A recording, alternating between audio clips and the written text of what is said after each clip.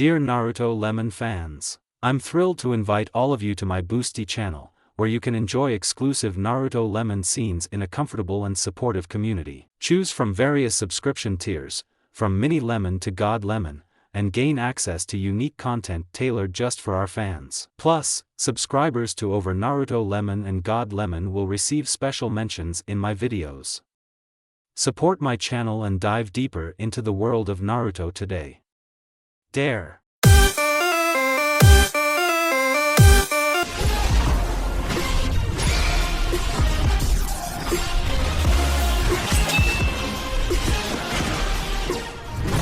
The group trudged through the forest, enjoying the camaraderie.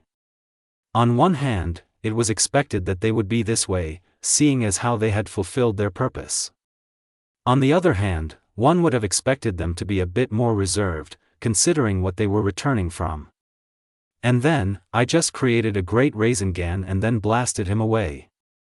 And then he just smirks at me. I'm like, what was up with that, huh? I mean, he gets a supercharged ball of chakra to the gut and he uses that expression. So was the fight youthful, Naruto-kun? A spandex-wearing youth yelled his question. If by youthful you mean easier than expected, then yes. I'm awesome, Databayo. A pinkette slightly slapped her teammate in the face. Don't let it go to your head. Let me have this. Even if it were just a copy of the real thing, he would still have been incredibly hard to beat. He's right. Besides, look at how Team Guy had it difficult with the knockoff Kisame. Naruto is that strong now. Arigato, Kakashi-sensei. But still. I still have nightmares fighting you, Naruto. That mode really packs a punch. Wouldn't be useful if it didn't. Naruto. Hi, Gaara. Arigato, for helping me. You have now saved me twice. You have saved me from a dark path, as well as my life. You have my gratitude, my friend. He said in his monotone. The teenager grinned.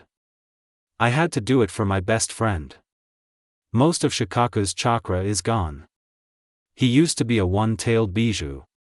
Now he's a quarter tail. You're still a Jinchuriki. The raccoon-faced Kazekage did not answer. Instead, he looked up at the sky while he walked, breaking out in a small smile. It truly takes a close death encounter to make one feel alive. It made him wonder about his past life. Did he truly feel alive when he was crushing people to death? No. He truly owed the blonde a lot. He now had his life, his family, his friends, and the whole village to call his own. Speaking of the village. Perhaps, anyone would like to race back to Suna? Two spandex people shimmied up to the Kazekage's side. A race? He felt happy. Might as well enjoy life. Hi. A race. You hear that, Lee? Hi, Jay-sensei. The Kazekage wishes to fuel the flames of his youth with a youthful race. Everyone else who was aware of the proceedings shrugged, young and old alike. Might as well. It would also be a good way to see who was the fastest, as well as reach Suna faster. Why not? Sure. The blonde at the head of the group held out his hands to the sides to stop everyone from walking any further. He then walked to the far left and towed a line in the dirt to the far right. All right, he yelled. All participants toe the line. We'll start when the paper bomb goes off. Everyone slightly panicked. What paper bomb? The blonde took one out of his pouch and wrapped it around a kunai.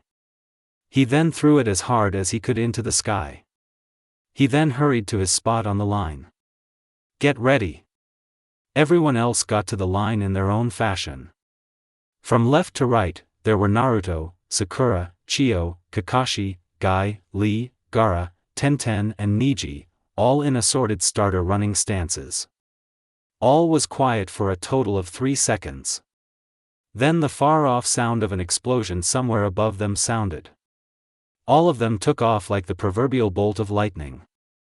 Guy and Lee, as expected, took the lead and held it, Kakashi 2 meters behind them in third. Chiyo was faster than her age suggested and held fourth, much to Naruto's shock. He planned to rectify that. He closed his eyes for 5 seconds and reopened them, revealing a rectangular bar of pupils that were amber-colored. His eyes were also bordered by orange eyeshadow. His perfected sage mode. He exerted himself more using his now Sannin-enhanced legs and practically blinked out and back into reality, appearing beside Guy, who was already moving at close to his top speed to stay ahead of his student, who seemed to be trying his utmost. Mind you, they still had on their weights. Guy laughed, seeing Naruto beside him. "Wosh. Naruto's youth burns brilliantly. But if I cannot win this race, I will do 10,000 push-ups. And if I cannot do that, I will do a 10-mile run 10 times in one day. And if I cannot do that, I'll carry Kakashi in my back and hop on one leg to Konoha." Said man's only visible eye widened before he actually slowed down a little. But to his horror, it seemed as if Naruto wanted that to happen by actually speeding up a little. Kakashi knew that his eternal rival's limit was 8,000 and odd push-ups, and 9 suicide mile runs was his time limit to a day. Wait a minute. Let a shadow clone take that punishment. In the meantime, he'll just catch up on his Ika. Now respirited without the fright, he tried harder to win. After all, Guy was on 50 wins in challenges, as well as him. He needed a tiebreaker. Gaara's speed was nothing to scoff at. After carrying his own sand with him so much when he was younger, he was quite fast. So much so that he was in 5th place, ahead of the last 3 Chunin who trained under a Hokage and a Taijutsu speed demon. While they knew they wouldn't win, it was more like a race among themselves. Neji was only quick, not fast. All-around agility, not running speed. Sakura and Tenten, however, remained last, but it was anyone's guess what they were chatting about back there. Naruto was sure, however, that they were talking about him. At Tsuna's gates. The Sand siblings waited at the gates along with a few people waiting on any news, be it good or bad, about the Kazekage. All were anxious. Some were adamant that he was all right and there would be a safe return, while a few others, while they were not pessimists, they fretted for the worst. Kankuro was a prime example, having seen an omen. He had discussed this with his sister Temari, but she told him off that he should have more faith. "He'll be fine, Kankuro. Trust me." "That's easy for you to say, Temari-nichan. I mean, the photo was well placed on the table with fair distance from the edge. And it just falls off with the crack over Gaara. That's just not a good sign. It's not like I don't want to believe you. I want him back home too," the puppeteer stated. "I agree with Kankuro, though," Itetsu said. "I mean, the Akatsuki are powerful. I heard that they have 10 S-ranked members, including Itachi Uchiha the clan murderer and Kisame Hoshigaki of the Mist. They just took Lord Gaara, just like that." A teenage kunoichi with dark eyes clocked him in the top of his head. "Why are you guys being so negative?" she yelled angrily. "Lord Gaara's stronger than that. He'll come back." Temari watched the happenings with a small smile. Perhaps she should sick Matsuri on Kankuro. Maybe she'll straighten him out. "All right. All of you settle down," Baki ordered. He looked across the desert that was the land of wind, where heat waves rose up off the sand. There was a slightly paved section that was a road, used by civilians and ninja alike. It held his attention now, seeing something far off in the distance with his uncovered eye. "That does not look like heat waves or a mirage, Temari." Look out there." Baki pointed out into the distance. "Can you see what that is?" The blonde woman stared out into the distance. Far off, she could see 9 specks. She was unsure of what they were, but they seemed to be getting bigger. "Are those ninja?" "I think it's ninja." Matsuri grew excited. "I bet that it's Lord Gaara coming." "Maybe." Temari agreed. They continued to watch. With the racers. Alright. The gates are in sight. Everything goes, people. Naruto yelled excitedly. It's a free-for-all. And then Bedlam reigned supreme. Sakura jumped up into the air and did a ground pound with her fist, showing off her newfound chakra-enhanced strength she learned under Tsunade. Immediately, a large crater came into being, throwing up a large plume of sand. She being the only one prepared for her stunt, everyone else lost footing and started to stumble and trip. She chakra dashed again, taking the lead. Oh hell no. Tenten got up quickly and threw a bolus at the Rosette Kunoichi. You know, the heavy metal balls on strings that vigilantes like Batman and Robin use. They wrapped around the girl, pinning her arms to her sides and made her fall. Resembling a weird species of caterpillar. Tenten, the girl shrieked in surprise. The weapon's mistress giggled as she passed her, only to be tripped by a convenient short pillar of sand that rose up in front of her. Wah! Gaara! Said Kazekage chuckled as he bounded forward again, now in fourth. Chiyo used a chakra string on Kakashi's left leg to pull him to interrupt his running poise and made him fall harshly to the ground at the sudden stop. The old woman laughed out loud, but the man immediately transformed into Lee, revealing the lad crying anime tears for being used as a replacement in a substitution. Kakashi chuckled, now close to Guy because of Lee's closeness in place before. His chuckle abruptly ended when he saw a wall of sand appear in front of him. Using his sharpened reflexes, however, he darted around it and I smiled at Gaara. He however failed to notice that by turning around, Neji passed him, now directly behind Naruto. Said blonde was having the time of his life, testing out Sage Mode's natural speed against that of one of the fastest men he knew. So he naturally was unaware of what Neji intended to do. 8 trigrams, empty palm. The wind chakra attack caught Naruto in the back of the head, making him face plant in mid-stride. He wasn't hurt, but he had sand in his mouth. Ugh, he spat as he got up quickly. By now, everyone had passed him out except Sakura. This race is no joke. He channeled chakra into his legs and took off like a bullet, hoping to catch up to them at the very least before the race ended. He could see the gates coming up closer as he neared the group. Suddenly, he had an idea. Haha. I gave it to him. I take credit. He sprinted against the loose sand a bit more before spawning a clone about 10 meters ahead of him. Shadow Clone Jutsu, he cried, forming the modified cross-hand seal. As he neared the clone, the doppelganger, Sage Mode is also present in clone, reached out and grabbed his creator's left arm at the shoulder/armpit and pulled him forward. In the same motion, the clone lowered his right hand close to the ground for Naruto to step in. The clone then had Naruto firmly placed in his hands and threw him forward with Sage Strength at a 45-degree angle, the perfect degree for passing over his competitors' heads, unnoticed. He put his hands together in a water-cutting form to go through the air easier before he landed. The competition saw his fleeting shadow on the ground before he abruptly landed next to Guy, raising a torrent of desert sand that got into everyone's eyes. Ack! My eyes! Naruto! I'm used to getting sand in my eyes.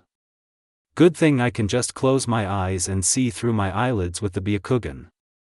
Naruto-kun is truly youthful. I can't remove my weights. Lee's face looked uncharacteristically thoughtful. I'll open the first 2 gates. The spandex-wearing lad leapt into the air and focused his mental energies. The Celestial Gates. Gate of opening, release. Chakra erupted from Lee while he was midair, attracting everyone's attention who was a bit bug-eyed that he would go that far. Gate of closing, release. The green aura came off of Lee in earnest. As he landed, the boy flickered in and out of view nearing the gates quickly, much to everyone's shock, Naruto especially. Oh hell no. Naruto started spamming clones ahead of him to Kawarimi with. Guy opened his first 2 gates as well, traveling in a manner like his student. Kakashi started using shunshins to body flicker closer and closer to the gates. Gaara, in an effort not to be outdone, raised a sand tsunami and rode the tide of it, practically and literally everyone else behind him to eat his dust. The first five, Lee, Guy, Naruto, Kakashi and Gaara, held the race in a perfect tie. It would need an excellent trump card for one to win. And, the Kazekage cheated. Again. The darned wind shadow raised a very large and thick wall of sand with perfect manipulation 30 meters ahead of them. And his competition slightly panicked. To climb a wall like this even with chakra would take too long. To go around would have that time but still would take too long. So the Leaf Nines decided to go straight through. Dynamic entry. Leaf Whirlwind. Rasengan. Chidori. All of them flew through the wall in their own respective styles. Gaara simply made the sand tsunami he was riding merge with it, making it extremely large. He then simply pushed it forward a little more, then attempted to cover his fellow racers in sand. Kakashi, Guy, and Lee went under almost instantly. Naruto merely smirked just before the sand reached him.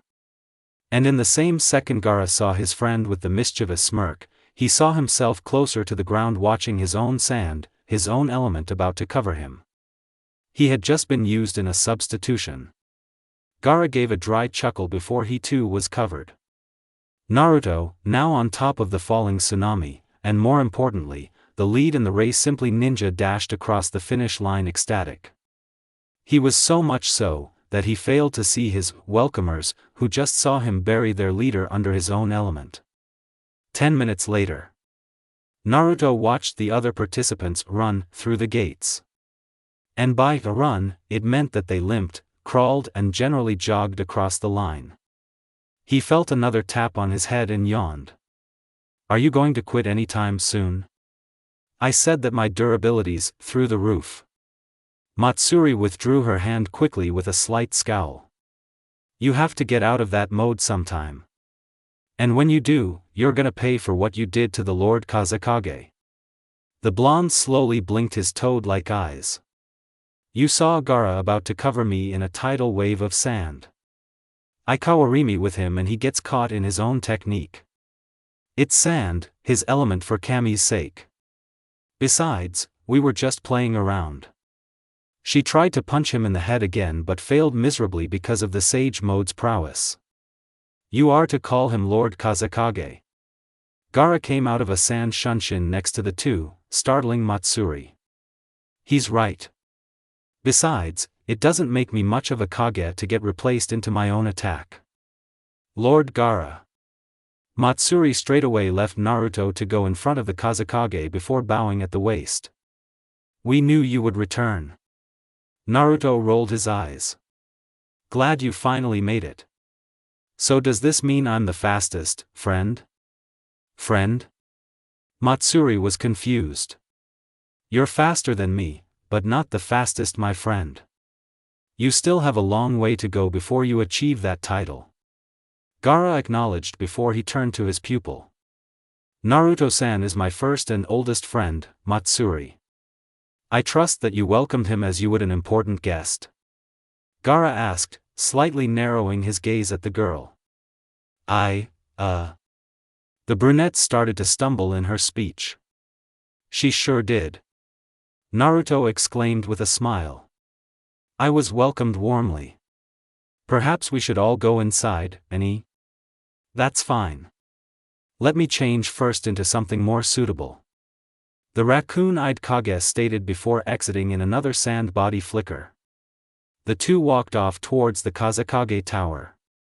Along the way they made a little small talk. More like the kunoichi of the pair asked a question that begged to be answered.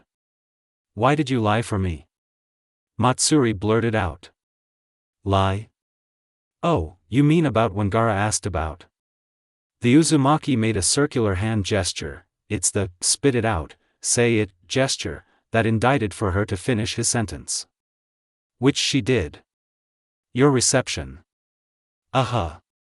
Well, he didn't need to know that you and the other Sanni near outright attacked me when I came," going on about burying the Kazekage," he said, quoting a Tatsu. "It did seem that way. You assumed. That's your mistake. Even though Temari and Kankuro vouched for me, you still tried to hit me upside the head with chakra-enhanced blows. It would look bad if I didn't defend Kazekage Gara." The girl defended herself. "Well, it didn't work anyway. They felt like you were tapping my head anyway." His toad-like eyes now turned back into their original cerulean state. Sage Mode's time ran out.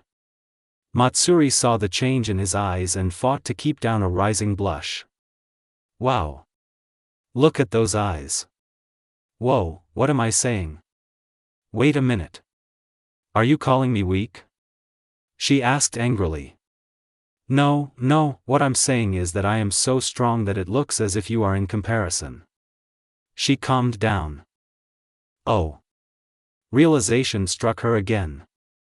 Wait, what? She whipped out her Johio. "The Johio is a rope dart, as far as I can see." "Wait, what?" She put her Johio. Naruto's eyes widened as soon as he saw the weapon. Almost immediately, she had hurled the spear end at him, aiming for his chest.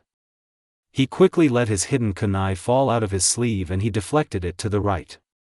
Not to be outdone, she pulled on the rope towards her own body and jerked it to her right, sending to him once more.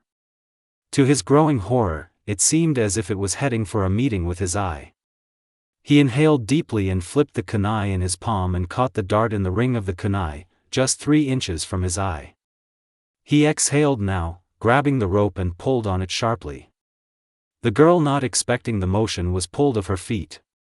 She was going to faceplant on the ground when he suddenly reappeared at her side and caught her in the crook of his arm across her front shoulder level.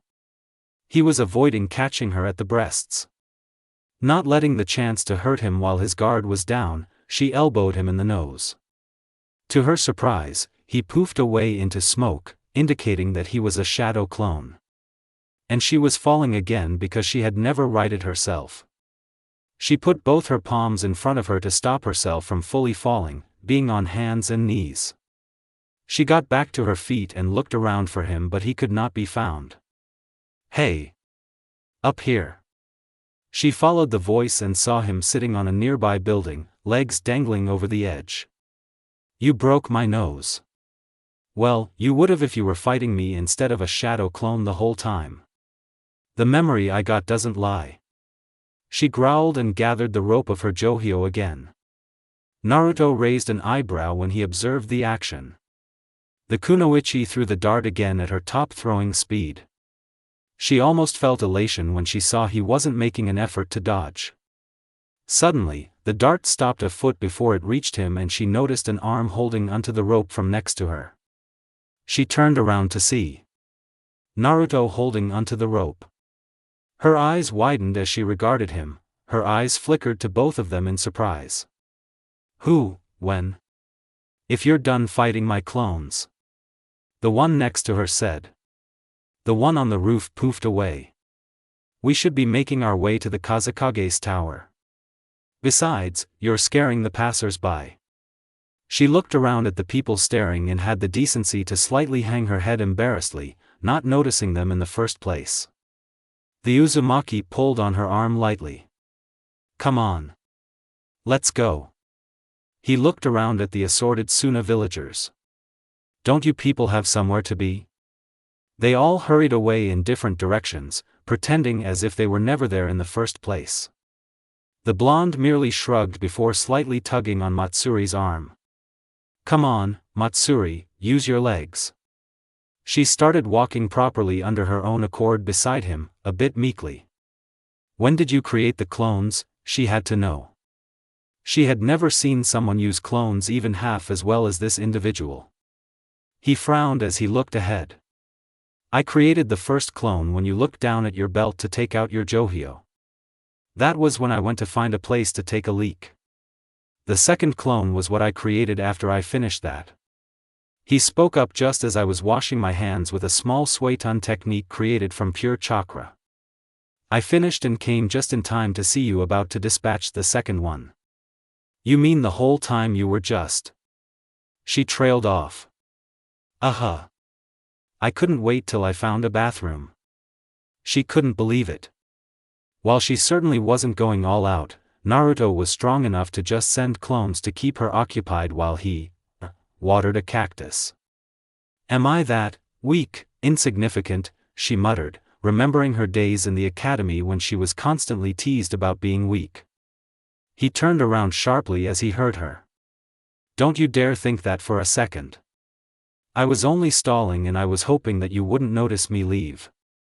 I would have substituted back later and no would have ever known. Frankly, you are strong and don't beat yourself up. Besides, I was training with Jiraiya of the Sannin. I learned a lot under his tutelage, so it's no surprise that I know a thing or two. Do you think you're weak? Hi.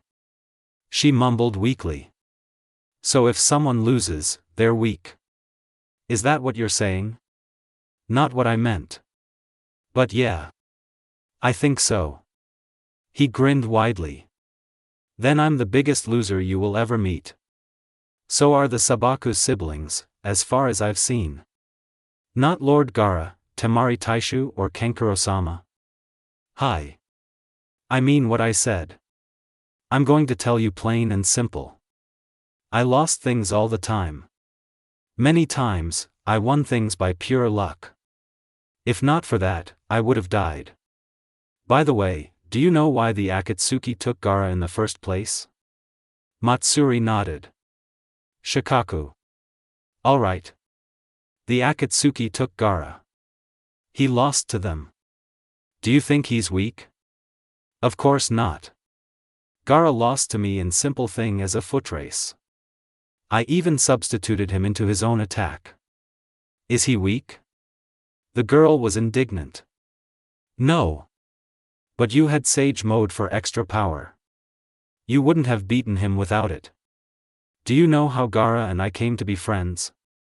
No. It was during the Chunin exams. At the time, he was nothing more than a killing machine. He transformed into a tailed state when I was trying to stop him from killing my teammates. Soon, it escalated into him relinquishing his control and will to the Ichibi who threatened to destroy the village. There he was, the Ichibi at full-tailed beast size. Would have made short work of the village. And you know what? What? She questioned, now intrigued. The village is still standing. I summoned the boss Toad, Gamabunta, and we beat him, when Gaara was at the peak of his power. She was mind-blown. Now, even though we, and by we, I mean Gaara and myself, do you think we're weak? No, she muttered. I'm sorry. Did I just hear a yes? Naruto smirked. No, she said louder. She looked at the ground. What about Temari-san and Kankuro-san? I'm going to tell you pure and simple. Temari lost in the Chunin exams to the laziest guy in the elemental nations when he only knew one technique, and you know she's a very proficient wind user. And Kankuro lost his fight to some insects. His smirk grew into an amused smile. She caught it and she started giggling a bit as well. Shikamaru. She lost to Shikamaru. And Kankuro lost to Shino. And both siblings were already prodigies. They're definitely not weak. Naruto smiled warmly at the kunoichi. Now you see. You're not weak. Besides, what I said was just the literal truth. It wasn't an unkind truth or taunt or anything. Okay? Okay. Alright. They finished their journey to the Kazekage's tower and let themselves inside. The air inside the building was quite cool considering the fact that they were in the desert. It could have been the fact that it felt cool inside by comparison, or there was a continuous air circulation technique being used. Naruto bet that it was the latter. The decor seemed to be entirely made out of sandstone and hardened with chakra. There were even large and impressive-looking statues, 4 of them to be precise, which they passed. They climbed the long flight of stairs adjacent the statues and soon came upon average-sized double doors. Matsuri stepped ahead of Naruto and opened the door for him. Shouldn't it be the other way around? She frowned. You're the guest of Suna while I am native. It would make more sense that it should be this way. Well, I think it's more courteous that the male do it. Faye. That's just tradition. Naruto strode up and opened the other door. Let's just cut through the whole tangled problem and enter at the same time. What'd ya say, huh? Fine. On 3. She nodded. 1, 2, 3. They walked in at the same time and closed the doors in a similar fashion. So, what now? The blonde asked the brunette. Can you describe the fight between you and Lord Gaara? With Gaara. The redhead finally finished his shower and dried himself off thoroughly. He then pulled on another set of his Kazekage robes. He neglected the hat. Personally, he hated it. It made him feel like he was like his much older counterparts of the other elemental nations when he was still a teenager. Finally, he regarded himself in the large standing mirror. He was pleased. After not going through a proper cleaning while getting Shikaku's chakra sealed away, not to mention the battle tears and wears he got when fighting Deidara, he really appreciated the bath. Besides, after getting caught in a sand tsunami, he had sand everywhere like how he used to be. He hated that too. He quickly left the room in a sand shunshin to his office, fully expecting to see everyone congregated there. Exiting the shunshin 3 seconds later, to find the doors closed and laughter and loud talking going on inside. Whoa, whoa, whoa, a muffled voice said. You stuck a paper bomb on a kunai between the crack of his ass? It was more under the tail, but yeah. Right between the cheeks, Ten, another voice said. I taught him that move. No you didn't, Kakashi-sensei. In fact, you used the jutsu on me, even. Naruto-san, I don't think you should be shouting that. Leave me alone, Niji. It was already humiliating at the time. I mean, he just pokes me in the ass with the tiger hand seal. My unyouthful rival, how could you use that technique on a genin? You say something, guy. Gaara, having enough, opened the doors and walked inside the room. Everyone fell silent and he could see all who went on his retrieval mission as well as his siblings and Baki. Most were seated except for Lee and Guy. Kakashi sat on Matsuri's armrest while everyone else sat in the chairs in their own ways. Most were slouching. As soon as they saw the Kazekage they all straightened. Kakashi got off the armrest and stood, but Naruto remained casual. Come on, Naruto, at least stand in the presence of the Kazekage. Ten said. Her facade broke before she started giggling. They all looked at her before their emotions broke and all started chuckling in their own fashions. Gaara sighed. He knew what they were talking about. So he decided to use Naruto's words. It was already humiliating enough at the time. They were all laughing before he decided to kill the mood. You all seem happy about the fact that you had to send a genin to stop a tailed beast from destroying all you hold near and dear, what with no sealing masters around. That did it. Now if you're all done digging up what should be buried in the past, we're here to make a written account of what happened for my retrieval. Naruto coughed as his face grew serious. Right. So, who's going first? I think Kakashi-sensei should go first, starting after we left Suna. Sakura said. Kakashi shrugged before he scratched the back of his head sheepishly. Well, okay. Are you going to get everything, Baki-san? He looked to the Suna Jounin who had seemingly gotten out a scroll and an ink brush with an inkwell out of nowhere and spread it out across the Wind Shadow's desk, which was already fortunately clear of obstacles and stationary. Hi. I'm quick with a brush. You may speak at a normal speed. The Hataki nodded. Well, we were already making good time in going to the Akatsuki hideout. However, we soon met up against Itachi Uchiha in a clearing. After a short dialogue between ourselves and the Nuke Nin, we began to fight. He paused to look at Baki. The man Jounin seemed to have already penned it and nodded to him for continue. Naruto suggested that he should do a finisher and I would be a distraction, counting on the fact that Itachi assumed that I use my lightning blade for the finish. I complied, knowing of his increased prowess from his training. I used the Raikiri in him and as expected, he dodged.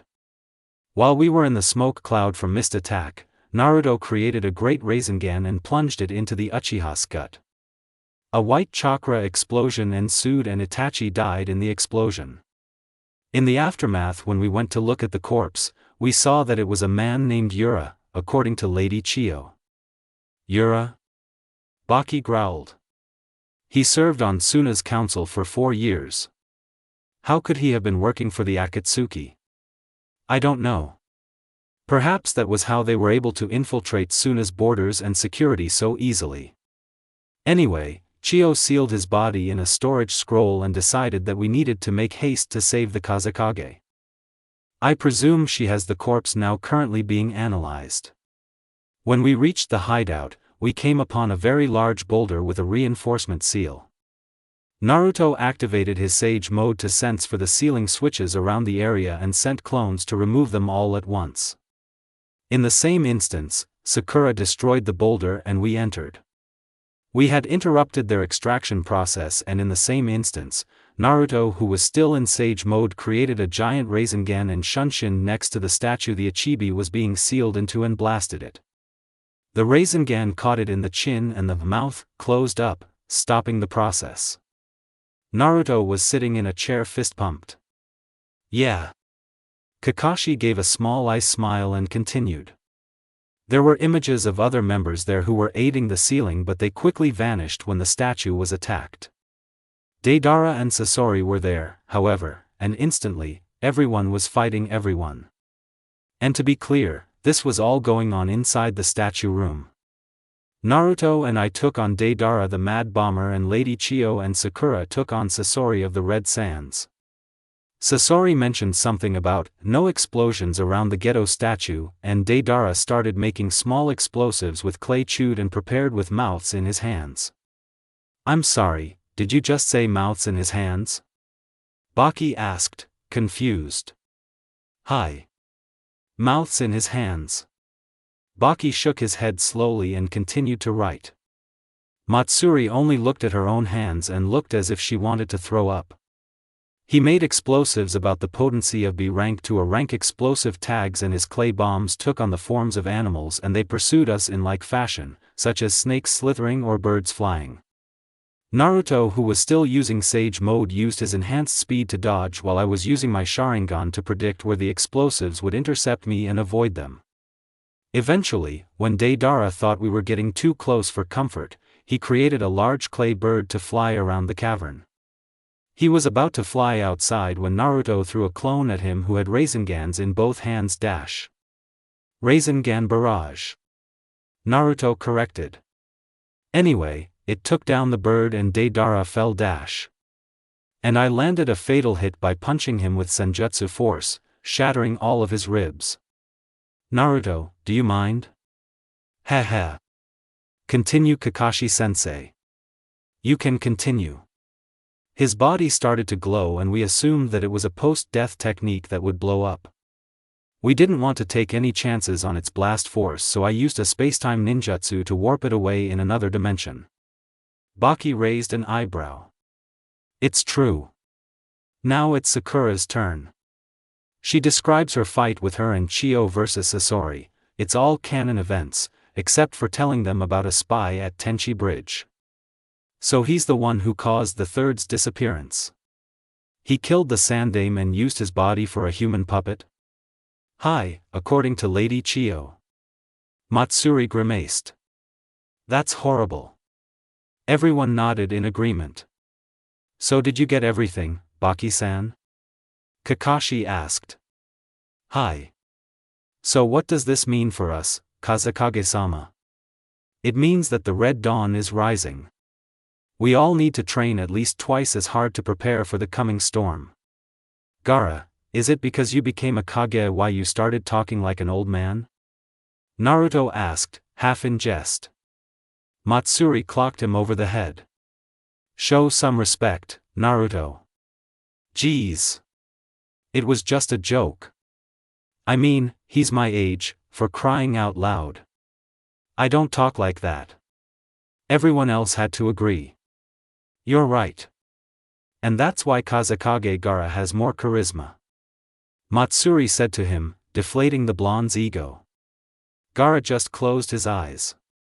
Let us all take a break. Some of you hadn't gotten cleaned up yet. Baki will escort you to a hotel near the Kazekage mansion. The Golden Luxury. Baki stated. The Golden Luxury. Please care for yourselves and return for supper in the mansion at 7 p.m. Everyone sighed and left the room one by one. Some walked out, some shunshined. Gaara left last, locking the empty room behind him. He walked at a moderate pace with his fellow ninja from the Leaf and soon arrived at their hotel. Matsuri had been kind enough to escort them to the Golden Luxury and none of them were complaining. The faster they arrived, the quicker they could wash up. Most of them stunk, Lee, Guy, some of them wanted to spoil themselves, Ten, Sakura, and yet there were others who were neat freaks. Niji, Kakashi. Naruto did not care too much at present if he showered or not. He wasn't one who enjoyed filth, but he had gone through disgusting situations, especially during sage training. He had to be able to retain his focus while sitting in a toad's salivating mouth, for instance. The stuff lingered on clothes and he had no soap at Mount Mayaboku to clean it. Just a half-assed rinse and he was stuck with the horrible stench for a month. They gazed up at the expansive hotel, only rivaled by the Kazekage's mansion. It was also made with sandstone, but other elements were used. There were even marble pillars, probably crafted and shipped all the way from Iwagakure. Alright. Let's go inside. The Suna Kunoichi instructed the Leaf Nin. She led the way up the steps and to the front desk. Once she met the receptionist, she quickly explained the situation. She then gave the woman the Gaara's seal with his instructions that everything was to be complimentary. Well. Gaara and I sure knows how to treat guests, huh? Naruto elbowed his pinkette teammate. Yeah. He sure does. Even though when we were kids he nearly crushed me to death. She whispered back the last, so only he would hear.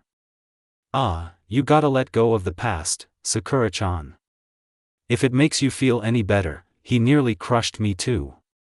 He said aloud, cluing everyone in on what they were talking about. Sakura's sweat dropped. Didn't you learn any tact over the 3 years? Sure. But I'm always gonna speak my mind. He grinned, making her groan. She rolled her eyes as she strode forward to claim her room key. Matsuri took it from the receptionist and handed it to the medic Kunoichi, who took it gratefully. Great. A shower's at the top of my needs list right now. Who am I sharing it with? You and Tenten-san.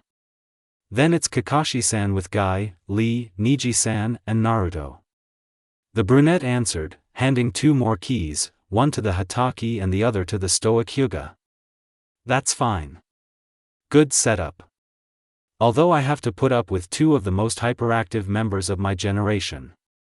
I'm not like that anymore, Niji. You only need to be worried about Lee-san. It's youth. Not hyperaction, Niji. Niji just started walking away. He had had a long day fighting some fish-faced freak with black beady eyes and frankly, he was tired of his team members' rants about youth. Naruto shrugged and followed him, leaving everyone else to their assorted talks, mainly that of which Kakashi wanting a trade with his placement with Guy. 2 hours later. The Uzumaki left the bathroom, now in a casual kimono provided by the hotel. He stepped back into his room and saw Niji reading a book, turned away from his teammate who was currently doing push-ups. If the aura surrounding Niji was a suggestion of his mood, he was about to blow up in frustration. Say, Rock. Why don't you go take a bath, huh? I've read somewhere that being clean was, youthful, Naruto told Lee. I have never seen a fanfic where a character uses his first name only, instead of his last. Youthful, Naruto-kun? I shall have as many showers as possible. The bowl-cut teen yelled in enthusiasm. He streaked out in a blur of green, kicking up a small wind. The blonde chuckled. Well, I just bought you some peace, Niji. He grunted in response, not looking up. What are you reading? He sat on his bed in a lotus position, preparing to meditate. Serenity found in reunited souls. Oh. Well, I won't tell you any spoilers. Don't want to ruin it for you. The Hyuga looked up. You read? You read. He held up the medium-sized book. This? Uh-huh. He closed his eyes. Helped inspire it.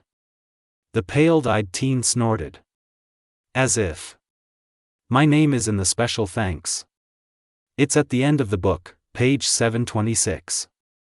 His focus started to rise as his outward awareness receded. By the time this process was completed, he missed hearing Niji give a small shout when he found the page. Special thanks to one Naruto Uzumaki, whose noble efforts helped to inspire this book's creation. He looked back at the blonde who was apparently meditating. Brand new Naruto, huh?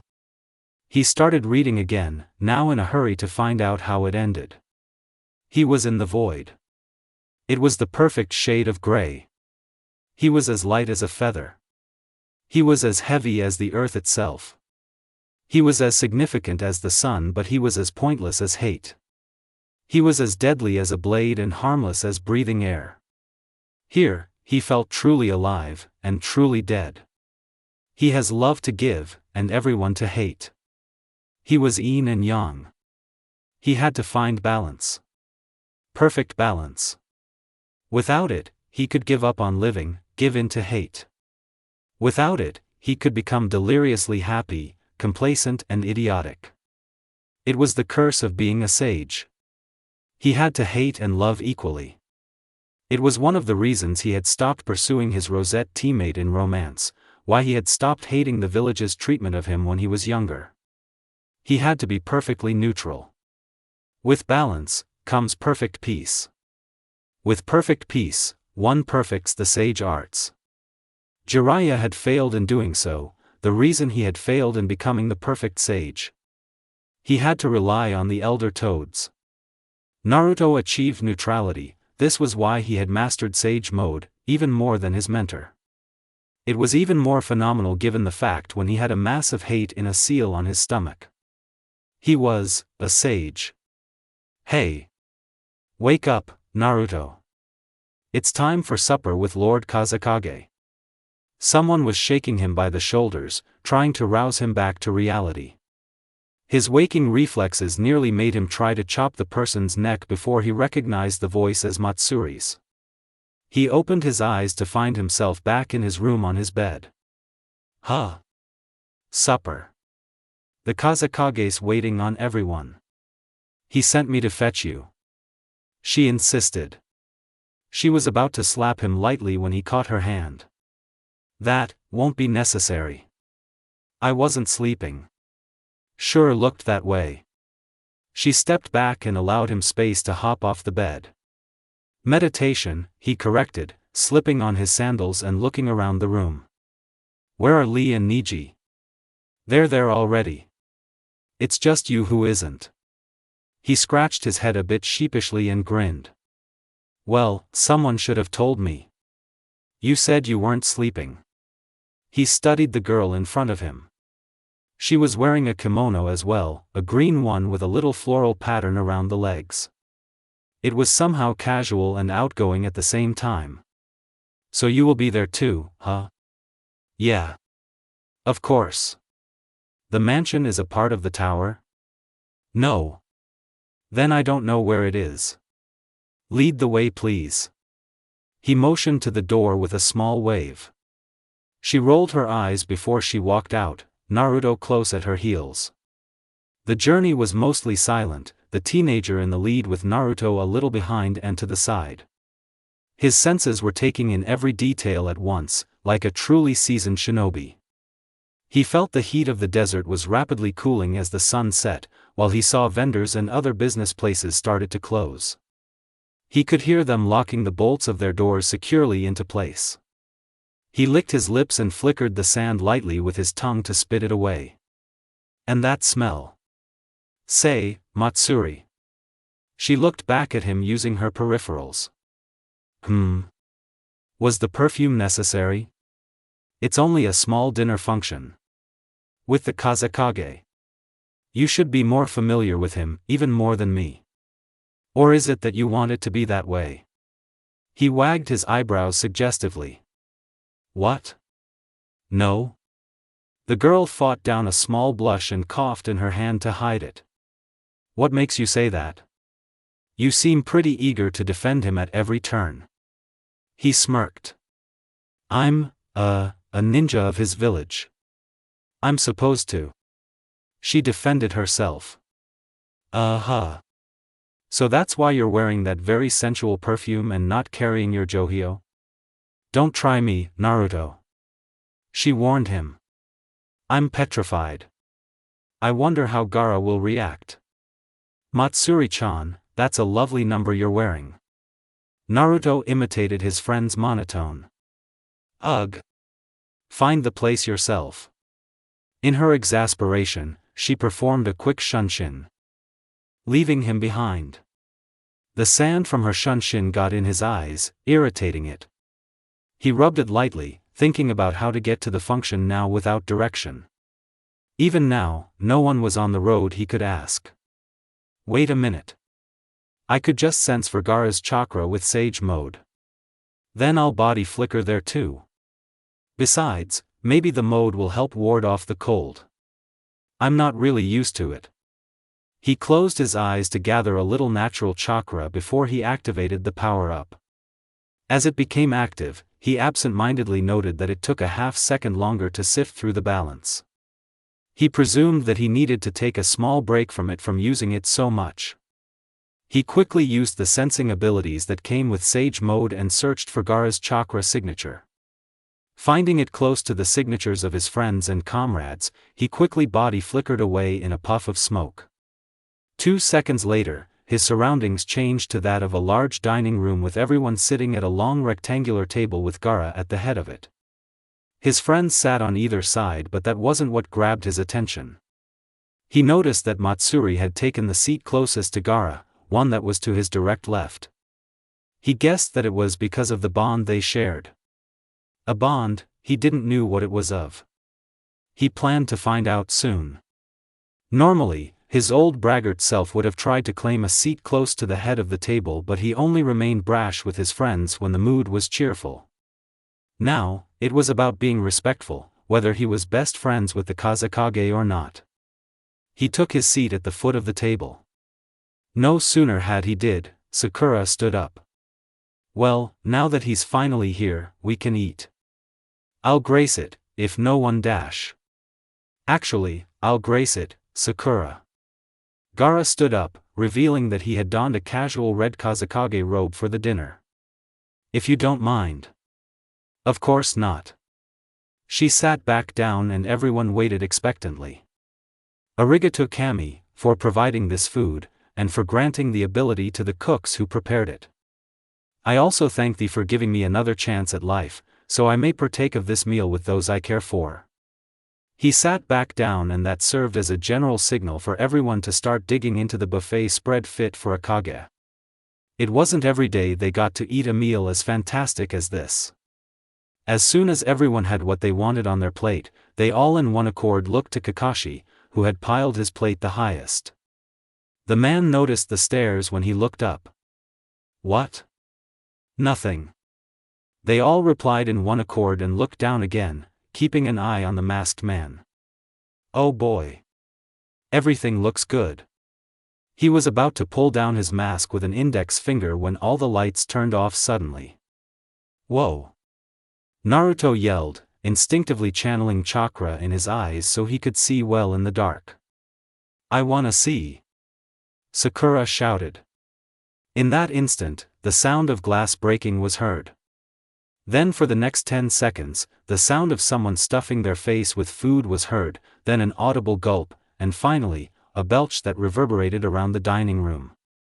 The lights came back on to reveal Kakashi with his mask back over his face and a clean plate. Something on my face? Yes. Tenten shouted. Your mask. Did you do something to the lights so we couldn't see your face? This is awkward. I have no idea what you're talking about. Anyway, Ja-ne. Hatake Shunshin back to the hotel in a puff of smoke, leaving the table in silence. Well, Naruto clapped his hands in finality. That's that. Maybe next time everyone. By the way, who broke their cup? Neji did. Lee said smugly, which was very unbecoming of him. He couldn't see in the dark. Said Hyuga coughed in his hand while blushing before shunshining back to the hotel to avoid the embarrassment. The rest of the Leaf Ninja just sweat dropped at the actions. The Uzumaki simply took up his plate and went to Niji's place, which was next to Matsuri's seat, on her right. He had spotted some noodles up the San Nin was and he was going to partake of it.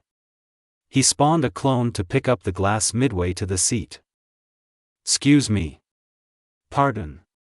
He sat down in the chair and pushed over Niji's food out of the way before putting a dish cover on it. No one else thought it unusual for him to move to the noodles. They all remembered his obsession over ramen, so it was no surprise. He helped himself to some of the noodles before he reached for a little of the pork to go with it. With that done, he took some of the raw vegetables to border the meat before he started to eat, along with his fellow diners. Half an hour later, when Gaara had seen everyone finished with their meal, clapped his hands sharply. Two servants/aides who had waited at the door retreated to the kitchen and returned, each with a large platter complete with covers. They placed both on the table and revealed the contents under the silver covers.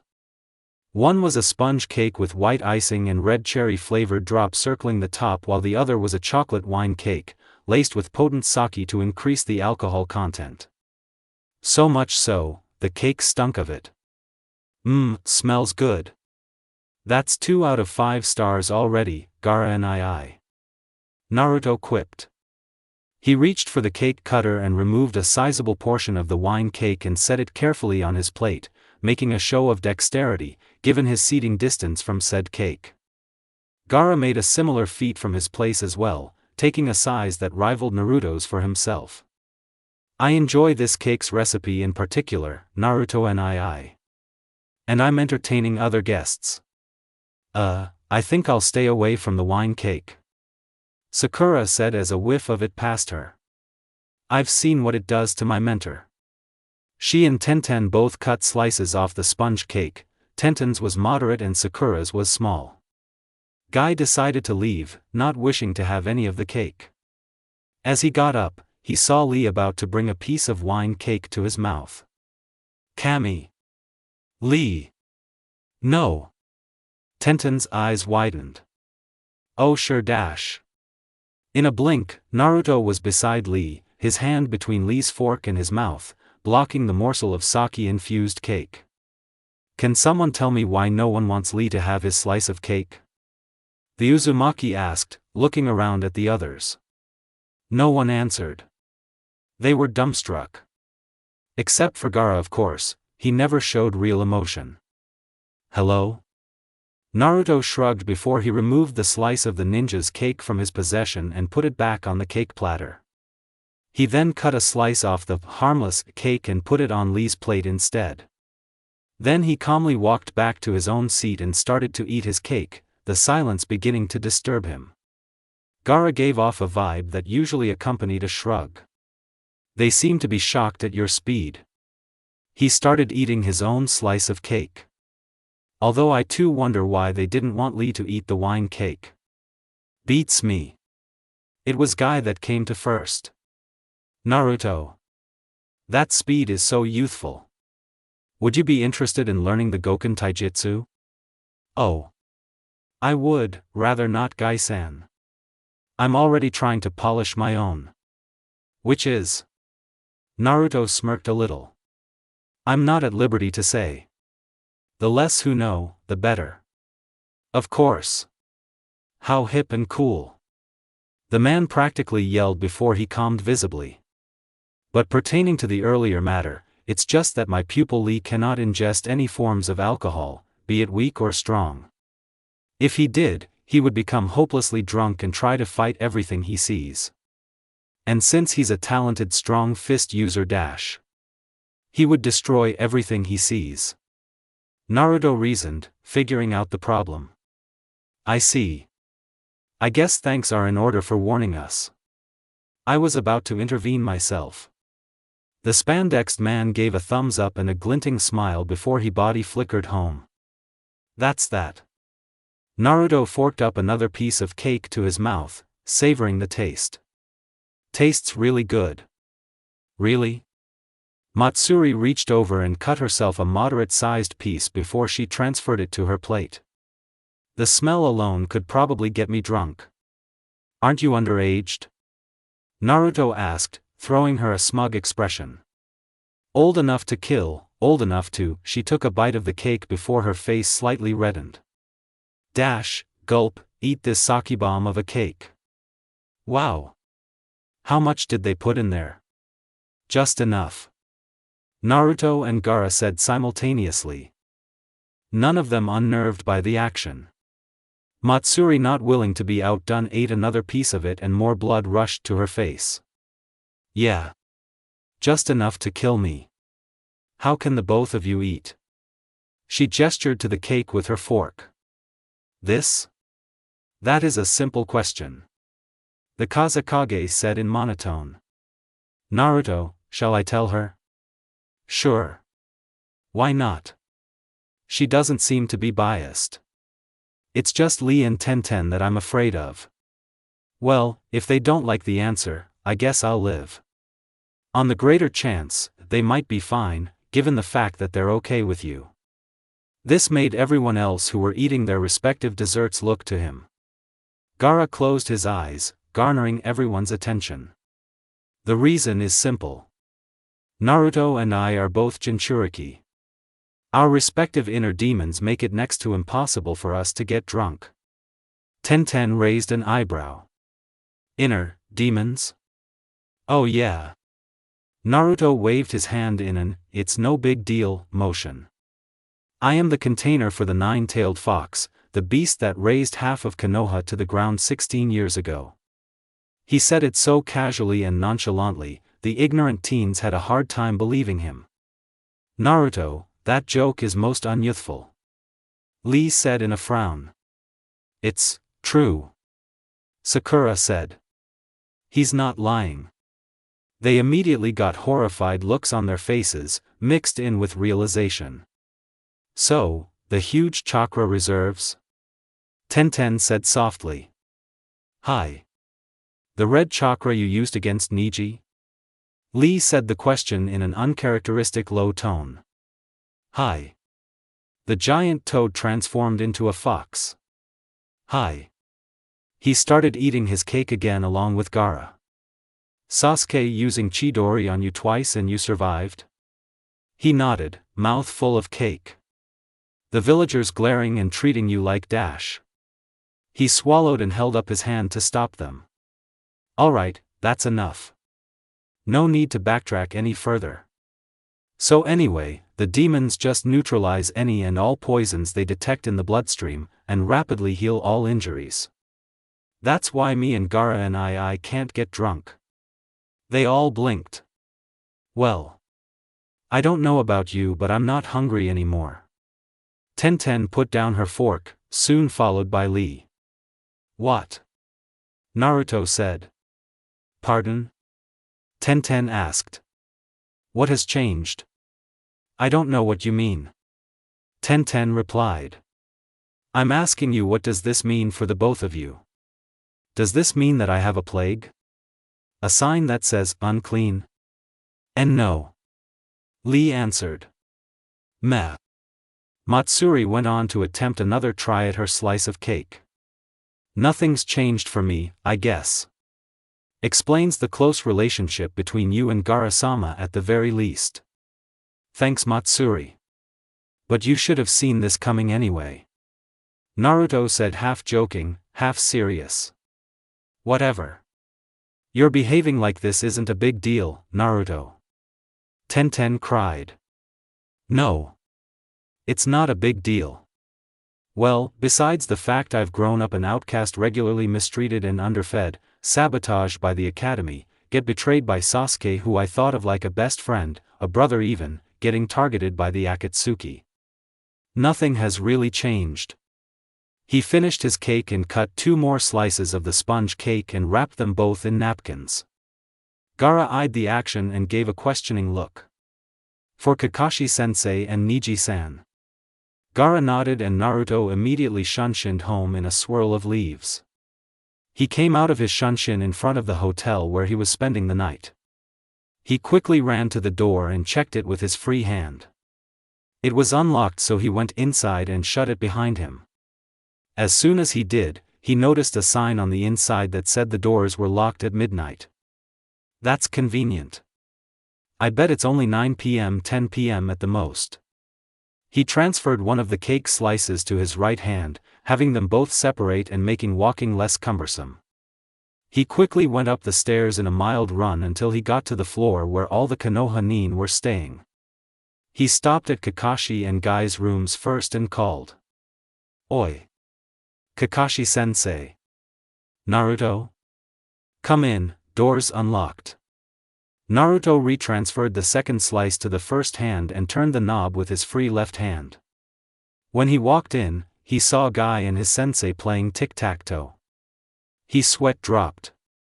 Really? There are 100 youthful spaces in it, Naruto-kun. We have already used 57 of them, but none of us have gained the advantage.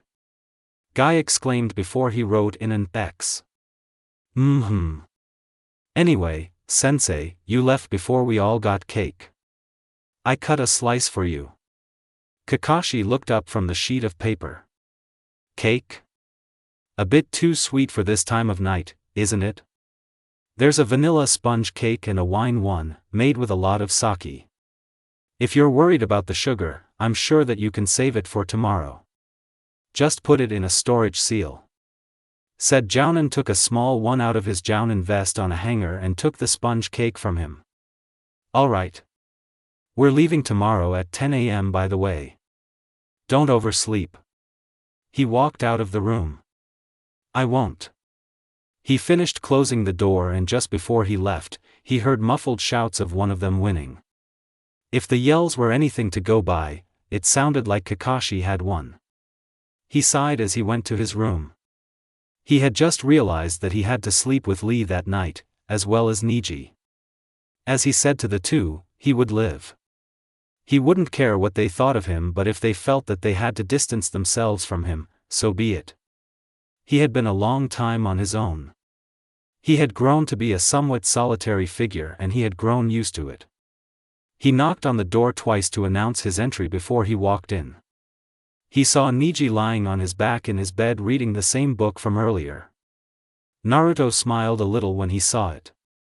Enjoying the book, huh? The plot is very engaging. How was your meal? Delicious. Say, I brought this slice of cake for you. Cake? I don't have much of a sweet tooth. Do you drink alcohol? Naruto went and sat on his bed. Yeah. No. I believe that it only carries ill effects with no gain. Why should I partake of such a beverage? I brought back a slice of cake for you. Problem is, a lot of sake was used in the mix. Although I'm famished, no thank you. Hungry, huh? Naruto quickly pulsed his chakra lightly, revealing 6 seals drawn on the underside of his arm. He sealed the cake in the first one closest to the crook where his biceps were and unsealed something from the second one. Ration bar? I'm not that hungry. Although it begs the question, why do you have storage seals on your person, especially for food? Only the first 2 are for food.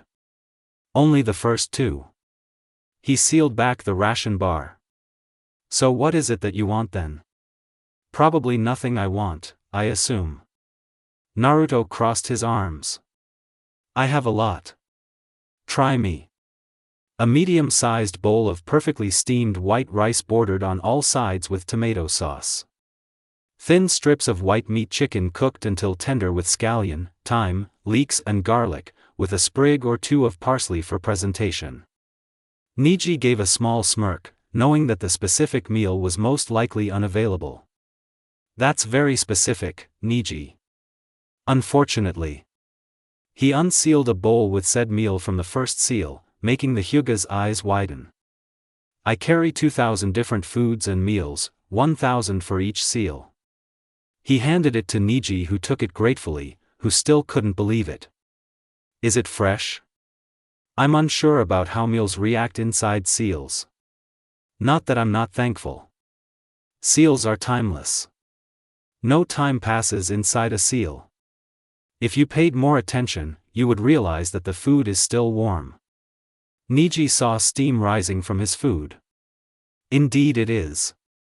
He started eating with 2 chopsticks he found taped underneath the bowl while Naruto began writing a note in small notepad he retrieved from his third seal. He wrote down the specifications of the food he gave Niji and then sealed it away again. Hey Niji. His mouth was already preoccupied with eating. Remember 3 years back at the Chunin exams when I countered your rotation? He swallowed his bite of food. Hi. Why do you ask?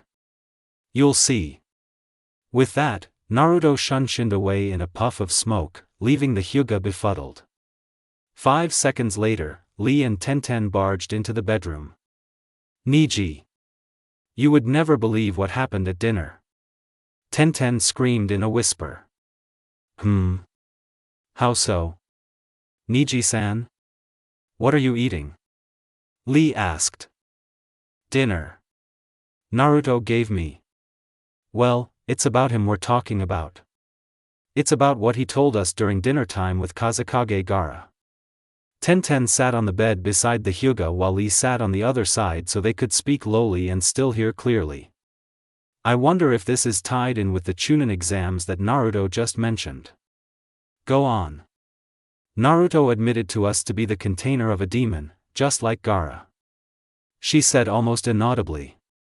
A demon host like Gaara? He tapped his chin while he thought. I've once heard of such a thing. They are called Jinchurikis. Well yeah, that's what he called himself. A Jinchuriki. Lee said, recalling the conversation. Or a wreck of an explanation, depended on who you asked. Power of human sacrifice. Niji mumbled. Remember 3 years back at the Chunin exams when I countered your rotation? You'll see. Of course. That red chakra I saw throughout the fight. So that's what he meant. But I already had my suspicions. I suspect that Shino and Shikamaru-san also harbor suspicions but do not care. Come to think of it, I don't care if he is. Why should you? He said that he's the demon container for the 9-tailed fox. She hissed. This is big. He started to eat again, rapidly losing interest in the conversation. You're dodging the question. I asked you why do you care? I care. It's not like I suddenly hate him or anything. She glanced to Lee, entreating for oratory assistance. It's just that it changes how you see him. We see him in a different light. Lee finished, much to the Higarashi's relief. What kind of light? A sinister, malevolent one? A person who is more than likely to become traitorous and dead like Gaara once was? No. Tenten sighed. Right now, I would say that Naruto is the person who I respect the most, even more than Hayashi-sama, my uncle. He has converted me to change my erroneous and arrogant ways from 3 years ago. He has promised to neutralize the cage bird seal that afflicts the branch of the Hyuga clan, even though right now it is little more than a pipe dream. Even tonight, he was looking out for me, bringing back a slice of cake for me, knowing that I skipped dinner. But you're eating now. Lee pointed out. Niji smiled. The very same gave it to me when I told him I do not consume alcohol. She stared at it for a minute. That food looks like it took 2 hours or more to prepare. How could he have given you that? He carries food with him in seals. The point is that Naruto is a very idealistic and upstanding character, and I believe that for imprisoning the Kyuubi must be a daily trial for him. He has suffered the most, helped the most, fought the most, and was miserable the most. That's true. I should apologize to him for acting up. Lee said quietly. Me too. Tenten agreed. With Naruto. The Uzumaki sat on the roof with his legs dangling off. He had left Niji to speak with his teammates he had sensed coming. Perhaps tomorrow I'll find out how they truly feel. After all, many great decisions were made when someone slept on it. He breathed in the crisp desert night air, bringing about a confusing reaction of pleasurable goose bumps on his skin. Huh. Do I enjoy or hate being cold? He pulsed his chakra once and revealed his 6 seals again on his arm. He quickly unsealed a scarf from the 4th seal and wrapped it around his neck. Almost immediately, his goose bumps receded. We're leaving at 10 a.m. tomorrow morning. I hope they wrap up their talk soon so they can go to bed. I just want to sleep without dealing with all the awkwardness. He stared at the white full moon. It was so close that he could touch it. Was the moon reachable? Is it in the elemental nations? Maybe it's just high in the sky, far out of everyone's reach. He looked back down into the street when he heard unsteady footsteps passing. He saw a young woman about to amble past. As she put her left foot down, she swayed a little, putting her right foot down next. She was barely able to walk in a straight line. She was drunk. He held his passing interest as she walked by. Her kimono was green, just like Matsuri? He continued to stare at her as she walked tremulously. In fact, it was a good thing he did, because she accidentally tripped over her own feet. He hesitated for a blink of an eye before he body flickered next to her and caught her before she fell flat on her face.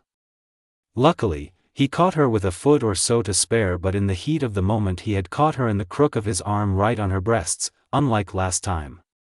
He blushed lightly, for he was a bit of a prude due to one of his character traits. In fact, he had adopted the trait when trying to have some level of decency around his perverted sannin of a teacher, Jiraiya.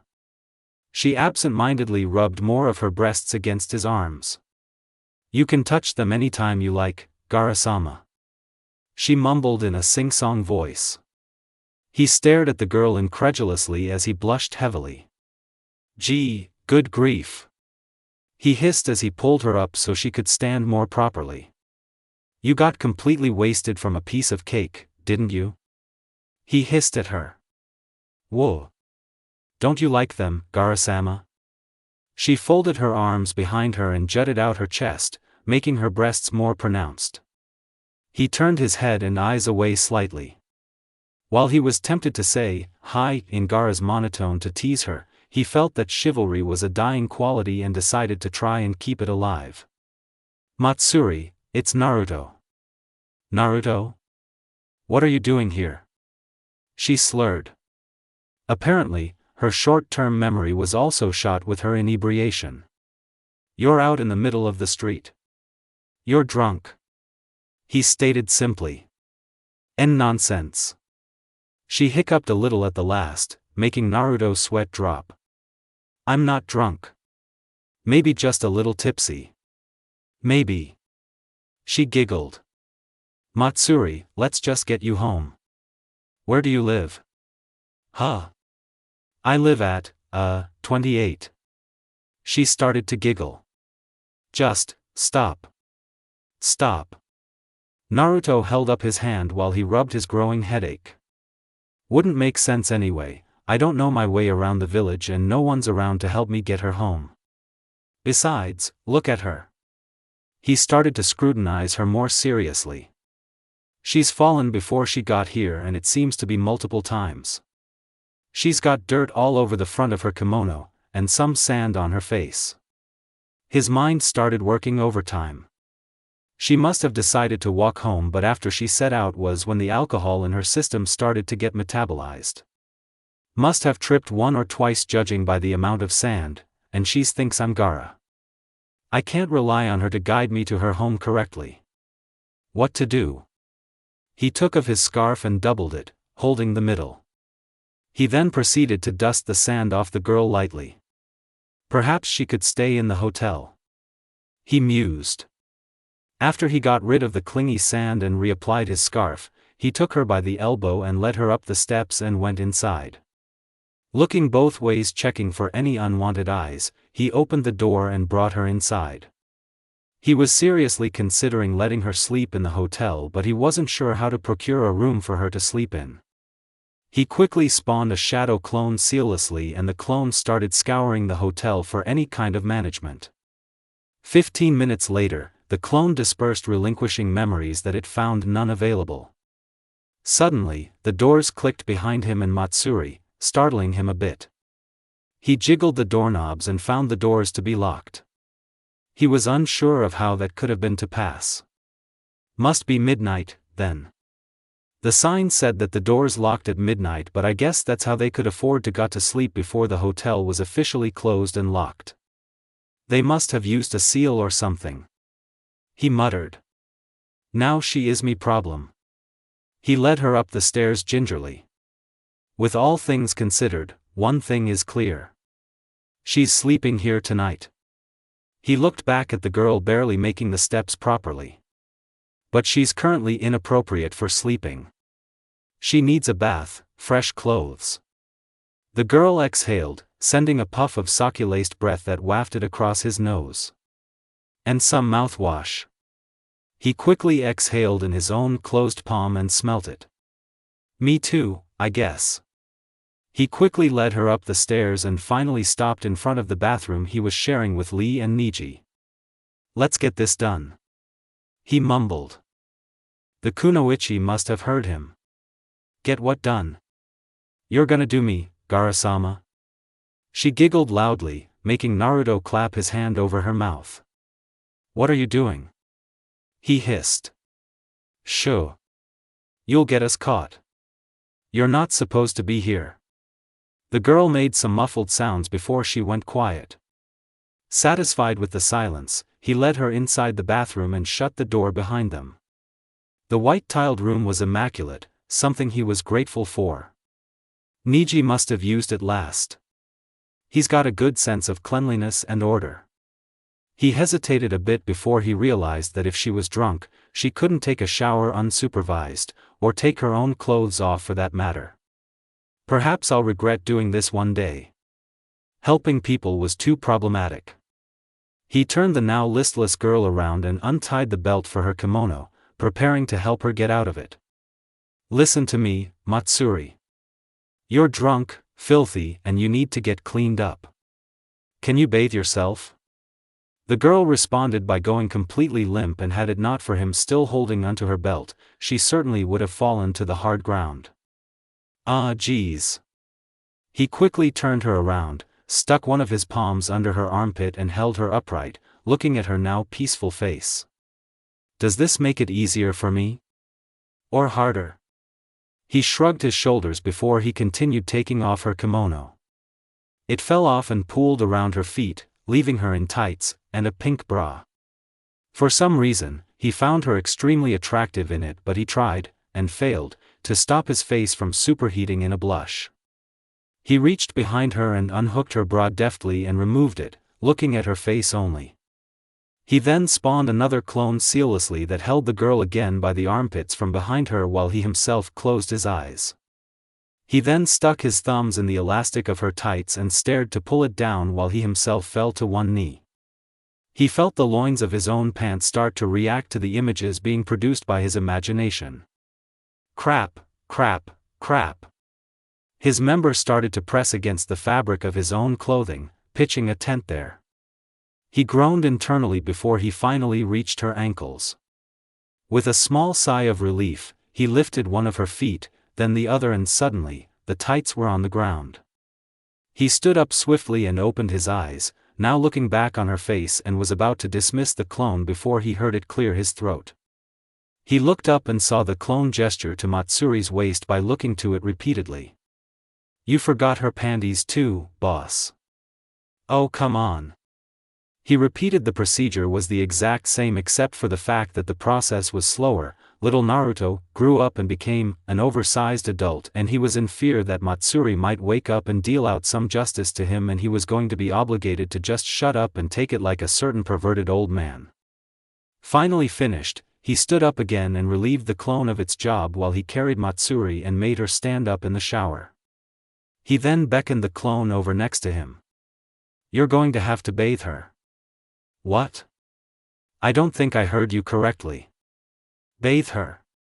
"Why the hell should I?" "Because I can't afford to get wet in my clothes." "You can bathe her since you're just a clone. You can just disperse when you're done, inside the bath. Nowhere get wet needlessly." The clone shrugged in resignation. "I guess that's true." He stepped inside the bath beside her and was about to start when he hesitated. "Do I have to wash her down everywhere?" No, just rinse her down thoroughly. I'm sure she had a bath earlier this evening. She just needs to be cleaner for bed." The clone's sweat dropped. "Will do." Naruto closed the curtain, and a minute later, he heard the water come on full force. Deciding to test the waters, he stuck his hand through a crack between the shower curtains and the wall and felt the water spraying heavily from the knob. It was lukewarm, nothing to get excited about. About another 5 minutes of the shower running, it was turned off and the curtains drawn open. He turned his back the second he heard the curtain opening, so he didn't look. "Hand me a towel." The statement came from the clone. Naruto retrieved the towel from the clone and gave it to him, eyes still closed. The clone merely shook his head. "He doesn't realize. Won't be long anyway." The clone thought, his face ablaze in a crimson blush. The clone quickly dried the girl off with the thick and luxurious towel before giving it back to the original. Naruto merely threw it into the waiting towel hamper before he raised an important question. "What is she going to wear now?" He looked up to his forehead for a brief moment before coming to a solution. He unsealed one of his black t-shirts from his fourth clothing seal and threw it over the clone's shoulder. A small pair of shorts, almost the size of underpants, and elastic sweatpants followed after. "She can wear these." Chop chop. The doppelganger growled a little in his throat before he did as he was told. Everything said and done, Matsuri was dressed and ready for bed, but judging from the girl's unconscious form, she was already more than just prepared. The clone heaved the brunette into Naruto's capable arms in a bridal carry. The Uzumaki looked down at the girl's peaceful face. "Cute," he murmured. The clone smirked. "You'll think of her in more ways than that in 5 minutes. Now wash her mouth and get her to bed." Naruto raised an eyebrow before he made the girl stand upright before throwing some mouthwash into her mouth and swished her cheeks around with it. Some dribbled out of her mouth, but it still got the job done. She no longer had a drunkard's breath and she could always brush her mouth in the morning. Later on, that is. He let her fall back into a bridal carry and hefted her back to his room. At the door, he momentarily balanced her lower torso on his uplifted knee while he opened the door. Once inside, he saw that the room still had a dim light on with Niji and Lee in their respected single beds. He gently laid her, on her back, down on his bed and pulled the covers over her. He sighed, glad that her episode was finally over. "Good night, Matsuri," he muttered. Her eyes opened in a squint while her body tensed a little. "Good night, Gaara-sama." She quickly leaned up on her elbows and before Naruto could react, the girl kissed him on the lips. For that brief second, Naruto's mind started to think about everything about the kiss, instead of focusing on the kiss itself. About why she kissed him, mistaking Gaara. About why she would kiss Gaara on the lips. About how she continually mistook him for Gaara. About how much he was enjoying the chaste kiss. About how her soft lips perfectly fit his own. About why the hell was he thinking about the kiss instead of focusing on the kiss. About why the hell would he kiss her back if he knew it was an accident. Before he could do anything or say anything, she fell back on her back and was sound asleep. Oh Cammy. Just happened? He backpedaled out of the room and went back to the bathroom, his mind in a muddle. This girl's going to be the end of me, and it hasn't even been an hour since I started helping her. He cursed to himself. He re-entered the bathroom to make sure that the room was in good order. Satisfied that it was, he was about to leave when he saw his clone still looking expectantly in the shower. Well, it's been 5 minutes. Sayonara, boss. The clone gave a small wave before it dispersed. In that instant, Naruto's mind was suddenly afflicted with memories of Matsuri. There were a lot of details, and the more his mind processed, the more the growing blush on his face increased. The bastard clone was checking out the girl's bubble, but while he was undressing her. The whole time. Then his mind raced to when he was in the shower. The clone had, clear's throat, enthusiastically cleaned the girl while the shower was running, and Naruto was now getting all the details. While the clone didn't touch her in any perverse way, Naruto felt like he had, and he now knew exactly what Matsuri looked like. From her perfect B-cups to her neatly shaven, T-rated censoring, he now knew exactly what she looked like, from head to toe. He heard something like water drip to the floor at his feet. He looked down and saw a lot of blood droplets on the ground, joining together to make a small puddle. He looked up at the mirror and saw his face, heated red hot to supernova proportions.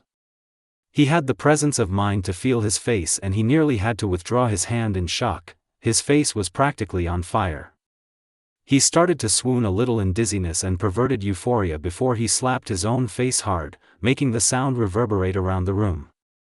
With the self-inflicted physical pain, his original demeanor and fortitude returned, and he reached for some tissues and wiped up his blood of the ground.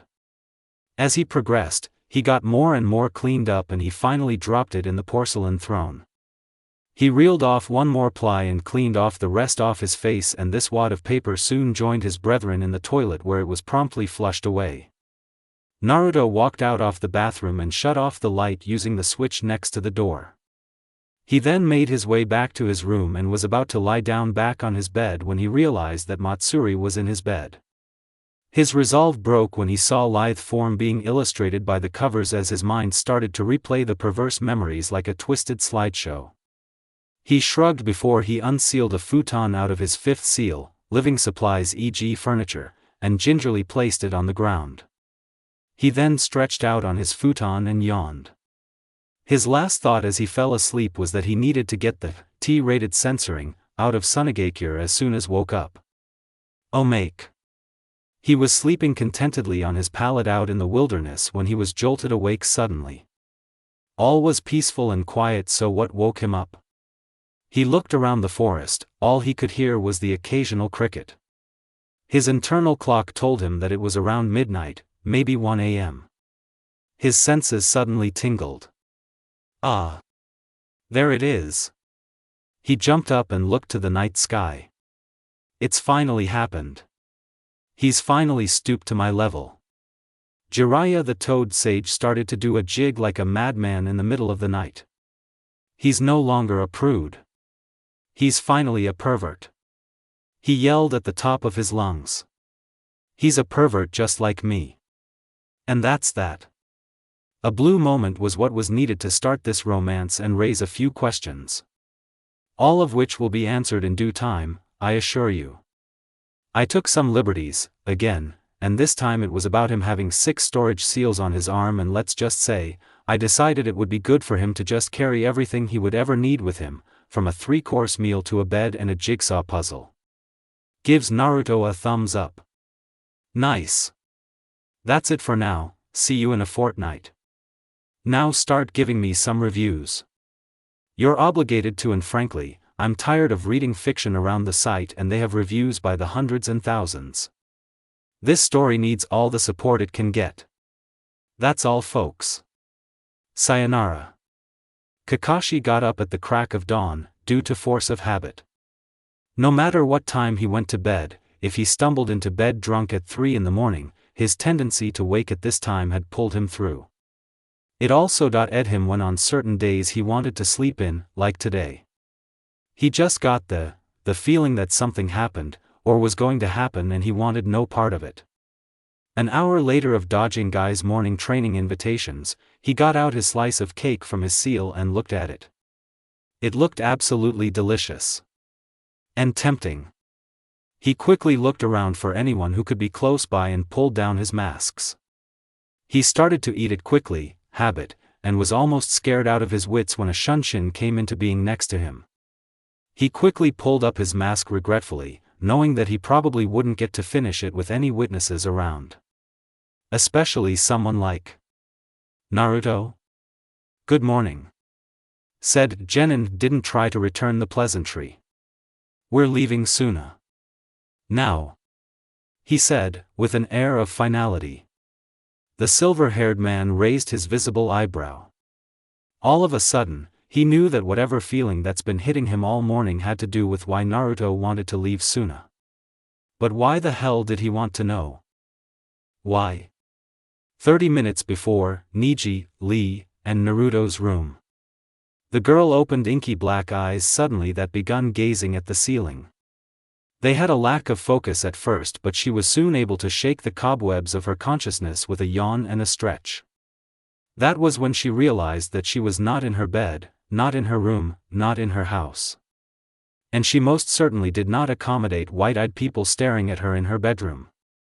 As her mind registered that fact, she sat up quickly with a startle, impulsively pulling her bed sheet over herself up to the neck in a gasp to cover her body, because she usually slept in next to no clothing. What the? I am in clothes. Oh Cammy, did I sleep with that guy over there? Where is this? Niji merely scrutinized the girl whose face appeared as if her mind was going a mile a minute. Matsuri, why are you here? Niji? She groaned as a small hangover struck her and she attempted to cure it by rubbing her temples. Where am I? You're in the hotel. Now answer my, and more important question. Why are you here? He narrowed his eyes, now giving a threatening vibe. I don't know. Honest. She dropped the sheet to put her hands up in front of her, trying to show that she was in submission to Niji's reproof. I don't even know how I got here. Well? What is it you know? I was walking home last night. She racked her brain for some sort of memory, but all she got was a blank, and the more she tried to remember, the more her head hurt. And? That's it. She finished pulling off the sheet and got off the bed over the side, feet first. Into a sleeping Naruto's gut. The Uzumaki jolted out of his sleep and grabbed her legs and wrenched them, twisting the girl's whole body, and she fell to the ground with her feet in a break hold. He held on to the flat of her feet. Breaking it would be frighteningly simple. Gah! What the dash? Naruto! What are you doing? Naruto was about ready to make a simple savage jerk to break her ankles at the joint stopped when he heard her voice. He quickly gathered his bearings before he glanced at the owner of the leg's face. Matsuri? He quickly released his hold and got up. Sorry about the instincts and all that, wait a minute. He narrowed his eyes as he recalled last night's events. Why the hell would I say I'm sorry? Niji spared a glance at Naruto's futon on the ground. How could he have missed seeing that? That's my second strike. And it hasn't even been 12 hours properly. What do you mean, why wouldn't you apologize? Ed near broke both my legs. She got back up and stood on one foot at a time, trying to massage the pain away from them with her hands. You should be the one apologizing. Twice even. Naruto yelled back. Twice? I'm sorry for stepping on you. Although you kinda deserved it for sleeping right where I would descend the bed. I don't know what else I'm apologizing for. She tried to make peace cause the last thing she needed were two pissed off male teens who were far stronger instead of her being pissed at her own presence in their room. Where's the second apology? And what kind of messed up apology is the first one, huh? About, I deserved getting stepped on for where I was sleeping. I'll have you know, you were sleeping in my bed. I don't know about any other wrong I did. Naruto paused. Should she be saying, sorry, for what happened? It was all an unfortunate accident, one that could be blamed on no one. Perhaps he had overreacted this morning in his thinking the night before. You're right. You didn't really do anything wrong. All of her deeds and actions flashed through his mind, but he managed to suppress them. It wouldn't do to start reacting to them so, especially in front of said girl. But you should be saying, thanks though. For what? She lifted her eyebrows, wondering what he was getting at. Chivalry. Excuse me? What happened to me last night? And why am I in this hotel room with both of you? Have you ever drunk any alcohol before? No. Why? Naruto looked to the Hyuga, before looking back to the brown-haired Sunanin. You're a lightweight. Niji's eyes widened. Did Naruto sleep with Matsuri? In here? I might as well be blind. She got drunk and he took advantage of her and dash. You got wasted from the sake cake last night. When I saw you last night passing the hotel, you were drunk off your ass. I brought you inside, got you to change your clothes, take a shower and changed you into clothes you could sleep in and let you sleep in my bed while I slept on a futon on the ground here. He explained quickly. Her mind, quick as a blink, caught up to what he was saying. Oh. Thanks a lot. I really owe you, wait a minute. Her face reddened as her mood took a dangerous spike. You showered me? Does that mean dash? He lifted his hands in his defense. Whoa, whoa. Calm down. I had a shadow clone do all the delicate work, so to speak. Niji, who had been listening, was relieved to know that he wasn't on some sort of clueless streak. But Naruto, don't your shadow clones transmit their memories to you? Naruto sighed. Niji. His attention turned to the girl who looked about ready to blow her stack. Oh Kami. Just to be clear, your clone showered me and saw every part of me? Hi. And you got all the memories? Hi. I don't like where this is going. Did you perv on the memories? No. His eyes wandered as he spoke, letting her know he was lying. You lying pervert. Oh crap. I was just trying to help. That was all he had to say before a knuckle sandwich made its way to his face. In a slight panic, he replaced himself with the nearest thing to his weight. Unfortunately, his eyes landed on Niji. The renowned Hyuga got a black eye, getting knocked to the ground on his butt. Naruto, not sticking around for the fallout of the situation, fled in a shunshin to the hotel's roof where he could sense Kakashi's chakra signature vaguely. And that's what happened, Kakashi-sensei. We gotta go. Hold on. The silver-haired Jounin paused. Did you enjoy the memories? The man looked as if he was smirking underneath his mask. The vibe was also strong as well. The Uzumaki hesitated. Hi. At first, but I disciplined myself. But that's not the point. We have to leave Suna, now. You're gonna be like Sasuke? Always avoiding girls? I'm not like that. Besides, this is different. A sand shunshin materialized next to them and Matsuri emerged from it. Aha!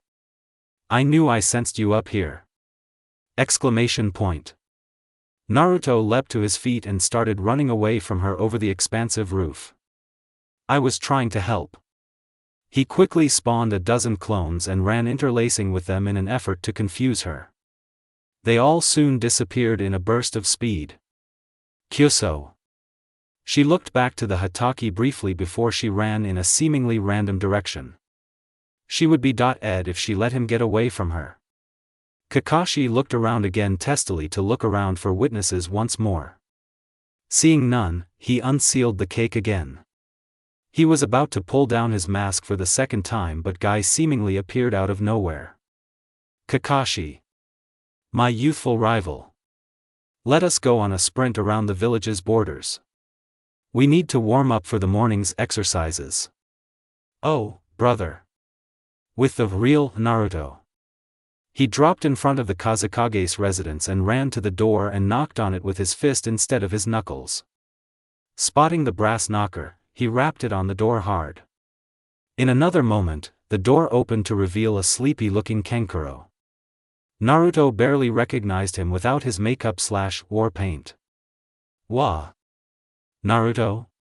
What the heck are you doing here? It's too early for this. He yawned and while rubbing his eyes tiredly. Just let me in to see Gaara. Quick. I want some asylum. He pushed in rudely past the puppet user and rushed straight to Gaara's presumed office he went to the last time. He didn't even knock but barged in, only to find Gaara reading a book sitting in his seat with a cup of tea close by. The young Kazekage took a sip and continued reading. I believe you're getting too casual with me, Naruto. Yeah, I'm sorry and all that. Listen. It's about Matsuri. The redhead put down his book, now interested since it concerned his subordinate. What about her? Something about his best friend's tone when he mentioned her name made Gaara feel like Naruto sounded guilty of doing something to offend her. Hence why he responded with a warning undertone. He smirked inwardly as he saw Naruto looking thoroughly intimidated. Quick. Divert the conversation. Quick. Is there any reason why Matsuri could mistake me for you? It happened after I left. When I saw her going home drunk, she kept thinking I was you, for some reason, even though we're completely different. Sip. She's a censor, to some extent. A censor? Hi. Perhaps our Biju chakra gives us near-identical auras. She probably won't make this mistake while sober, but if she's inebriated, it would make sense that she could make such an easy mistake. The ability though, when she uses it drains her monumentally. She doesn't use it often now, as a result. Sip. That makes sense, although my Biju chakra supersedes yours by far. Wait a minute. She's a censor? The room was barged into by the Suna Kunoichi, her rage fuel reddening her face. Aha! I found you. Oh come on. As a defense mechanism, he tried to mentally reach for nature chakra to access sage mode.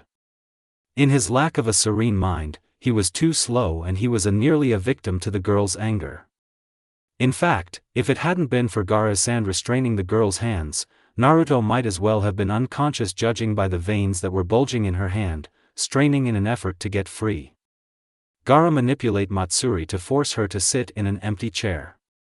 Glaring at Uzumaki, he also took a seat, albeit hesitantly next to the girl.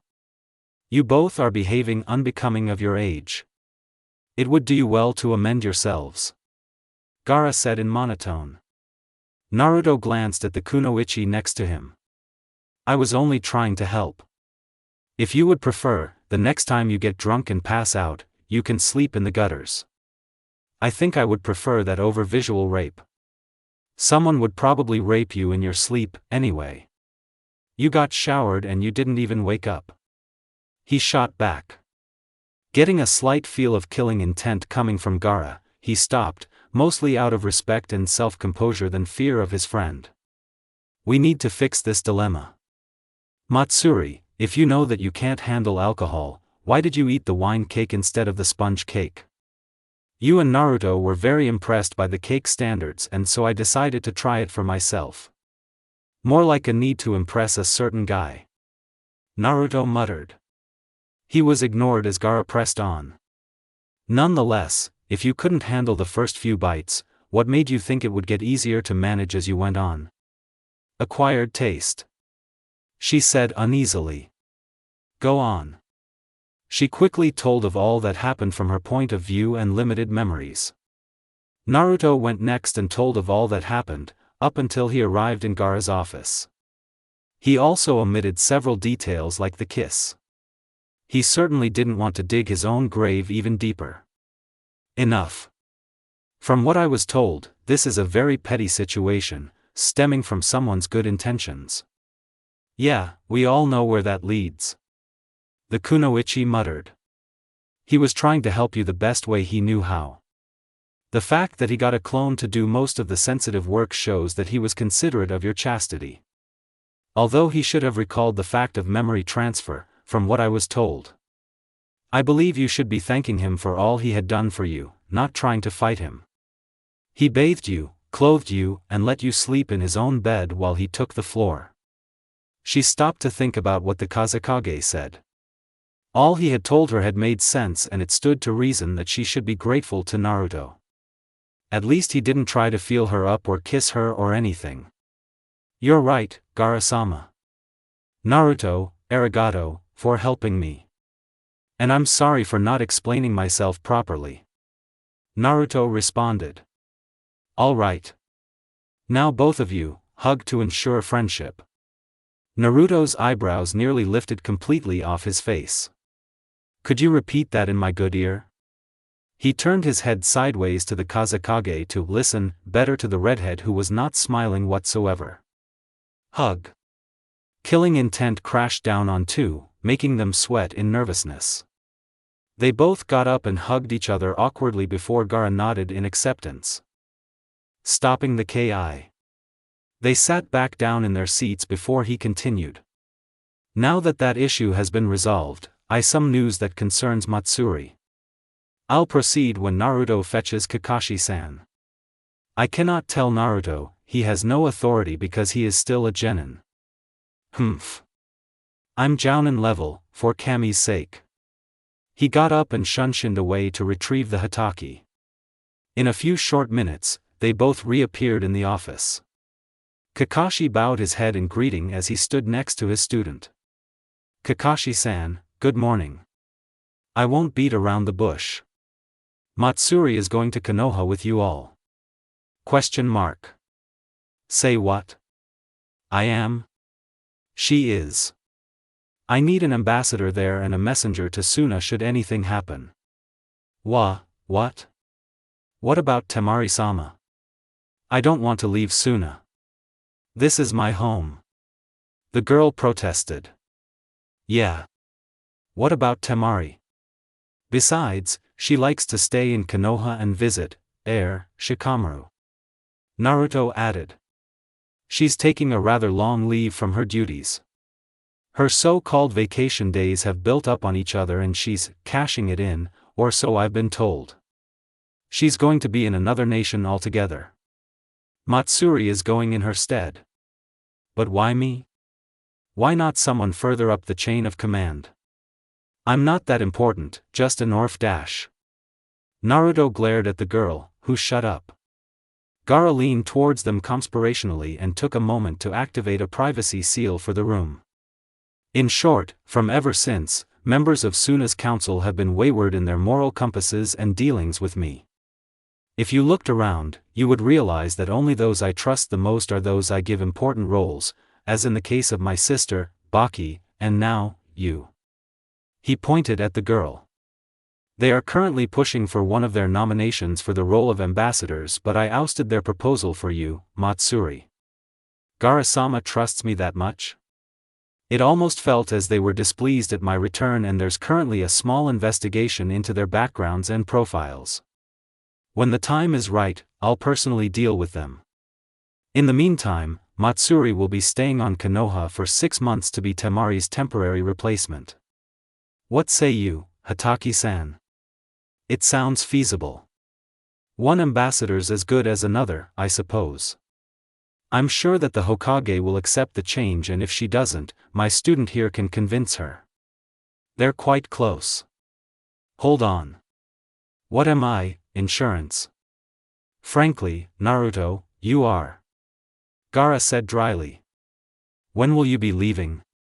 In an hour, at 10 a.m. It's been another fortnight and as usual, I've been very busy, what with this story, Weiss and now, Omniscience, a one-shot in progress. I'm putting out nearly 40k a month, along with living like everyone else. Take the chappy so I can start typing the others. Disclaimer, I don't own Naruto. But I own my one-shot omniscience. She finished sealing the last of her clothes inside the large scroll. Hearing a small noise in the kitchen, she looked up sharply. I'm not carrying my kitchen sink, you know. Ha, ha. A male voice called back sarcastically. I'm just looking around to see what food you can bring and what you can throw out. Besides, it's 6 months, might as well, right? The sound of paper rustling was heard and then, clearly audible chewing and crunching. Ah. Are you eating my food? Naruto came in while wiping his mouth with his sleeve. No. He was betrayed by a small burp that escaped his mouth. He grinned embarrassedly at the kunoichi who fumed. What was that? Was that my sweet plum-flavored dango? Well, it was gonna go bad in a week or so, but today, it was still very good. His eyebrows narrowed a little. However, in the bag, I saw the horrible price tag and I realized that the dango in Konoha was far better and cheaper. So in all actuality, I did you a favor. Burp. Excuse me. I was gonna eat that this morning for the extra energy for the run to the leaf. And that was the sweetest thing I had. Naruto unsealed a piece of cake from his arm and waved it under her chin. Catching a whiff of it, she backpedaled away from him. Oh no. I'm not hopping onto that ride again. Shrugging, he sealed it again back into his arm, which she eyed carefully. Do you have anything sweet in a seal on your arm? Sure. What do you want?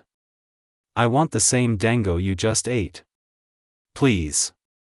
The sage sweat dropped. I only have chocolate-covered dango. Even better. Now hand it over. She stretched one hand out to him while raising her other hand in a fist threateningly. Very reluctantly, yet anxious to please, he obliged and gave it to her. His hand nearly burst into flames at the ferocity of her snatch from his palm, and in no time at all, the dumplings were all gone. Seeing her eat like that reminded him a bit of himself when he had seen slideshow pictures of himself that Ayam, his surrogate sister, had taken of him eating ramen when he was smaller. Take it easy, it's not gonna run away from you, you know. I've had the displeasure of people running away with my food. Now hurry up and help me pack. He merely waved his hand over the room in a sweep. We're already done. Now let's go. He said simply. She looked around and saw he was correct. She was already in her kunoichi outfit, so she was ready and prepared to leave. Realizing this, the thought struck her that she was leaving Suna, her home for all her life. 6 months should hardly have been a big deal, but she had never been away for more than a single one. 6 months? She might as well stay there, for all the time she was going to spend in the hidden leaf. You gonna be all right? The Uzumaki raised an eyebrow. I'm abandoning my home. The whisper was barely audible. No, you're not. He answered sternly. You're doing your country a great service and it needs you in Konoha for it to be strong. Is that abandonment? She mumbled something. What was that? I said no. But all my friends are here. And at Tatsu, the Sabaku. He gave her a minute before he started speaking again. I was targeted, for being a Jinchuriki, he began. I was being targeted by the Akatsuki. Filled with bad people and boogeymen and whatnot. Nasty people at the very least. She looked up to him as he continued. So my sensei, Jiraiya the Toad Sage, told the Hokage that he wanted to carry me on a training trip. I was at first eager to go with him. Maybe learn some awesome jutsu. He chuckled here and elicited one from her as well. But when I learned that it was going to take 2 to 3 years, I was about to change my mind. But you still went on the trip. She figured. How come? It took quite a few people actually, including Kakashi-sensei, my Jounin teacher. He had gotten hurt when Itachi Uchiha and Kisame Hoshigaki had come to capture me. Later, Sasuke, my defected teammate, got hurt as well to his brother. Kakashi told me that he wanted me to get strong so next time, we could fight at each other's sides, and not one looking out for each other in intervals. And so I went, keeping that in mind. It's not really because of Sasuke, or because of a need to get stronger. It was because I needed to be able to look out for others, as well as my home, instead of it just sheltering me. Do you understand what I'm getting at? She smiled. Yeah. I do. You're saying that I shouldn't be doing this based on my wants, but on the needs that my village has for me to do my part. Exactly. He smiled back. Let's go. She placed the storage scroll on her backpack along with some miscellaneous supplies for the trip. Naruto led the way out of her apartment and she left it and locked the door, the living space devoid of any evidence of occupation. In fact, her bold mood lasted all the way to Suna's gate where the Sabakus were waiting to see her off, as well as her teammates.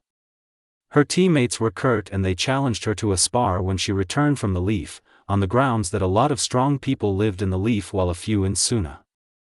You better come back strong, Matsuri. I can't keep pulling the weight of the team, you know. Itisu joked. You? Pulling my weight? You're gonna get it when I come back, why here? She punched him playfully on the shoulder. He laughed and excused himself. He and their comrade left quickly to go get a bit to eat. The Sabakus goodbyes, while mirth was there for anyone to see and hear. She felt most determined to come back stronger, if not for her team's sake, but for the sake of her own pride. She felt really obligated to put out more desirable results for Gaara to see, for he was the one to instill confidence in her as well as train her to an extent. Make sure you don't wreck our good name over in Konoha, girl. Temari piped up. I really made sure I was completely reputable and upright over there. I'll make sure I don't get involved in any wrongdoing. She answered firmly. It's not a duty, Matsuri. It'll be fine to socialize and such during your stay there. You only need to make sure you are present at all meetings where your presence is required, as well as send letters about what we need to know. Just be sure to be very clear in what you write so that it doesn't come across that you're sending secret messages that you may be spying to collect. Clarity. I can do that. Uh-huh. Kankuro nodded. The whole, fine to socialize, thing that little brother just said, don't do it to a degree like that issue this morning. That was an isolated incident. She replied, blushing a bit. Sure it was. And another thing, Temari here used to sleep with Shikamaru dash. What? Gaara, the Gaara, exclaimed with some killing intent rising. Calm down. I don't mean lemon-related. Kankuro said nervously. I meant that she slept at his house. I mean the whole thing was very cost-efficient, no one minded, and on top of that, the Naras were glad to have her, so I've been told. True. Temari said in agreement. So you're suggesting that she sleep at someone's house? She doesn't know anyone that well, nor does anyone her, and boarding in someone's home could be scandalous. Everyone knows that Shika and Temari here are into each other, and I've never heard any rumors or scandals. Kakashi butted in. But I can't afford to pay for boarding at an inn for half a year. Nor have I made enough to rent somewhere for that long. It would kill my savings. Unless if I were to get dash. You don't get pay before you work, Matsuri. Besides. Do you want to spend your earnings on what you work? Kankuro interrupted. No. She admitted. She brightened up after some thinking. What if I stayed with Naruto? What? Naruto yelled the interrobang, making Kakashi rub his ear to soothe the ache it got. Please. Her bottom lip quivered as her eyes grew to massive proportions while they inexplicably glimmered. Holy crap. Puppy eyes. Someone help me. Please, I don't want to give in. The Hatake rolled his visible eye. Stop overreacting, Naruto. Besides, you live in what most people would call a dump. She should stay somewhere else. Not a dump for long. Naruto pointed out while trying to avoid looking at the Suna Kunoichi with the impossible face. How come? Dad.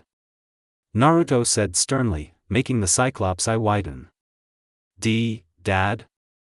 What about this, Dad? Stop pretending you don't know what I'm talking about, Kakashi. Kyuso, it's as if everyone still takes me for a wet-behind-the-ears brat. It was all he would say while the copycat ninja had the decency to at least look ashamed.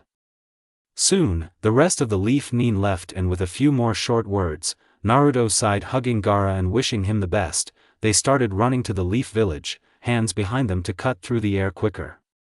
They soon broke clear of just endless sand, and random trees became more and more frequent until the ground became solid and the few trees, a grassland, and from a grassland, a forest.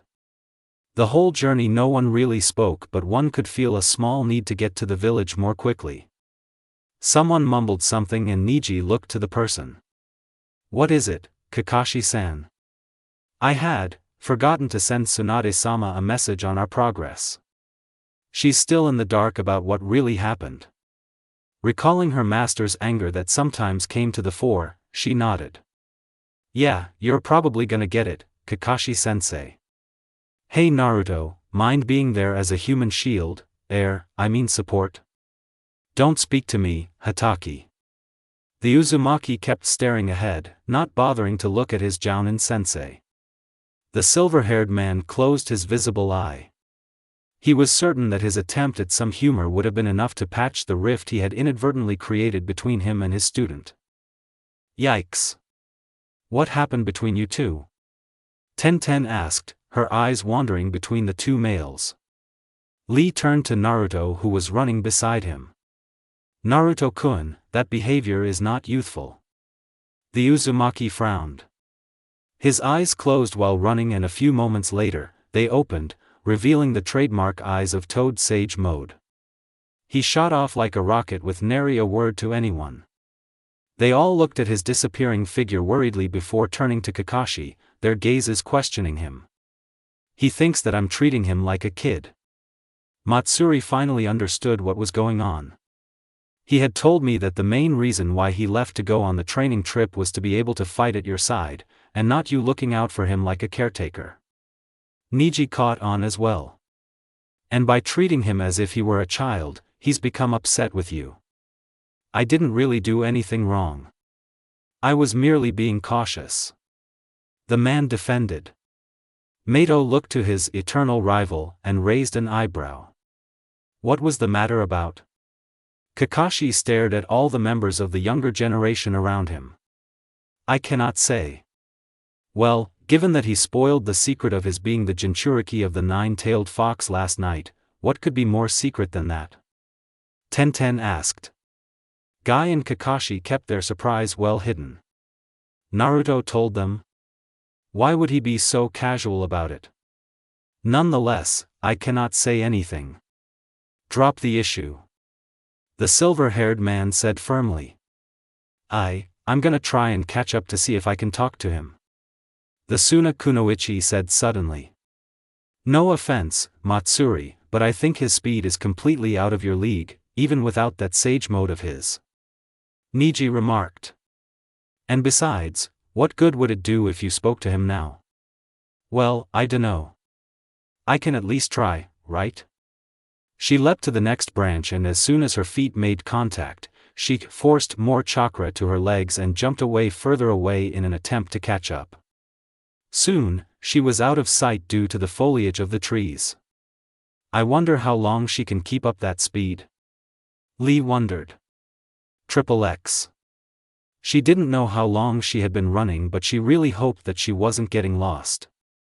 While she had been to the leaf before, she was always following someone else who knew the way, and all the trees looked the same. She began to muse if they were running a straight line to Konoha, because if they weren't, she would pass it and never would know. She had even started having thoughts of waiting for the others to be sure, but it would bring her shame and embarrassment. Sure, no one liked having that, but it was better than being all alone by one's lonesome, not knowing where to go. Besides, she was getting really tired as channeling chakra constantly for so long was starting to put a strain in her body. Suddenly, her eyes caught a footprint mark, deeply set in a tree branch. Convinced that it was Naruto's for his enhanced body causing such an effect, she forgot her weariness and continued. However, to make sure, she tried to sense for his chakra and aura, only to discover that he was only in front of her by 100 meters and no longer using sage mode.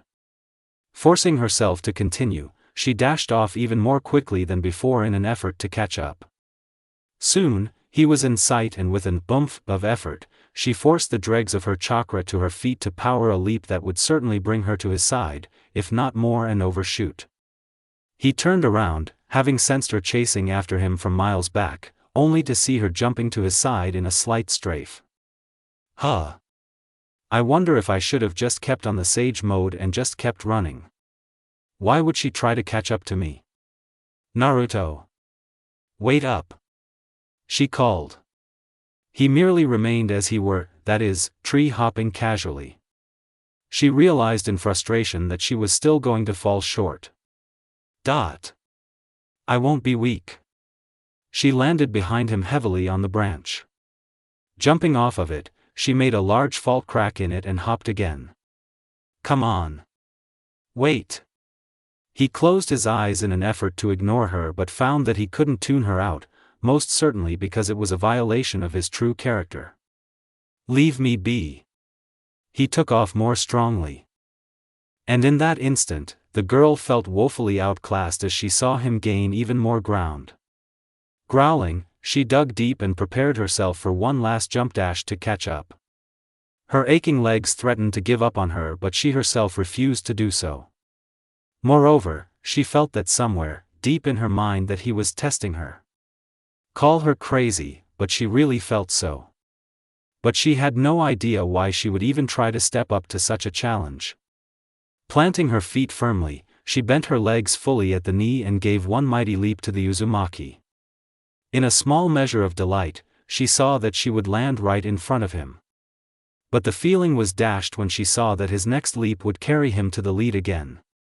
In fact, he was just in front her now. Upon landing, she made one last attempt to catch up to him. Her hand reached out and grasped at his shirt collar. But even that too, was nullified due to the fact that her body practically went into shutdown and her body just stopped taking orders from her mind. His collar slipped from her grip. Her feet made it to the branch to land on but they never transferred the momentum properly and started to trip. As she made the mistake, she unwittingly allowed the error of diving head and shoulders at Naruto's fleeting back. He was mid-jump at the time and her weight crashing into him threw him off balance, sending them both careening now to the ground, their body weight increasing their falling velocity. And in spite of this, she actually had the nerve to smile, knowing that she had caught up to him. The knowledge that she had reached him, despite his being at least twice as fast as her without any enhancements made her happy. And Niji said he outclassed me. Guess even a weakling like me can be strong. Her mind then fled from her. The blonde turned while in midair and saw that she was somehow unconscious. He grabbed one of her flailing arms and pulled her to him.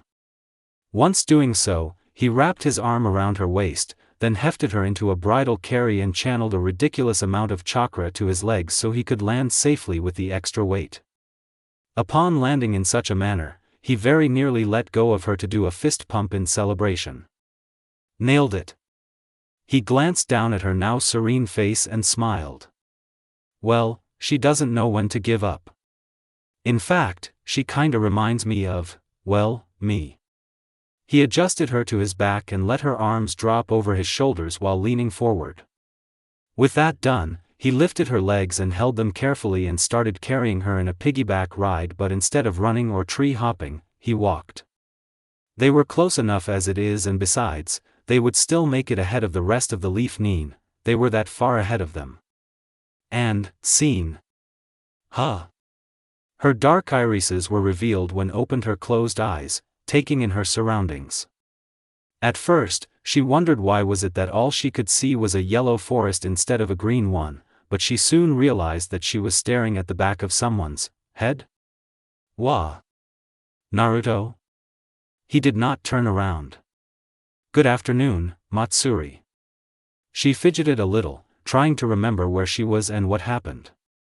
What, where are we? You're on my back, about 1 mile from Konoha's main gate.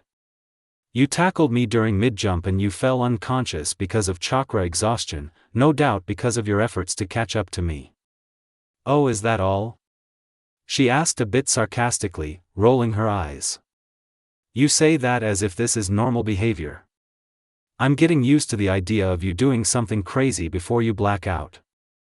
He said with a grin. Anyway, can you walk by yourself? I can't feel my legs. Oh well. Why were you trying to catch up with me anyway? He cocked up an eyebrow, but naturally, she couldn't see this due to her position. It's about what your sensei said. She answered, testing the waters. No doubt that whatever this topic was about, it was pretty touchy for him. That was made especially obvious judging by how the temperature seemed to drop. Oh. That. I know why you might feel that way. You barely know 5 things about me. True, one of them is important and supposed to be a secret, but still less than 5. Are we friends? Acquaintances? More like people who see each other from time to time. He said, almost with a snarl. We've got to be more than that. Last night, you took care of me when I was drunk, let me sleep in your bed. She started listing things off. He growled a little in his throat, but she continued, disregarding it. Just this morning you volunteered to help me pack my things, offered to let me stay with you in Konoha, and you're even carrying me right now. He let her go without any warning, allowing her to fall of his back onto her rear on the ground. Oof. What? If that's the case, walk there yourself. He continued walking away, not even sparing a backwards glance. You're a Jinchuriki, you're chivalrous, you can't get drunk, you're extremely helpful. She yelled out after him. That's 4 things.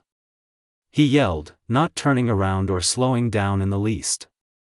And you don't want to leave me here by myself? She said quietly. He stopped when he heard this. He brought up his hand and ran it through his hair and sighed, the action making him look extremely regretful. She stared at him, wondering what he was thinking about. She meant all that she said and she wasn't about to rescind her statement. He turned slowly and came back to her, looking down at her where she sat on the grass. She had not moved a muscle since falling, and he momentarily wondered if it was natural for a girl to fall on her bottom so gracefully. She did not say anything, all she did was look him in the eyes before he fully relented. That's 5 things. Let's see. You're Gaara's pupil, one of the few people to use a johio, quite well I might add, a lightweight drinker, you're a sensor-type ninja and you don't give up. He smiled at when he this. I think this was the best character trait someone could have, but in hindsight, other people without it would find that to be annoying. Are you calling me annoying? Did I say I don't have the character trait? He turned around and crouched on the balls of his feet, motioning for her to grab his shoulders. When she did, he stood up again and held onto her legs behind the knees. Satisfied that she was in another secure piggyback carrying style, he started walking again. No. So you're saying you don't give up? No. Not now, not ever. He said firmly. Guess that's 6 things I know. She smirked while saying this. He looked over his shoulder and saw it, and strangely, he found it alluring in some way. He shook his head slightly to chase away such thoughts and continued walking. He did answer, so she continued. Anyway, I guess I can understand why you're angry with Kakashi, but is it so much of a big deal to just leave everyone behind to come back home more quickly? He thought about it a little. You're right. I should have broken his jaw, then hurry up and go home. You're also scary when you need to be. I guess that's 7. Scary? Then I'll just punch him in the face. But not hard enough to break his jaw. Is that what you're saying? I have broken his jaw already, not even a week ago. Our famous super medic for a Hokage had to heal it for him, along with some broken ribs. Yep. Still scary. She said with a growing sweat drop. What's the big deal about your father anyway for both of you to be carrying on about it like that? He debated with himself if he could tell her or not, but thought that he should explain a little, but she could perhaps know the real important details later. Perhaps. To understand this, you must know about my background. In short, I was a loser, a loudmouth, and above all, a liability for being a Jinchuriki. What's with all the thels? He shook his head. Don't mind that. All you need to know was that I was the last person who you could tell a secret to. A secret? What does that have to do with your father? He gritted his teeth. My heritage, knowledge of who my parents were, kept from me. Everything about them was kept secret. I found out who they were from the Kyubi. The Kyubi? HW, can you trust what it says? I don't. But what Kakashi did confirmed it. He sighed. If my parents, especially my father, were nobodies or no one knew who they were, he wouldn't have reacted. Maybe he would have said something like, "Is that so?" or "Who were they?" I kinda got that kind of vibe from him. She thought aloud. No.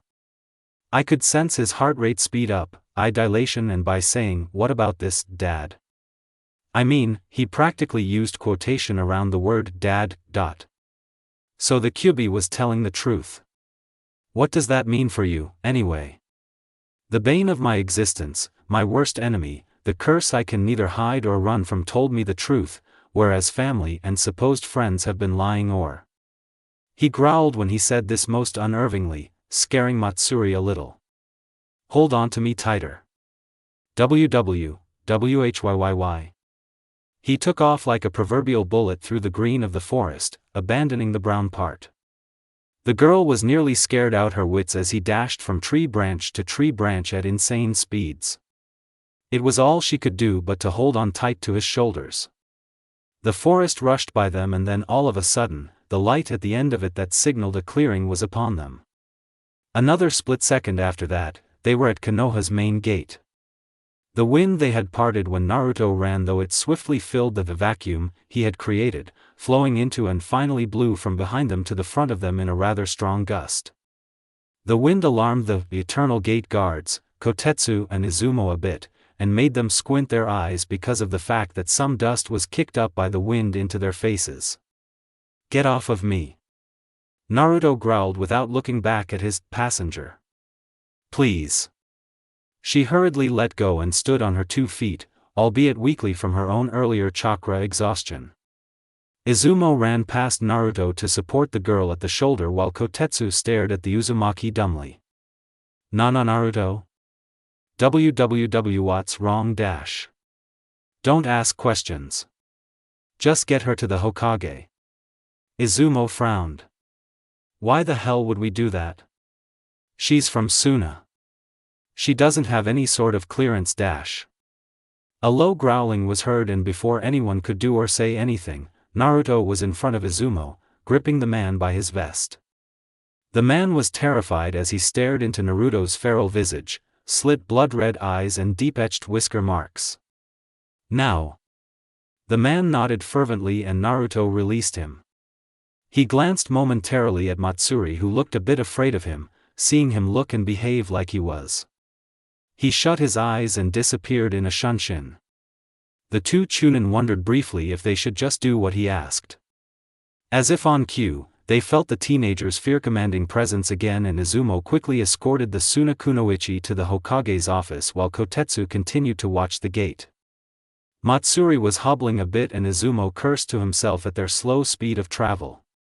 He performed a hand seal and grabbed Matsuri, body flickering to Hokage's tower where the office was in a poof of smoke.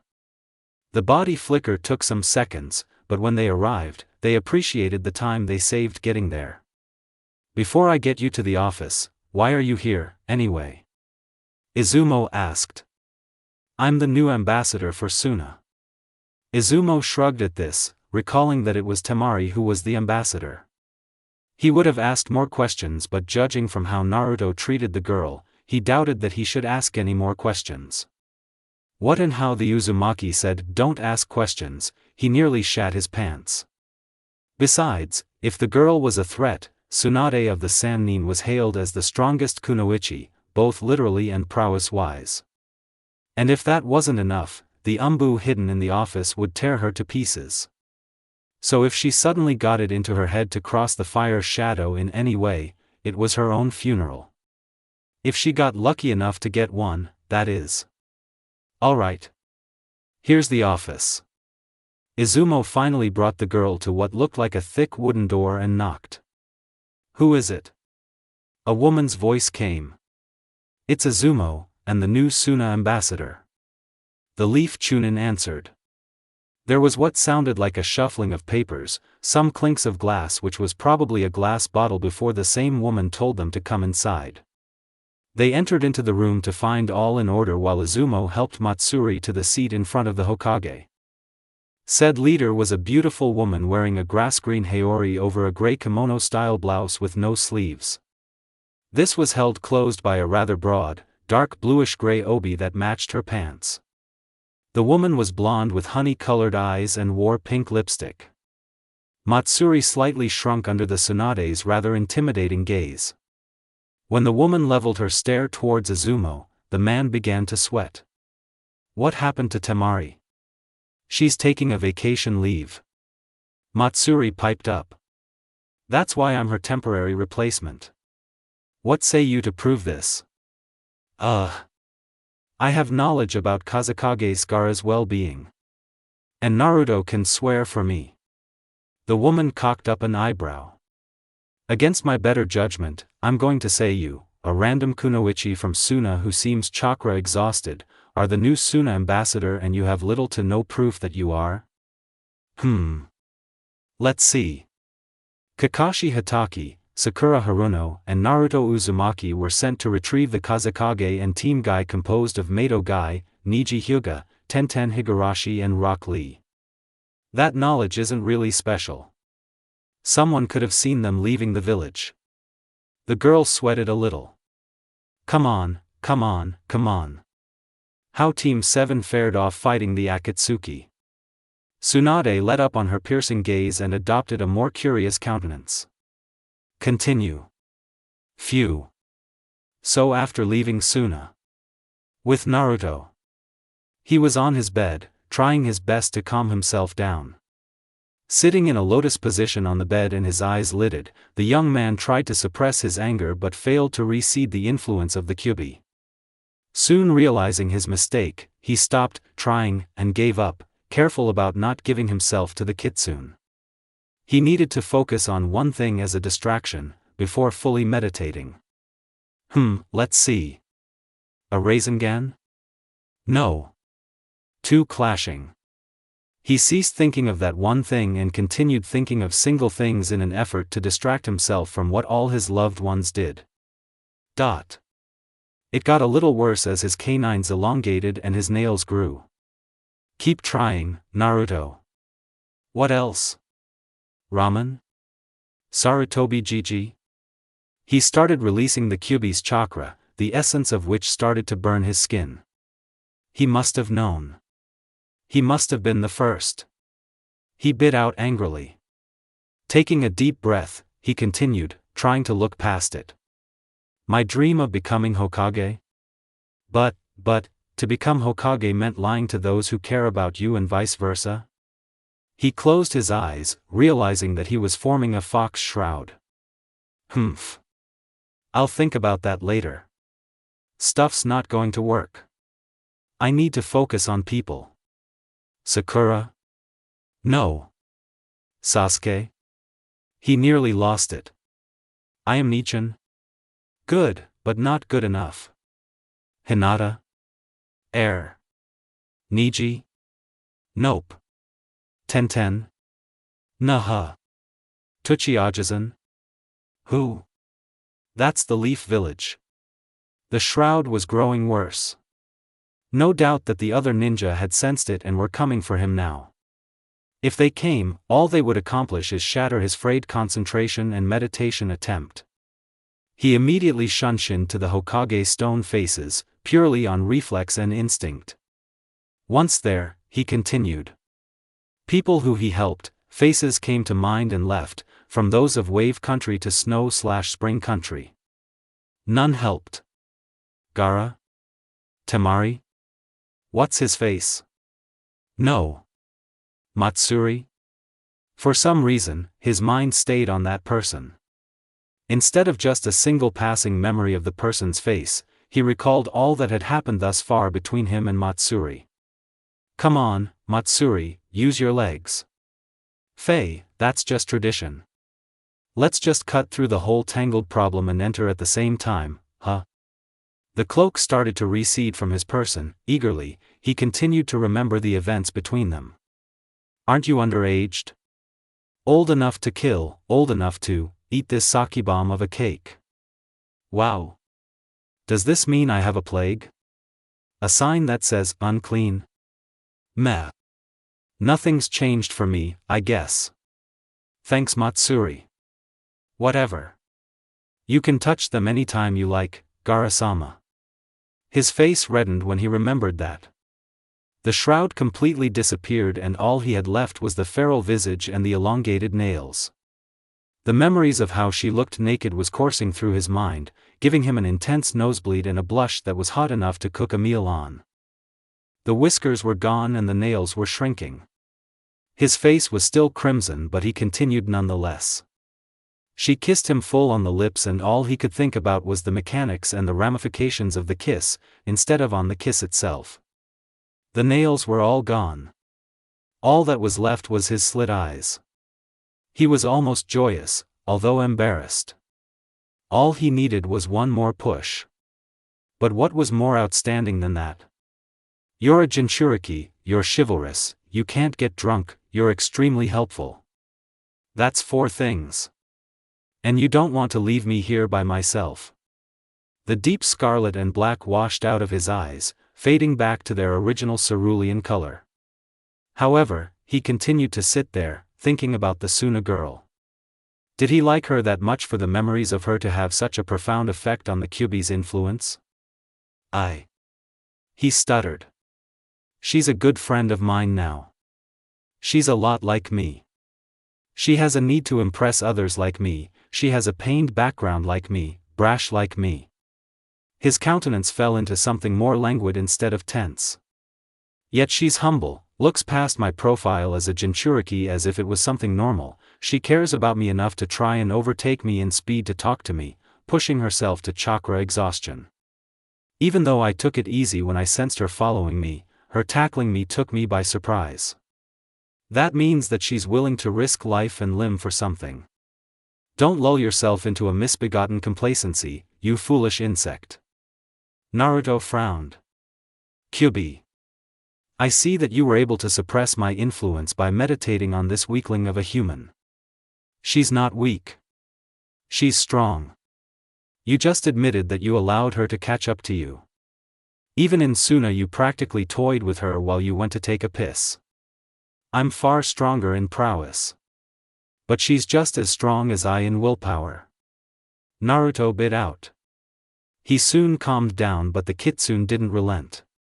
You may think so, but when she's not around, be it in presence or your mind, who do you think will win?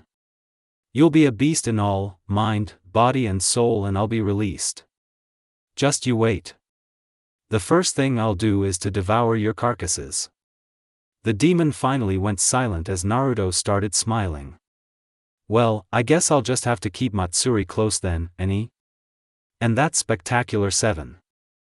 Naruto's coming to grips, Kyuubi's acting like a prick and Matsuri is, still nervous in front of Tsunade. Poor girl. Anyway, I won't be updating this story until January because, well, it's a break. Not a hiatus, just a break. Besides, I told you how much I type. Don't you think I deserve it? Don't forget to review. Motivation is powerful. Tongue lashings and corporal punishment also works wonders. As for the word goal, it all Why is it that I always pass the word goal, huh? I haven't done so yet, but if you look at the current word count, it might as well have given the point at which we are in the story. Happy holidays. MRY4TW. Hello. I'm back in black. Air. I'm single and ready to mingle? No, that's not it. Say hello to my forget it. Good day/night. It's been a good break for me, and I hope that you had a good one too. If not, well, that sucks. Almost as bad as a Blues Monday. Third Monday in January. Be advised, I started an Alvin and the Chipmunks story. It's a pleasant change of pace. Who says we each have to have only one fandom?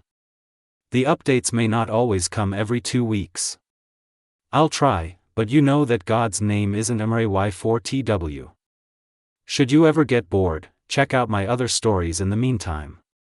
Self-advertising, please check out my newfound series of one-shots under the name Ultimatum. They're all original ideas that I don't want to associate with any fandom.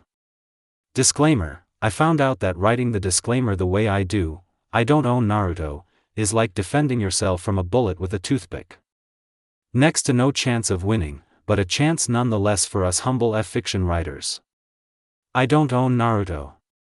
All of the rights to Naruto belong to Masashi Kishimoto, Hayato Date, Shueisha, Studio Pierrot, TV Tokyo and Viz Media.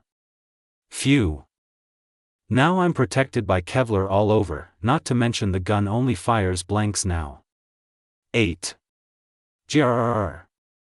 The low growl of the Kyubi remained somewhat, reverberating in his mind.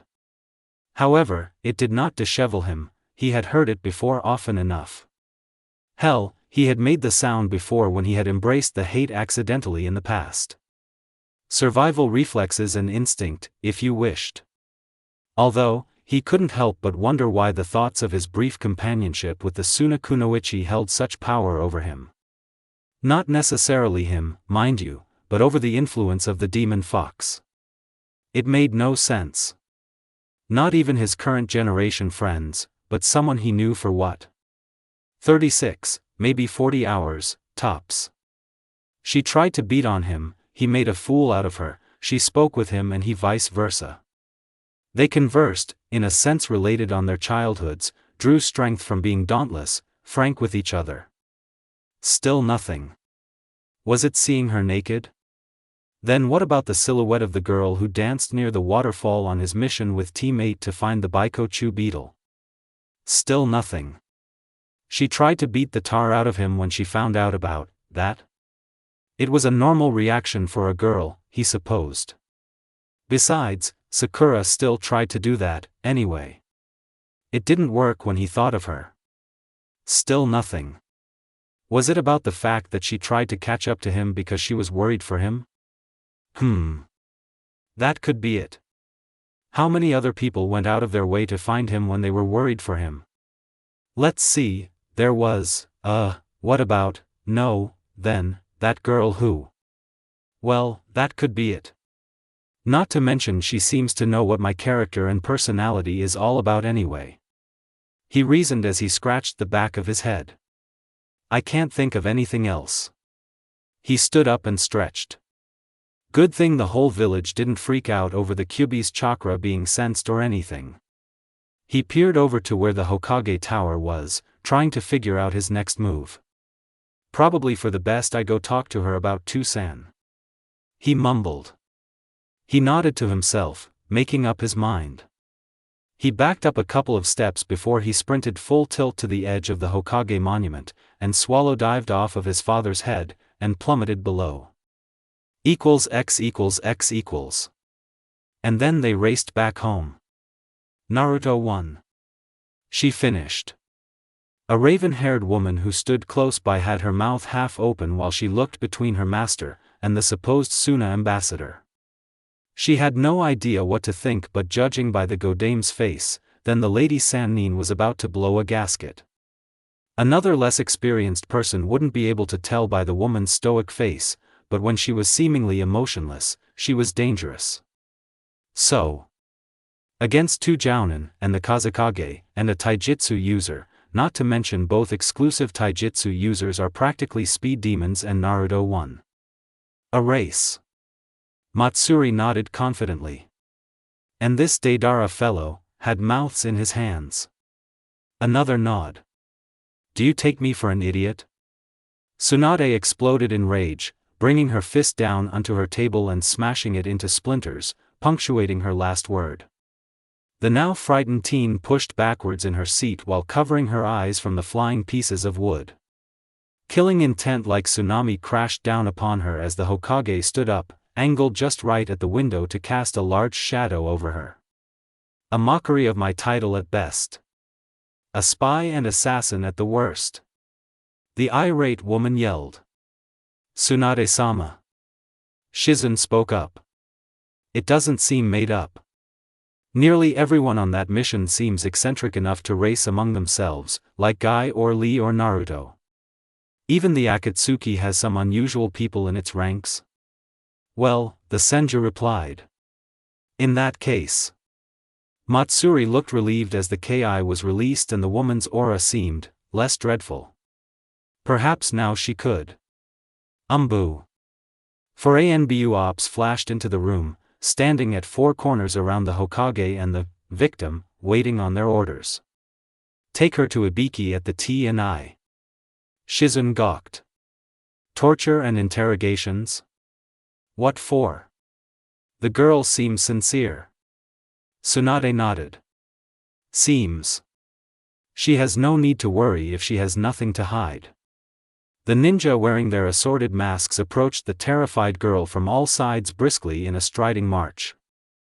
As they were about to grab her by her arms, the window behind Tsunade creaked open. All turned to see Naruto, complete in his sage cloak, climbing in through the window wearing his usual trademark grin. Finally stepping in, he put his arm behind his head and scratched it while Tsunade and Shizun turned to face him. Hey Bachan, I'm back. I want to talk to you about. He trailed off as he stared off behind the Hokage and saw the Umbu taking a hold of Matsuri by her shoulders and wrists. Are they doing? He yelled angrily. Without warning, he started to form a Rasengan in his right palm and it quickly grew from the size of an orange to a football. His eyes suddenly snapped to an increasingly familiar slitted red eyes and his whisker marks increased, as did the Rasengan, which now nearly had the size of a beach ball. He held up the Rasengan normally, and the perfectly controlled maelstrom glared a blue aura which lent the room a new color. Naruto! Shizun exclaimed. Hey, Shizun Nichan! He growled out, through a half-snarl that revealed fangs for canines. What are they doing to her? I don't answer to you, Naruto. Tsunade yelled. Now release the jutsu and calm yourself. Naruto said nothing, but he stared past the blonde and at the brunette who stared at him, or more specifically, the mini blue sun that sat in his palm. All was silent in the room, save for the whir of the Yondame's technique as everyone remained perfectly still for the next minute. All remained as if in a stasis until Matsuri spoke up. It's still getting bigger. Tsunade, Shizun and the 4 Umbu's eyes snapped to the Rasengan. It was true, the more time that passed, the darn thing increased in size. The Umbu actually hesitated to go against Naruto. The fact remained that he was now a sage, not to mention that a normal-sized Rasengan killed people. Would a Rasengan that large do to them? Kill them before making actual contact? Naruto held it out in the same fashion. Slowly, the Rasengan seemed to break apart, as if like children separating from the mother. One Rasengan slowly separated into 2, each half its beach ball size, that then orbited around his wrist like a slow eternal dance. His palm was now empty. 2 Umbu holding her wrists. He stated. The Umbu did not respond. But it was obvious to anyone that they were being threatened. The 2 Rasengans separated into 4 that still rotated around his wrist. 2 more Umbu holding her shoulders. They all stared at his newfound improved version of technique. The 2 women who were familiar with the original Rasengan were baffled, as they knew of the control necessary to make a small Rasengan, let alone 4, and manipulating them to this extent was nothing short of astounding. 2 of the Rasengans from the wrist orbit moved up the arm a little and then their rotation reversed. Where the first 2 went clockwise, the next did the opposite. Hokage-sama. Please order your Ambu to unhand her. Immediately. The 2 glared at each other, neither giving in. Honey-colored orbs clashed with crimson ones. With a slight growl, a new Rasengan came into being in his palm, but it took a reddish hue, before becoming violet. The others then followed suit, as the red shroud became reborn over his flesh and bubbled, taking the form of a tailless fox. Deep in his mind, the fox chuckled demonically, but Naruto paid it no mind. One Hokage that orders them. He stated as if it were a simple fact, and everyone suddenly became concerned. For their well-being, that is. Perhaps Matsuri was exempt from this, she was watching the light show. Rasengan mace. Naruto announced. His ki and bloodlust grew all of a sudden, and suddenly all but Matsuri felt as if the Kyuubi had them in its maw. Shizen sweated as she fumbled with her speech. Tsunade-sama? Don't you think Naruto's being overprotective of her if he's going this far? She's my friend. Promptly, an apparition sprouted from his tailbone, taking the form of a vermilion chakra tail. Tsunade had realized this in the very second Naruto created a Rasengan, but he was going too far if he was going to threaten her. But for now, Naruto just might snap and kill the Ambu, all on a big maybe. And then the seal holding the fox at bay could break, releasing it. Not to mention Tenzo, the one person with the necessary would release to tame the Biju influence, was out of the village on mission. So was Jiraiya, the one who could use sealing techniques to achieve the same effect. That could mean the end of the village, as the rampaging demon could and would run unopposed. She did say that Naruto could vouch for her. Shizen continued, still trying to save the peace. Tsunade sighed before she finally relented. Fine. Ambu, release her. The Ambu did so rather eagerly, and dressed back almost to the other side of the room from Naruto. Said sage released his hold over his jutsu and the cloak dissipated. In the space of 10 seconds, the near crisis was averted and Naruto was completely normal. So, Naruto? Hi, Shizen-ne. Do you know her? Kato felt like she was asking a stupid question, but to hell with it. She felt like celebrating, just because she was in her home village should she take life for granted. Yeah. Naruto said gravely. I do. The Ambu looked to each other discreetly and nodded together even more so.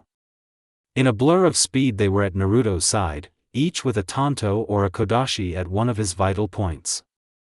Naruto Uzumaki, you're under arrest for threatening the Hokage. Humph. Naruto closed his eyes and frowned. Go ahead then. Kill me, if you must. Tsunade was quick to react, seeing her guards trying to fulfill their duties.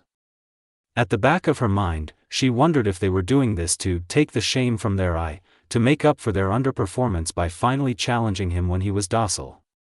But why was he daring them to kill him? Stand down. He's no longer a threat. 3 of the Ambu immediately placed their blades back in their sheaths, but the one to his right, just barely behind him, poked him where his liver was, almost as if he was giving the last strike to end the encounter. Perhaps even to tell Naruto that he wasn't going to get away scot-free. To threaten him to don't let this happen again. Barely a half-second later, the masked man was blown clean through the wall behind Naruto from an elbow, supplemented by senjutsu force. The man crashed through the wall with his back and fell outside before plummeting to the ground below the tower. Naruto opened toad-like eyes and stepped to the hole before shouting through it. I give the last hits around here, you bastard. He turned around to face the others and grinned. Ha. Guess I don't know my own strength, huh? Everyone only stared. X equals.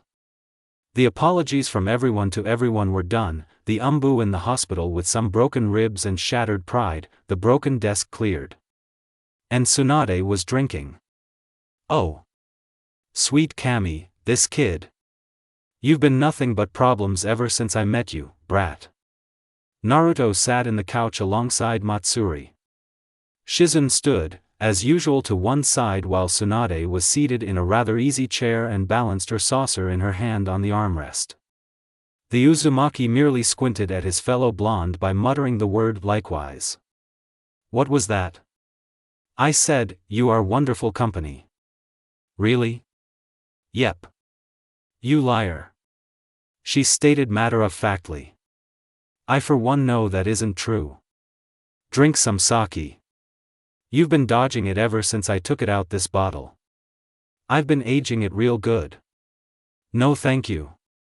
Besides, I can't get drunk anyway. Who the hell would drink lukewarm rice alcohol for the taste? Can't get drunk, huh? The woman muttered. One day I'll disprove that, you prude. Matsuri, have some sake. I don't want any, ma'am. I swore off the stuff indefinitely. Matsuri answered. She eyed the Hokage and decided that if she really was a lightweight, and the fact that she got showered nude while drunk didn't wake her up, she didn't even want to smell the stuff. When was this? Naruto asked, surprised. Just now. I can't believe the 5th Hokage's a drunk. She's the strongest kunoichi, for Kami's sake. Is this what alcohol does to people?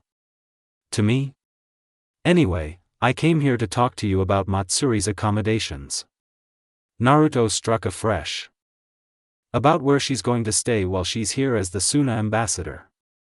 Until Tamari's back in office, that is. What about it, brat? She can just stay in a hotel. That's what Tamari-san did, didn't she? No, Hokage-sama. The Suna kunoichi answered. She stayed with a Shikamaru Nara, according to her brother. She also confirmed this. Ah. I see. You don't want to spend your pay on your work. But if Naruto was the one to bring this up. Although fast becoming inebriated, the elder woman was quick to connect the dots. You're suggesting she bunks with you, brat? Naruto mumbled something about brats before he answered his adoptive grandmother. Hi. That's what I'm suggesting. That's fine, isn't it? She rolled her eyes. You just met the girl, now you want her to sleep with you. Shizen blushed a bit when she heard that, but Tsunade was quick to cleanse the air that she implied it only as a joke. Ha! A test for all dirty-minded people. Why Shizen, I am shocked. You.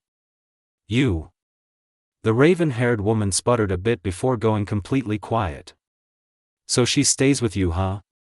In the dump you call an apartment? It's clean. It's just in a state of disrepair. It's old and the walls are crumbling, roofs leaking, taps rusting. Naruto began listing things on his fingers and started to drone.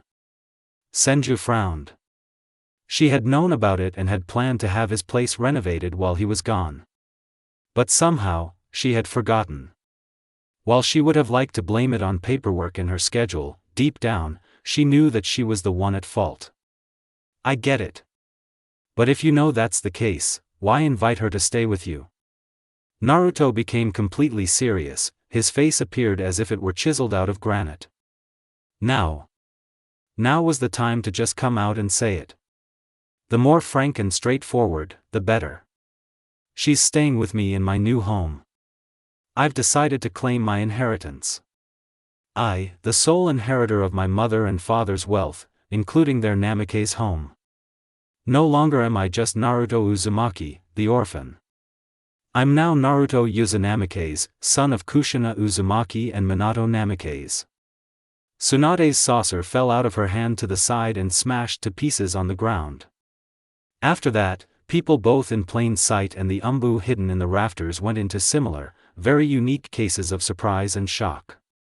Tsunade stared, Shizen slumped against the wall, 2 umbu gasped, 1 more nodded as if they suspected already, and Matsuri gawked at the young man next to her. Then to the Hokage monument outside, then back and forth. Again, and again, and again. To hell with this. Tsunade reached for the bottle and put it to her head, taking a long and deep swig. After she was done, there were hardly any dregs in the bottom. Well, Mr. Uzunamike's. Now that I'm sufficiently drunk, let's go sort out the paperwork. Kami, help us. Naruto smiled grimly as he watched the Hokage and her assistant pull themselves together to fill out some paperwork that would surely, surely shake the Leaf's foundations. Then after that, everyone would know that the Yellow Flash had a kid, named Naruto Uzunamike's. So, Mr. Uzunamike's, what are you gonna do now? You know that you'll still be Bachan, no matter how big I get. Naruto replied in jest. Apparently, Tsunade found it to be in poor taste and tried to tell him physically instead of verbally. As he narrowly escaped her clutches through the door with Matsuri in tow, she decided to tell him in vocals after all. Naruto. When I find you, I'm going to dash.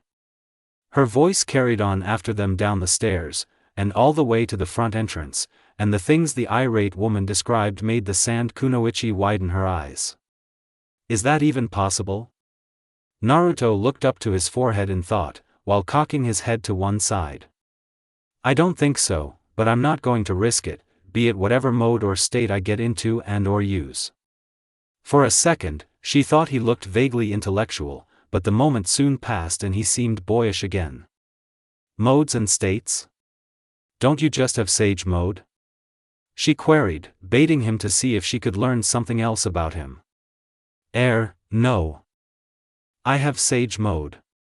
He briefly retreated to his thoughts and soon came to the conclusion that she already knew about the Kyubi, so it was safe to tell her about what she just saw. As long as she didn't find it putting off. That was describing it mildly. Remember the, state that I was in back in the office? The Rasengan thing? No. Not the jutsu. Although it was awesome, wasn't it? Hi. It was. Come to think of it, why'd you go that far for me? She asked. Ramifications of what could have happened suddenly assaulted her mentally and nearly made her dizzy just thinking about it. Oh boy, oh Kami, I'm alive. I was going to be tortured for telling the truth. You threatened the Hokage, you threatened a leader of a ninja village, and we're alive. Oh dash. She got a light slap on the cheek with a backhand. Quit doing that. She glared at him before she rubbed the offended cheek. Doing what? You're the crazy one. Who said anything about crazy? You're the one who said it. That was true.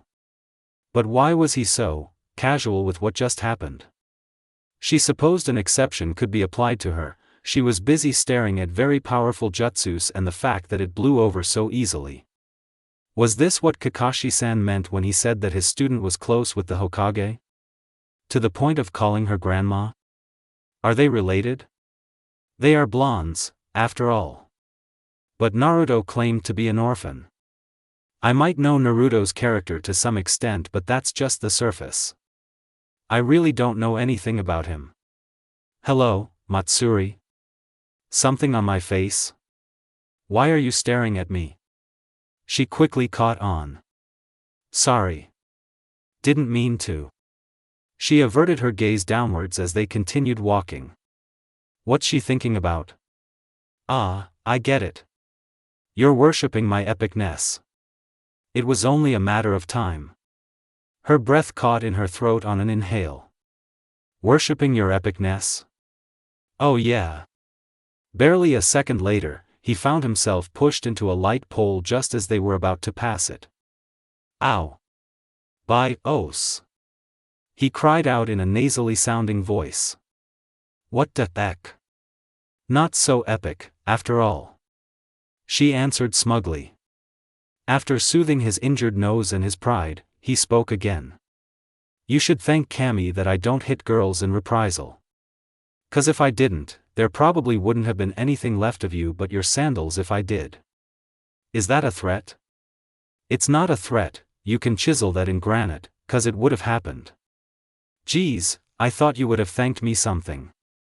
Not send me hurtling into some concrete inert object. He said in a hurt tone.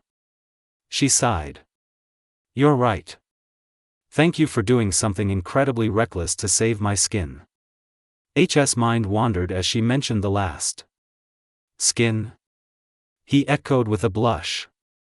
She noticed his reaction and she quickly put two and two, believing that he was recalling the events of last night. You like my skin dash? His blush deepened a bit. But that's all she needed. You pervert. For Cammie's sake. I blame you for your choice of words, and for trying to sound sensual. He retorted, trying to sound angry, but it came out hollow. He backpedaled away in nervousness. I'm not at fault. The sound of cracking knuckles actually made the dust shift away farther from her in a small ripple. Naruto decided to get the hell out of Dodge, while he still had feeling below neck. He took to the rooftops and began darting away with her hot at his heels. As he did, he could see that the sun was beginning to set and he instinctively began heading for his home in the red light district. And, to be frank, I don't know anything about such a district.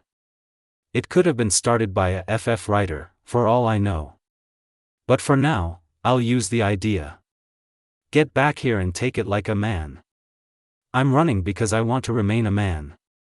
He yelled back behind him. Men don't run. She yelled in righteous anger. Coming up to the end of the roof, he growled in frustration before he leapt off in a jump tumble, front flipped in the air and landed on the ground below on his toes. And there he waited for her to follow. She soon did, but some part of her felt off, seeing him about to relinquish himself to her mercies. She could have questioned it. But the womanly side to her told her that she needed to dole out some justice. You gonna do it or what? He shouted. He was asking to get beaten up. Well, fine. She stalked over to him and as soon as she was about to throw her first punch, he caught it effortlessly before he started ranting. Is this how girls and women get their kicks? Their sense of superiority? By beating up on males? That's utter bull. That's because you deserve it. She pulled her arm away and tried to kick him in the crotch, but he turned slightly sideways and blocked it with his knee. It hurt her foot, but she wasn't going to admit it. Guys are such pervs. Oh, for the love of, as far as I can see, there's nothing that pleases females enough. They dress up, put on fancy clothes, dab on makeup and then they ask you if they look good, or they strut in front of you. If you respond like a pervert, they get offended. If you don't respond, they'll think you're gay and that their efforts went to waste. You don't know what you're talking about. I spent nearly 3 years of my life learning from the tutelage of a self-proclaimed king of perverts. I think I know what I'm talking about. He yelled back. You just want to beat me up, after you set me up by trying to sound like some kind of loose girl. Are you one? Huh? 'Cause I don't think I would live with one, you know. He caught another one of her punches that would have given him a 5-minute black eye and held fast, all the while clenching his own hand over it. His emotion was one of a complete lack of it as he heard her joints start to creak under the pressure. Ow! Let go. He let go and sat himself on a roadside bench, glaring all the while. She started letting loose on him, but he never moved. It was as if beating up on a marble statue with flesh. Of course bruises and such appeared, but he never moved. Even if a full-on punch to the face caught him dead on, his head never moved a centimeter with it. He was stock still. His eyes were open and she could see that he did not have sage mode on. She continued for another 10 or so minutes before she grew tired and bored and plopped herself down on the bench beside him. Can't believe that I tried to make friends with someone like you. Hell, made such a fuss about threatening the Hokage and her personal guard when she was gonna have you hauled off to be interrogated and tortured. The blonde muttered. Well, fine. No one asked for your help. I'll live. She yelled. On 2 levels, she suddenly realized that there was a crowd around them and the fact that she honestly regretted acting up. He was a guy, after all. And she had inveigled any pervertedness he had by teasing him needlessly. As she stared at him, she noted how all of the injuries that he sustained when she had tried to beat him up gradually disappear right before her eyes. She realized that it was the Kyuubi's doing and realized that it was the reason he took the beating so easily. When you caught up to me in the woods, your backpack and your storage ceiling scroll fell off. Her eyes widened in realization. If that's true, then what was she supposed to? He rolled up his sleeve where she noticed a set of 6 seals tattooed on his arm. He quickly unsealed something from one of them, and when the smoke cleared, she was boggled to see her very issue right there in his hand. He quickly slung it over to her, which she caught. I hope you find somewhere to sleep tonight. What, but, He got up and started walking away. Before she could even get up, he shunshined away in a puff of smoke. X equals X equals. He shut his apartment door behind him and sighed. He wondered if he had taken it too far by leaving her alone. He quickly backboned himself. She'll live. To think, I was gonna leave my hovel behind and claim my inheritance just to make her comfortable. Now I take on my pop's name to put myself in trouble and she doesn't even realize. He kicked off his sandals and sat on his bed in a lotus style to meditate. Perfect peace eluded him for a while, but it finally came like a wash, or even more so like a tidal wave, carrying him off to sweet oblivion. X equals X equals. She was still on the bench. The crowd that had formed around them trickled away, leaving her alone. Deciding to make the most of her situation, she got up and put on her knapsack and scroll in a single fluid moment before walking silently to find a hotel or inn to spend the night in. Within 5 minutes, she realized that all she was getting was glares, short and hot responses, or just being ignored. She called to mind that the civilians were still pissed at Suna for the events of the Konoha Crush, during which Suna and Oto tried to raise the village, and so decided to ask a ninja, hopefully one more sympathetic to her situation. The ninja had brown hair and a scar across the bridge of his nose, but anything extending beyond that was nondescript. She soon got the directions for a hotel, but she had to decline when she heard the price. She could have written up a form that they offered that would let her pay when she got paid, but she decided to forego it and find a cheap inn. She soon exhausted all she could find in the area but was turned away when told they were full and had no room. Night had come on by this time and the village came alive with lights of establishments. Matsuri trudged through the village, barely making her way around the crowding folk that had all the signs of merriment. Her feet ached, her chakra was still low from her earlier exhaustion, and above all, her gut cried out for something to eat. She hadn't eaten anything but some dango that morning, and from all of her strenuous efforts, her stomach might have been developing ulcers by now from digesting its own lining. Well, time to suck up my pride and apologize. The thought came and lingered, just before she muttered a no to herself. She would not submit. It wasn't as if she was wrong, was she? She didn't think so. If a guy was perverted, he should get his face smashed in. Shouldn't he? Fantastic. Now she was doubting herself. She kept on walking without any real direction. She knew that if she stopped, there would be an excellent chance of her just screaming like a lunatic, apologizing in an incoherent babble, and she wasn't about to let herself do that. It would be an insult to all Gaara had taught her. Come to think of it, Gaara was never perverted. So all those efforts to impress a certain guy, as Naruto put it, had indeed gone to waste. Did that make her feel unhappy from going unnoticed in that way? Did she want Gaara to act even slightly perverted over her? The smell of food broke her thoughts suddenly, and assaulted her famished senses like a mugger. Glancing to her left, she saw a rather homely-looking stand that by all means served ramen, if the smell was any indication. Hoping that she could purchase a bowl and still find a cheap inn with a place for her to lay her head, she decided to accept the venture. She eagerly strode over to it and pulled aside one of the privacy flaps before taking a seat on a stool. Glancing to her sides, she saw there was only one other patron almost clear to the other side who was eating his food while reading a pamphlet. She considered trying to start a conversation with the ninja but decided better of it. Food came first. "Can I get some service, please?" she called. "Hold on, I'm coming." A voice answered in the back, female, if the sound was any indication. Sure enough, in another minute the owner of the voice came into view wearing a fairly standard waitress uniform. The woman herself was quite beautiful in her own simple way, and Matsuri thought that she looked out of place in such an establishment like this. A secretary, maybe? "Hello. What will you have?" the waitress asked a bit exuberantly. "Hello. I'd like a bowl of your most purchased ramen, please." She figured that their most popular serving had to be the one that tasted the best. It was simple logic. "Most purchased?" the ninja in the corner echoed. "I guess that depends." He looked over to Matsuri. "Oh. It's you again. Did you get through?"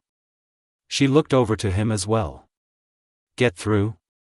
What d'ya mean dash?" She then realized that it was the same ninja from before who had the scar on his nose.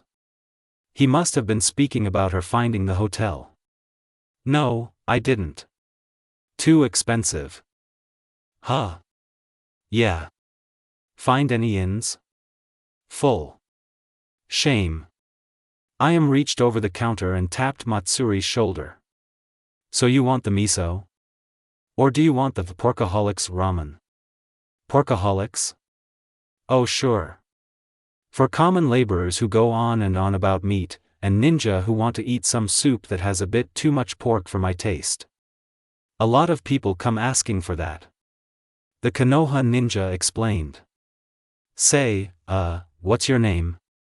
"Mine's Irika." "Matsuri." She obliged. "But if that's the most purchased flavor, then why the choice of miso?" Irika chuckled.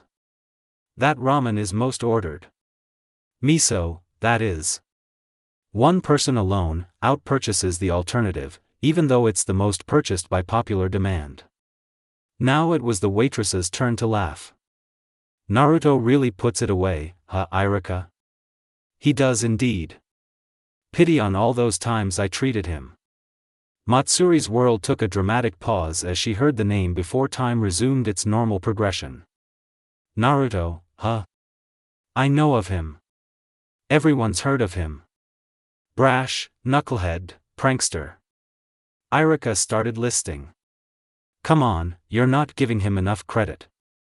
What about how he's got a heart of gold, those kinds of things? You know, overly kind, too forgiving, self-sacrifice." Suna's ambassador heard her stomach growl and decided to just take the miso. She told Iam, who immediately retreated to the back, mumbling something about 10 minutes. In the meantime, her thoughts once again turned to the blonde. "Too forgiving, huh?" she muttered. Irika must have heard her. "Oh yeah. That's him. I can't say too much, but his best friend tried to kill him and he looked past that. Something like that happened to me, I probably would have taken on myself to be my best friend's judge, jury, and executioner." The stand grew quiet for a minute and Matsuri felt a need to fill it. "You know, I was supposed to bunk with him. But we had something of a fight." "You did? That's a shame. I'm just going to theorize that he offered you a place to say, you said some things or did some things he didn't like, and you're too proud to admit your mistake or mistakes to apologize to him, knowing that he'll just forgive you. More or less like that." She admitted. "But I told him that I could make it without him." Ramen is pretty poor fare." Irika noted. "I just eat it every now and again for sentiment's sake." "And you still haven't found a place to sleep. I think you're doing a great job so far." "I will not submit." "Okay, not too sure what that's all about."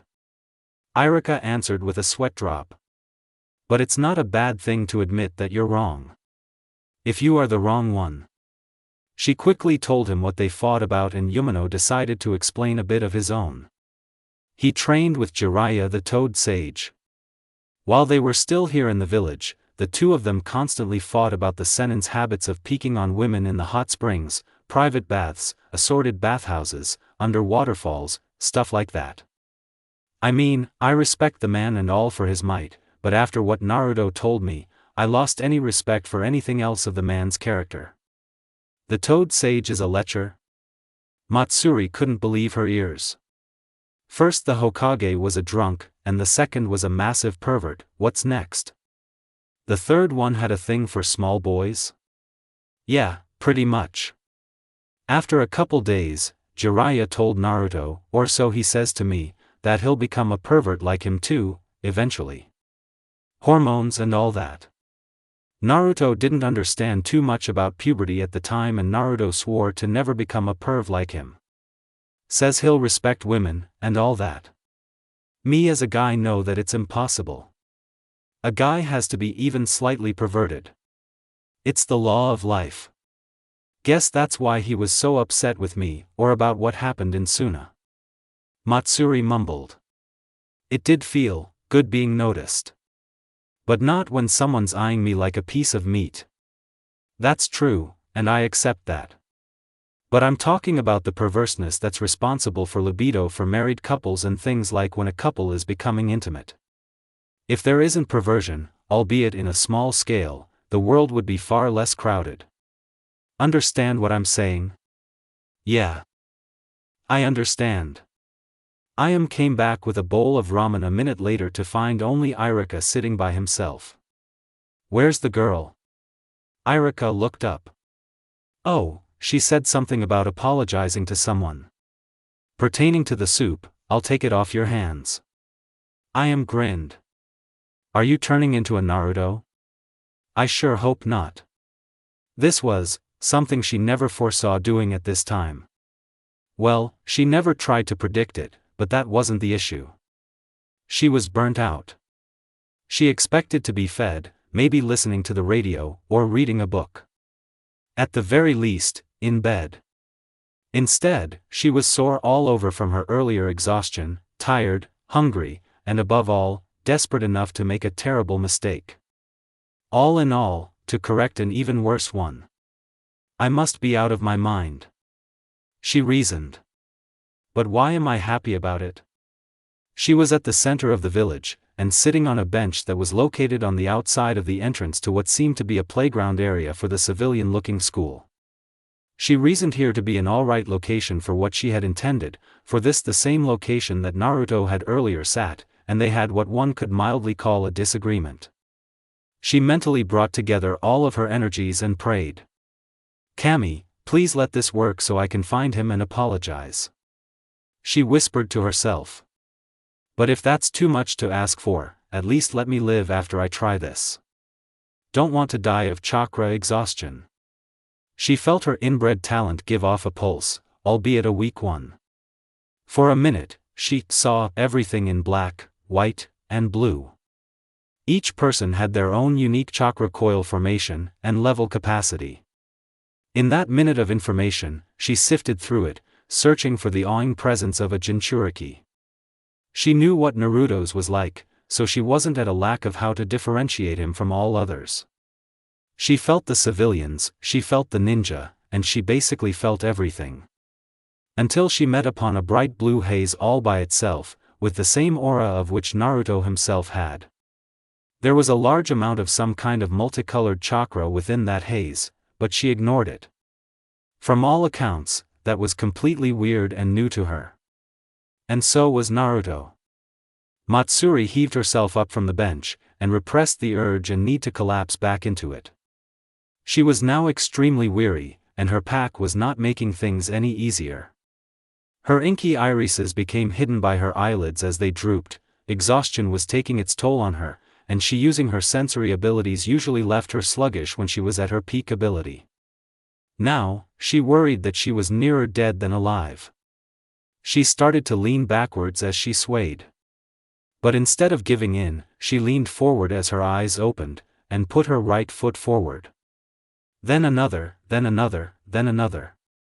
He didn't live too far from here, but at her current speed, condition and all other factors, he might as well have lived in Iron Country. But she had to try regardless.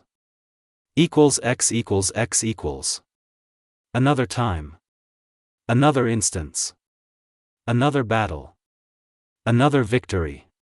It's pointless. One day, you'll fail. I might as well keep postponing it then. Besides, living is death postponed. I hate to agree with you, you pathetic flesh sack of meat and bones, but you are correct. I was thinking. Piss off. Naruto sighed as he eyed the seal holding back the Kyuubi in its cage. It's not that I don't like you. I'm pretty neutral right now, you know. I don't care. The fox growled as it sat on its haunches and glared with its slitted, bloodshot eyes. And you're essentially concentrated hate, correct? Silence means that you don't object. The Uzunamike's figured. The teen then stroked his chin as he backed away a little from the cage. So since you're hate, it means that you're hated by everything, you hate everything, and all that crap. Does that also include that you hate all of that about hate too? Don't be a smartass. I have to meditate to keep my emotions in check. I meditate to be neutral. I meditate to stay in control. You think you have control. Control is an illusion. I know. But pertaining to what happened recently. How the hell did you get that control over me? Naruto frowned. With my controlled emotions, it should be nigh impossible for me to get a rise to be influenced by you. I don't love, I don't hate. As per my requirements to have the title of being a sage, impartial to an emotion unlike my own teacher. I have sacrificed hating the village, to cease my infatuation with Sakura. What happened? If it were only two emotions. The monstrous kitsune trailed off. It decided the better of it and decided to let things play out. He would be better off that way. In just one day, Naruto had lost an incredible amount of control. How he despised that word. The senju with wood release had him under control. The Uchiha had him under control. The father of the brat in front of him had him under control. It was full time he retook the offensive. And that would be accomplished by remaining passive. And let this pile in front of him think he had control. Perhaps it was an isolated incident. The Kyuubi lied smoothly. With a sudden show of effort, it made a fist and struck the cage just behind the sealed area, and it failed to even budge. It's still solid. For now, anyway. Maybe we can still be acquaintances. We can't be friends due to the sage requirements, but nothing said I can't just say, hey, from time to time, huh? Naruto said with a long and lengthy sigh. Never, came the dry and simple reply. With a small wave of resignation, Naruto left the mindscape, and the Kyuubi by himself in his jail. Naruto came to, and found his entire world black. His eyes rolled around under his eyelids before they fluttered open, and he found himself in his apartment on his bed. Bouncing on the springs a bit, he leaned off the side from his lotus-style position and stood up next to the bed. Ah well. I guess that's just how it goes. He remarked to himself with a groan. He had yet to change his clothes, get some food in his belly, and run a bath. What's first? I suppose get a bath, then I'll change into some better clothes, and during all of that, some water will have boiled for. He groaned at this. Ugh. Not tonight. I'm not going Spartan with my food. I'll just unseal something. He went to the bathroom, and flinched. The bathroom was a mess. How could he have forgotten that? He questioned himself. He opened a window to the outside, and found himself staring at a brick wall. They put up a building just like that? Just 1 foot away from my window? Shaking it off, he plugged up the tub and turned the tap. The rusty knob in his hands could barely give, and when it did at last, a deluge of brown water, rusty, came from the pipe, but soon ceased. Now, he had a quarter-way full tub of rather questionable water, A.able bathroom and still no shower. To hell with this. I'll just use a water jutsu. He pulled the plug and watched the water swirl away in the tub.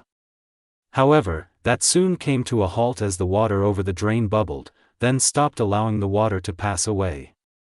Kami-it. This tub is utter. He cursed to himself. He momentarily allowed his emotions to ebb away, and glanced at the toilet. Deciding to not chance to flush that to see what would happen, he backed out of the room and closed the door behind him. Things must have gotten really worse in the time I left. He muttered. But that bad? What am I going to do? Hardly was the question asked properly to himself was when he heard what sounded like a dragging noise outside the room. It was in a pattern, that much was sure. But it sounded faint, and seemed to get louder and louder as it became clear that it was inching to his door. He released a kunai from its secret catch inside his right sleeve, and it fell into his open palm in a reverse grip. Is that? He listened very carefully, and soon, the noise stopped right behind the door. Tensing himself for likely combat, he held up the kunai in his right hand, and a half-ram hand seal in the left. Knock, knock, knock. He raised an eyebrow. If this was indeed an attack, it was a horrible attempt if they were actually warning him. If it was a surprise, or a prank, it was in poor taste. He didn't answer. Naruto, I know you're in there. The person outside said lowly. His eyes widened, before he frowned. What do you want, Matsuri? He abandoned his stance, but did no more than that, except to place the kunai back in its place. I wanna say I'm sorry. The Uzumaki felt the need to laugh. Sorry for what? For trying, but miserably failing to beat the crap out of me? He heard her chuckle, before she stopped. Sorry for that too. I was just here to say sorry for making you out to be some kind of a perv. It's fine for guys to be a little pervy, I guess. The blonde shook his head, before he sat at the door, and leaned back against it. Little did he know, was that she was doing the exact same thing on the other side with her pack beside her. So? Naruto was about to say his one-worded question again when she finally answered. I'm not looking for favors. I don't deserve it. You've been taking care of me when we didn't even know one another, and I tried to get physical with you every other hour. Your point is? I'm asking you to call a hospital. I essentially crawled here on my hands and knees after suffering chakra exhaustion, and I think I've got some ulcers in my gut. She said the last with a weak chuckle. He thought a moment, trying to figure out something. How'd you find me? I sensed for you. He face-palmed himself. He made a mental note to do up some seals that could block sensory ability. Of course. At least it wasn't in an attempt to knock my block off, or something. He heard her sigh. Yeah. They were like that for 5 more minutes. Did you call for a nurse, or medic neen or something? My body hurts. He groaned before getting up and opened the door. As he did and opened it towards him, she fell forward inside as well with an oomph of pain. Now you're forgiven. Naruto remarked with a smile. Just help me up. He yanked her up by an uplifted arm, and made her stand upright. There you go. And she fell forward and head-butted him with her forehead on his nose. Yipe. What the dash? My body's just about given up. Carry me please. He groaned. Where? Sofa's fine. He obliged her, and hefted her weight beside him with her arm over and around the back of his neck. He made her to lie down on it, and she sighed.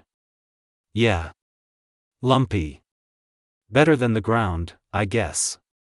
He eyed her form, and noticed that in addition to breathing heavily, her knees were practically mauled and she appeared as if she had just run a marathon. Several of them, in fact. Back to back. You were already exhausted, and you knew that your sensory takes the wind out of your sails, and you did it anyway just to find me and apologize? He said in marvel. Yeah. Thank Kami I'm alive. Girl. He fist bumped her shoulder. That was admirable. I also couldn't find a place to stay, she said flatly. His sweat dropped heavily. Oh. But was it your dash? Actually, I had my doubts, but some ninja named Irika talked to me. I just had to apologize. You met Irika? He's like a big brother of mine. That so? She lifted an eyebrow with her response. Her eyes flickered around the room. Wow. Your sensei and the Hokage were right. You do live in a dump. It's what was afforded to me. If your dad was who you say he was, couldn't they give you somewhere better to live? Naruto's mind backtracked to his earlier mishap with the Kyuubi's influence. How the Sandaime must have known. If he knew that he had the Kyuubi sealed in him from day one, his status of being the Yondaime's son was also known to him. All of a sudden, his relationship with the deceased old man seemed fake, for lack of a better word. They should have. Naruto growled. He checked himself for his anger, and felt it recede. But with the way things are right now, we're leaving. Huh? Leaving? Yeah. Came his curt reply. He furled his cloak closer to him and tired to alleviate the mood in a posh voice for a joke. Get your coat, dear, we're leaving. In hindsight, he supposed it wasn't the best thing he could have said. But, it all if it didn't make him and her blush a little. Still can't really move. He sighed and quickly created a shadow clone, which he ordered to get her pack. I'll carry you. Besides, you don't know the way, anyway. Ah, you're such a gentleman. Are you sure this isn't an effort to cop a feel? She teased. Don't push your luck. =x=x=. He adjusted her weight behind him, while her arms were latched around his shoulders and neck. She was in a piggyback, and his shadow clone was basically carrying her stuff in the same fashion. Ready? She gripped a bit tighter. Ready. She reaffirmed with a nod. Without further ado, the Kage Bunshin slammed the door with finality, and they both left the apartment building. All three watched the small blood streaks on the ground, indicating where and how she crawled. You're really tenacious. Her carrier remarked. Arigato. I don't give up. She replied proudly. She took that moment to appreciate the feel of the gauze on her freshly cleaned knees and hoped that she could just let herself fall in a bed soon. With a laugh, he nodded. They leapt up to the rooftops, and made for the eastern end of the village, where the compound area was located. They soon had to abandon the roofs, but didn't matter, as the streets in this area weren't as populated. Matsuri looked up and admired the night sky. It was full of stars, and the moon lent the land an otherworldly glow. She smiled and thanked Kami for the graces so far, and counted herself lucky for ever finding a guy like Naruto. Her grip didn't falter in the least, and his muscle definition was plain to her. Wow. In the meantime, his face was fully crimson, but she couldn't see it from being behind him. Her breasts were pressing into his back, and he'd be lying if he said he didn't enjoy the feeling. He tried to focus on what he was doing, and was moderately successful as he recalled Jiraiya's directions to him from so long ago. He mentally hoped that they were accurate. Behind the Hyuga compound, huh? Right now, they were running along the front wall of the compound. It was a massive one, but from his teacher's opinions, the Namikaze property was just as large, if not just a wee bit smaller. Finally coming to the end of the wall, he had to strafe right to avoid someone in his way. What the? Coming through, lady. Naruto-kun? Hinata? He didn't let up in his speed, but later, he would swear vehemently that time slowed down as everyone was observing everyone. Hinata stared at Naruto, his clone, Matsuri on his back and the fact that the clone had a backpack of traveling things and such. Naruto saw Hinata's face flash from surprise to something unfamiliar, and Matsuri saw that the girl her carrier had called out to get the shock of her life seeing her on the teen's back. And then the moment fled. "We can talk tomorrow, Hinata." He turned the corner and continued running at full speed. Soon, he finished that length as well, but nothing else lay beyond that. It looked like a massive, empty field. "Where is it?" the clone asked as they came to a stop. "This is the location?" the Suna Kunoichi asked in surprise. "I don't see anything." "Hold up. Let me try something." Naruto took the time to activate his Sage mode, and in an effort to filter the chakra felt a definite "if" in the location. "Yep. It's there, but not there at the same time." "Ah, the power of Fuinjutsu. I'm at a loss, Naruto. What do we do?" "Shed blood," he said matter-of-factly.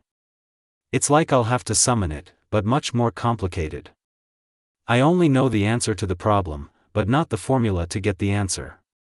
"Get it?" He released his mode to become vulnerable. "Sorta," she admitted. "What'll you do?" He walked over to what looked like an ordinary waist-high wooden post close to the front of the open land. Looking both ways to ensure no one else was watching, he dragged his hand across the top of the rough post that had nails sticking up. "Why'd you do that?" she exclaimed. "You could get tetanus." "Jinchuriki," the clone drawled. "Kami, I thought you were already brought up to speed on this." "Indeed," Naruto agreed. He allowed Matsuri to disembark, and she had to lean on the rather sturdy clone. He then went through a number of hand seals in a blur, before slamming his cut hand on the post again. Summoning technique. Ethereal residence. The kanji from the jutsu crept all over from the palm of his hand and the post and into the whole area of the land. The minute characters then glowed bright colors of blue, yellow and white, making the landscape look like something from a fantasy. The glow became exponential, and became like floodlights that shone into all directions, more like a multicolored sun if nothing else. The trio had to shield their eyes. When the light dimmed from between the cracks of their hands, they beheld a most magnificent-looking home. And that was putting it mildly. "Well, Naruto," Matsuri spoke up after a long while. "Home sweet home, huh?" He could only nod dumbly. "Well, sorry for putting you through that crap, everyone. I just had the time today, so I did it." "Rushed?" Kinda. "Wow. I know. Wow. I know. Wow. Matsuri, quit it. You've been saying that for 5 minutes, right into my ear." "Naruto, you quit saying, I know. You've been saying that for as long as I have been saying, wow. She was on his back again as they finally came to the front door of the magnificent residential building. It wasn't jewel-encrusted or anything of the sort of riches, but one could definitely agree with another on the point of it being very stately in design. In design for comfort, size, statues for decorations, hanging gardens, as well as ground-grown gardens filled with sweet fragranced flowers like jasmine that bloomed in the nighttime at its apex of development. The whole property, judging from the size of the open land that previously occupied the space, was expansive, and every area must have served a purpose. Naruto had learned from Jiraiya that the Namikaze were primarily merchants than ninja. While they were a large family, only half of them actually became ninjas in profession. Merchants invested what they earned, ninjas killed and invested what they earned, and soon, they were as influential as the senju in status. It was truly a pity that they had passed away from a ghastly illness that left only his father alive at the age of 6. The man inherited all, and now it was he. Who could he himself leave this to, should he bite the dust? "Naruto? Aren't you going to open the door?" Matsuri asked. Her carrier seemed to have been lost in thought for a few minutes, as he seemingly stared past the door. Was he that overwhelmed? He came back to reality and shook his head to clear it. "I'm fine. Kage Bunshin, open the door." Sure, boss. The clone that carried her pack took hold of the elegantly gilded doorknob and opened the door. They wasted no time getting inside, and there, they realized that the inside was practically as large as it indicated on the outside. Don't forget to take off your sandals, boss. The clone reminded. It placed the pack by the door before dispersing. Huh. My clone gives good advice. Naruto raised his eyebrow. Well, yeah. Matsuri agreed. He is you, remember? And you give good advice too, you know. Like when I was packing up in Suna. Oh, sure.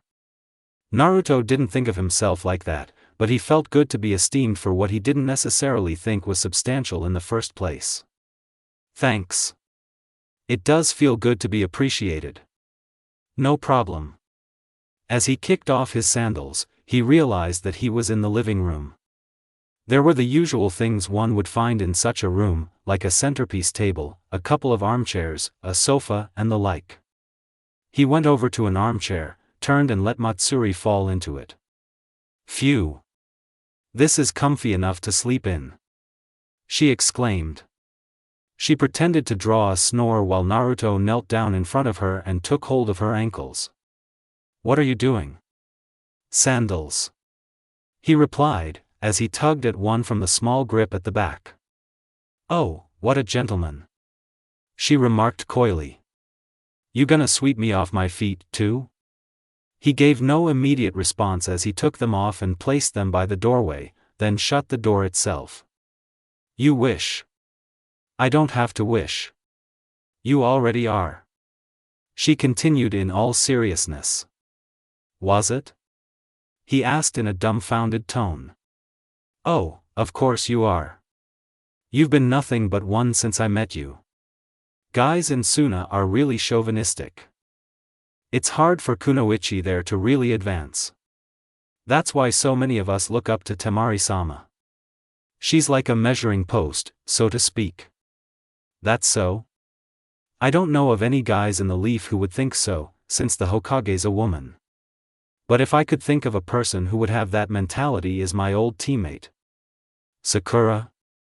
She asked in surprise. No. Sasuke. Heard him going on about that one time. It's probably because he grew up around fangirls. The Uzunamikes walked to an armchair next to hers and sat in it. In any case, we did hard traveling today, we haven't really had a bath, or eaten anything dash.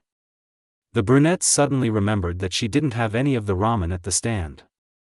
She'd regret it tomorrow, she supposed. You taking me out to eat? Bathing me? I'm still fairly handicapped, in case you haven't noticed. Take her out to eat? What's she mean? Like a date or something? Faye. Your only real problem is exhaustion. He stroked his chin in thought. I am not getting into a shower with you, young lady. Didn't like what you saw. Don't go there. Listen, maybe I can just make a quick run to the Hokage and she'll give me something to give you. Maybe a soldier pill could help. I miss chakra. Go do that, please.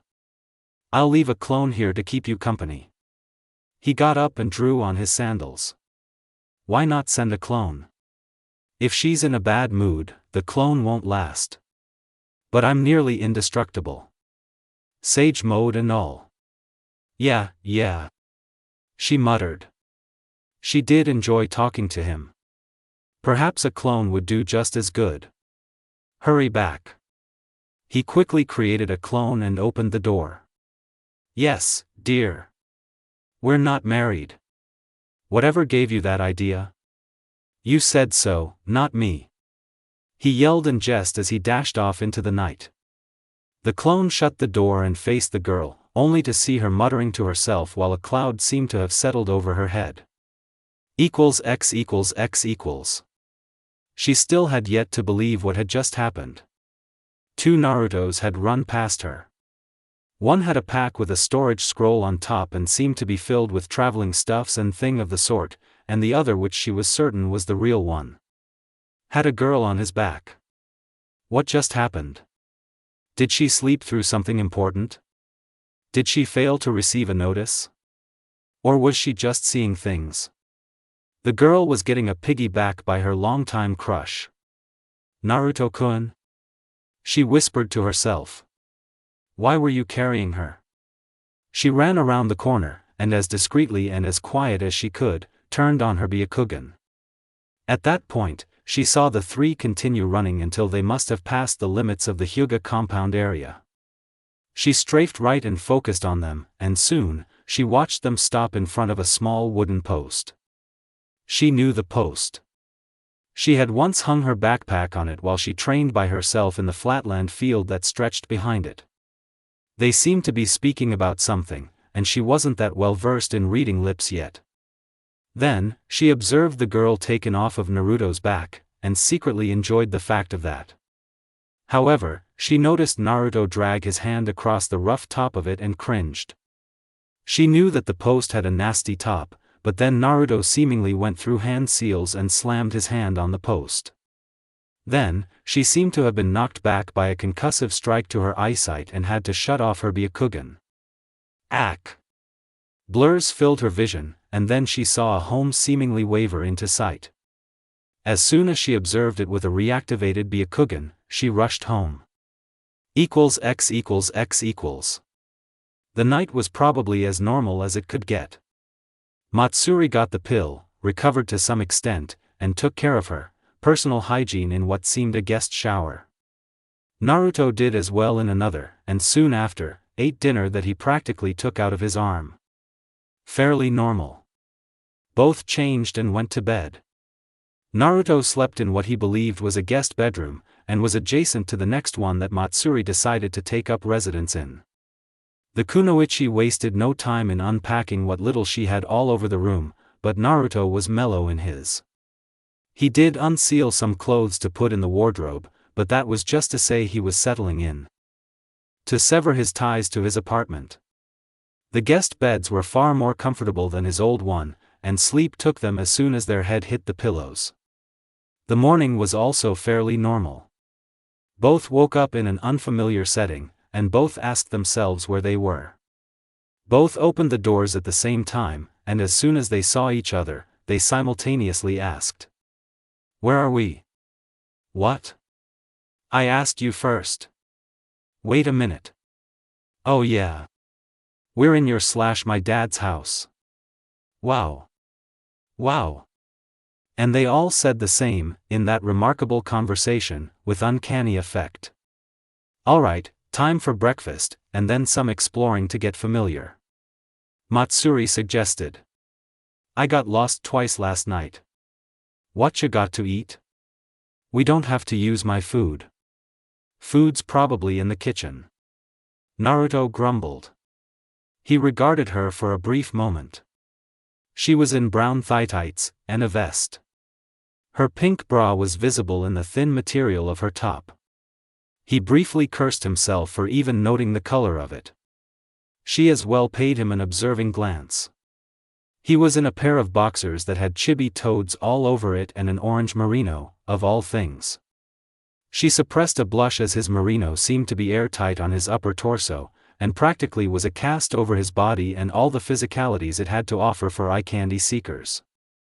Not to say that she was one, but she was impressed. Well, so one of us is going to make breakfast then? Yup. He said with a sigh.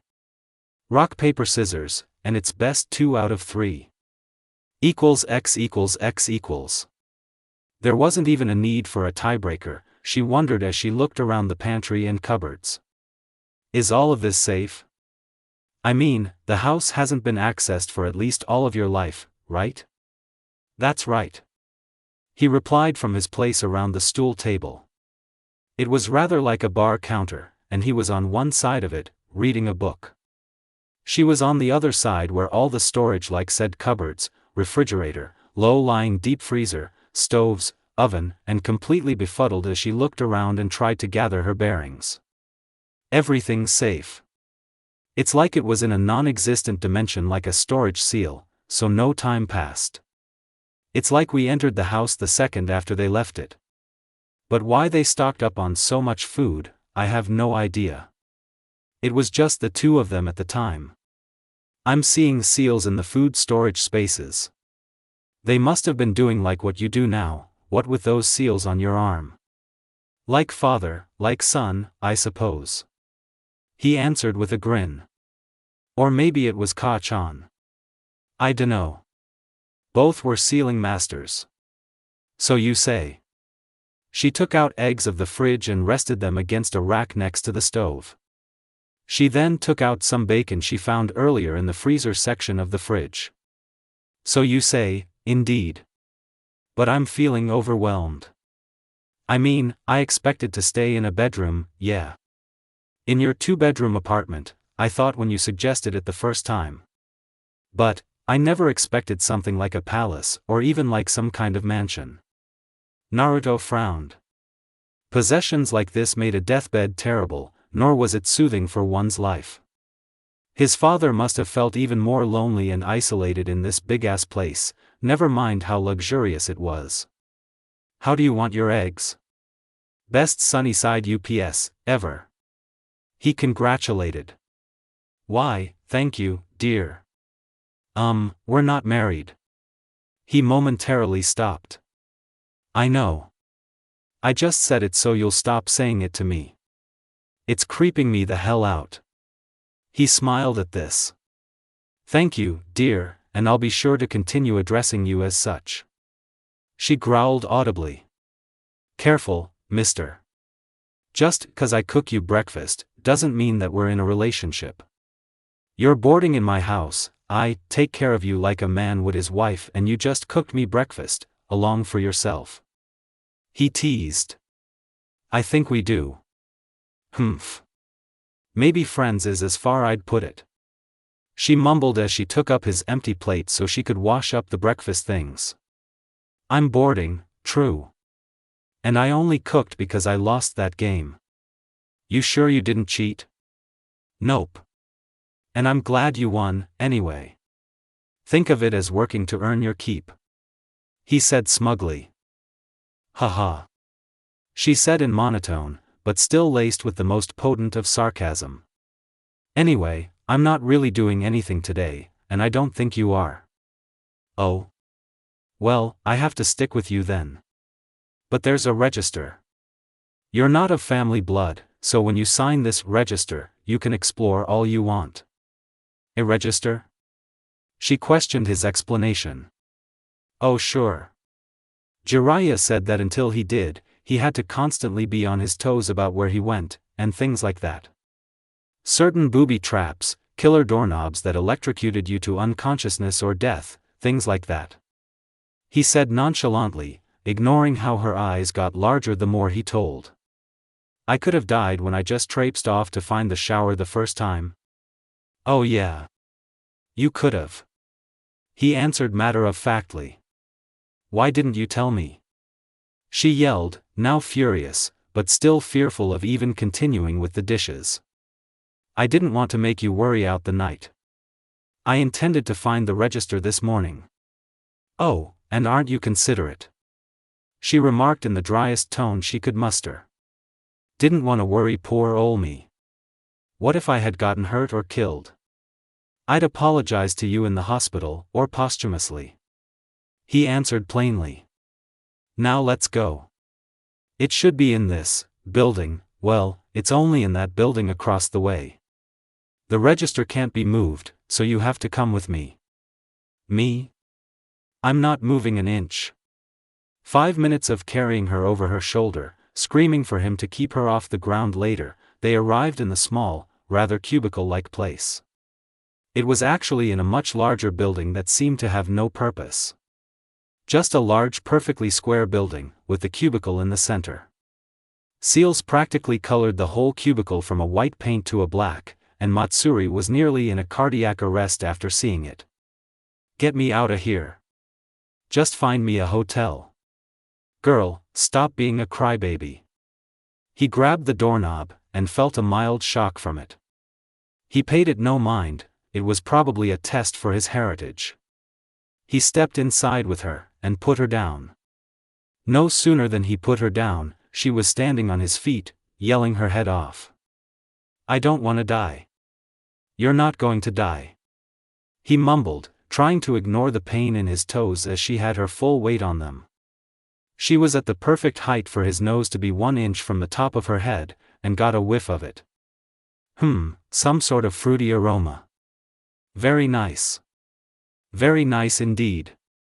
He mentally slapped himself before he eyed the book and the quill feather and the ink jar above it. "Look, there's the pen. All you have to do is take it up, sign your name in the first empty slot, and you're safe. I guarantee it." He hugged her to further reassure her. She gradually came down from her emotional high and peered up into his face. "Are you sure?" "I'm sure." "Promise?" A flash through memory lane was all it took before he gazed down at her. "I promise." "You promise?" She questioned again to ensure what he said. "My promises are as good as done. It's perfectly safe." She did feel safe, although they were currently standing in some forsaken booth with some kind of a book that needed to be signed to allow her to live on the compound. She did feel safe in his embrace, even though it was purely friendly, and for encouragement purposes. She hesitated briefly, before getting off of his feet, relinquished his arms and approached the book. She steeled her nerves and took up the feather, dipped it in the ink, and wrote the kanji for her name. "I don't have a last name. Is that all right?" "It's fine. Now press a bloody fingerprint next to the name, and you're done." He inveigled. She obliged, and bit her thumb to draw some blood. She then pressed the bloody thumbprint next to her name, and exhaled, long and deep. "I did it. Good. Now let's leave." "Oh. Okay." He gave her way to pass as she did. "After you, dear." She punched him playfully in the shoulder before she grabbed the doorknob.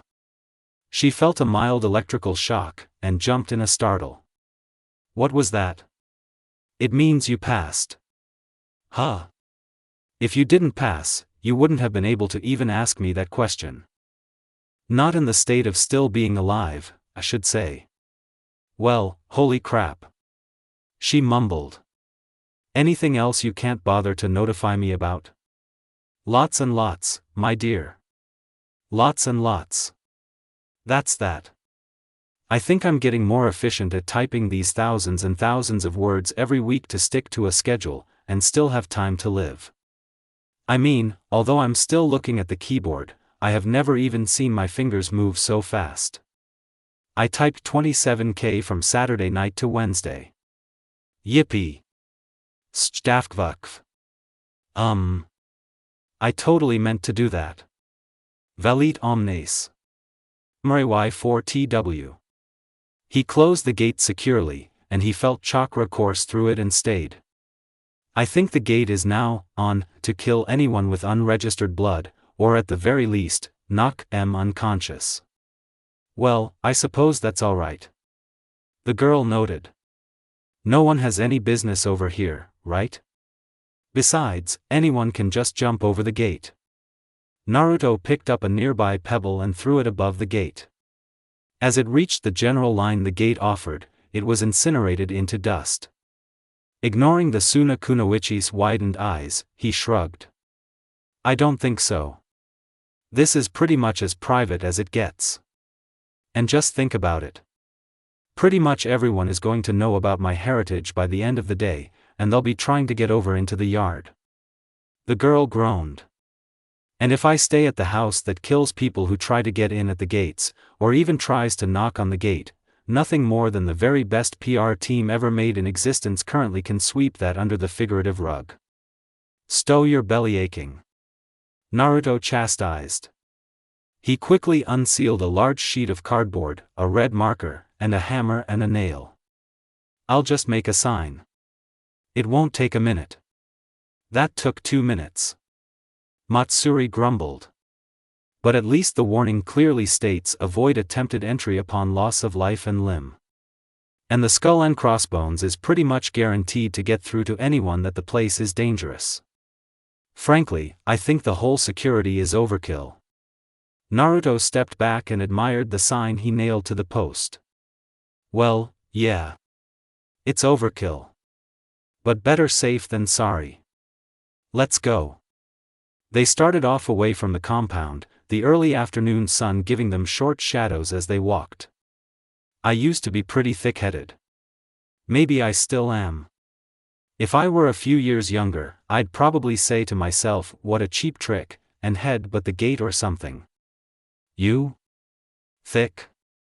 She asked dumbfounded. Wouldn't peg you for one.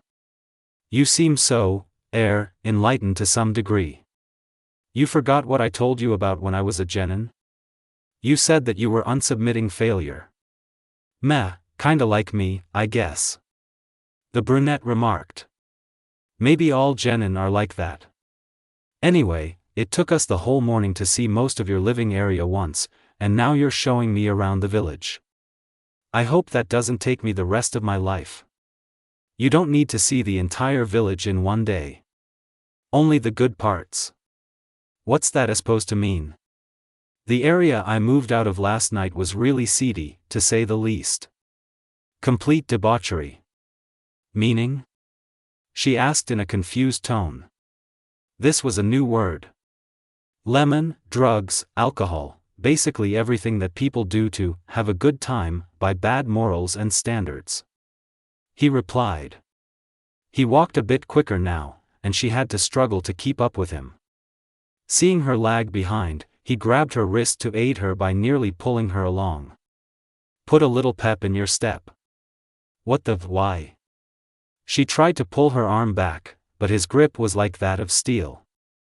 What's wrong? Someone's following us. He whispered.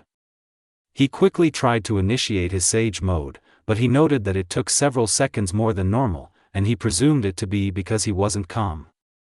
As he tried to sense for their chakra signatures, he realized that several people were in fact following him. That did not improve his mood. What's happening? She fumed. I'm not taking another step until you tell me what's going on. Too bad. Naruto muttered. He started running, and she had to start running with him to avoid being dragged. If you get left behind, chances are you'll be mobbed with questioning, and are you really ready for that? Of course I can handle that. Let me go. Come on, it'll be fun to train yourself by running from them. Naruto said in a large grin, unheeding that if the girl was to even trip while she was being pulled along at this speed, she'd get seriously hurt. Don't you want to be able to catch up to me with pure physical abilities without using up all of your chakra? Tempting. She answered sarcastically. No. Besides, it's just questions. I can handle that. Supposed spawn of the Kyuubi turns out to be the Yondame's son. He spoke as if stating something obvious. Moves into his expansive and expensive house in the night after it explodes into existence with a fantastic light show, and that's soon a girl with him. Is she spying on him? Isn't that why we need to answer before rumors start? She yelled. Is she his girlfriend? They are living together.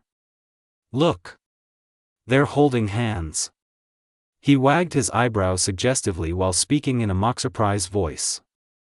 She stared at him stupidly. I didn't sign up for this. Anne. Her eyes panned down to where he held her wrist. You set me up. Are you going to take the fall, or are you going to run? She yanked one last time and retrieved her arm.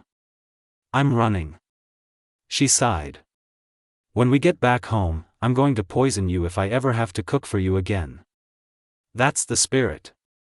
He congratulated, after his brief mind-wandering as to the fact of his speech, if she was his girlfriend or not.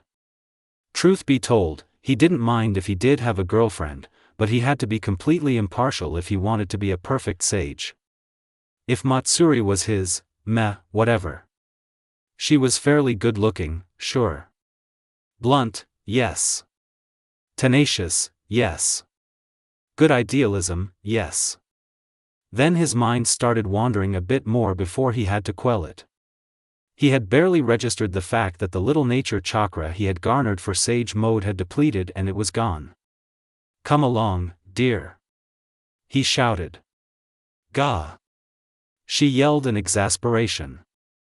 "You're making things worse." "I know." He giggled.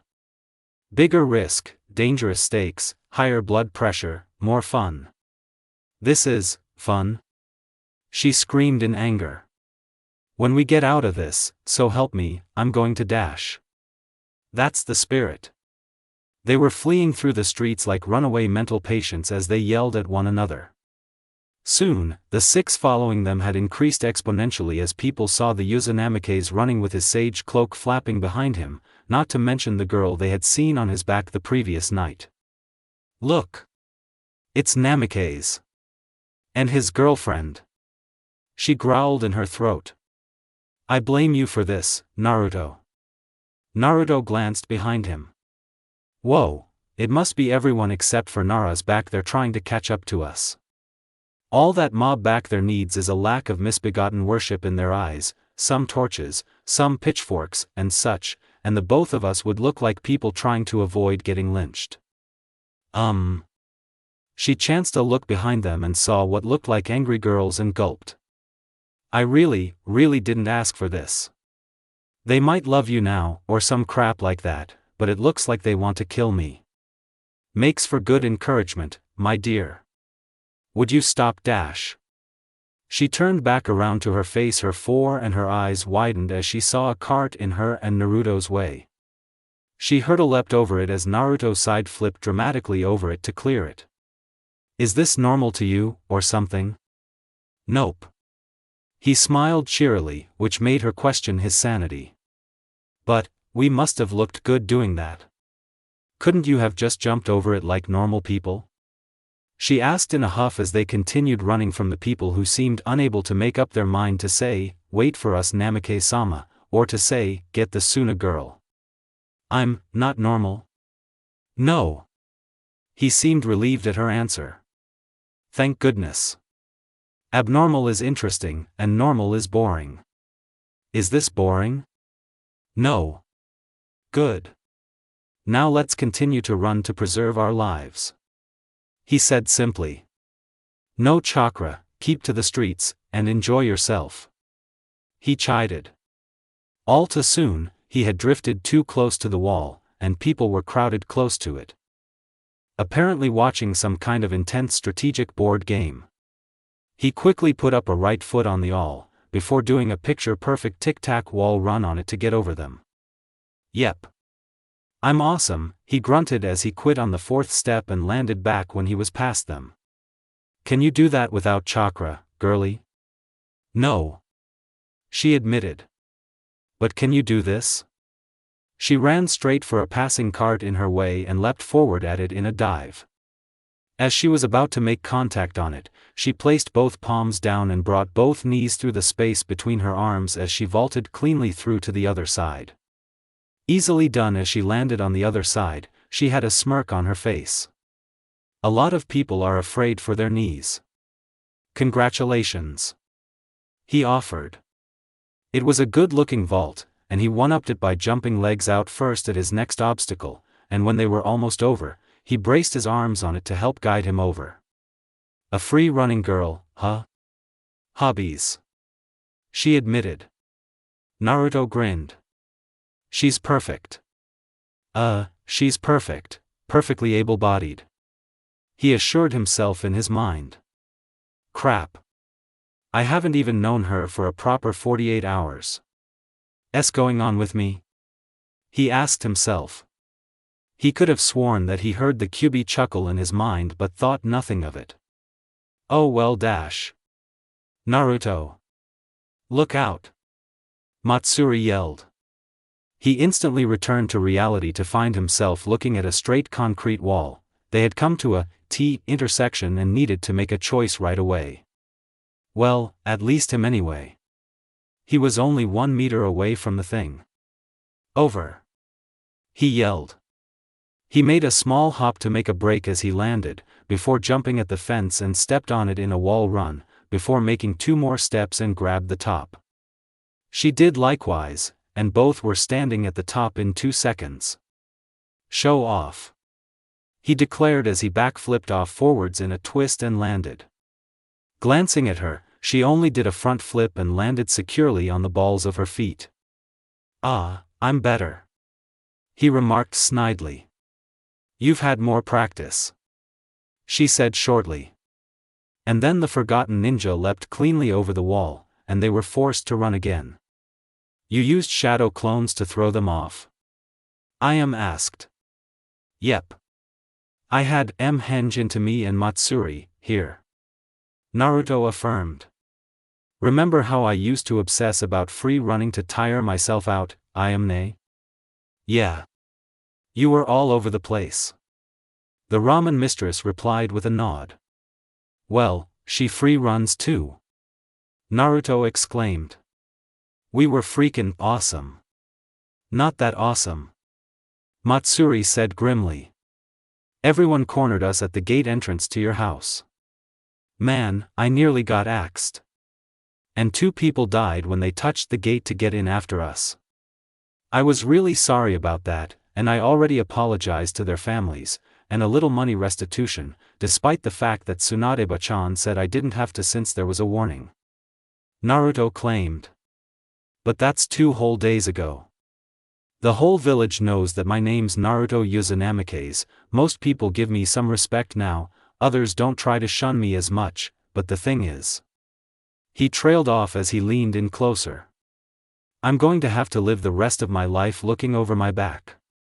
A lot of people have it out for my dad, and they're going to hash it out with me. So Matsuri, you're in danger by extension. No more boring normalcy, yes?" The Suna Kunoichi let her head bang onto the counter. "Ah, couldn't you have just stayed poor? My life wouldn't be in danger, would it?" "No. But you're a ninja. Surely, you know that always being in danger is a given, don't you?" The blonde responded sensibly. "Huh. But none of the others from my generation has even tried to talk to me, yet," Naruto said darkly. "News must have spread. I wonder how Tenten and Lee told the others. It must be why," he said in his reasoning. "About what?" the 2 females asked. "All 9. Naruto said tersely. "I'm sure you knew already, ne? OL 9? She parroted. She then slapped her palm against her palm repeatedly. "Yeah, of course I knew. But you told them?" "He told 2 of them in Suna," Matsuri commented. "They must have blabbed to the others. If I'm interpreting him correctly. If they're your friends, they won't care dash." "They're not my friends," Naruto stated. "They're like people I saw from time to time, made fun of me every now and again, and saw me like a reliable knucklehead. If I were really their friend, at least one of them would at the very least ask me, 'Hey, Naruto, wanna grab a bite to eat?' Nothing like that ever happened." "Yikes," Matsuri agreed. "Nothing, huh?" "Yup," he said in resignation. "They didn't know back then, and still treated me like, it's what's his face. Not really like that, but really, I was alone." "Ah, you gonna cry?" I am teased. "I'm your surrogate sister, for crying out loud. Do you want to cry on my shoulder?" "Hush and gimme my ramen, sis," Naruto said in jest. As he took it from her, Matsuri carefully watched her companion and noted how that the fact remained that the matter had not been smoothed over as Naruto would like them to believe. For his entire episode, the person who she had thought to be leagues stronger than her looked vulnerable and weak. He still appeared that way, and wondered why she was still inactive. "Hey, Naruto?" "Yeah, Matsuri?" She started awkwardly. "I'll be your friend. If that says anything, I guess." He stared at her. And stared. And stared. "Sure. Why not?" He inched his stool over closer to hers and grabbed her in an immediate side hug. Thanks a lot. Now I have one friend, plus, He trailed off as he began thinking. Am I your first? She asked in a disbelieving tone. Well, I was thinking of the Sabekis, but I'm guessing that it more like adopted family members. I talked to Kenkuro and Temari, through the brotherly bond with Gaara, I'm afraid. So, 1 plus 0. Yep, you're my first. He squeezed tighter. Pleased to meet you, friend. She felt her face heat a little before she tried to shake him off, but it was in vain. You're too clingy. Get off of me. Yes, dear. He immediately let go to avoid getting poked with her chopsticks. TCH. I make a friend, and I nearly get killed. Figures. All was silent for a minute, before the three began to laugh. Well, this was a piece of crap. He finished his meditating with a yawn as he came to. The Kyuubi was still acting as he always had been. That is, like an insufferable bastard whose ego was bigger than he was. Naruto was surprised that the cage was big enough for it, and the beast itself. The seal was fine. No change as far as he could see. Well, that's that. I wonder what to do next. I should get some training in. He whispered to himself. I can't afford to go soft. He pulled on his orange and black tracksuit, hoping for a little excitement for the day. It was getting monotonous sticking around in his metaphorical, but is practically a castle. It had been a week since his heritage was known, and as far as he knew, lovers of his father were now after him, as well as enemies. Not his father enemies, but his enemies. There were still some who hated him for what he bore, and at night sometimes, he could see some outside trying to throw Molotov bombs onto the property, hoping that it would burn a building or at least burn his grass, he presumed. Matsuri had practically been corralled in like him, and needless to say, their faces to one another were getting a bit too familiar. There were likely to be rumors outside that they really were courting. He held that as his fault. He went downstairs and found her reading a book. She had curled up in an armchair to do so with her legs over the side of the chair arm, and he found it homely, simple, yet still attractive. He promptly squashed those thoughts as he knew he would start imagining and recalling the time when he trial-read one of Jiraiya's books when they were on the training trip. When Jiraiya had found him with it later, he laughed at the boy who was fighting with himself to put it down, but would still pick it up to continue reading a minute later. Jiraiya had written a lemon scene based on a secretary who sat like that in her boss's chair, and to be frank, Jiraiya was graphic. Ugh. Corruption. Naruto fumed to himself as his face reddened. Keep it together. I'm not a perv. I'm not a perv, I'm not a perv. Despite his best efforts not to, his thoughts wandered to the description Jiraiya had wrote. For the life of him, he had no idea why he kept hearing the words in Matsuri's voice. Oh, Naruto-sama, I've been waiting for you, Matsuri purred sensuously as she cocked one leg up innocently. I've been having some trouble with your directory log It's too big and it won't go through the mailing slot Are you sure? Naruto answered in a sultry voice as he approached her. Let us try, my dear. It will have to fit, no matter how much I have to force Naruto, why the hell are you looking at me and talking like that? Matsuri yelled in incredulity. Naruto seemed to have gotten a glazed look in his eyes and spoke as if he was going mental. However, as she spoke, he came back from wherever the hell he was as his eyes widened and his jaw dropped, completely flummoxed. From the Uzunamike's perspective, all had come back to reality again, and the Suna Kunoichi who had a flabbergasted look on her face.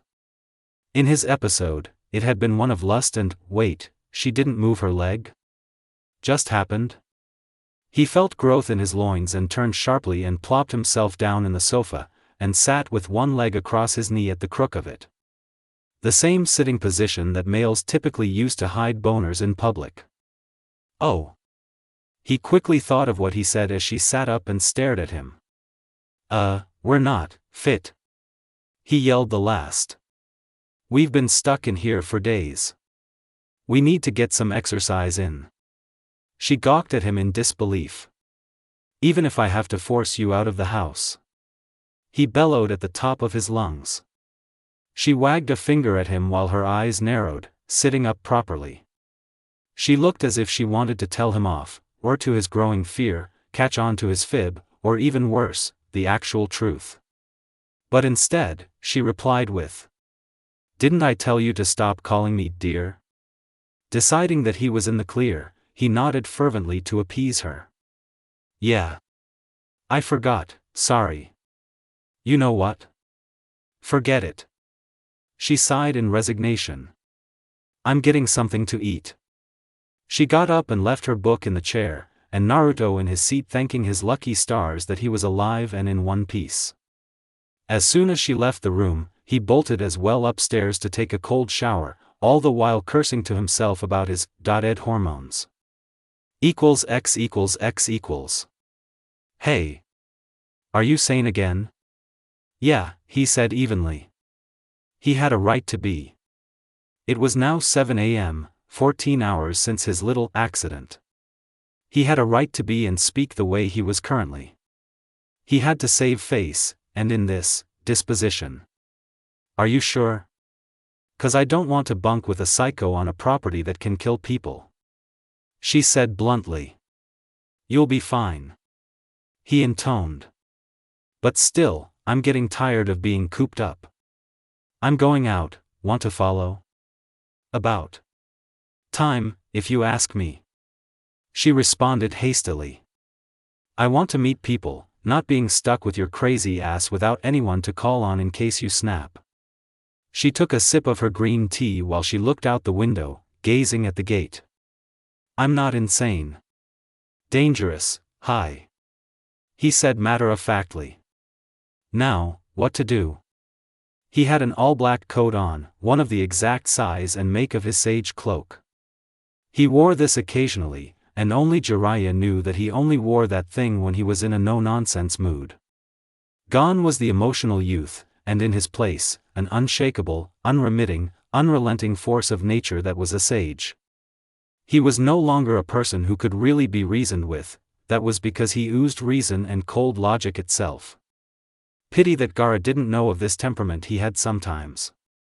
His sensei could have written a private letter to his teammate regarding that new side of him, but what could he say?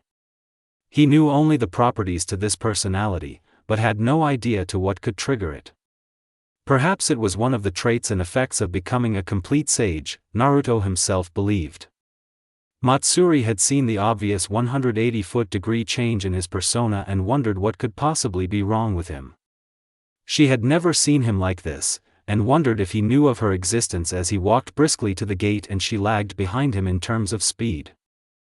They were soon at the entrance/exit gate and without further ado, Naruto unchambered one of the massive sliding bolts and opened it. Someone tried to duck past him to get onto the property, but Naruto firmly grasped the Chunin by the neck in a chokehold, and pushed through the man away over the crowd's head with a thrown distance of 100 meters. Hints of visible white senjutsu force emanated around his movements. I shall go about living my life and minding my business, and all of you should attend to yours. The Uzunamike spoke clearly in stark evenness to the crowd of civilians and ninja alike as he gazed at them with toad-like eyes. Leave me, and my companion be. He gestured to the Suna ambassador who exited behind him and stood slightly behind him, in case anyone decided to risk throwing something.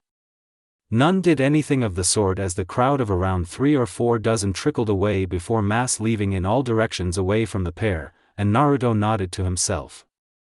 Fine. Matsuri, please lock the gate. She was slightly startled to hear him address her like that. He said nothing alluring or repulsive, but he commanded such a presence that she did the task immediately, without any room for complaint or comment. He formed the ram seal, and after a period of 5 seconds, felt a potent pulse of nearly visible chakra radiate from his person that lifted the dust and disturbed the foliage of shrubs and trees. His task completed, he beckoned to her. Shall we go? Without even waiting for her answer, he started walking away from the direction of the commercial area of the village. The compound was in the east, the commercial area in the center, the residential districts mostly ran along the western and south ends, and the training grounds took up the north, along with everything else. The road they were on only went in two directions. One lead to commercial, and the other, she'd never gone in that one before. "Where are we going?" she asked in trepidation. "I'm going to see the others of my generation," he answered without turning back to her to speak. "They're all together." "Do I have dash?" "No, you don't have to follow," he interrupted. "You're free to make your own decisions." She was seriously considering making a run for it to get away from this stranger, but resisted the urge. "I'll come." He didn't acknowledge the answer as he continued walking. "So, we all know then, I take it?" Tenten told Hinata. "Your cousin just closed up, man. She's just there. Like some kinda mute person and deaf person. Why would you tell her?" Niji felt his blood pressure spike as Kiba tattled on Tenten, who suddenly decided that she had to go. However, the sense that she was running away from a problem which was her teammates' wrath when they met 4 times a week told her that it was a bad idea. I felt that since pretty much everyone was in on it. She's infatuated with him. What do you think this could do to her? If anyone were to have told her, it would be him. Not hearing it from someone else. The Hyuga was uncharacteristically emotional as his eyes swiveled to see Hinata seated on a log under a tree around 30 yards away in the shade. Frankly, this has been nothing but a massive pile of dash. "Take it easy, Niji," Ino cautioned. "Besides, I think Tenten's right. It wouldn't be fair if everyone else knew and not her." Shikamaru, who was lying on the ground close by, yawned. "You have no idea how wrong you are. I asked my dad about it. It turns out that all of us from this generation weren't meant to know. It's an S-class secret, and no matter what kind of standing we have, our heads will roll if we talk about it so freely. If Naruto gets pissed at us, you think he'll kill you? All he has to do is tell Lady Tsunade and it's our heads on a pike. How troublesome this is." Whoa. Tenten held up her hands. "I could get executed for telling you guys?" "You and Lee," Shino said in monotone. "Why?" "Because he told me and Ino, and he was quite vocal." Shikamaru had a panic attack as he heard the aburame. Lee, who normally shouts everything, told the biggest gossip girl in the village. Hey, Ino defended. "I'm taking offense to this. And besides, I went to my 2 sen straight after, and he set me straight already about not telling anyone." And Lee was a bit more discreet than usual. "It was just us in the flower shop. Shino was there getting rid of the insects that ate the plants, and Lee came in and told us." Akamaru barked repeatedly and Kiba frowned. "Akamaru says he heard you tell Sakura. But it was fine, 'cause Sakura told you that she knew already." Niji glared at the platinum blonde, who had the decency to look ashamed as she muttered about dogs minding their own business. So, to recap, everyone told everyone, and only Naruto, Sakura and Chuji, who is also in on the secret, are unavailable currently. Sakura's working at the hospital and Chuji's with his dad helping out in the Akimichi restaurant. Ino volunteered. And Naruto's holed up in his fancy new palace of a home. He's the most sought-after guy in the village. People are throwing themselves at him, and things at him, last I heard when he was out running with some Suna girl. It must be Matsuri," Lee shouted. He had invited her to stay with him for boarding. Now he has a youthful house. What the heck is this guy on? Kiba muttered to his dog. Akamaru began a staccato of barking, after which Kiba's eyes widened as he paled in fright. Tenten noticed this and asked him what was wrong. Akamaru just told me dash. Good morning, all. A new voice spoke. All eyes turned to look at the owner, and all felt mixed reactions when they saw the main subject of their rumination standing 20 yards from them, standing at ease while his face was stoic. I trust that you've all had a pleasant morning thus far. Matsuri came out from behind him, apparently having walked in his exact footsteps. She stood slightly behind him, and the apprehensive look on her face did not add to their mood in a happy fashion. Upon looking up, Hinata's eyes widened in recognition as she sat up and approached to stand next to the others. The morning was fine, Kiba said lamely. Anyway, nice to see you, Naruto dash. You don't sound earnest, Naruto said in an unnerving monotone. For some reason, the tone was even flatter than Shino's own, and much more condescending, if that were possible. It also had traces of sarcasm for seasoning. You sound displeased and discontented to see me. I wonder as to why that could be. Ino put her hands on her hips in a coquettish manner as she eyed her fellow blonde. Huh. What's with the new look, Naruto? All dressed in that black coat. There's nothing wrong with which I adorn myself on the outside, Naruto replied. But it seems to me that you have been freely conversing with one another pertaining to what I carry on the inside. That's true, Shikamaru admitted as he got up off of the ground where he had been laying on his back. There has been quite a bit of that. You all know, I presume. I expected no less from one who speaks more than he listens, and in a volume most unnecessary, he said pointedly, glancing at Lee. And another who would run to tell her teammate not even an hour after she herself heard. They were all silent, but Niji was too busy considering how Naruto could have surprised them all with his appearance, when he walked over to them from across the field. He was beginning to feel less of a Hyuga than he ought to be. 1. What are your opinions? Naruto asked plainly. You now know of the Kyubi. All of you. I don't know how to feel, Ino said hurriedly. Can I go? I'm not keeping, nor withholding your departure. However, keep in mind that I would like to hear an honest opinion from you before you leave, he answered. I will not delay you, but it would serve you well to know that failure to state your feedback, or if it's a rejoinder. He trailed off. After Ino asked Niji discreetly what the last word meant, and he told her that it was basically a negative reaction to something. I may perhaps hold it against you. Not physically, or coarse, but I'm sure you can already tell the difference. They all could.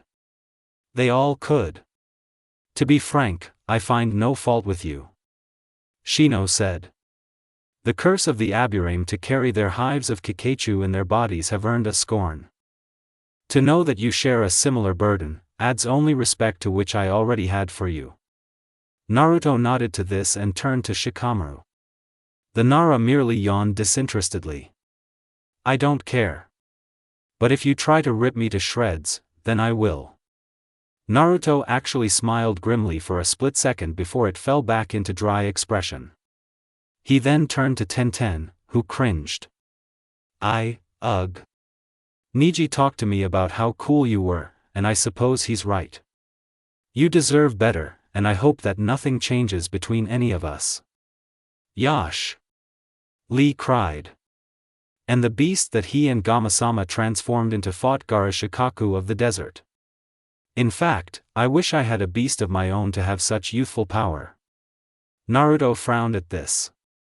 You wouldn't like it, Lee. Believe me. Niji? I'm fine. Really? Really? Besides, if you weren't under your own control, you could have poisoned me. But remind me to kick your ass after you made me take a hit for you from Matsuri, Niji said with a jesting undertone. This was also highly unexpected of him, and the others drew strength from it. Naruto. Ino began. Hi. To be honest, when I heard, I became afraid of you. I still am, and this side of you right now just isn't changing that. Perhaps I should release the seal holding back the Kyubi.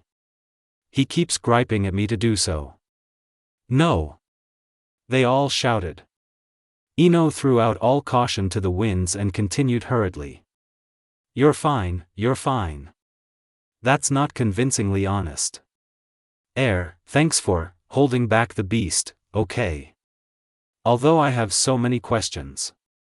And you'll have your answers. Inuzuka? Said Inu clan member suddenly felt put on the spot. I.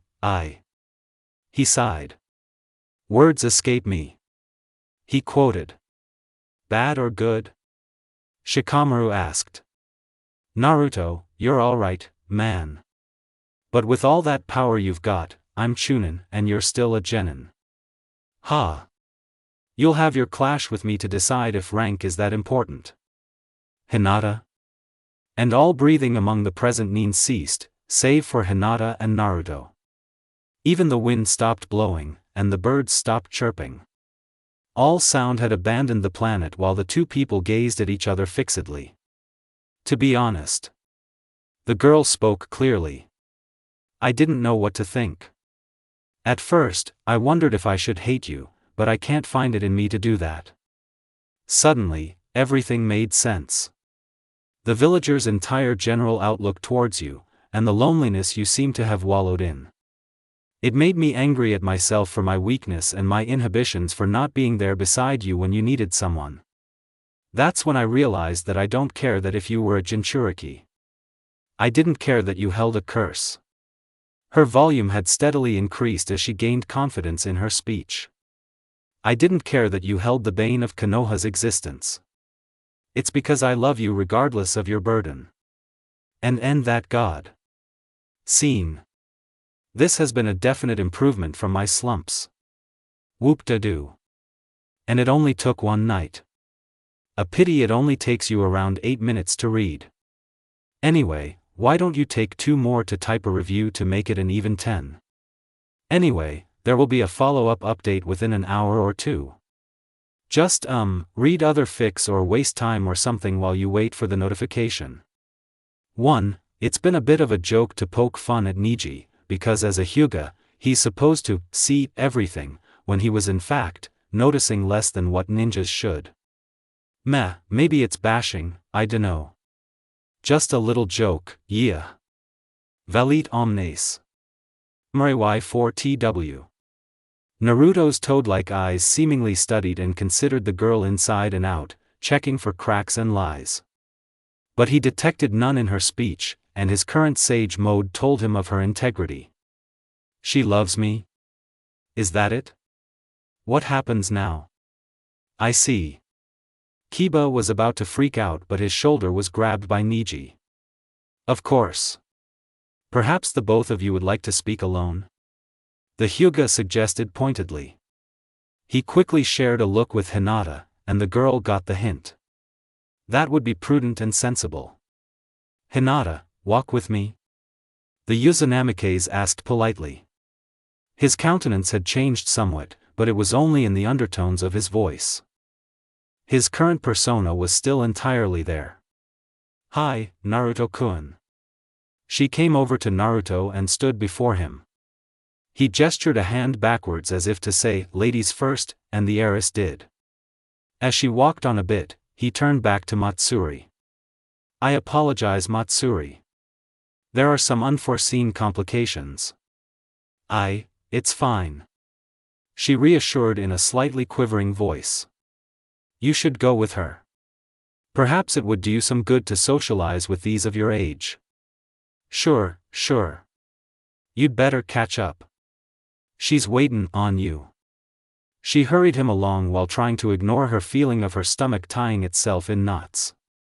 She didn't know why, but as she watched him nod a farewell and walked away with the girl who just confessed to him, the feeling grew worse.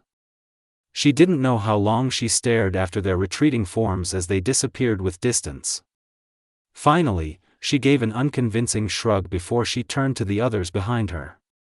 Well, hey Niji, Tenten, Lee? Mind introducing me? I'm new, and I'm going to be around for a while, you know. She brought her wavering confidence back under control as Lee began yelling out everyone's names while the blonde girl started making resolutions on who she needed to speak to. And of course Niji, who was currently admonishing the girl that she'd better not. X equals. They were walking in silence. In fact, They had strolled for all of 15 minutes, and somehow or another, found themselves in the beginning of the compound area. Before Hinata realized it, she was standing in front of the gate to the Hyuga compound. That was made obvious by the two Hyuga guards who were native to the branch family who hailed to her. "Good morning again, Hinata-sama." They chorused. Oh. Good morning." They had told her the pleasantry earlier that morning, and they were doing so again for the second time. "You wish to enter, I take it?" one of them asked her. She became confused, and turned to Naruto. "Why did you walk me home?" "I reasoned that home would be where your confidence is strongest, and you would be more reserved. If it were elsewhere, you would be constantly on the lookout for others who could be spying on you, or being constantly disturbed due to my recently acquired social standing in the village." He answered if it were obvious. "Are you allowed to bring in guests? Although you are the heiress, I've heard that Hyuga are a bit territorial, in a matter of how many people I've heard are allowed access. I've never had, before. This is a first." She mumbled. The Uzunamikes turned to the guards who were having mixed feelings as to what they should do about him. 1. He was still practically the bane of Konoha. 2. He was now, well, the fourth Hokage's son, and 3. If he wanted to, he could just barge his way in anyway. And those amber eyes of his with the horizontal bar made for a rather intimidating stare, even more than their own when they had their Byakugans activated. One did the smart thing, and immediately went to tell the clan head. In 2 minutes, the guard returned and told his fellow security man to open the gate to allow them passage. Upon entry, the guard who had originally left informed Naruto that he should go and speak to Hayashi-sama before anything else. Naruto approved of this sidetrack, and asked Hinata if she would lead the way to her father. He thanked the girl, and just before he knocked on the door, he was invited inside by the clan head's call. Promptly opening the door, he went inside the room to behold an impressive study. The Hyuga head himself was seated behind a large desk with some paperwork off to the side, but the middle/center was completely free of any such obstacles. "Good morning, Hayashi-sama." Naruto greeted. "May I have a seat?" He gestured to the armchair in front of the same desk, and Hayashi responded in the affirmative. "You may." He seated himself in the armchair, professionally, as one would expect of an aristocrat. "May I ask as to why I've been summoned?" The Hyuga scrutinized the young man before him. Gone was any evidence of his usually notorious brash behavior. He almost felt disappointed. Not that he missed that side of him. But Naruto appeared to look right at home, sitting across from someone as important as he. He's changed. But he was of his usual nature when last he was seen in public. "Hi. It's pertaining to my daughter, Hinata." Naruto didn't even flinch. "Please continue."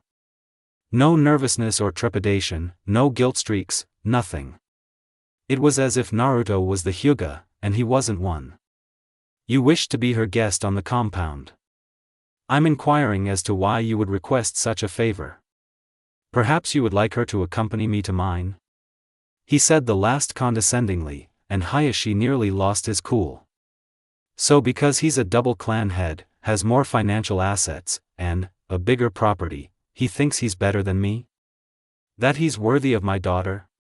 I would rather you wouldn't. As is the reason why I followed her here. I hope I'm not imposing myself.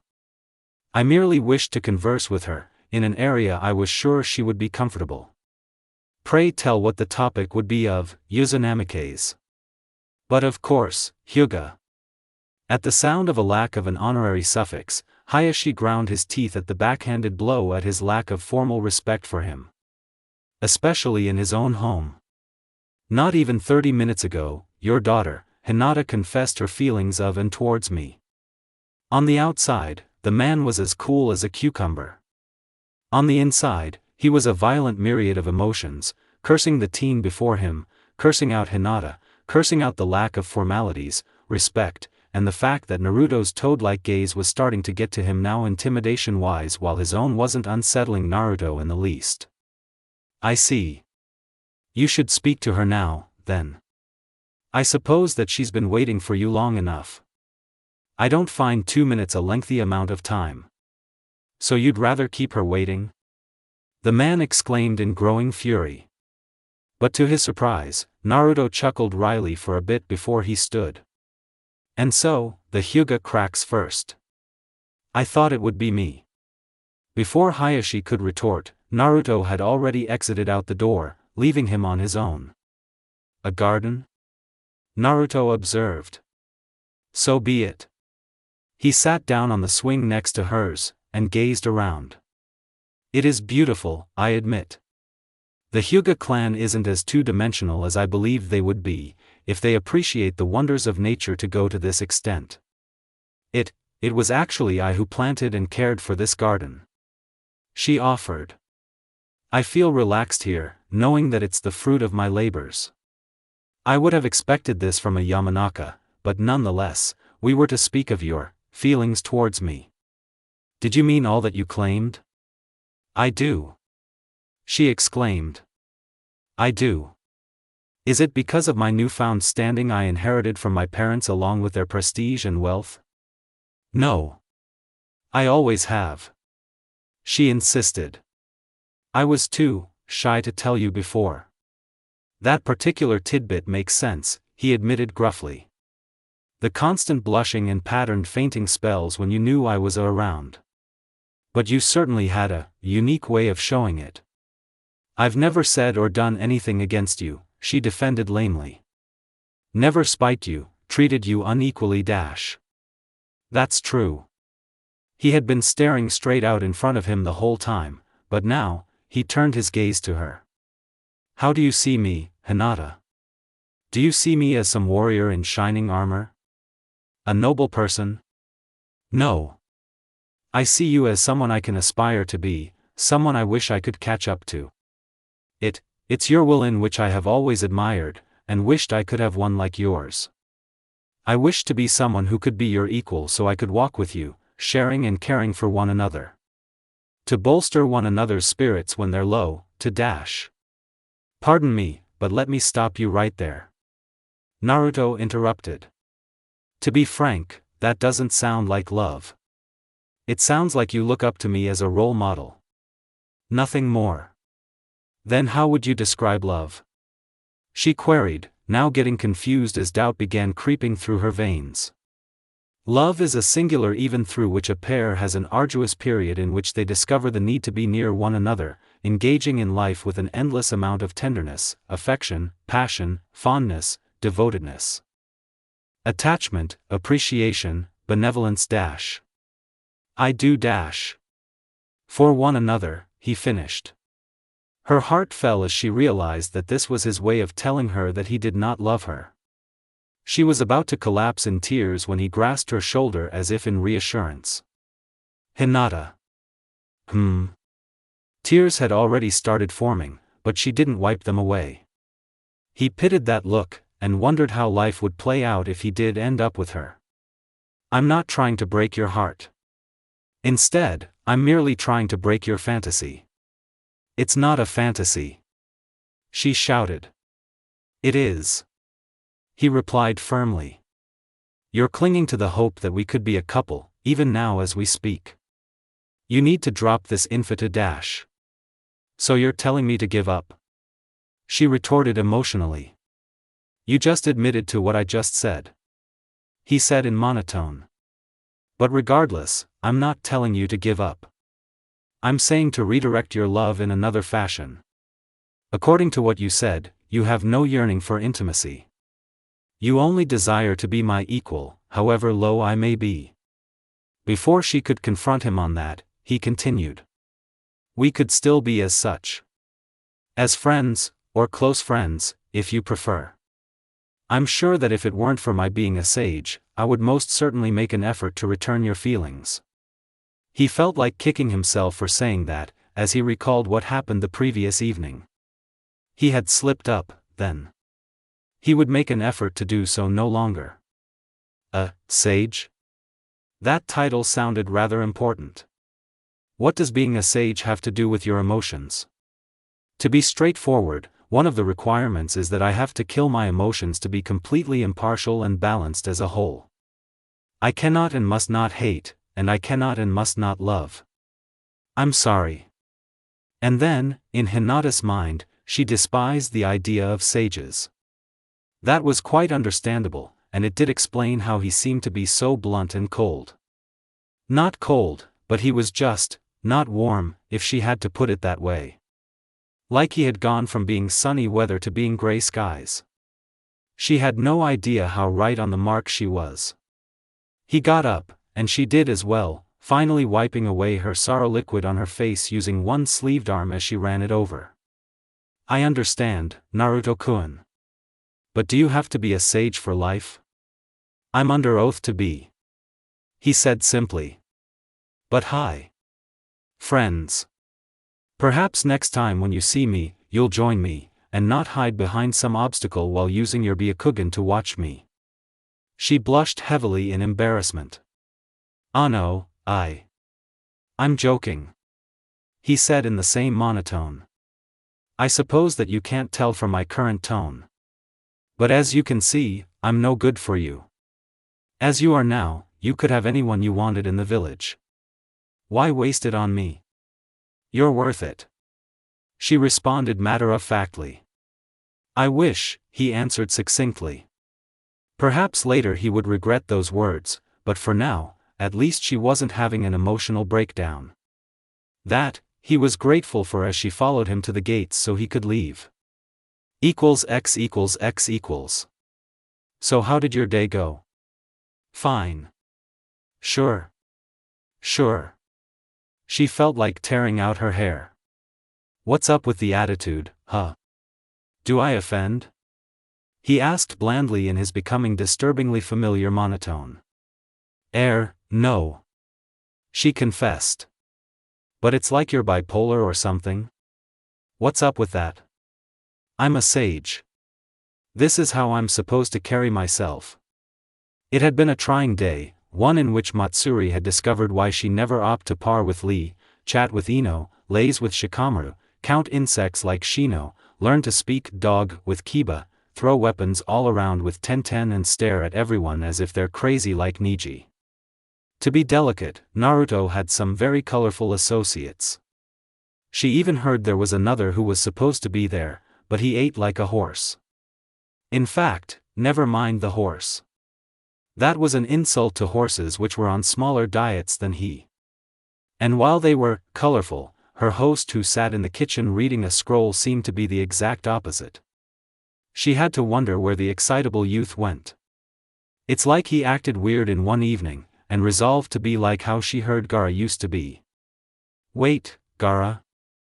Don't I usually say, Lord Kazekage? Well. If that's the case, sages must be boring, she said carelessly. Where's the guy who was all about being crazy and fun and abnormal, huh? Just one day, and I already miss his goofy side. Perhaps you should attend a social event in commerce, he suggested. Seeing as my company is too tasteless for your standards. Just be sure to lock the gate behind you. We wouldn't want a repeat of this morning. She huffed to herself. Fine. Without further ado, she retreated to the living room where she drew on her sandals and stepped out, closing the door behind her. She inhaled deeply the scent of the jasmine, before striding confidently to the gate. The gate was quite a distance from the main house where they resided, around 130 to 50 meters. She thought nothing of the distance, but kept glancing back to see if he would run to come tell her it was all some big joke. She briefly wondered why she would even entertain that notion, but she soon ignored it. At least Ino had told her that there was a social tonight being put on at the Nara compound, and she might as well go check it out. If not for the social, but to see where Temari had stayed, in comparison to Naruto's place. Ugh. There it goes again. She mumbled heatedly with a groan. She grasped the large bolt and unchambered it from the hole to open the gate. As soon as the gate was opened, she felt her wind knocked out of her as she was tackled head-on in the stomach. Oof. She landed on the ground flat on her back, and immediately pulled out a kunai from a holster she kept on her hip. She barely had it up in time to block her assaulter's own, and sparks gashed. In the brief clash, the sparks lit up their locality, and she saw Asuna Hitai 8 on the woman's forehead. What the dash? She kicked up to throw the person off, but failed miserably as the person gripped their kunai to stab her in the neck, while grabbing her kunai arm by the wrist. In the sense of better sacrifice, she raised her hand to stop it, but she wasn't entirely prepared for the feeling of steel to slice into the flesh of her palm as she held on to the bladed portion to avoid having a new way to breath through her throat. Gah! The attacker growled in anger as they wrenched her wrist to get rid of the kunai in her right hand. She held on, although she could feel the wrists in her bone crack. This person was exceedingly strong. Strong. Naruto. She yelled at the top of her lungs. Help. The offender grunted as they pulled the kunai they had in her palm in a sawing motion to get her to let go. She gritted though agonizing pain as the razor-edged ninja tool cut her hand to the bone and blood dripped freely onto her face and eyes like an absolute nightmare. But in her ebbing resolve to keep hanging to the knife, her hand slipped closer to the hilt which exposed the point. The attacker pressed on with this advantage onto her throat. Just as she watched helplessly as her life was about to be snuffed out, the woman was pulled off of her, even as she was yelling to kill Matsuri. The voice was familiar, but soon the voice turned to that of high-pitched screaming. She quickly leaned herself up on her good hand and watched with wide eyes as someone held up the struggling and screaming woman by the back of the head in one hand. Her savior was standing behind her potential killer as she was hoisted up by a right hand. The woman screamed for an agonizing 5 seconds before her head exploded in a shower of gory blood and brain matter, just as Matsuri turned away. When she turned back fearfully to look again at the development, she saw the blue chakra sphere of a Rasengan sitting in the hand of her savior, and illuminated the blood-spattered form of Naruto, a grim look on his face. The Rasengan soon flickered out, but her mind continued to paint his bloodied image in her mind. Are you alright? Boom. Yeah. That was raw, man. Hardcore Naruto. Meh, whatever. It's plausible, but he slowly created a Rasengan inside someone's head. When it was fully formed, that head went off like an M80. Ugh. I need to see a psychiatrist. Anyway, that's all, and don't forget to review. But don't ask questions as to how a Suna killer chick ended up in the village. Valit omnes. Mry 4TW. Better? Better. I can't feel a thing. That's good to hear, Shizen answered with a relieved smile. Now then dash. Naruto. What were you thinking? Tsunade yelled the question. I wasn't, he answered blandly. I acted on base instinct, and as much as it appalls me to say this. He looked up and stared at the Hokage with amber eyes. I don't regret any of it. If I do, it's most likely my late arrival to stop Matsuri's bodily harm. That sounds a tad personal. Why? The Suna Kunoichi asked herself. Even the Hokage asked this question aloud, and the Uzunamikes answered it, albeit unsurely. Perhaps it's because it happened on my property. She's supposed to be safe in the reputedly most secure place in the village, even more so than your own home, Hokage-sama. The fact that they breached my home to harm my guest was reason enough. It was a travesty. That's true. Tsunade admitted. Sounds plausible. But forming a Rasengan inside the head was brutish, unnecessary and inefficient, even if it were the only option. Not only will we never know the woman's identity, but a kunai could have gotten the job done for a kill, or just simply knocking her out. Why go so far? Just retribution, Shizen muttered to herself, but only Matsuri heard, given by her proximity. Naruto's getting awfully overprotective of Matsuri. First he threatened Tsunade-sama and her guards, and now he goes too far just to save Matsuri. Overprotective of me? Matsuri. Tsunade announced her name, startling the brunette out of her thoughts. Hi. Kakashi already filled me in on the situation in Suna, and why you're the ambassador here. But before we get to that, are you sure you didn't recognize the person? No. It was too dark. Would you be able to recognize her in a picture? We need to notify Gaara, and I'm not about to just tell him that you got attacked. The end. Incompetence. Naruto, shut your pontificating. This is mostly your fault. For the love of Kami, you blew up the woman's head. If you had just taken the time to analyze the situation while Matsuri was seconds away from perishing? Tsunade groaned while slapping her forehead in exasperation. Naruto, you're impossible. Get lost. The Uzunamike's merely nodded once before he left in a body flicker out the window, leaving the Hokage baffled that he had actually listened. And it was Hokage-sama this or Hokage-sama that. Where did this Naruto come from? Shizun. No drinking on the job, ma'am. You're impossible too. I need to get Naruto distracted. Tsunade hemmed and hawed, wondering what she could do. Perhaps give him a mission to do? Matsuri suggested. That could work, Kato agreed. He always throws himself into anything he does. But Matsuri, did you do anything to him to make him act the way we're seeing? No. I didn't do anything, I swear. Nothing? Tsunade asked dangerously. He's acting strangely, I need to send a message to Jiraiya. Find out what's wrong with him, if this is related to him being a sage.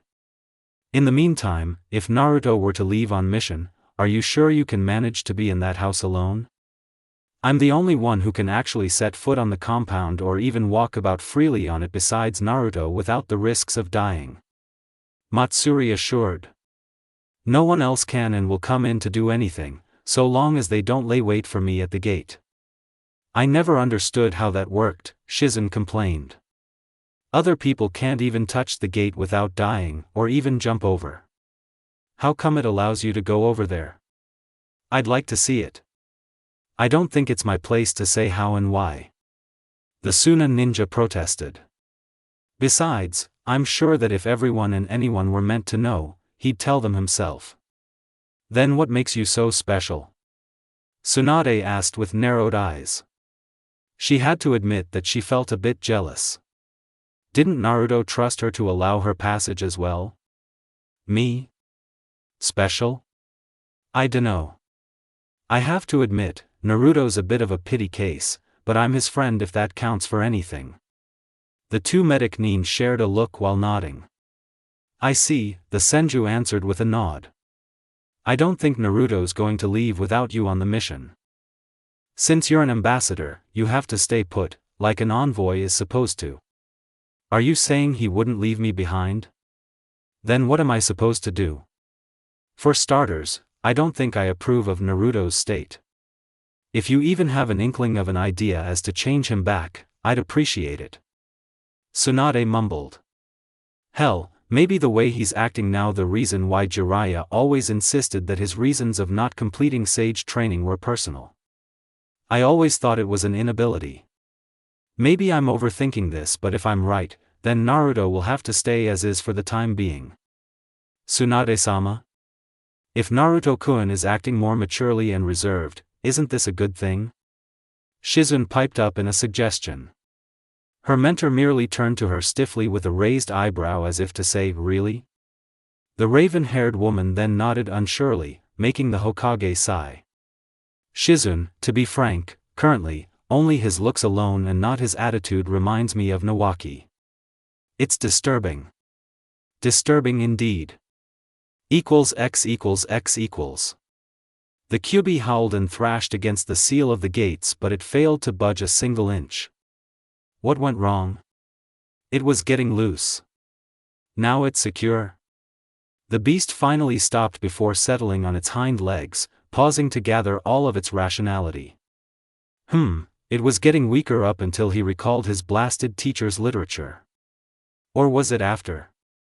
He somehow changed his mentality during the night to resist and repress all forms of emotion. He's regained control. That was a word he truly despised. If he remains like this, I may never escape this torment. It wasn't as if he had anywhere to be, anywhere to go before a deadline.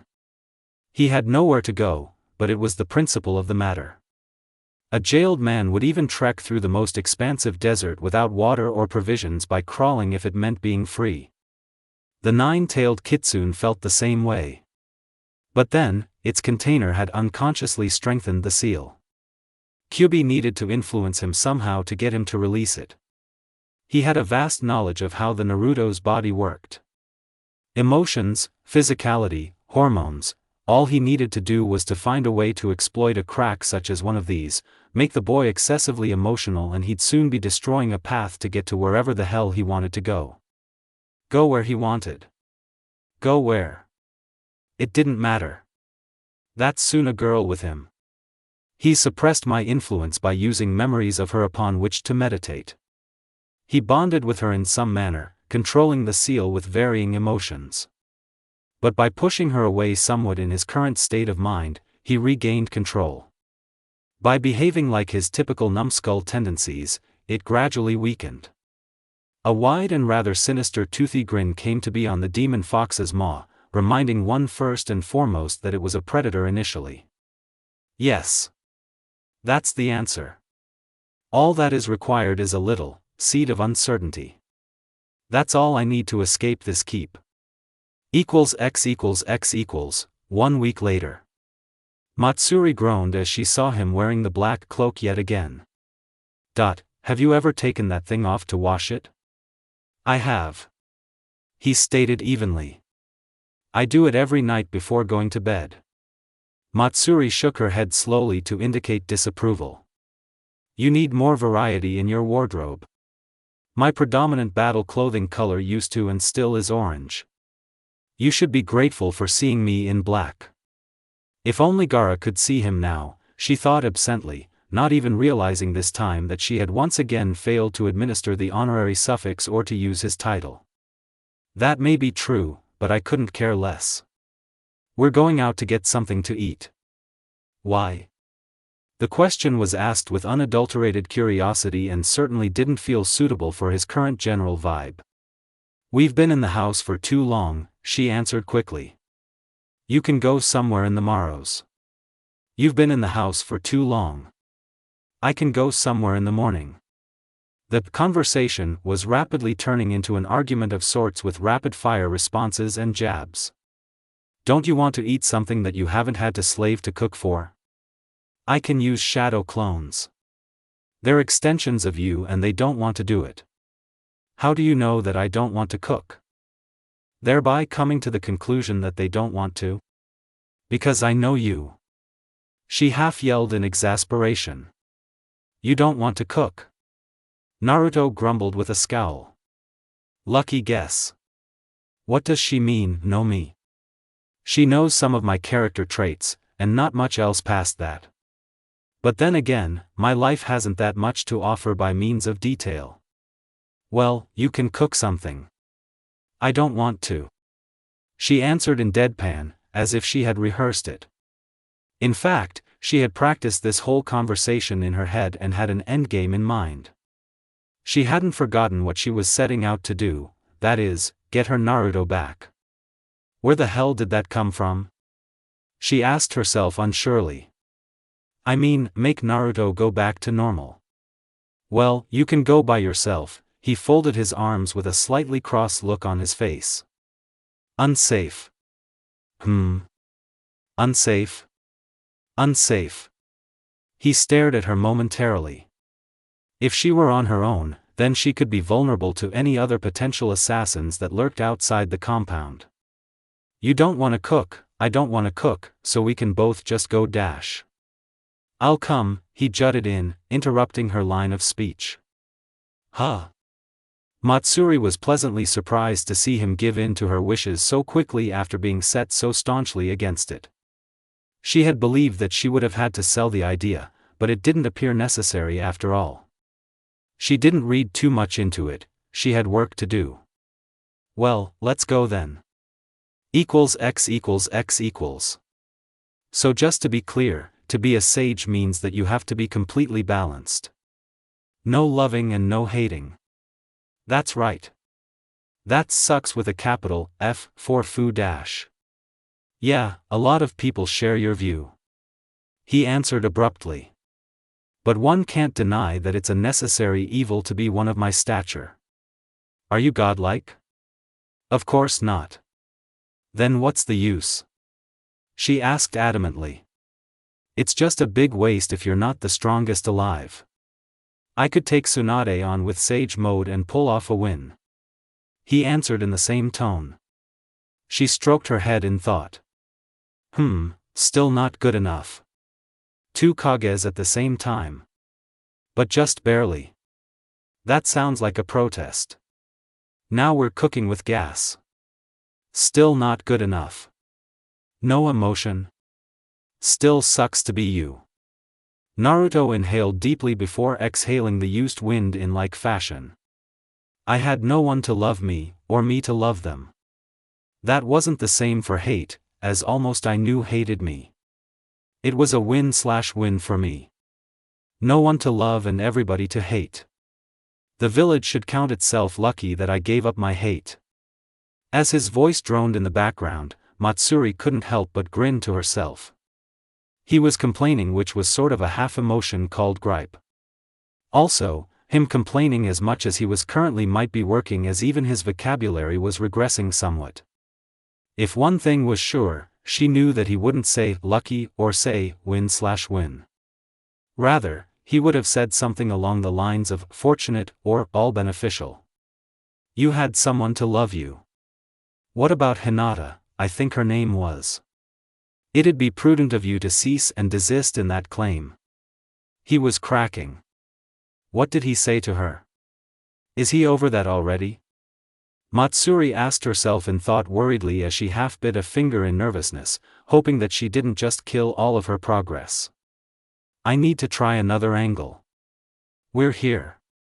Naruto stopped and looked up to see that they were in front of Ichiraku's ramen stand. Ugh. I should have known that dash. That what? If you could out-eat everyone else's patronage put together, it means that you love their food beyond the extreme. Come on. She grabbed his hand at the wrist, trying to create familiarity from his previous gags. The reference was lost on him as she tried to pull him unsuccessfully, as he didn't budge an inch. Perhaps if she could ever have the strength to overpower his Sage Mode to drag him, he would have realized. Sadly, both cases weren't to be. Come inside, you statue.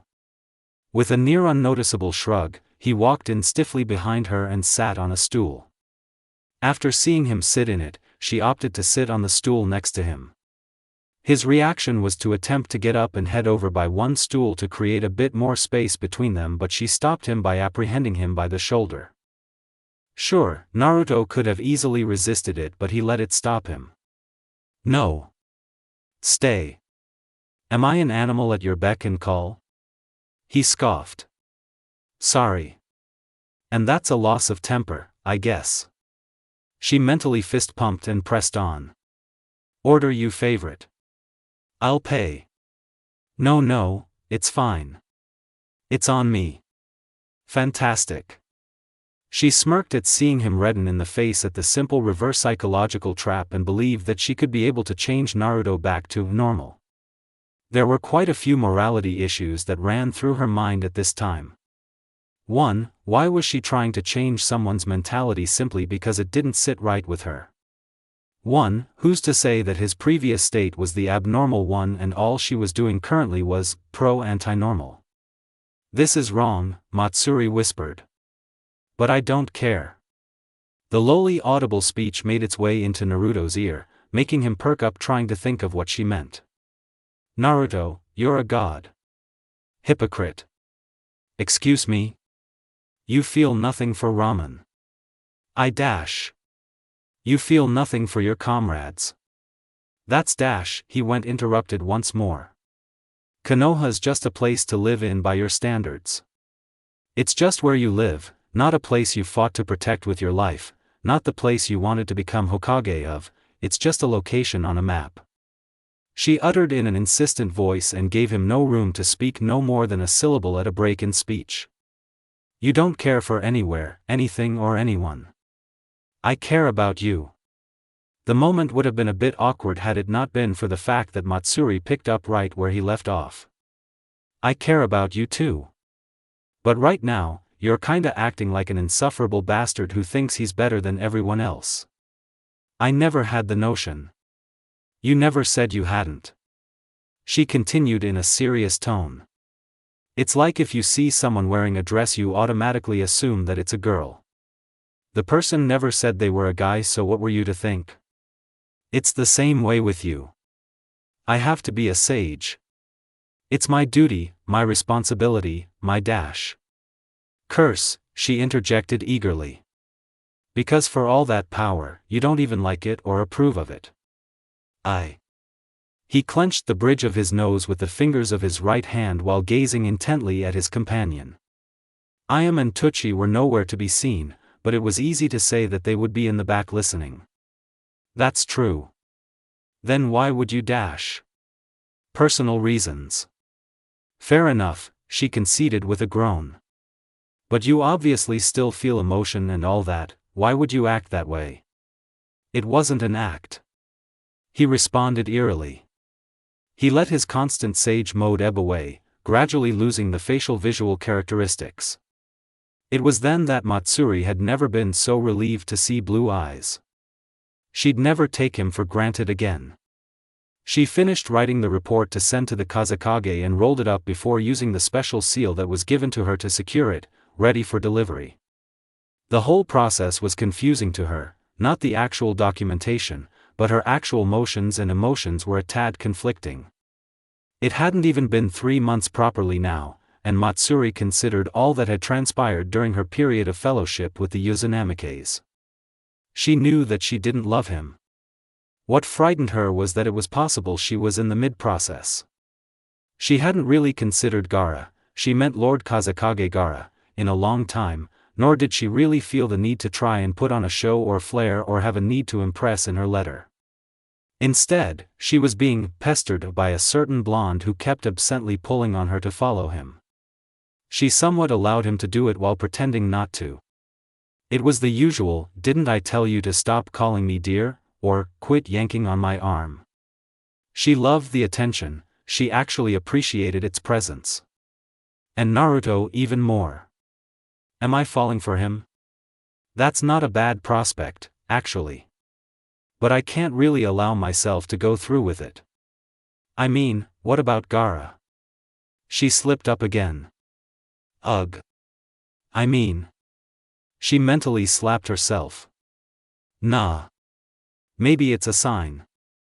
It probably signifies that I'm not in love with Gaara as I first thought. Well, there I go again. I keep forgetting to use his honorary suffix and his title. I think that's a case all for itself. It's not that I'm forgetting him, but Naruto keeps reminding me that all I've done was just to impress him, not to mention that I was basically putting myself up for show for him. Now quite like that, but all the things I've done to get his attention. Matsuri considered all the times in Suna in which she had worn some sort of provocative clothing from time to time, nothing too questionable, mind you, and the perfumes that ate her paychecks, as well as acting like nothing more than a teacher's pet or even worse, some breed of Suna fangirl. Well, that's not too much of a shock, now that she thought about it. She needed to start bettering herself. She was a kunoichi, for crying out loud. She got attacked trying to leave a place of security and nearly got killed. If Naruto hadn't been there. Well, it was hard to imagine Naruto not being there. He was always there. At first, she thought he was being clingy, but now she realized that he was just being him, if that made any sense. Kinda goofy, kinda good-looking, kinda considerate, kinda affectionate, kinda sweet, kinda, well, kinda. And the list went on and on and on. Perhaps she was hit harder than she thought. It was a fight all by itself not to love him. As attention-grabbing as he was most of the time, perhaps that in and of itself was the reason. By being the only male around for so much of her time, she naturally gravitated to him. She could wish that was the case, but no one else in her village or in the Leaf had caught her eye, and she was sure she hadn't caught theirs. She wasn't all that special, by ways of attractiveness, like having extremely defined body contours, big ass ets, breast size, 1. In fact, Tatsu had once told her that she was very plain looking. It didn't hurt her all that much. In fact, she herself thought it to be true and was in reluctant agreement. Hence why she had to spruce herself up, so to speak. She had always been ignored in that same sense, in favor of the more attractive girls of her village. Being ignored wasn't a pleasant factor, and one she and Naruto could relate to. How deep-seated was her relationship to her host, she had no idea. In any case, she was only a friend. Besides, she hadn't fully come to terms that she might be infatuated with him, and even if she did, it'd never work. Instead of it being some predictable story of a beauty and a beast, it was rather another story of boring/plain and the handsome demon. She had nothing to offer, and he was. The Jinchuriki of the Kyubi, the son of Minato Namikaze the fourth Hokage, one of the remains of the Uzumaki bloodline/clan, and not to mention the last but not least a sage. She had had a lot of time to read a few books about the particular mode/title during when Naruto was in his phase of being in said state. To be a sage would be, yes, a powerful person, both by leadership and might, but also to be a person of having, well, all that Naruto had described himself to be. He hadn't lied, he hadn't faked, he hadn't bluffed. When he had first started out acting the way he was completely genuine. By the end of a total of 8 days, he was trying to keep up an effort to remain as such, but by then it had become something of a facade, one that she took pleasure of knowing she broke. Who's to say that he wouldn't fall back in such a state? What if it were chronic? It had happened again. It lasted for 48 hours. It happened again 2 weeks later. It lasted for 2 hours. It happened again in 10 days. It lasted for 3 weeks. By then, she had grown somewhat attention-starved and had to do some things, certain kinds of things. Not nasty things, questionable things, or bad things. Well, they were for a good cause, so it was a good thing, right? Not entirely. If he had a responsibility of a sage, wouldn't it make her a bad person by corrupting him to have emotions? Wasn't it also a bad thing because causing him to have emotions was to assuage her own selfish needs? Matsuri no longer had herself to consider. Yes, she was well off, being in a fancy house, not having to worry about food, fancy meals were guaranteed, money. I'm a friend, not a gold digger. Matsuri told herself fiercely as she gazed through the window at the garden. He offered me this place, I never asked for it. She certainly didn't refuse it. She was therefore a sort of victim to her own argument of not saying what one meant, or there'll be assumptions. She was so confused. She was just a plain, orphan girl who used to have a crush on the Kazekage and just came to terms about having a growing one on a new person, or it's that he was just growing on her, she couldn't really tell. These were new waters for her. A person who was basically everything she was not. As previously thought and still unchanged, he had status, class, money, charisma, power, and basically a fun-loving guy. His reoccurring bouts of being a full sage weren't a blemish, rather, they were just a growing part of who he was. If she couldn't accept that part of him, who was he to accept any part of who Esechi was? Matsuri moved away from the window to cease her admiring of the garden. They were just reminding her that she was merely a hued rock with some slight refinements. X equals X equals. Naruto wondered how the girl seemed so withdrawn.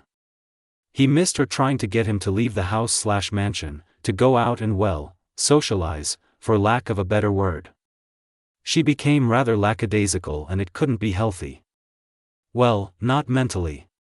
She was in rather terrific physical shape, but she could use some improvement. Naruto had an idea. "Oi Matsuri. Wanna train with me?" "Nah. I'm busy. Maybe next time." "Wanna train with me?" "Just because you ask me again doesn't mean that dash." "This is the next time," he insisted. "It's the follow-up in a series, therefore, it's the next time."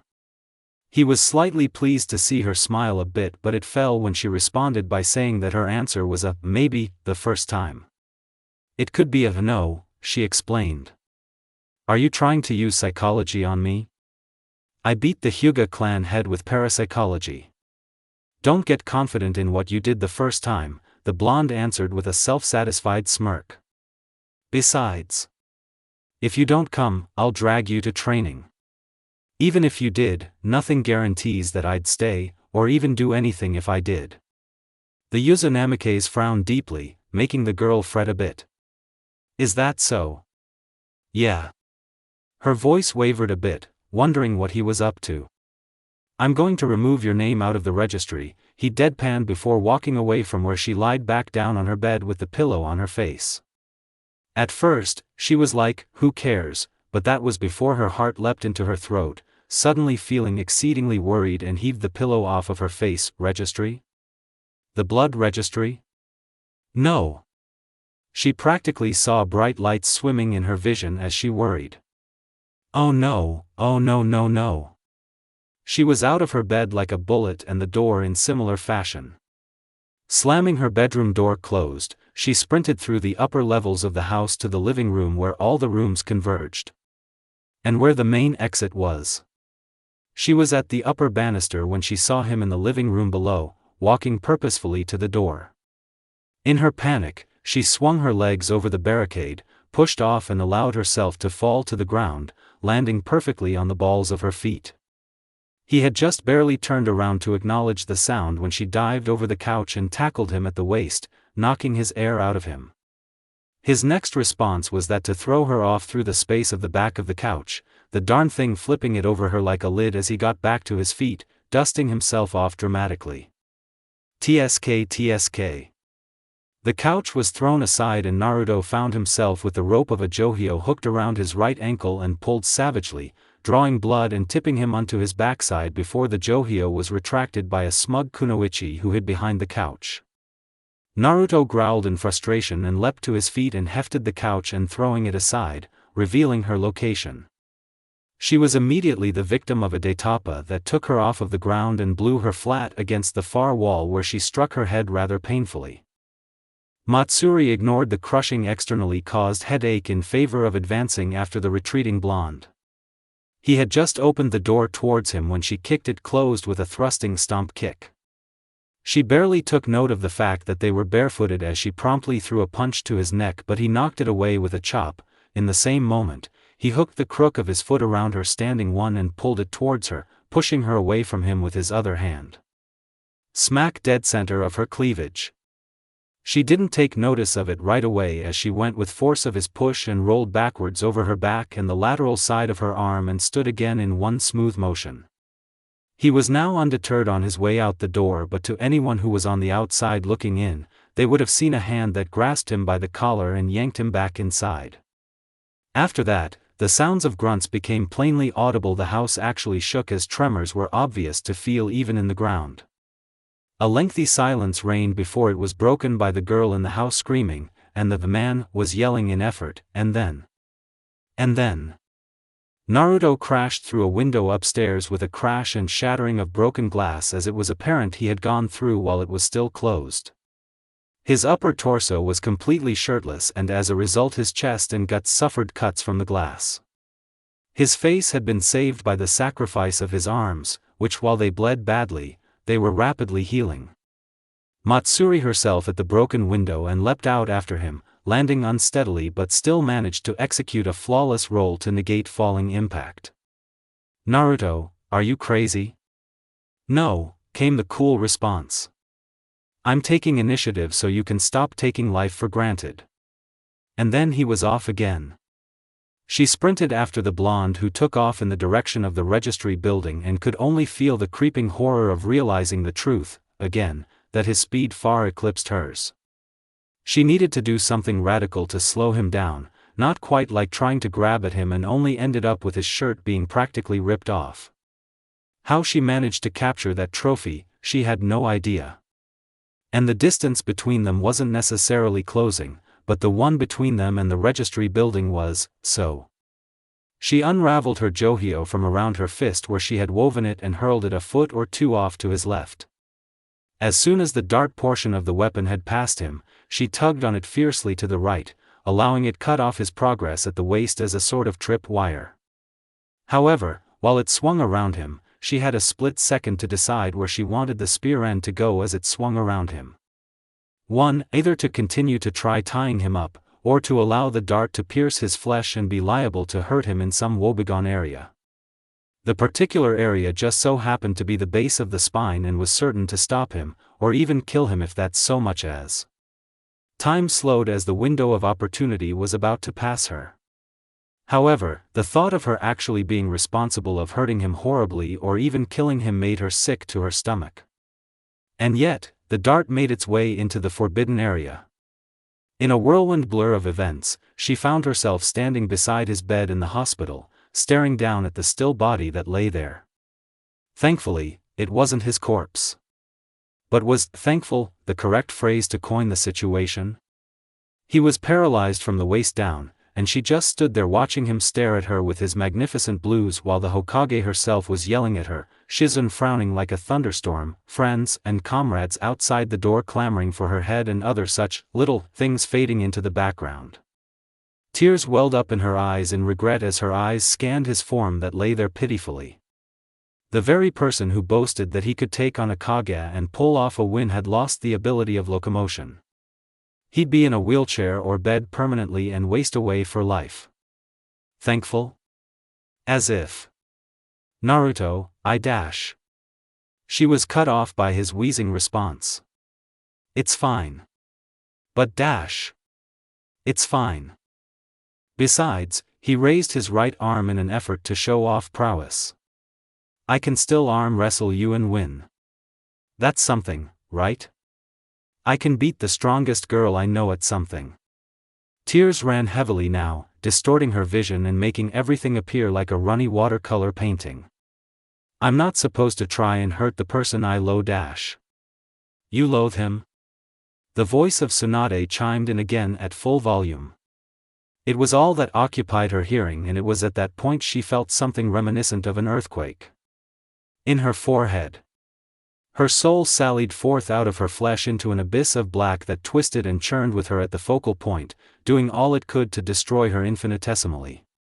It was succeeding, and as she felt herself being ripped apart, her head descended below the surface of the dark essence. She could barely gurgle the words. Love dash. I meant love. And with that, she started awake in her bed. In her woes, she had tangled herself up in sheets that hadn't been strewn across the ground at the foot of her bed. Kicking off those that were still on her, she leaned her legs down and winced as she felt bruises here and there throughout her body. Sweat was also obvious to notice, as it covered her whole body in a perspiring sheen. She struggled to use her higher thought process to figure out what just transpired, but ended up being more and more confused the more and more she used it.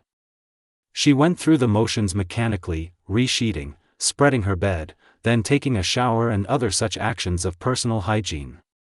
Finally pulling on a bra with her merino and knee-length tights, she strolled into the kitchen, giving Naruto a start as he was staring at his hand intently and flexing the palm, as if he were recollecting a memory of grasping something. When he saw her presence, he sojourned the deed and hailed her a tad nervously. Mornin', Matsuri. Good morning, Naruto. She sat at the table, and as soon as she did, he had a plate of food in front of her. In the same breath, he was also seated beside her and his food dished up as well. Do you want to grace the food this morning? Nah. You do it. I'm kinda having a bit of an episode, came her curt and succinct reply. He obligated her, and shortly thereafter, he tried to pick up a conversation. Well, didn't know you'd take me so seriously. I only wanted you to train with me. At least I healed overnight, but I can still see some bruises on you. Yeah, you didn't take it easy on me. Bite food, chew, swallow. Chew, swallow. Well, I kinda expected you to try and rope me up in the end, but you nearly hogtied me. If I hadn't cut my way out, I think you would have left me out there still. She smiled at this, now remembering that she had chosen to tie him. Well, I wouldn't have.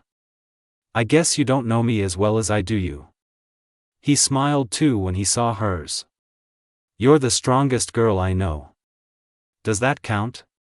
That statement was a bit eerie. In a bit of a show, Matsuri pinched herself hard and still found herself eating breakfast. This left Naruto wondering why she did that. Was it for? Just making sure I wasn't dreaming. Oh boy. She shakily returned to her breakfast, slightly unsettling the rising good mood. Okay. He trailed off as he began staring at his hand again absently. She took notice of this and smirked a bit. Perv. Who, me? He quit immediately and blushed. No, ma'am. Well, it was good to know that he loved even one part of her. On second thought, make that two things. Well, after breakfast, help me clean and fix what we broke yesterday. Alright, Naruto-kun. Fantastic. He got up and went to the fridge to get himself a glass of orange juice. It was a good thing he hadn't started drinking it yet when he realized that she had just used a typically affectionate suffix, otherwise, he might have done a spit take. Wait, what? So, Naruto-kun, huh? She didn't even look up as she swept the glass into the dustpan.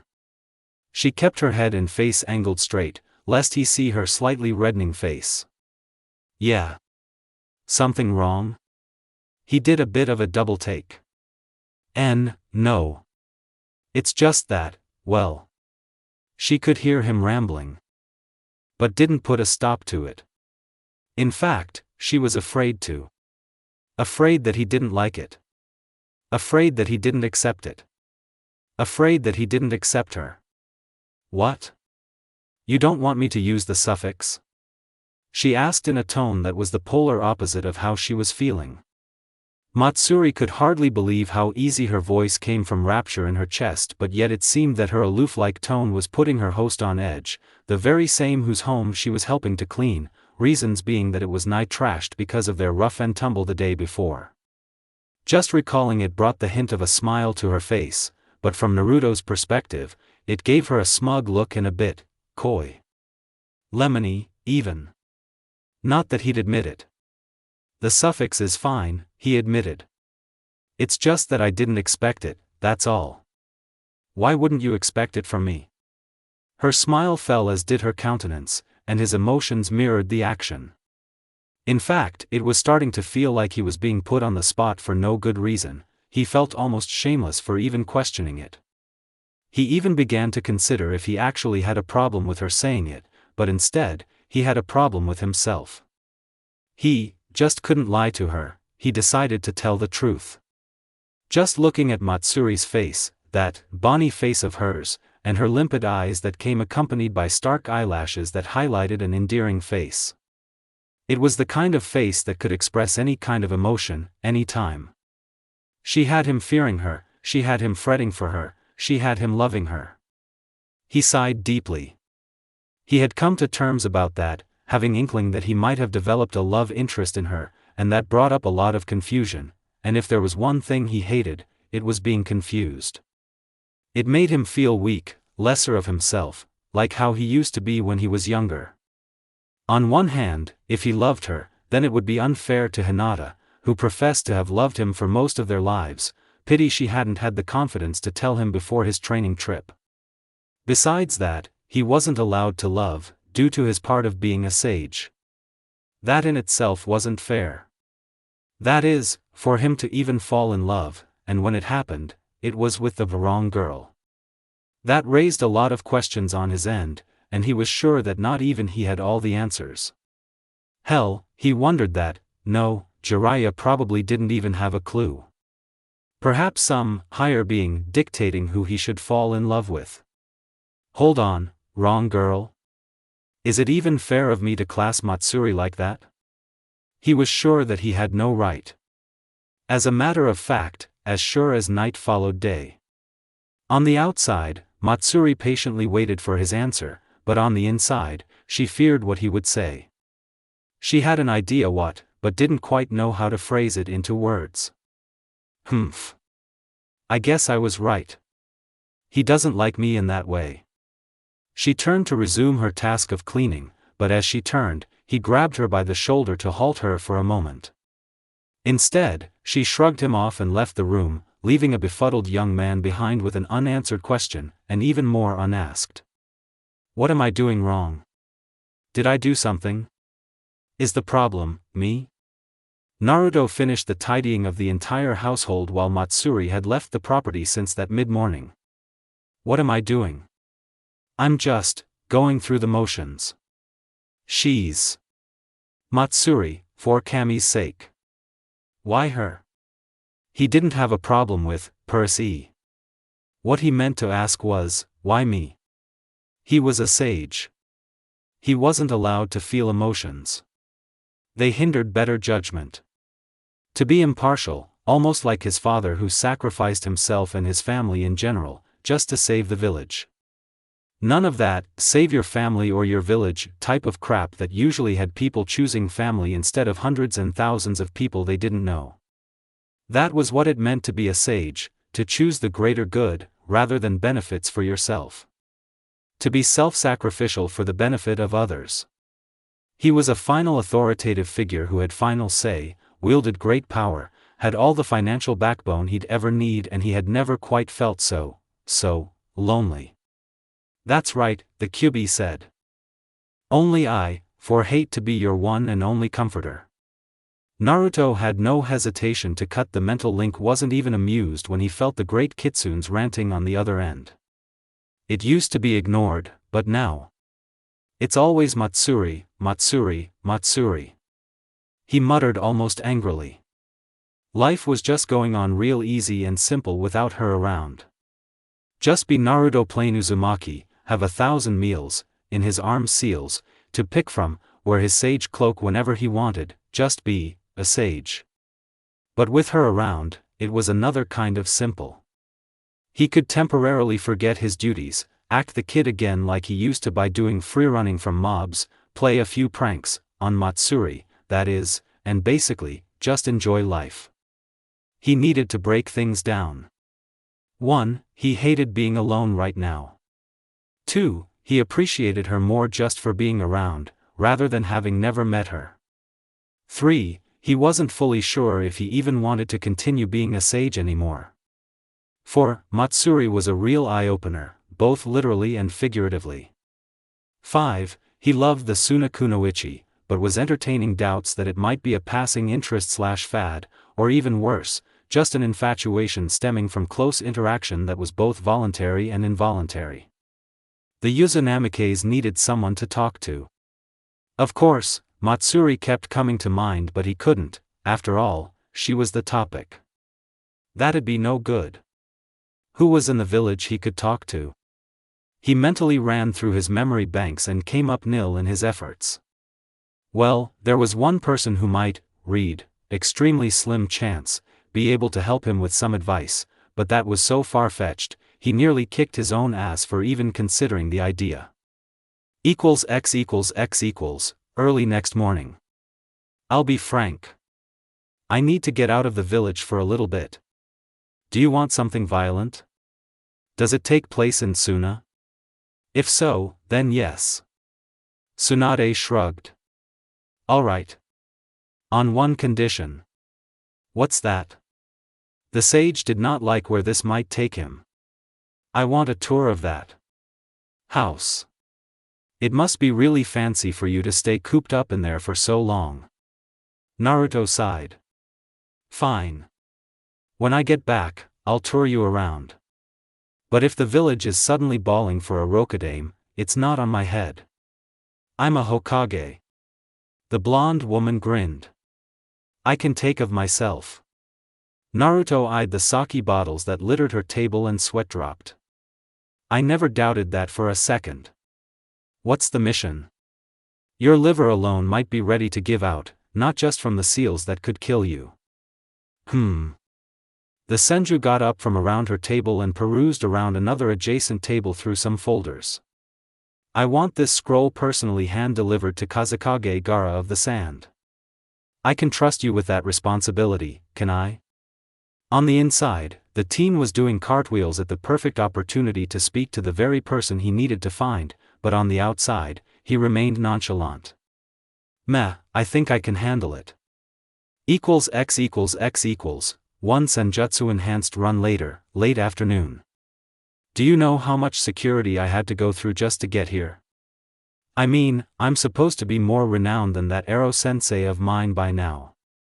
I mastered senjutsu, for Kami's sake. It's just a precaution.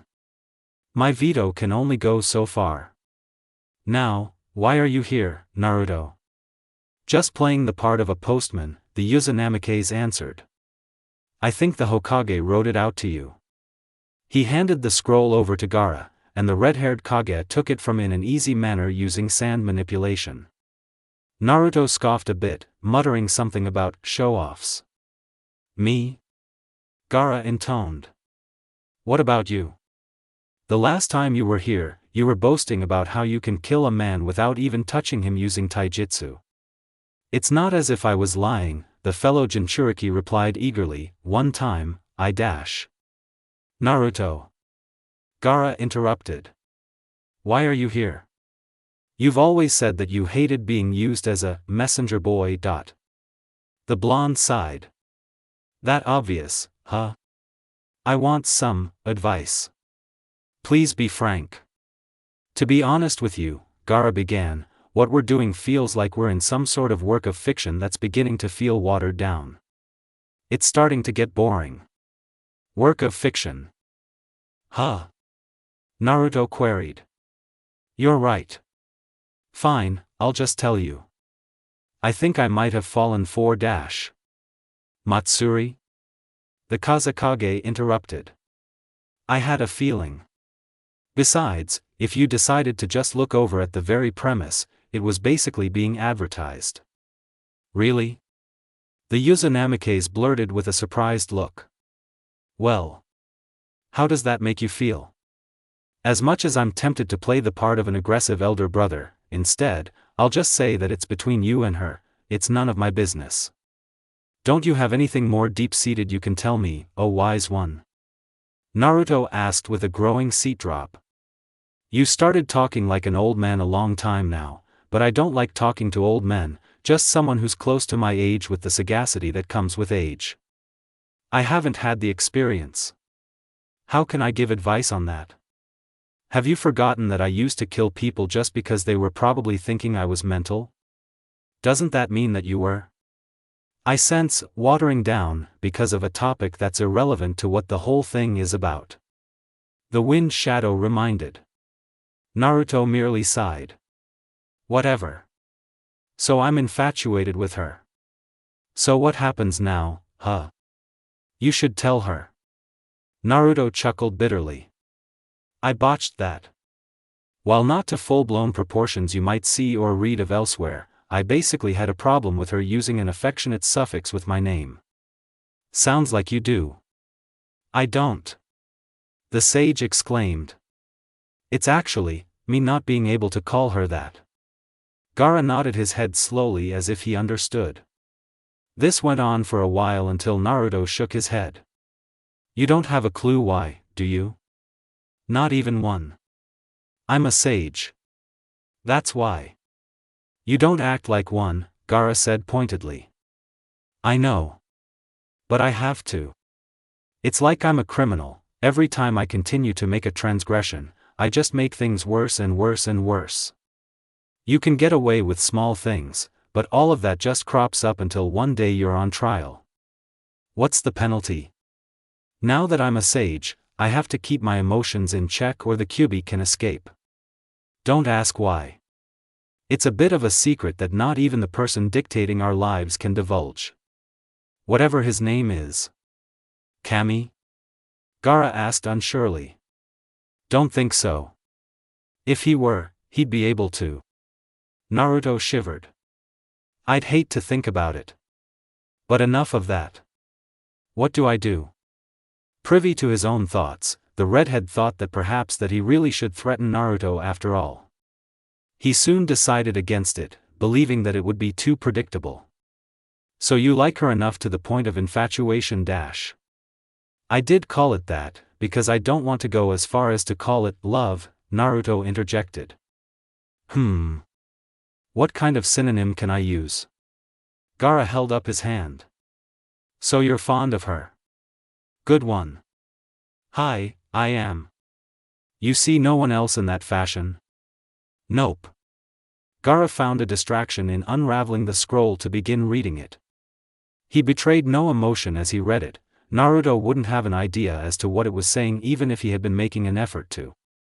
It was silent as the two Jinchuriki sat quietly, both lost in thought, that is, until the more talkative of the two broke it. Well, what am I going to do? Tell her that you love dash. Too strong. Naruto cut across resolutely. Ah, Gaara replied with a small smirk. Too strong a word. Tell her that you're keen on her. It's true, isn't it? It is. And after I tell her that, what next? Perhaps you should find out about how she feels about you first, before you talk to her about this. Gaara monotone as he kept on reading. If she sees you as a friend, close friend, Kami forbid, a brother. That's how Temari Nichin gets rid of her suitors besides Shikamaru. She calls them brotherly. She doesn't really mean it, but it gets the job done. Lets them down without any hope of actually trying again in an effort to succeed. Naruto looked glum for a second, and Gaara took it as a sign that he had started to fret that this was a potential circumstance. Or a close friend. I'm sure you've pissed her off on multiple occasions. How did she react? If she was scolding, you're in trouble. Nah. She never scolded. She was cool. In fact, she's a lot like me. Naruto grinned widely at this, but Gaara could only shake his head. That she is. You two were made for each other, even considering that you both are denizens of two different nations, distant from each other. I wonder who the hell could have thought of that pairing? Kami? Perhaps a member of Kami's court requested it. Gaara chuckled uncharacteristically before clearing his throat. In any case, you're going to tell her, and dash. What if she doesn't feel that way? Naruto got out of his seat so quickly that the crook behind his knees sent the chair flying to the far wall where it smashed into pieces. Gaara wasn't even nonplussed, but guards came in to check up on them. Naruto was still in his moment, but the wind shadow waved them back out again. I can't believe that I'm entertaining this. I'm a sage, for Kami's sake. Naruto yelled. I gotta, where the hell's my black cloak, I gotta meditate dash. Naruto, get a grip on yourself. Black cloak? Has this been going on a long time? Months now. Gaara raised his eyebrow. How many? It started 8 months ago. Has she been in Konoha with you that long? Naruto gazed at his friend. Come to think of it, have you sorted out your council yet? It's been long enough, hasn't it? I've dealt with all of them 2 months ago. To be honest, it slipped my mind to let Matsuri know she can come back home. In fact, Gaara held out the scroll he had been reading. This letter is actually from her. It was in fact this letter that reminded me. Naruto took the letter from him and began speed reading it. After completing it, he read through twice more slowly. She's coming back to Suna. She dash. Hi, Gaara answered. So you're going to have to tell her. She apparently wants to come back home. The blonde's face fell when he heard that. To Gaara, it almost looked as if Naruto wanted to cry or something of the like, but thankfully, it didn't come to that. I want to tell her. But I can't. I have to forget about her. I don't know what to do. I want to tell her of my feelings, but as a sage, I'm not even supposed to even have feelings for her. It seems you have an ultimatum. Huh, why does that feel like a reference? Gaara became puzzled, but he shook it off. You'll have to choose. On one hand, power, influence, wisdom and charisma is offered, even to the extent of being eligible for Hokage, but no emotions, especially one you've sought after in others for you, particularly Matsuri. On the other hand, you lose all the things afforded with sagacity, for a chance that she may become your significant other, may lose eligibility to become Hokage, and most likely accidentally release your tailed beast in the compromise. Thanks for making it simple for anyone to understand the stakes, Naruto mumbled. It's a tough one, and I can't even say, I'll sleep on it, or I'll meditate, because either will influence my decision to either way. I need time. Time? Gaara perked up somewhat. Perhaps I could tell her that she can return in a month. Not nearly enough, but it will have to do, the Uzunamikes mumbled. I don't know what to do. Well, I'll write a return letter. Will you tell her how I feel? Of course not, Gaara retorted in his quiet way. Just to tell her that she may return in a month, using the excuse that she can use it to get herself in order. Thanks a lot, Gaara. He came closer and shook his fellow Jinchuriki's hand. I can't thank you enough. Pay for the chair you broke. The blonde stared at the redhead dumbly before the Kazekage continued. That was a joke. Oh. 'Cause I know you have the coin to get many more and all. Still, I wonder why Matsuri wants to leave. She's the one who suggested it? Yes. Maybe she's trying to get away from you. Really? Naruto looked so hurt that Gaara hurried to amend his gaffe. That was a joke, Naruto, the other tried to play it off.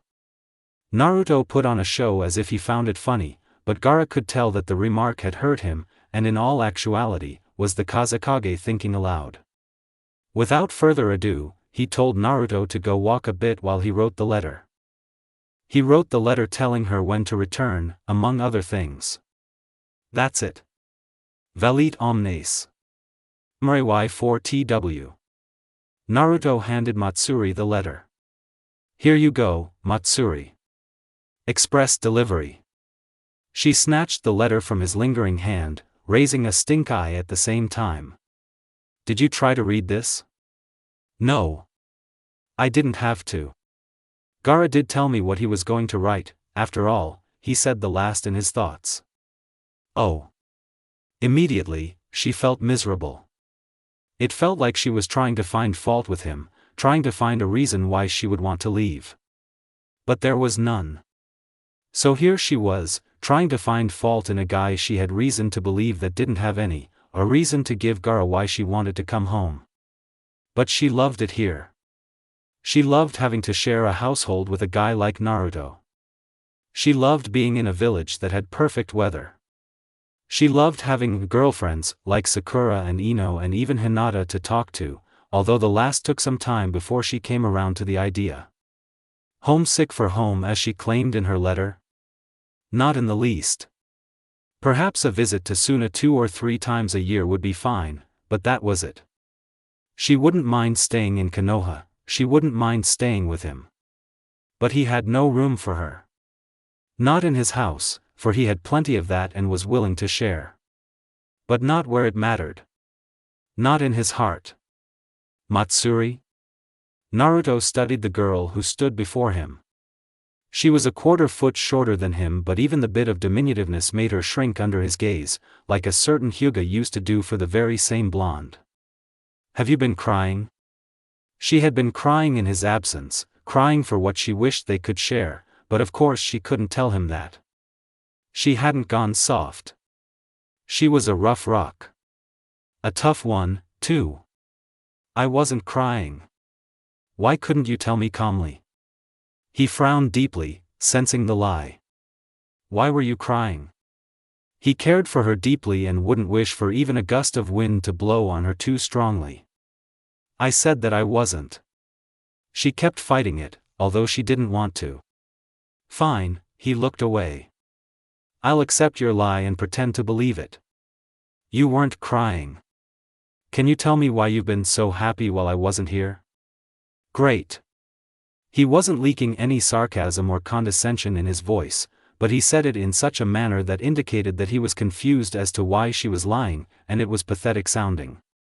Both him and her. He was actually giving a. And telling her that although he was aware of the obvious lie, he wanted her to let him in regardless. He cared. I'm fine, she said at last, although she couldn't look him in the eyes. Thanks for asking. If I'm bothering you and you want to be alone, I can. Naruto started backpedaling while pointing a thumb over his shoulder. Leave you alone. No. She raised both of her hands to assist her vehement plea. Please stay. As soon as the words left her mouth, she felt like kicking herself. Was this what she was reduced to now? Practically begging a guy to stay with her? God, she needed to get out more. We can stay inside, go out, anything you'd like. What'd say? We'll do anything you want. Naruto was eager to please, but he had his own reasons why. Perhaps he could even convince her to stay longer by making her think that staying in Konoha was marginally better. Staying with him. I don't know what I want, she mumbled. I know who, though. That sounds a bit perverted, but who gives a? I know what we can do. X equals X equals. 1. Eat ice cream? Matsuri deadpanned the question. Really? Some things never leave you. He took up a plastic cup that was nearly qualified to be a bowl. Which flavor? She only stared at him, making him raise an eyebrow. What? Lactose intolerant? Don't like ice cream? Afraid it'll go to your hips? No, and, maybe, she admitted the last. But ice cream? Are you saying that you don't want any? He reached into the deep freeze refrigerator and scooped up a helping of orange pineapple. Last call, or you're going to have to sit somewhere and watch me eat this. You won't like it. I won't like it either. Doesn't she want to do this? We're usually so much alike. She finally relented after some childlike badgering. Fine. Give me something with chocolate in it. Chocolate or nothing. You got it. Seals were everywhere in the kitchen, stocked with all kinds of food, closets filled with all kinds of clothes, everything that was stocked with everything plus accessories. It was as if the household was made to survive several apocalypses, and nuclear winters. Wordlessly, he scooped up chocolate into her container first, then cookies and cream after. Setting it on the table, he pulled extras and additions with extravagance, making a show as he topped her ice cream with chocolate syrup, nuts and a candy black cherry. Wow! She breathed out. That has to be the best looking thing I've ever seen. The show? He asked eagerly. The what? Hell no, I'm talking about the ice cream itself. Give it here, quick. Her eyes were of an impossible size, and he couldn't help but wonder how she must have grown. Being raised on little made her appreciate every little thing, and he was no different. He laughed merrily. Here you go. He handed to her, and she snatched it from him greedily. Weren't you concerned for your hips not 2 minutes ago? What hips? She asked back. Those lovely ones right there. He trailed off in mortification as her eyes widened where she saw where he was looking at. Without preamble, he shoveled an ample amount of his ice cream in his mouth and pretended to choke and moan about cramps in his teeth. What was that? She heard him. He heard himself. For Cammie's sakes, she wanted to hear that again, he'd better. Gh. I ate too much at once. I was even getting my teeth frozen. He defended. Smooth save, suave speaker, she replied in sing-song, although she felt disappointed. They were alone, so, why not just continue the line? Was he embarrassed? I'm heading to the living room. Coming? As she walked out of the room ahead of him, she could feel his eyes on her and added a little swaying swagger as she walked in a manner she thought was alluring. She could hear him making choking sounds again, and smiled to herself. Naruto was back. Still wondering if the situation was safe, he followed her and soon, they were sitting next to each other on the sofa. As they ate in silence, Naruto searched and searched and searched himself for a good conversation topic. He failed miserably, and knew that if he tried to start one, it would turn out awkward and weird. He'd make a fool of himself, maybe bumble and burst into spontaneous combustion or, "You know that I've been talking to Hinata? For a girl that just up and claimed that she loved you in front of every one of your fellow rookie 9, or however that goes, I haven't seen you try to get with her, if you know what I mean." "I haven't. I let her down gently." Naruto started to sweat a bit, although he was eating a frozen dessert in a cool room. It was a sense of knowing where this topic was going, and he'd have to answer all if he wanted the best outcome. But to answer truthfully when they came? "Why'd you do that?" She looked up and he immediately had to look away from her piercing gaze. For eyes he loved looking into, right now, he was afraid to stand stalwart against it. "She's nice. Nice doesn't just cut it. I told her that I'm just not the right guy for her.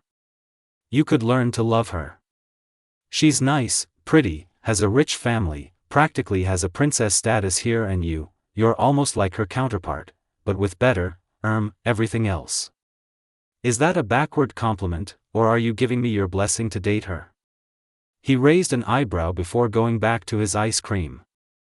"I'm asking why you two didn't," Matsuri defended. "You two would have been good for each other. Now she'll have to settle for someone less. The same thing goes for you too." "I don't think lesser of people," he replied demurely. "Even my Jinchuriki status, I'm basically cursed, so I can't think lesser of people." Her eyes softened. "You think lowly of yourself? Guess that's another thing we have in common. You're not the one who's burdened. I bet that you could get with any guy you wanted." In his mind, he felt like he was giving her away to some nameless guy in the future, but hoped that she'd refuse. But would that be fair? To tell her to stay single, just because he couldn't be with her? That wasn't fair, was it? Besides, who was he to tell her that? "Really? Me?" she asked, amazed. In this, she half forgot her frozen treat and it started to melt.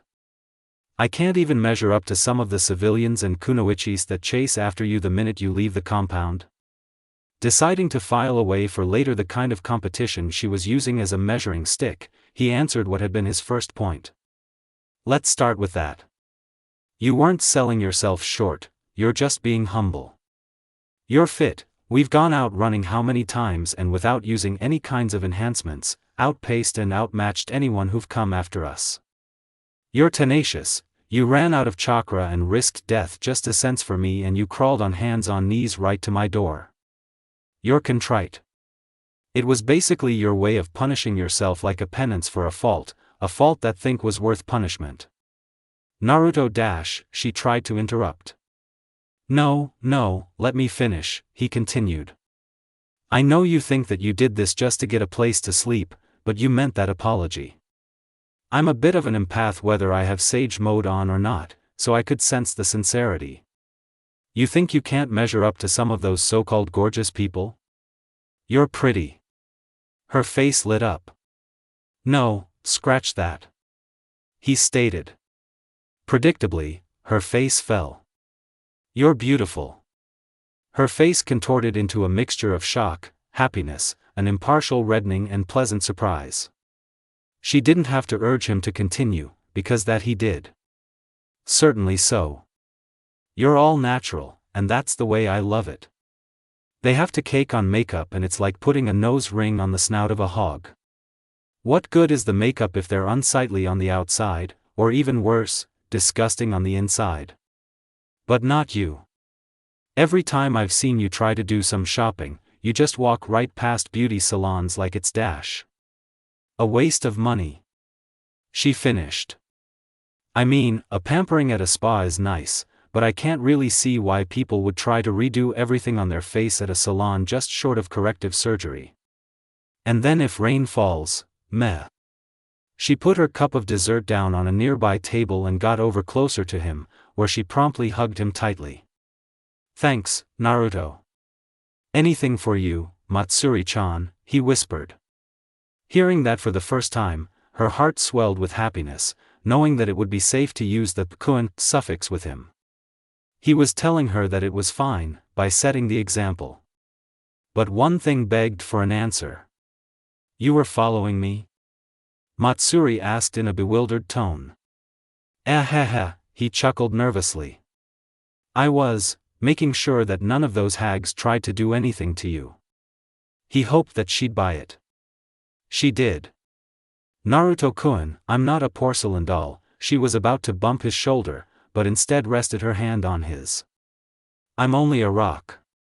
The significance of this gesture was not lost on him.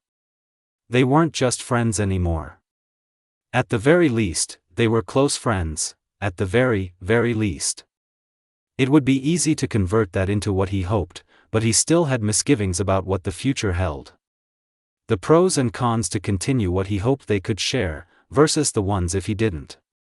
His wants and needs were completely different, and he wanted her. So, what was that about the kind of people you couldn't measure up to? He treaded carefully, and hoped that if worse came worst, he could pull it off as a joke. Your competition for me? Afraid you couldn't compare? You wish. She yelled boisterously. I wish, she whispered almost inaudibly, but he still heard. He didn't say anything though, besides practically doing cartwheels in his mind. Why'd you think that? Now, he jested, no need to get so defensive, dear. No one else is here to judge. Naruto-kun, don't make me have to kick you where it hurts. Fine, he laid off. Are you going to finish drinking that? He pointed at her cup of remaining ice cream. It had melted. But that didn't deter her. It's not warm, so. She started half drinking, half eating it, while he rooted, chug over and over. She was soon done, and he smiled. Tomboyish too? Well, I knew that already. We should go do something. Just the two of us. Do what? Oh Cammy, is he asking me on a date? Please yes, dash, it isn't corny, is it? No, it's dash. A sudden 3 knocks came at the front door and their conversation came to a dramatic pause. The first thing that ran through their heads was who could it be knocking at their door at 9 in the night. The second, and most important, was that how someone actually made it onto the property and had the audacity to just knock on the door. The knock sounded rather close to the ground too, as if the person was extremely short. Naruto decided to try and sense for the person's identity using Sage mode. It took all of 10 seconds to get into the mode, versus what used to be instantaneous. He had a few ideas as to what, or who, was causing the problem, but instead he focused on the task at hand. Naruto-chan. A rather old-sounding voice shouted. Are you there? It's Fukasaku. Oh. Naruto sheepishly scratched the back of his head in his trademark style. Heh. It's Sage Art's teacher. He's fine, Naruto told Matsuri, who had already had her Johio out and ready. The Uzunamikes went over to the door and opened and was about to let in what appeared to be a wizened old green toad that carried a staff. Hey, Fukasaku-sama. To what do I owe the pleasure? The old toad peered inside and noticed a plainly casually dressed teen in the living room staring at him, and then back again at his student. He looked rather happy. Ever since Naruto started walking a razor's edge with the Sage Arts and the Kyuubi, such a phenomenon was rare. Very, in fact. It was truly a pity that he was bearing news. And as the old adage once said, no news is good news. Tsunade-sama wished for me to come tell you personally. She is still unable to come onto the property. Why? So she wants me to come to her? It's a summons? He looked off towards the tower and looked about ready to leave. She isn't in a proper state to tell you, Naruto-chan. What? What's wrong? Naruto could feel a despondent vibe leak into the air and he himself did not feel any better from it. It's about Jiraiya boy. The toad looked away while allowing only a single tear to fall. Naruto noticed, and felt immense worry all of a sudden. Jiraiya? What about him? He wants me to go to him. Naruto began hoping for many different things for his sensei all of a sudden, and he didn't even know what was wrong yet. Naruto-chan. Jiraiya boy is dead. They two looked at each other for a minute-long moment, impassive. Matsuri had a good view of the two, and only watched as Naruto began to chuckle. It was one free of all emotion, and it worried her. She knew of Jiraiya from Naruto's stories, all very amusing, and knew that the two of them were close. Naruto-kun? She asked tentatively. Are you alright? His chuckling suddenly erupted into full-blown laughter. Woo! Old Fukasaku. You really got me.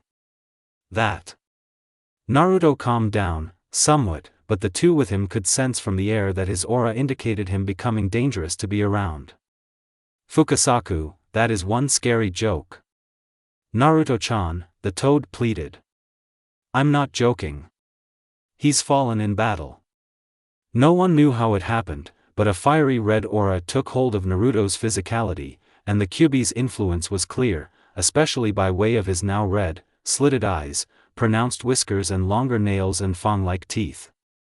Don't you lie to me, Fukasaku. Naruto's voice grew stern and demonic sounding, and in another moment, the toad was slammed against a pillar of the house a few meters away in a choke grip, spiderweb cracks behind him. Don't you lie to my face. The toad should have been able to outfight something like this, but had been taken off guard. He was paying the price, as he was now feeling a repeat stress of his earlier battle wounds and his airflow cut off. Naruto-kun. Matsuri yelled at the Jinchuriki, running towards him from behind. What are you doing? Let him go. His crazed eyes snapped to her, but he didn't relent. Stay out of this. Well, to her credit, she didn't back down either. He didn't do anything wrong. She reached him now and tried to prise off his grip on the elderly toad. It was like iron, as Naruto resumed his focus on the toad, intent on finishing what he started, no matter the consequences. Try as she might, she couldn't do it. She tried the next thing that came to mind. She grabbed a hold on Naruto's head at either side of his face and tried to turn his head to face her directly. His head turned, but he didn't take his eyes off of Fukasaku. Naruto-kun, look at me. He emitted a low feral growl as his eyes turned to face her, but it was short-lived as it returned to the toad. This happened twice more before she got desperate. Pulling his head closer to her for the last time, she met him halfway and strongly pressed her lips against his. There was hardly anything eloquent to it, as she roughly tried what she hoped would distract him from the toad, enough to let him go.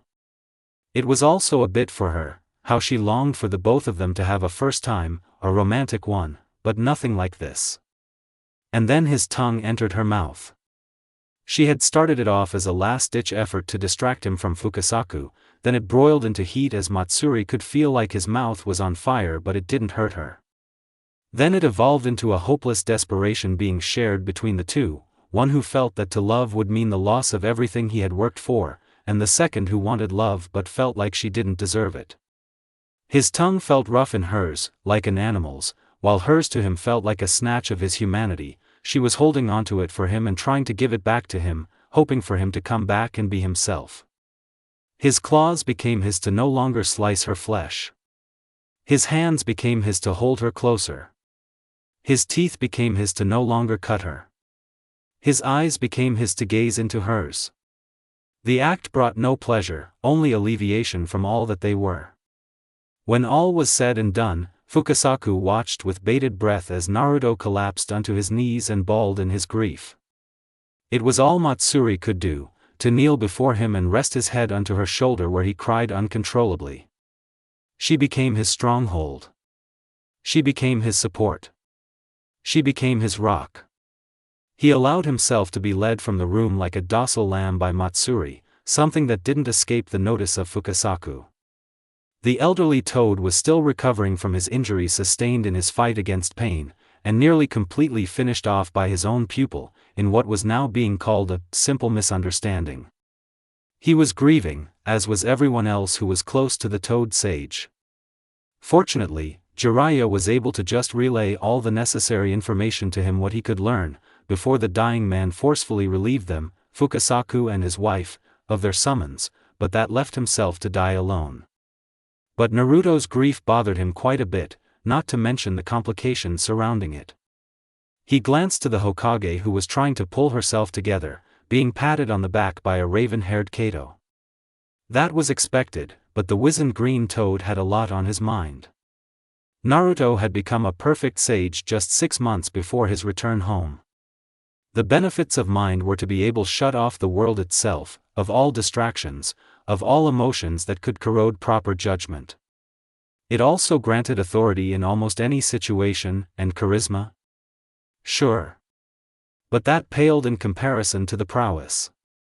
With it, he could snap in or out of sage mode with just a thought, with even more strength than what normal sage mode provided. It was also unlimited, or, as far as natural chakra was as in amount. There was no shortage of that, so long as there was life, of course. And his Uzumaki lineage of powerful chakra and longevity and stamina, not to mention the Kyuubi's sealing in himself causing massive growth to his coils. That even buffered his sage mode even more, although it was harder to control. But with it fine-tuned, the benefits were, well. With his benefits, Naruto was a demigod. He could stand against a man who claimed to be one. But as he was now, something was wrong. Terribly wrong. Naruto, for one, was calling on the Kyuubi's chakra last night unwillingly, or even willingly was cause for alarm, as he was supposed to have belayed using that indefinitely. He lost control, even to the point of nearly choking him to death in a simple misunderstanding. Kami, is that what they were calling near murders these days? His emotions were far too strong. A shedding of a tear or two was expected, but for all of last night, that Suna girl had slept in the same room as the Uzunamikes to keep him from bawling. He knew that they didn't sleep together, they only slept next to each other. But as a perfect sage, he wasn't supposed to. He was, at the very least, dead in his emotions, or have far better control over them. But as to that Kunoichi. Who is she, Tsunade-san? The toad asked. She. The woman came to in such a fashion that Shizen thought she would have liked, or even killed to get a hold of some sake. But she didn't. The Senju's honey eyes were bloodshot from crying herself for her teammate's death, and the little meeting with the Kyuubi Jinchuriki hadn't helped things. She's the Suna ambassador. She's set to return to Suna in, just inside a month. Fukasaku nodded slowly, although he did hear that Pain promised Jiraiya that the pride of his life would be raised in a month, hinting to the leaf's destruction. Just a coincidence with timing, perchance. I see. But as to her living in the Namikaze residence Naruto just being Naruto, I guess, Tsunade sniffed loudly.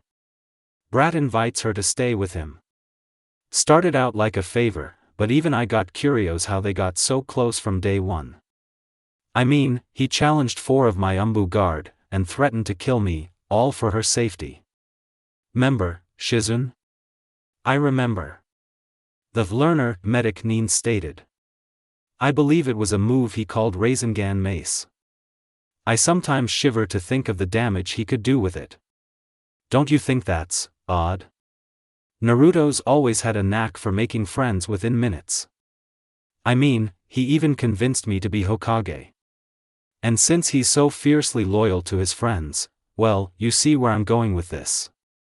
This is a cut above what's the ordinary. Did you not see how she had to hold his hand to keep him from charging at you, just because he felt you were responsible for sending Jiraiya-chan to his demise? Hell, if he had asked nicely, I would have nipped off myself. Tsunade-sama.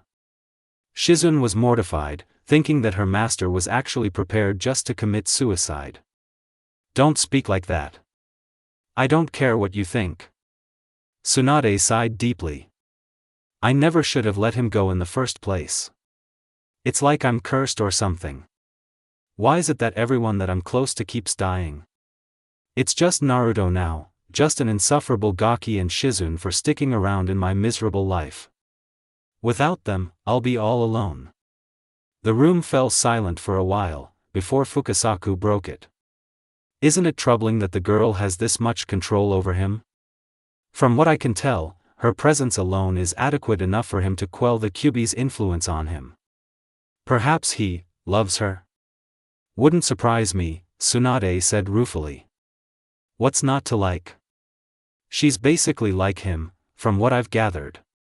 If he loves her, the toad remarked gravely. Then this battle is already over. Why's that? Doesn't Naruto at least deserves a dash? Shizun began, but the blonde cut her off, staring intently at the summon. Explain. So you're saying that if his emotions aren't suppressed to a tolerable degree, then he won't be able to retain the benefits of being a perfect sage, which is what you believe to be the only trump of Naruto able to beat pain? Yes. My god, he's as crazy as a hormonal girl having her time of the month, Tsunade deadpanned. Whenever he wears that black cloak, especially. When he came back with her, he's been his old self, basically, and then some. Especially when she's out of the house with him. That black cloak is just a regular cloak. It's almost as if he's programmed to suppress his feelings when he has it on. Although he's the one consciously doing it. Fukasaku explained. Elaborate, I don't quite understand. He has two cloaks, the wizened summon started slowly. The red one he usually wears and he is more or less emotional but not necessarily aware of it. Call him normal, but he is still a sage, almost perfect. He's a perfect sage everywhere else, but with the meditation of a moment, he can will himself to be absolute and perfect. As how you'd say, a Naruto, but very much settled. Like before he left for that Kazekage retrieval mission. Shizun piped up, and she got nods. But what of the black cloak? With the red one on, it's like he's forgetting that he needs to keep his emotions in check, or allows himself to let them have some leeway. With the black one, he's constantly meditating on keeping them suppressed, and as such, much more efficient and is the perfect sage as he should be. I don't like this perfect sage thing, Tsunade complained. More than once, I talked to him while he was like that, and I felt intimidated. He was even condescending and I heard through the grapevine that he made a fool of Hayashi and made him lose his cool. A Hyuga, the clan head no less, lose his cool in a conversation.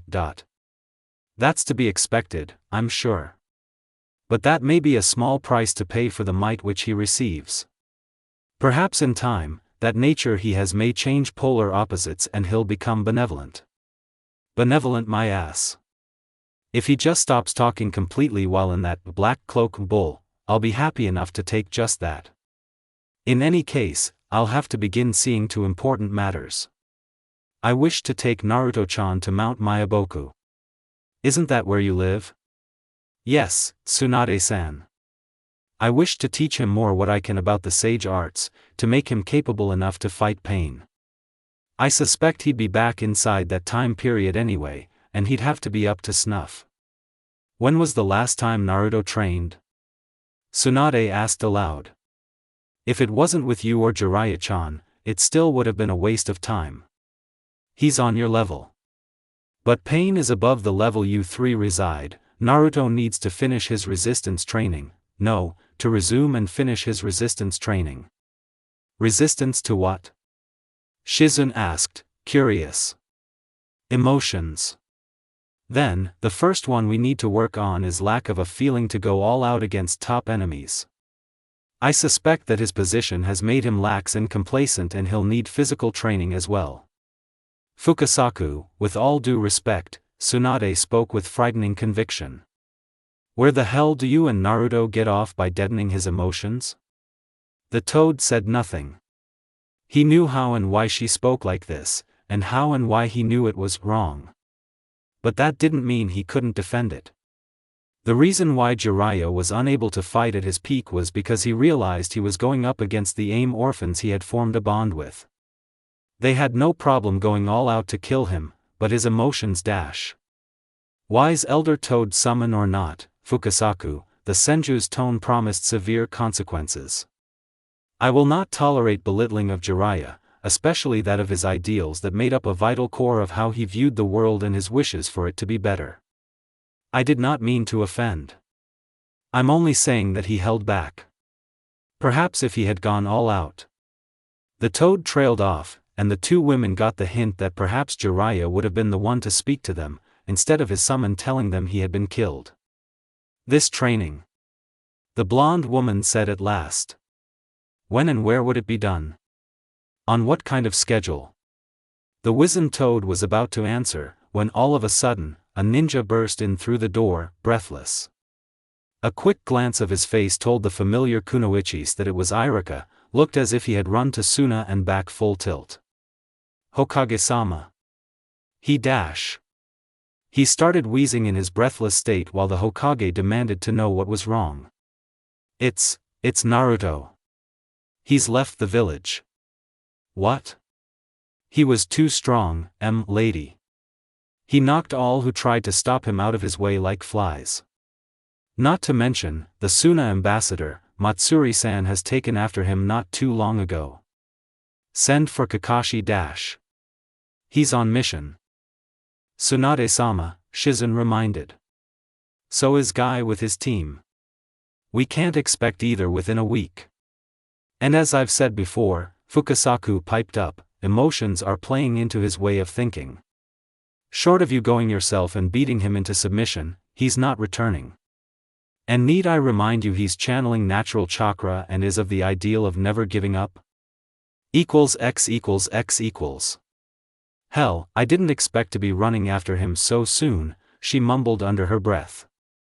She barely glanced at the half-ruined gates that her significant other had breezed through to leave, but she did eye the two eternal Chunin. They were unconscious, hard to believe that Naruto was willing to go so far just to leave. Naruto-kun's not thinking straight. He can't go up against this pained guy and some paper ninjutsu user. He's going to get. She didn't fancy herself a pessimist, but she feared that he'd perish as well. After all, Jiraiya was defeated and killed by his own students who knew no mercy for him. Why should they against someone they have no acquaintance with? Furthermore, she hadn't even seen Naruto train seriously, although she wasn't always at his side.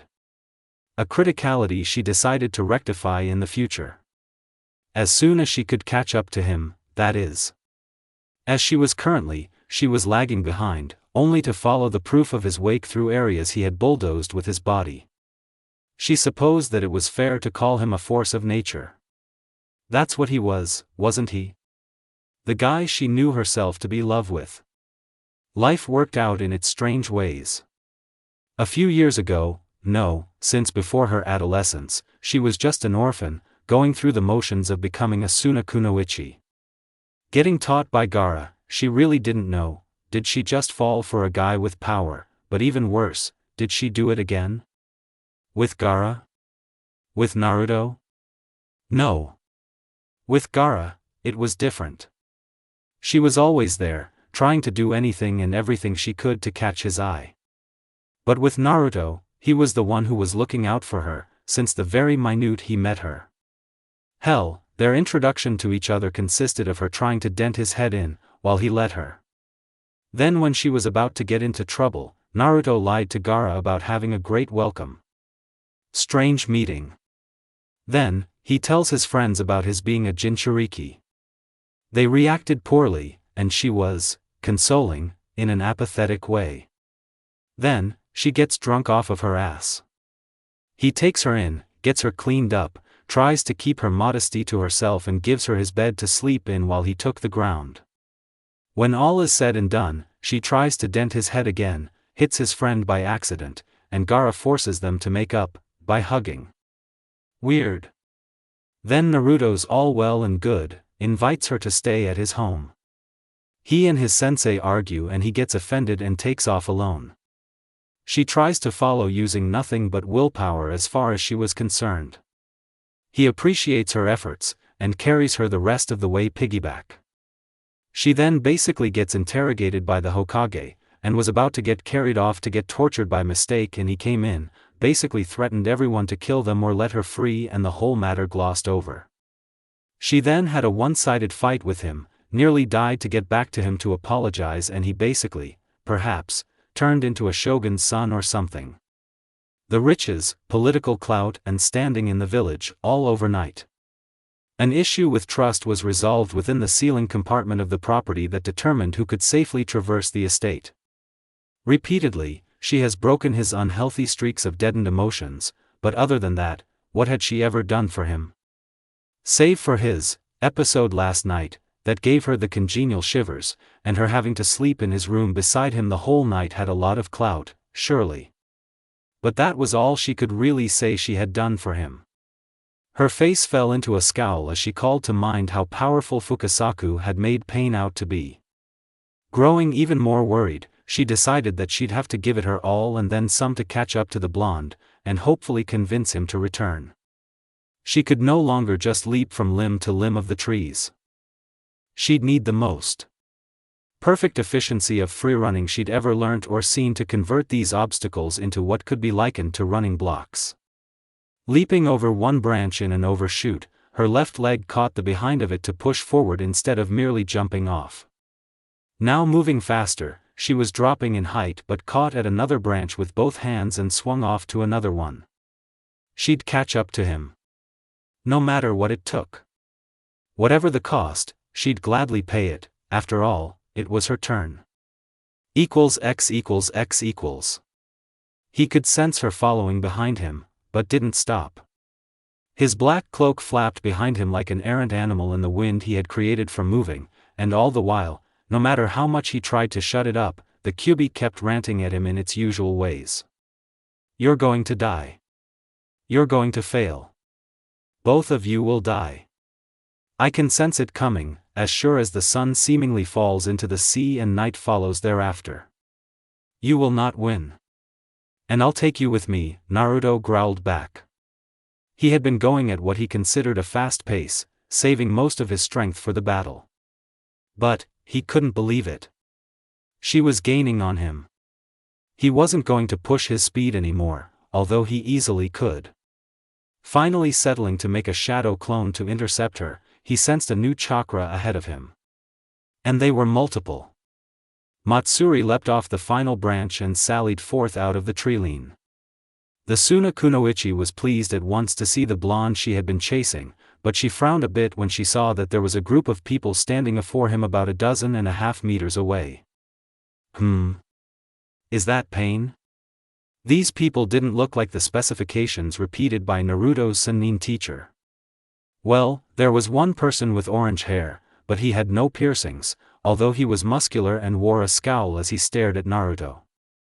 There was another kunoichi-looking girl supposedly around her age with long red hair with one side appearing tame and its apparent polar of being wild on the other. Her eyes were crimson behind a pair of spectacles and she wore a lavender-looking uniform. A third one had white hair with a bluish tint to it.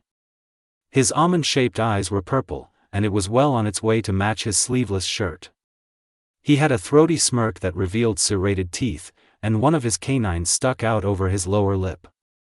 The last one, however, she recognized him, straight out of Naruto's tales.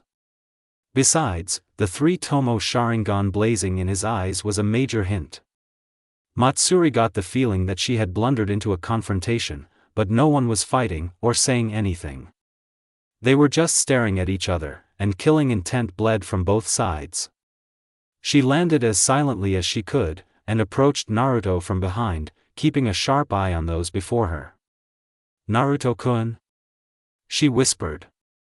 Who are these people? Just nobodies, Naruto muttered. And they're in my way. The white-haired one of the group growled in his throat, but kept himself under control. Jugo growled in his throat as well to show his displeasure, and it was only because of orders made him belay his actions, ideally, that of his sanity breaking, and the blonde sage along with it when everything was said and done. The Uchiha in the group was stoic, and Naruto didn't break eye contact, except to look to Matsuri briefly. She was not safe here. Why did you follow me? I came to bring you back to the village, she mumbled, but she repeated herself louder with confidence. You can't face pain, Naruto-kun. Can't? Or shouldn't? Both. I know you're strong, but you can't go about things like this. She pleaded. You have no idea what I'm capable of, Naruto said to her as much as it was to the team of 4 in front of him. And if I hide out in the village, I'll only be putting it at risk when pain comes for me. That's why I'm taking the fight to him. You're not thinking clearly. She rebutted. This is all about your revenge for your teacher. Or maybe I'm doing this for your benefit, Naruto whispered before speaking louder. So that you'll be safe. In any case, judging on what this bastard wants. It's not safe for you here. You need to leave. Right this second.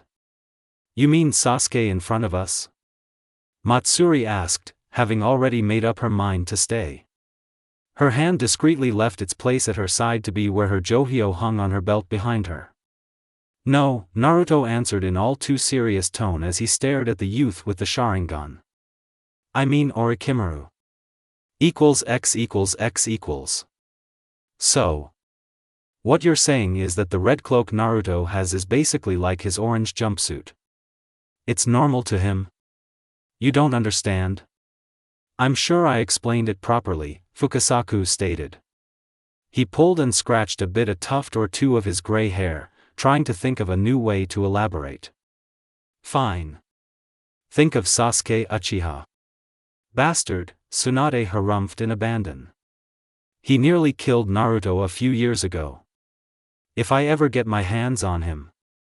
Think about Sasuke, Fukasaku insisted. The boy was troubled, yes, and he developed his Sharingan. He's like normal Naruto. The one who is nigh perfect, and can switch into Sage mode whenever he wishes, keep it on, and have his emotions. Yes? I follow. Go on, Shizen asked anxiously. And now, think of his elder brother Itachi. Up until their ages coincide. From the age 6 to 12. Think of their mindsets, think of their Sharingans, think of their strengths. Sure, Sasuke was talented, but what of Itachi's genius and prowess? What of his mind? His techniques and the strength behind them? That's the difference. Practically raised the same, but yielded different results, especially with the same resources. It's that kind of difference of which I speak. Itachi slaughtered his entire clan, Tsunade deadpanned. I frown upon the deed, but that is yet another case. He's willing to kill. This enemy will gladly destroy everything and terminate all who even looks at him less than adroitly. A Naruto who's emotional won't, and a Naruto who isn't will spend whatever price, however expensive it may be to get the job done. A man like Pain shouldn't be allowed to continue his path. Even if he's nothing more than a corpse. A corpse? Shizen parroted, bewildered. A reanimated Yahiko of the 3 AIM orphans. A second, Nagato, was the one who started Akatsuki. He controls the corpses with the Rinnegan. Each of the 6 corpses represent an aspect of all jutsu. The Deva path, the Asura path, the human path, the animal path, the Preta path and the Naraka path. The Deva path is in my opinion the strongest, and he alone could destroy the village. I could tell, and he hadn't even tapped into the fullest extent of his powers. This was all I was able to glean from the encounter, and Jiraiya's texts. And, there was no cryptography. X=X=. The youth chuckled to himself as he seemingly glared at Naruto with his copy-will eyes. What makes you think that I'm Orochimaru? Cut the bull, Hebe. Naruto growled. I'm as good a censor as they come. What do you want? Me? All of a sudden, purple streaks started running alongside his nose akin to a snake's and his complexion grew more pale. It was no question that Orochimaru had possessed Sasuke. I'm only here to offer condolences to my teammate and to you for Jiraiya's death. Naruto sighed. Is everything that's going to come from your mouth a lie? Matsuri had become tensed when she realized that the one before her was Orochimaru, the rogue of the Sannin. But why did he look like Sasuke? Furthermore, why was Naruto so relaxed? Naruto-kun? What's going on? Do you two have any history? Not particularly. Except for the fact that he's possessed the body of my former friend, the Uzanamike said plainly to her, just so all could hear what he was saying. Well, if he were an actual friend. Sasuke's gone. I suppose that's his own fault. However, he spoke even louder to drop an obvious hinting question, I don't know why he's here. He now has the Sharingan, so he should just move along. He has what he wants. Well, besides knowledge of all jutsus. Shouldn't you get going? You have a lot to learn. You will pay for mouthing off to Orochimaru-sama. The orange-haired one yelled. He seemingly grew more erratic in nature and was going through some sort of transformation, but it was halted by easy words by his very own leader. Calm yourself, Jugo. He knows what I want. He just wants me to affirm what he knows. Naruto smirked. You envy the unification of the aspects of mind, body and nature. Your second goal, and you would do well to realize that I'm not giving myself over to you as easy as Sasuke. Come to think of it, not any at all. I'm not into guys. A twitch of a smile came on Matsuri's face before it fled. She could sense that this was going to come to a confrontation, but wasn't sure what her part would be in it. You want the chakras of nature to supply the chakra requirement of any jutsus, plus the benefits they grant. But you can't, as you lack the physiology, the mentality, and the harmony one needs. You may have the physiology, but to be blunt, you lack the mentality as you are the culmination of the worst facets of shinobi, and there's far too much blood on your shoulders. You blame me for having ambition? I blame you for having ambition that requires the opposite of nature, Naruto said in raw contempt. To live forever. None should be exempt from dying, not you, not your former master in the Akatsuki, not one. Generations are meant to replace those of the before. So you and your muscle get out of my way. I've got bone to pick with that, pain. Naruto glared at the group before him, daring them to actually make a move adverse his wishes. He was no fool, though. Orochimaru was no pushover. This man was as dangerous as Nuke Nin came, and he was supposedly the strongest of the three legendary ninja. Not to mention, he now had the Sharingan and decades of shinobi experience. But he, Naruto, had the power of nature on his side. He had his chakra, a veritable sea of chakra as an Uzumaki, sage mode, and all of nature coursing around him and through him, and a literal force of nature inside him, the Kyuubi itself. Arrogant? Maybe. Confident? Yes. Daring? Absolutely. No bull. Mood? Well, was the sky blue or not? The answer's the same. What if I made you a bargain? Orochimaru glazed his words smoothly, a sign of a brilliant orator. Impure world resurrection? No. Naruto answered gruffly. Of course not. I was merely bartering my aid against the Akatsuki, and in exchange, you will teach me how to use natural chakra. This offer shocked all of those present, Matsuri, the man's lackeys, even Naruto himself. He was actually starting to think of the benefits, but when he thought of the cons, he frowned. Orochimaru could already sense a negative answer. And he was right. No. It would be same as pissing on my master's corpse to teach you how to use natural chakra. To overcome my pool of chakra, and the ocean that is the Kyuubi's hate-filled one was an achievement, I'm sure, and I could surely teach it to anyone. But to give such a gift to you is too much. Even as I sometimes have trouble discerning if you're a man, a snake, or swine. And suddenly, peace was lost. All knew what an accident was and is. A mishap that was never intended to happen. All knew what a deliberate action was.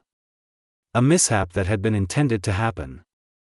If one knew that an accident was about to happen, knew how to stop it and was able to stop it while giving warning, but failed to do so, was it still an accident or should it be classed as an intended mishap? This Jugo person seemed very bipolar in his vibe, speech, and actions. Although to be fair, the catalyst for his current rage could be blamed on his condescension to the snake San-nin, and the man was quick to salvage fear and respect from the Uzunamike's himself for the man once more. And Orochimaru just watched the two users of natural chakra go at it. A purposeful accident. Bastard! You will die for your insults and mockery of Orochimaru-sama. The orange-haired elder teen yelled at the top of his lungs as he charged at Naruto and Matsuri, becoming more and more horrifying in description as he ran. He was transforming into something unnatural, for lack of a better term to coin it with. Naruto looked at his side to see Matsuri getting ready to throw her Johio. He knew that she was about to get involved, but it shouldn't be. She shouldn't be. Well, she'd inserted herself into his life. Therefore, she had inserted herself into his battles as well. But then again, this didn't have to turn out into a battle. And then Jugo reached them, and then it was no longer his choice to make. To her credit, Matsuri had realized that the person that was engaging him was no ordinary person, given the darkening of his complexion, and the spiky additions to himself and the fact that he formed an axe on his left transformed side. His left eye had changed as well, but both orbs now shared a crazed look in them. He was a monster. That didn't mean that she couldn't do something. Naruto was getting ready to form a Rasengan in his right hand to put his foe in his place when a dart connected to a rope found itself in Jugo's right eye socket when he was just 1 meter away from the pair. Gah! The man half slid to a stop as he clutched the space over his right eye. As he was about to gather his bearings to press the assault, he got a Senjutsu-enhanced Rasengan that was bigger than him that began to drill into the ground with him at the focal point. X=X=X=. Well, what do we do, then? Naruto is still going to fight this overbearing leader of the Akatsuki and no one in the village can stop him, save for me to go all out against him to break him like an egg and bring him back. Maybe Matsuri could convince him to return, Hokage-sama. We've seen that he seems devoted to her. She was going after him. You think that she can keep up with him? Tsunade asked her assistant with contempt. I think I'm the only one who can go after him as no one else who's up to the task has already been deployed. If only I hadn't had him playing babysitter to that Suna girl and sent him out on assignment as well, we wouldn't be in this mess. He should have been running a gauntlet of missions like everyone else. Milady Tsunade? Fukasaku spoke up. I could have him reverse summoned to Mayaboku from even as I am right here. It would be draining due for my recent injuries, but I'm sure that it's well within my abilities to do so. Then do it. You take the brat outta here. Let him wreck your place instead of mine. Tsunade muttered. And what of Matsuri, Fukasaku-sama? She'd be left behind, of course. I think that's acceptable, Tsunade stated. She can just walk back. Shizun was no dunce. In truth, she had always had a good head atop her shoulders, no matter how diminutive she could be at times. And, she was the youngest in the room, yet she knew that this was a recipe for disaster. She had realized, and prepared to give her admonishment and her reasoning to convince them to do otherwise. That's a horrible idea, Tsunade-sama, Fukasaku-sama. First of all, Naruto-kun practically would have ended your life last night. Matsuri stopped him. Yes? Yes. That's true, the elder toad begrudgingly replied. Today in our little conference, he was very nearly at your throat, Hokage-sama, judging from his verbal hostility. Who stopped him? Matsuri? Yes, Tsunade grumbled. Now, if Naruto were to suddenly disappear from this plane and into a summoning realm, how would Matsuri know? She's as devoted to Naruto as he is to her, and no doubt she'd go searching for him. Not necessarily in the village, but I'm willing to bet that she'd head to Amigakure to see if he had reached there ahead of her, seeing that it was his current destination. She'd get killed. She's not fodder, Tsunade-sama, she's an entire nation's ambassador. We cannot afford to risk her safety. These things never happened with Temari, the Senju growled. It all. Furthermore, when Naruto arrives at Mt. Mayaboku and without Matsuri, he'd go ballistic. Granted, the toads would and should be able to suppress his behavior. I should say before the moment passes, Fukasaku spoke up, while in sage mode, it's dependent on how much actual natural chakra that determines your strength. And it's also possible to increase his senjutsu muscle mass by training it, like lifting weights in sage mode. While as a perfect sage, he decided to break his record, close to the end of his 3-year training. Fukasaku? I know for a fact that Jiraiya is crazy strong with sage mode. How much did Naruto lift? She glared at the wizened toad. How much did he lift as this so-called perfect sage? Perhaps lifting is the wrong word to say. Fukasaku stumbled in speech. But he won a tug-of-war match with an extremely heavy and dense chain that the higher-ups in size use for the very same activity to see who was stronger. He won a tug-of-war match with Gamma Dash. Gamakichi? Tsunade guessed. I heard he got really big. No. Imagine lifting a massive chain that's far bigger than you, and then winning against Gamabunta himself. Well, I suppose that we could just let Naruto go do his business, or let you take care of that problem, or we can take care of it. What are we going to do? The sage ducked a massive swing from Kubikurabocho and pulled out a kunai from his pouch at the same time. As the cleaver sword passed over, he lunged forward with the kunai between the 4th and 5th rib of his combatant, but instead of blood flowing from the certain kill vital spot, water poured forth. He stood confused for a moment, but that was all it took before Suigetsu to thrust kick him away from himself, as he himself needed more range for the sword to be effective. What are you? Naruto asked to himself. He's a Hozuki from the mist, the red-haired Kunoichi answered nonetheless from where she was perched in his tree. A real pest, too. You, woman! Suigetsu yelled. Naruto got back to his feet and scowled like a thunderstorm. They argued as if there wasn't actually any strife between them, but more as if it was done more for semi-serious jesting. Was this confrontation actually serious to them? He didn't have the time for this. It was a mockery. He was still grieving, and eager to go and all but wipe the killers off of the face of the earth. He knew he was angry. But he didn't care. Orochimaru leaned against a tree with his arms folded, almost as if he were still Uchiha Sasuke. Well, now, you're eager to use only taijutsu, aren't you?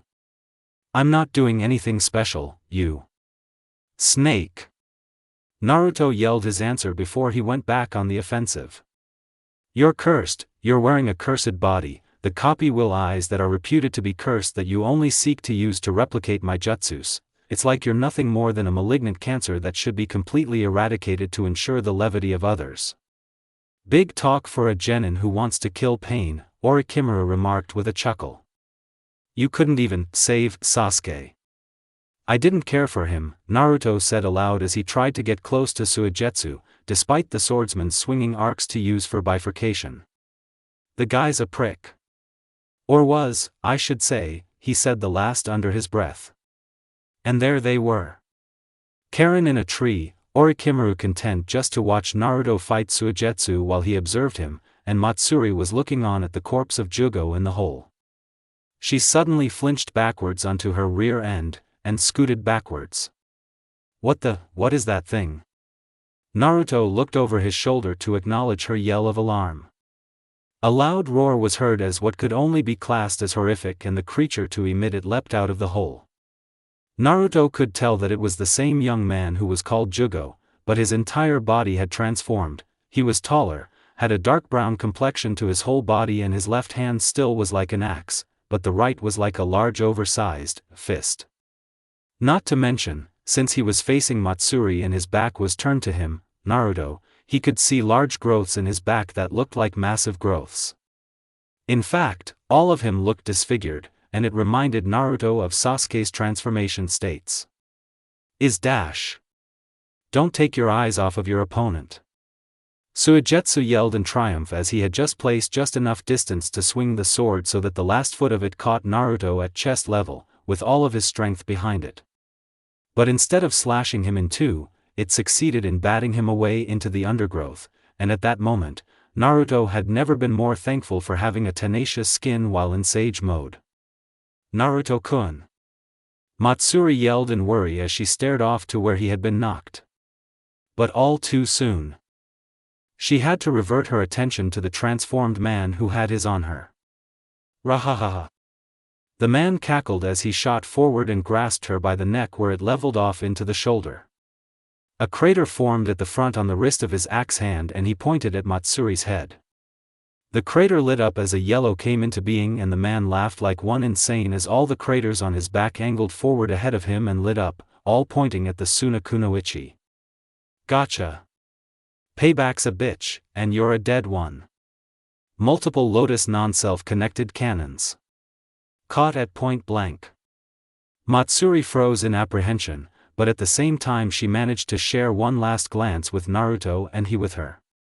There was something European about the moment, and Naruto knew that she wouldn't survive. And the look in her eyes told him that she knew it too. The cannons went off. X equals X equals. So those are our options, huh? Try to bring him back ourselves, let him get reverse summoned, or let him go kill some kinda Rinnegan-toting demigod. Well, if he's successful, that is, Tsunade moaned. Jiraiya.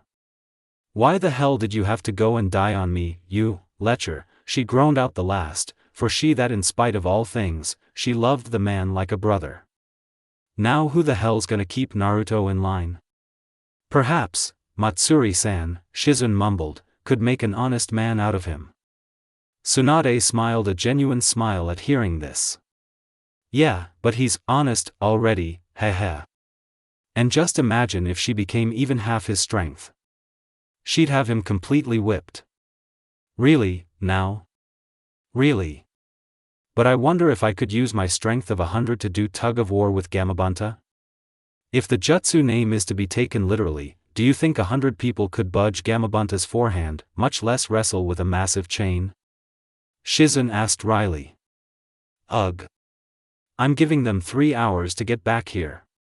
If not, then reverse summon Naruto, Matsuri or no Matsuri. She shouldn't have gone into the frying pan in the first place. She'd better be able to take care of herself.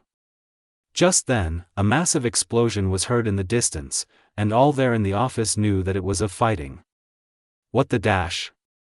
Tsunade got up in a hurry and stared through her window and saw a smoke and dirt cloud rising what was around 5 miles off.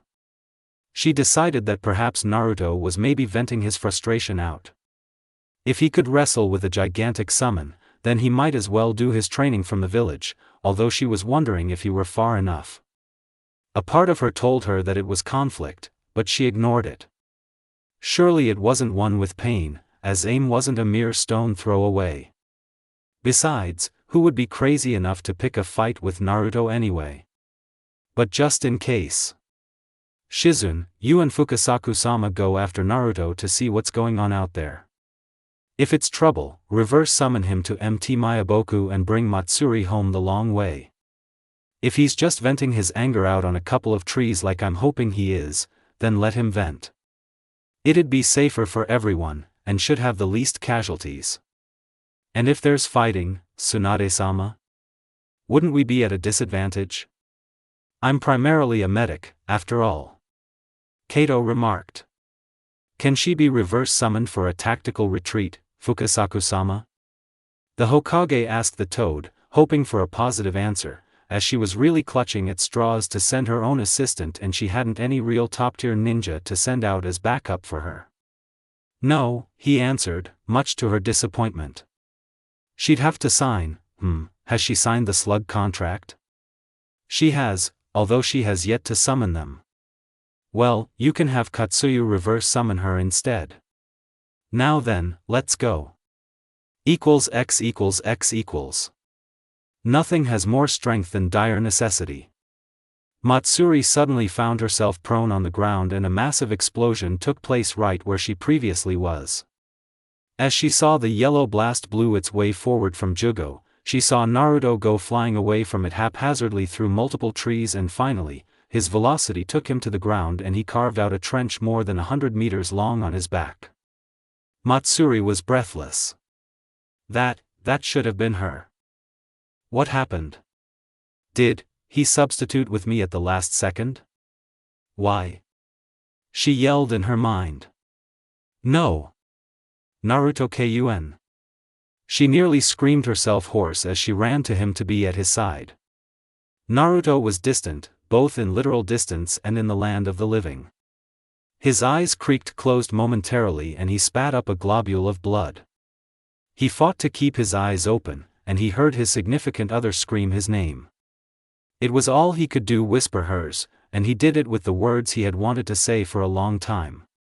I love you, Matsuri-chan, he mustered out and thought of her in his mind's eye, hoping that she heard him, but sadly knew that she did not. Then all went black. X equals X equals. Well, look at this. My jailer has come to see me in his dying hour. Shut it, Fox. I know you hate me, so why try to start a conversation? Naruto harumphed. But I can't die here. She's in trouble. Ever the damsel in distress, isn't she? The Kyuubi asked with a chuckle. Naruto glared at the Biju so frostily that it actually shut him up. She's stronger than me. I'm weak. I can't even allow myself to have emotions properly without having to keep your influence in check. She's the one that keeps me stable. And it's just a glance at her to make your emotions rage out of control, the demon fox pointed out with a toothy grin. All around, the area in the seal started to dim, but the fox knew that he'd soon die with his container. He sensed outside the lad's physical body and sensed that the girl had come to his side, but she was being approached by Jugo. Soon, the two of them would be turned into bloodstains, and the Kyuubi itself would most likely trapped in limbo due to this. Able Reaper Death Seal that also had half of his chakra in the Shinigami's stomach. The greatest pleasure of life is love, Naruto quoted out loud, but he soon felt like he'd break down. I don't care about being a sage. What's it f.kin matter if I can't love someone? He yelled at the top of his lungs at the fox, who dressed back a step. Tears flowed down the Jinchuriki's cheeks and he did nothing to stop them. Can't like, can't dislike, can't love, can't hate. Well, my chakra is on ban to you as far as you care, Kyuubi intoned. But you're still alive, although you're practically touching noses with the Shinigami. You can recover from your wounds if you enter perfect sage mode. It'll heal you, and you should have enough battle prowess to finish off these people. I'll have to disregard my love for her and my hate for pain to be strong enough to do what needs to be done. To become perfect? Yes. Forget her, as your standard sage mode isn't enough. No. He answered straight arrow. She'll die, Kyuubi reaffirmed, hoping to change his mind. It was all being done to keep Naruto alive long enough to free himself in the future, so one step backward today was more acceptable than failing completely. Forget her, and save her. Naruto looked down at his feet in the murky sewer water and realized that the Kyuubi was right. In fact, he knew that he was being selfish, but to embrace perfection to save Matsuri, a small price to pay. He'd do anything to keep her safe. He wondered if she knew. He wondered how she felt about him. For once, he prayed that she didn't love him. It'd make things far easier for everyone. X equals X equals. Oh Kami. Matsuri cupped her mouth when she saw the gaping wounds all over the front Naruto's body. She knew him to be durable as a sage, but an attack like the one he just got shouldn't have been to damage him that much. Unless the attack was more than just a normal chakra attack. Why did you take that attack for me? She mumbled as he clutched his hand, hoping that he was still alive. You pulled a substitution for me? What have I done to deserve it? His pulse was weak, but the footsteps coming up behind her were strong and intent. She knew that it was Jugo approaching. She glanced back and saw a mirror image of the Sharingan in his remaining eye, and Orochimaru, Suigetsu and Karen approached confidently. The orange-haired man appeared more reserved now. He must have been under genjutsu. She made no movement as if to get up. She'd be dead if she ran from Naruto's side. Well, I thought Naruto had more bite than bark this time around, Orochimaru sneered as he reached the two. But he's still as weak as ever. She pulled her dart out, got up and readied herself into her usual stance before the lifeless young man on the ground, between him and the group of four. Shut your disgusting mouth, I don't want to hear you say your name in it. She had prepared to die. She stood in front of the man who may have just killed her significant other, the rogue of the Sannin with a powerful dojutsu, a man who couldn't be hurt and wielded a massive sword, and a wildcard kunoichi. She was going to die. You're all just a bunch of murderers, good-for-nothing criminals, she growled. He had no quarrel with you. And you do, I suppose? The possessed Uchiha stated before he suddenly had Kusanagi at her throat, point forwards. To kill her, all that he needed to do was to press it forward and it'd go right through her neck. It would have been so much easier for you to run away. Pray tell, why did you stay? She didn't have to answer him, but instead felt like doing to him what she had earlier done to Jugo. But instead, she surprised the man. She had never admitted it out loud, much less to anyone. But some fraction of her made her say it, seeing that she was going to die anyway. Because I love him. Orochimaru shook his head with an amused smile as he clicked his tongue. What a foolish notion. And by all means, judging from his actions, one can tell that he thinks the same of you. It is disappointing really.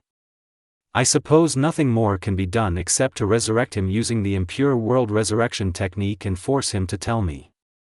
Unfortunately, you'll only be around long enough to feed the maggots with your decaying corpse. That was all he had to say before many things happened all at once as Orochimaru blinked while he spoke. Kusanagi was snapped in half and the blade thrust through Jugo's remaining eye straight through his skull. The corrupt user of senjutsu toppled like a ton of bricks. Orochimaru was knocked backwards with a double axe handle attack aided by senjutsu force, getting every bone above his neck shattered before being sent in a scorpion slide backwards for all of 100 meters. Suigetsu got a vermilion Rasengan that had streaks of the Kyuubi's chakra running rampant in it, and as the man screamed, the corrosive properties of the corrupted chakra left the man bleeding profusely before his torso grinded apart into blood rather than water. He was soon sent rocketing away as he rotated behind the Rasengan, but when it collided into a boulder, he stopped moving but the Rasengan pressed forward, annihilating him. Karen froze in fear at seeing the massive Kubikura Bocho held overhead to make a swing downwards. She immediately held her hands up to placate, seeing the stone-faced blonde about to dispatch her. When she saw that he tossed the sword away as if in abandon, not caring if she wanted to persist or not, she took the opportunity to run away as far as possible, and never looked back. Matsuri nearly cried as she saw the four blondes in front of her, each facing a direction to where her antagonists had been in. Naruto-kun? You're alive. 3 clones vanished, leaving the original that had knocked Orochimaru into next week. He turned to face her and her heart fell when she saw him stoic. He looked devoid of all emotion. Matsuri, go home. You're a liability. He didn't even use the affectionate I was as far as she got before he cut her off. I don't want to hear it. Go home. Now. He said the last with a warning, and she could tell that he was serious. He wasn't the same Naruto that she had fallen in love with. This was his other side. The one she had resolved over and over to fix him of, but this one looked permanent. She wouldn't let herself be intimidated though, not by him. No. I'm not leaving. He almost winced, but kept himself together as he glared unconditionally, although he relented. Fine. But stay out of my way. X equals X equals. Shizun felt the ground shake and another explosion rocked the area. She remained silent, suffering quietly. We'll soon arrive, Fukasaku spoke up. But this is not the sounds of training. It's definitely a fight. What makes you so sure? Well, given from all the localized earthquakes, it's a given that he's going all out with taijutsu. This isn't like strength of 100, this is all natural strength, the very same he used against Gamabunta. But who could force him to go that far? Could it be pain? Maybe we should just reverse summon him, Fukasaku-sama? Shizun asked worriedly. Why should I? Isn't this what we want to happen? Him going all out against a foe that deserves it? The toad asked. No, it's what you want. The medic chastised, making the summon hang his head. It's not right for Naruto to be like this. The finally broke the tree line, and they gasped at the sight of seeing of Naruto holding up Orochimaru by the neck, the man bleeding profusely. His mouth started opening unnaturally wide and what looked like fingers coming through, but Naruto, without hesitation, made a Rasengan and forced it inside. The Yondame's technique was forced into the man's gaping mouth and the head exploded in gore. No more regeneration, Hebe. Naruto shouted before slamming the man's headless body into the ground and apparently lost his temper. Shizun stared in horrible fascination as Naruto bellowed his next technique as he began beating the out of the corpse using only his fists. Uruk. Sage art, kilo tonnage. His strength was starting to tell, and the ground shook violently and actually rippled with each blow the corpse took. The force of the sage's strength took the corpse apart into pieces, then to shreds, then to a paste, then to a stain before Naruto formed another large Rasengan that looked to be comprised entirely out of the Kyuubi's chakra and slammed it to where Orochimaru's body previously existed. And with that, even the stain that the man had been was completely obliterated to zero, and the Rasengan finished off even the area that the fight took place. 1958. 1959. 2000 hours. Alright, it's 8 p.m., and first off, let me just say happy, exact, anniversary to Lassoed with a rope dart. It was just this morning that I updated L twice, and I realized this evening that I had published both of these fics on the same day. Good thing I remembered, or you wouldn't be reading this now. Nuff said. Thanks for sticking it out for so long, people. You're all awesome. October 4, 2016. Disclaimer, I don't own Naruto. Shizun-san. Help me. He won't listen to reason.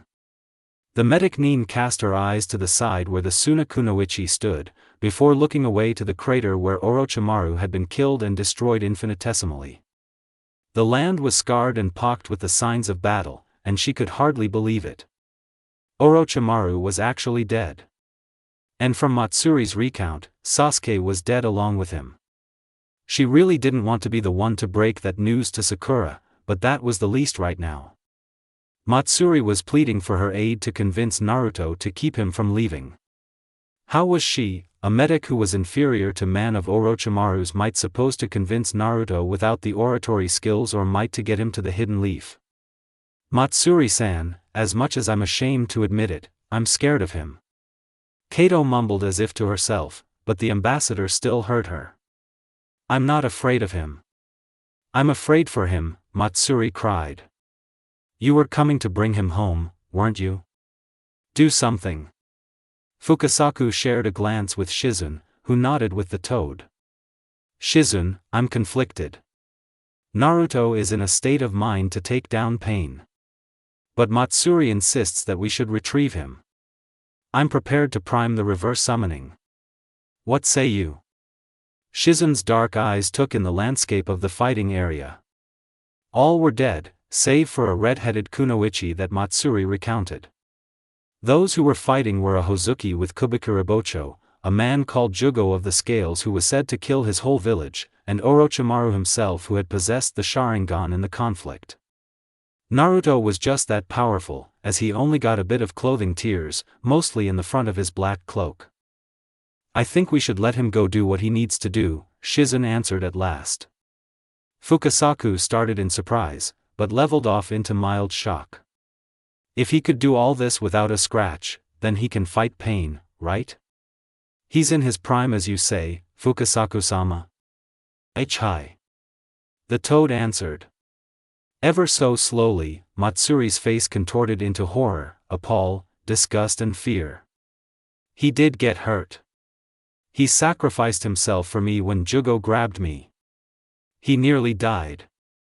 Maybe you are a liability after all, then, Fukasaku articulated bravely, but not without a hint of regret in his words.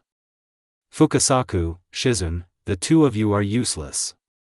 All present were taken aback by the teen's impudence, and Matsuri turned on her heel sharply to approach the blonde who stood in the center of the clearing. Or crater, whichever one truly saw it as. She walked determinedly, but she lost the confident swagger in her step the more and more she got closer to her significant other. He stood stock still, and his eyes were closed. His face had no emotion, and no one could tell that he was in a heated discussion with his tailed beast. Do you see? You did it so easily, and it was all because you've relinquished her from your life. I didn't push her out of my life. I only tried to take my leave from hers. Faye. King Sap. You still have feelings for her? Banish her from your thoughts, clear your mind and kill the fool who dares to call himself God. Naruto took a lengthy exhale before he continued. You sound afraid. The Kyuubi was thrown off mental balance and he growled as he tried to regain the upper hand. Me? Afraid? Of who? Don't be an idiot, you insufferable fool. Naruto smiled grimly internally. Oh. I see that you've forgotten, I'm a sage. I don't get to where I am by being a fool, and I can well and truly sense your fear. You must be afraid of this pain guy, simply to the fact that he has the Rinnegan. I've been informed that a Sharingan user hijacked your will to use you to destroy the village back when I was born. It makes sense that you fear the stronger dojutsu. I do not fear. I inspire fear in others. The beast roared. And you couldn't tell me calmly. But it doesn't matter. For once, I'll agree with you that I must confront pain nonetheless. The only question is, when? Where? In Amigakure as soon as possible. While you yet retain your perfect sage benefits. That would mean that I would have to go against the entire remaining members of the Akatsuki, including Pain and his corpses, the man behind it all, Konan his fellow founder, Itachi Uchiha, Kisame Hashigaki, Haiden, Kakuzu, some kind of a Inanyang-looking creature named Zetsu, and a possible Sharingan user named Tobi. The lecture's final notes were useful, I'll give him that. The Kyuubi put in. So that's 7, plus Konan, and 7 again, I'm outnumbered 15-1. Aren't you able to make clones? So what? I pick them off one by one. One attack when they meet all together? I'm not a kami, Kyuubi. The Uzunamike's tone was exceedingly sarcastic. The Kyuubi had to consider that. The boy, while certainly powerful, it was doubtful that he could go afore that many S-ranked nuke nin. It would be suicide. He could give his container full dominion over his chakra, and that could give him the prowess to get the job done. But that didn't change the fact that he wanted out of his cage. But he could get Naruto to trust him and be open for him if they formed a friendship. The thought made him sick. There was a difference between desperate and any means necessary. He was not desperate. Well, rather, not that much. He then cast his attention outward and noticed that the girl that Naruto had had on the center of his mind approach, and decided to take a back seat. Perhaps he'd learned something he could use. Naruto-kun? You there? Anyone home? Matsuri tried to say jovially, but her nervousness and cracking undertones gave the attempt of a friendly hailing no chance of being what it was meant to be, that is, light-hearted. The blonde opened up his eyes to peer at the form of the kunoichi, who shrank just a bit from his toad-eyed gaze, before she hastily covered the cracks of stature to appear more fortitudinous. Yes, Matsuri? No, affectionate. Again. Well. I was thinking. Her eyes cast looks to the side as she found herself unable to keep his stare. I never got to say thanks for saving my life. If I never have to do it again like that, he said slowly, that would be thanks enough. It's far from terrific for my health to take an attack like that at point-blank range. Matsuri's eyes widened when she heard this, but forced herself to relax. I could tell. But Naruto-kun, I don't want to go back to the village, only to wait out my days and find out in the end that you perished. Matsuri, you're not going to be some kind of grieving widow. Have you so little faith in me that you believe that I'll lose? She tried to defend herself, but he cut her off. You're having more belief that I will lose, rather than that I'll win. He accused. Are you that confident that you will win? I'm certain, he corrected, that I'll win. And I guess that I'm like a cripple compared to you. I'd only be holding you back, the kunoichi replied bitterly. You're the strongest girl I know. But unfortunately, what and who you are doesn't go very far against the Akatsuki. Ouch. She deadpanned. It's the truth. The sooner you accept it, the better. Besides, Your vocabulary regressed, she said calmly. You're no longer a perfect sage. Right now, you're only a sham. And with that, she gained the upper hand. But if you really feel certain enough, she used his own words against him now, relishing the aback look on his face and hating herself for it, that shouldn't be a problem. Go take your revenge against a man that you feel neutral to, and while you're at it, pull an entire hidden village into it just by being in its vicinity. Naruto looked down when he heard this, and he could hear the Kyuubi in his mind, roaring for him to stop listening to her. But as he was able to block the Biju's voice, he couldn't tune out Matsuri's onslaught. Go and kill for no reason, just for being able to seems to be fine enough in your opinion. You once told me that you hated killing. Do you think a jail could hold any of these people? Can't you see that I'm doing this to make sure they don't hurt anyone else? Do you think that these people can be reasoned with? They're incredibly strong, have high ambitions with all the Biju, and right now, their priority is me. I need to do all I can to bring down the Akatsuki before they all take me by surprise. He yelled. And you're going to do that by knocking on their front door with the very thing they want in the seal on your gut? She had seen the seal up to last night when they had slept together in the same bed for the first time. And what of the kiss last night? Did it mean nothing to him? Although she was trying to make herself believe that it was more platonic than romantic, of all things. Why is this so hard for you to accept? Naruto roared, as the final shreds of his patience were burnt away. He couldn't believe how stubborn she was being, not to mention how she appeared to be holding him back. Didn't she know or even realize that he to do this? He took a breather, his emotions were ebbing from him and he had to suppress it. Within a few moments, he had regained stalwart composure and he returned his full attention to her. Your arguments have no merit, you're being obtuse and you can't even maintain a point. Matsuri, he reached out empathetically as well as with his arms, but she seemed far out of his grasp on both counts. The prospect scared him. What's wrong? What's really the problem? There was a moment of silence. It was more of the type of being unbearable, and as Naruto was about to repeat his question, he saw what looked like the girl breaking down, internally, but tried her best to keep herself together.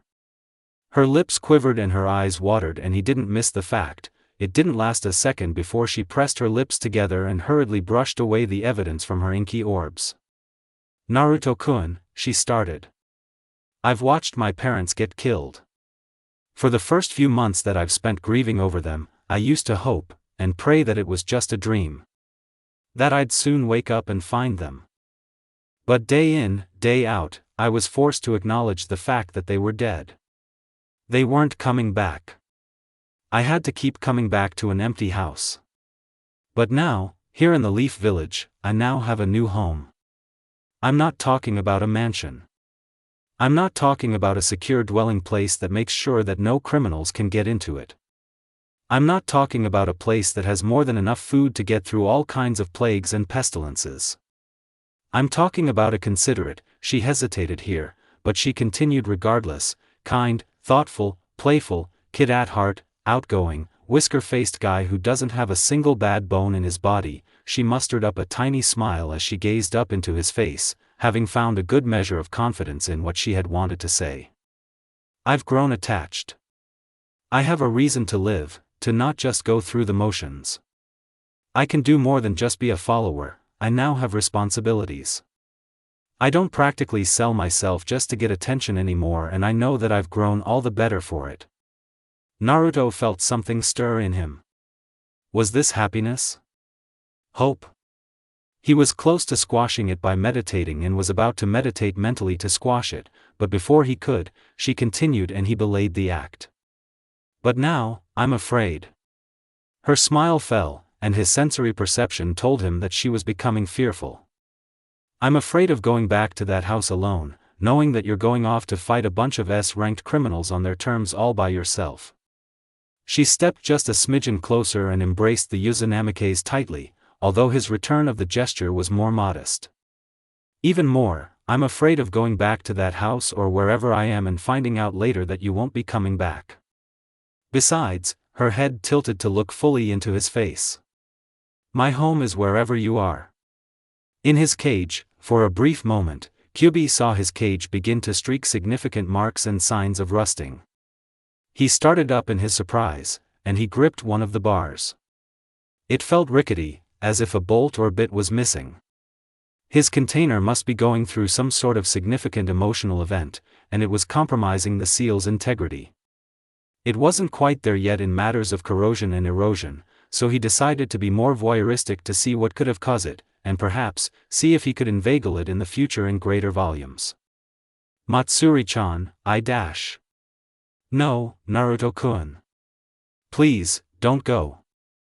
I don't know if I'm being selfish or a bitch for trying to hold you back, but I just don't want to lose what happiness in my life. It's too soon. I'll come back. Promise me, Naruto-kun. Promise me that you'll come back, she begged. She was truly clutching at straws at this point, and Naruto could tell. Matsuri-chan, I've never lied to you before. Please, don't make me lie to you. The Suna Kunoichi's eyes averted to the ground when she heard him say this, but still found it in her to flash a smile. Well. I know that you'll try your best, won't you? I have a reason to. His own voice faltered for the briefest moment, but he regained his stature. However, he could feel his grasp on sage mode abate and he felt, normal, little could describe what else it was supposed to be. I have a reason why I have to all that I do, to do all I can do, and want to do all I should do. Moreover, I have a reason to need to come back. I once defined love to be a singular between a pair who has an arduous period in which they discover the need to be near one another, sharing tenderness, devotedness, attachment, appreciation and benevolence for one another. She looked like she was trying to connect the dots on where he was going with this, but still didn't follow. But I've been afraid too. I was afraid of approaching you and telling you. He stopped, as if he had come to an end but in all actuality, had so much more to say. But Matsuri's cognition had caught up at last, and she responded to what he hadn't said. Me too, Naruto-kun. Me too. I feel the same way. Naruto lifted both of his hands from his side, and at the same time, formed two raisingans.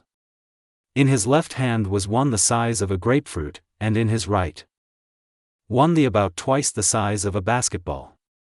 He gestured with his left hand first, this is as I am. He then indicated the larger raisingan in his right hand. This is as I can be. But I have to be a perfect sage. Then why don't you? She understood the symbolism perfectly. To be a perfect sage, I'll have to disregard all that I am, so I can unlock my full potential. I cannot hate, and I cannot love. This part, she had no problem grasping, but in a sense, wish she didn't. I see. I'll have to give up on so many things, Matsuri-chan, for everyone's sake and yours. But I hope that when I'm done, if I come back dash. When you come back, she interjected with the correction. Yes. When? He amended his statement with a grin. When I come back, you'll give me back my humanity. His sage mode began returning back to him, and as it did, he could feel his emotions deadening. Matsuri almost despaired when she saw the horizontal bar pupils in his eyes, but she buoyed up her spirits when she recalled his words and thought it over.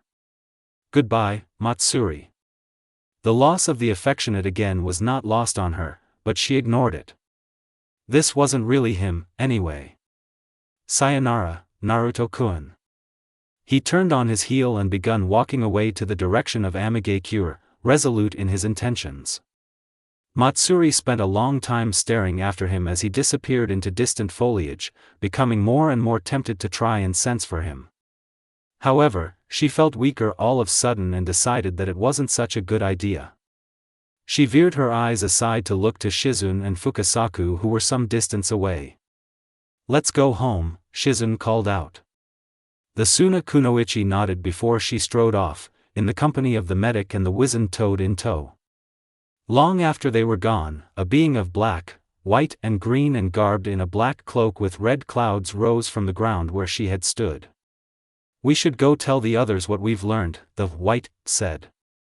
Only the select others, the black replied grimly. Some news is not meant for all ears present.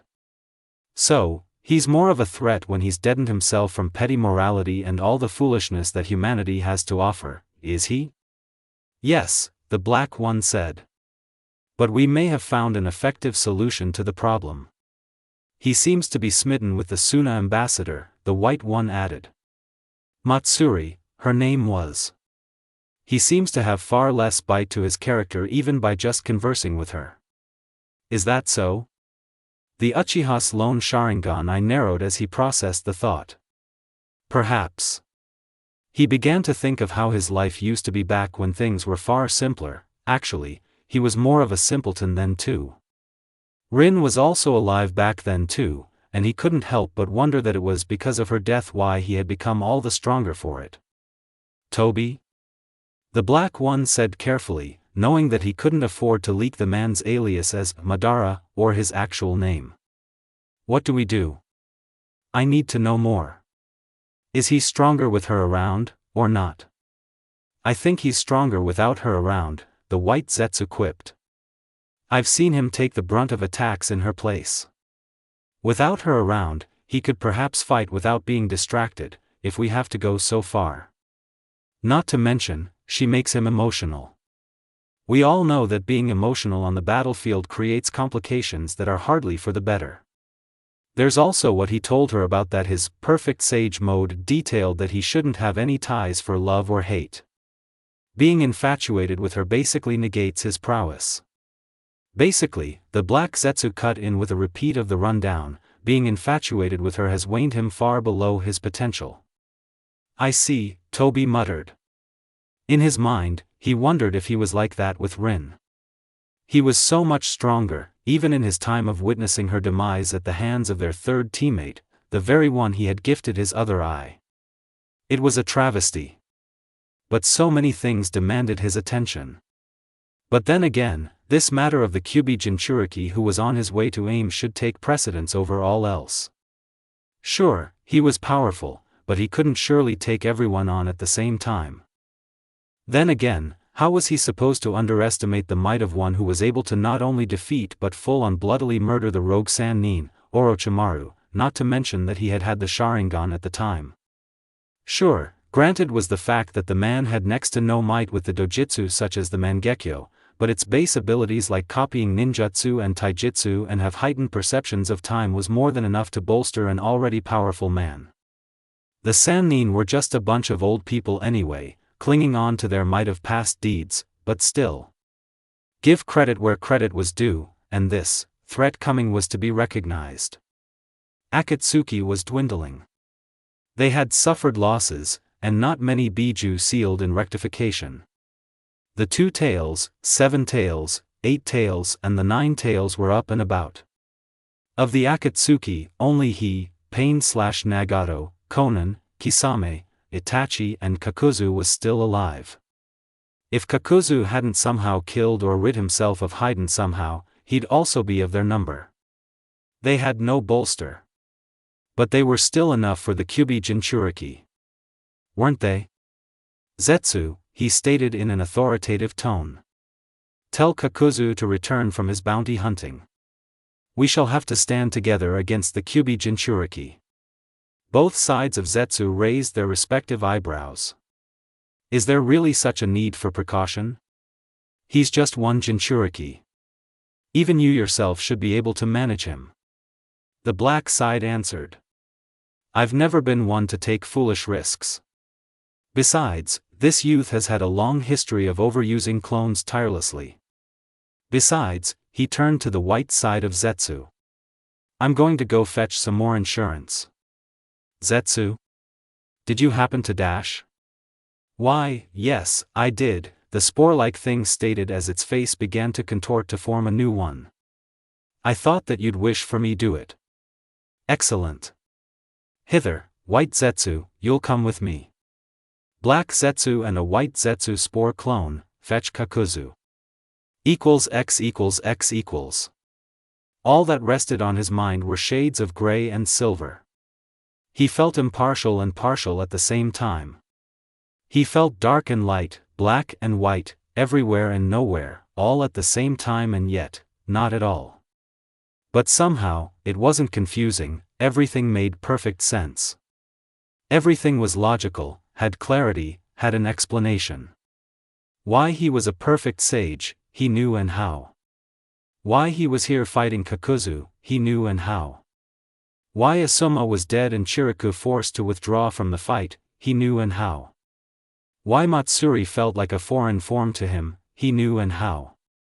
He knew with his current knowledge. How he knew? Because he was a perfect sage. This didn't mean that he liked it. When he first began training for the title, he had gravitated naturally to the idea of training. Now, for the first time, he was starting to abhor the results of any sort of training.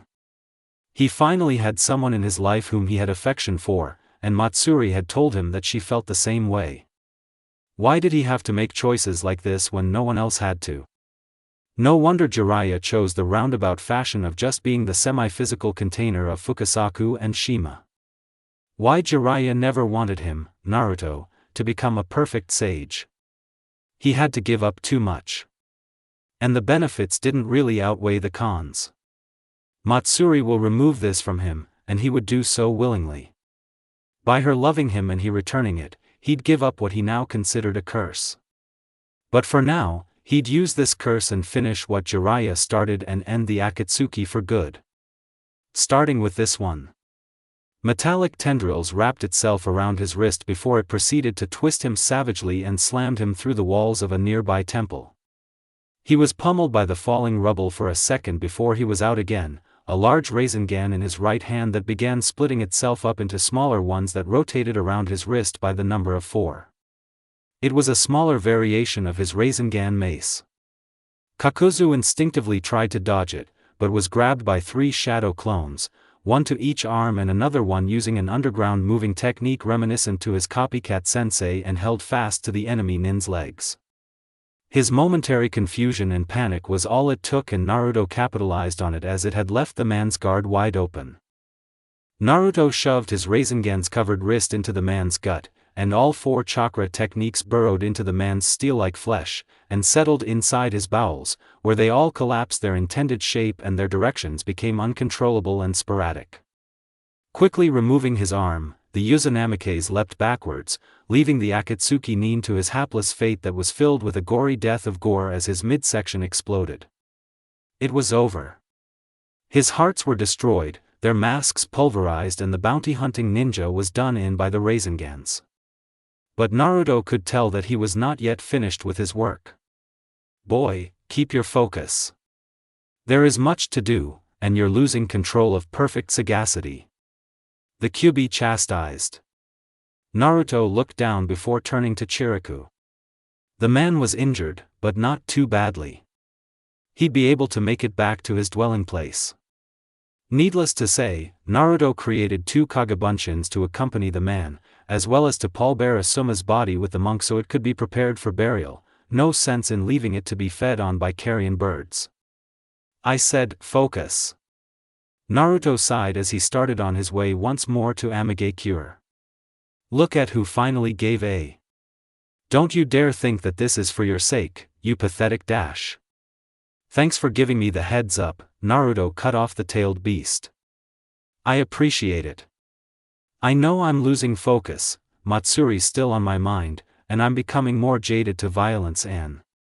Think nothing of it, the beast said in a much more calmer tone.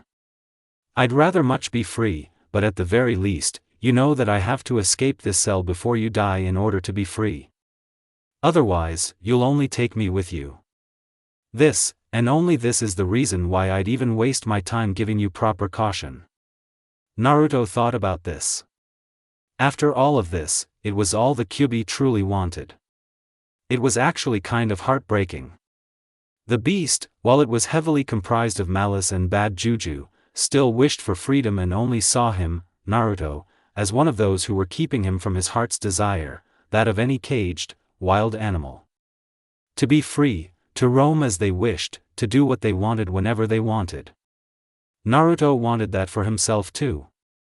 When he returned from this, he'd gladly give up the responsibility and the benefits and the curse of being a perfect sage, just so he could be with Matsuri. She wasn't just an ordinary kunoichi that was as sharp as a razor and beautiful as a delicate flower. She was different. She was rough and tough as her character, she was as strong as him in ideals, perhaps even stronger. She was tenacious, even without the benefits of invulnerability. She was soft-spoken, yet brash when the time allowed for it, and she was sensible and acted as his voice of reason. She was his rock, and at the same time, she was his desert rose. As simple as it came, the rose bloomed rarely because of the heat, and the petals were gorgeous, yet resilient in their stance against the glare of the sun. She was like this, coming into her season now. She'll be in her prime, modeling into an even stronger young woman. Hopefully, he'd be an even stronger young man. What was he to her? He was her home. He was the ground where she lay. Not just where she would grow, not parasitic where she'd get her nutrients, but to be her support through the ages. He'll be her home through the weathering of the elements, her fortress during the storms, her anchor through the floods. They'd keep each other strong. Hey, Kyuubi? The nine-tailed fox was silent. Just in case it looks like I won't make it.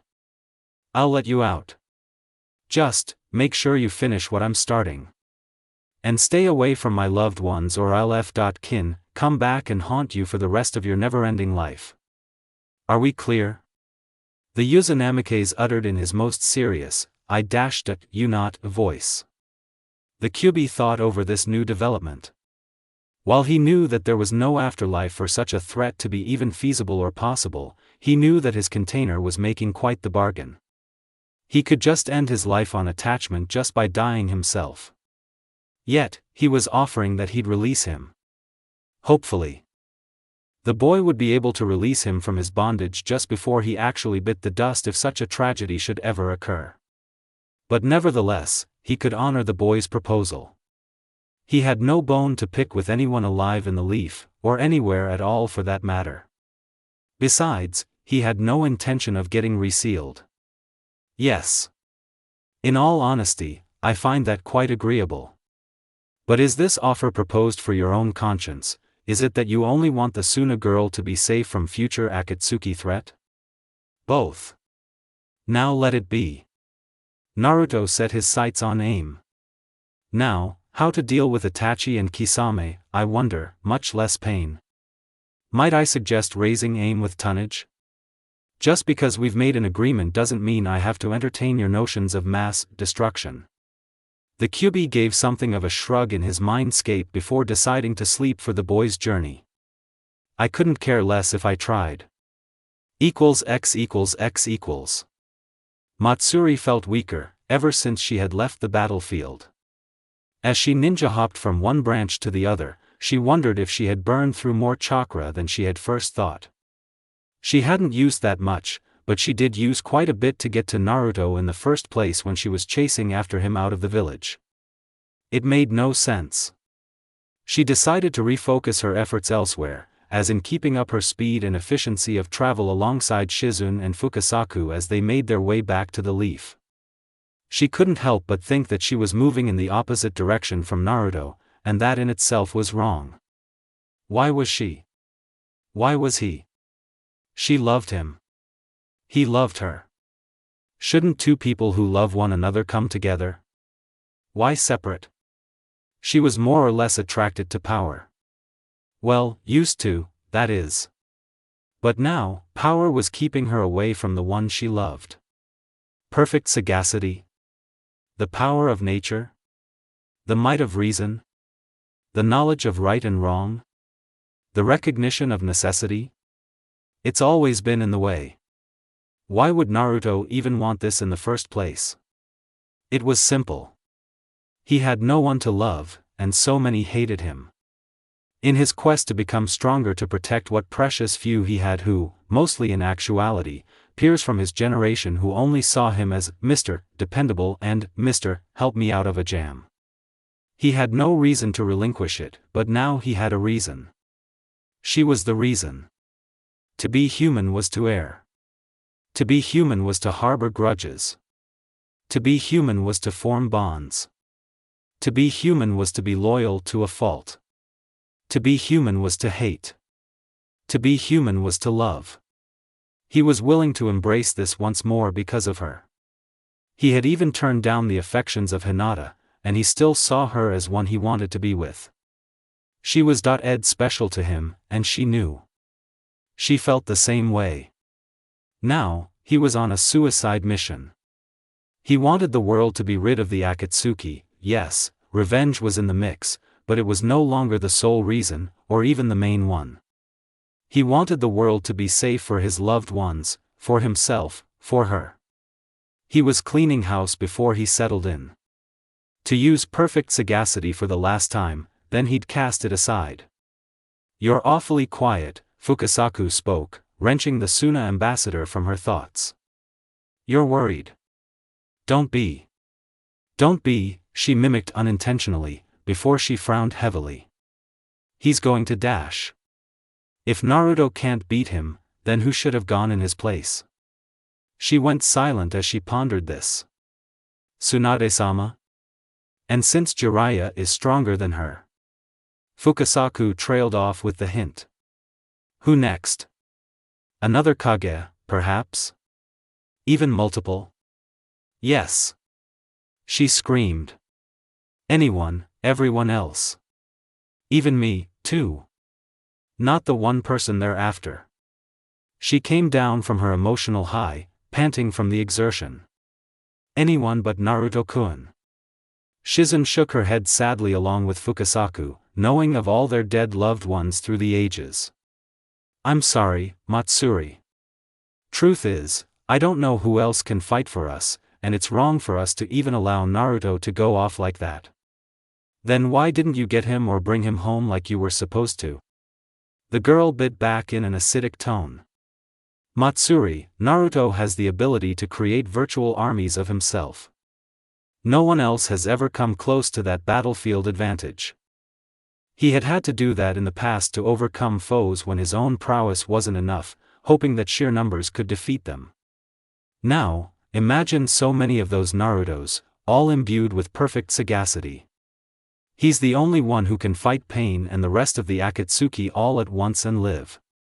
And if Naruto takes a hit, they all die, she mumbled. Have you thought about that?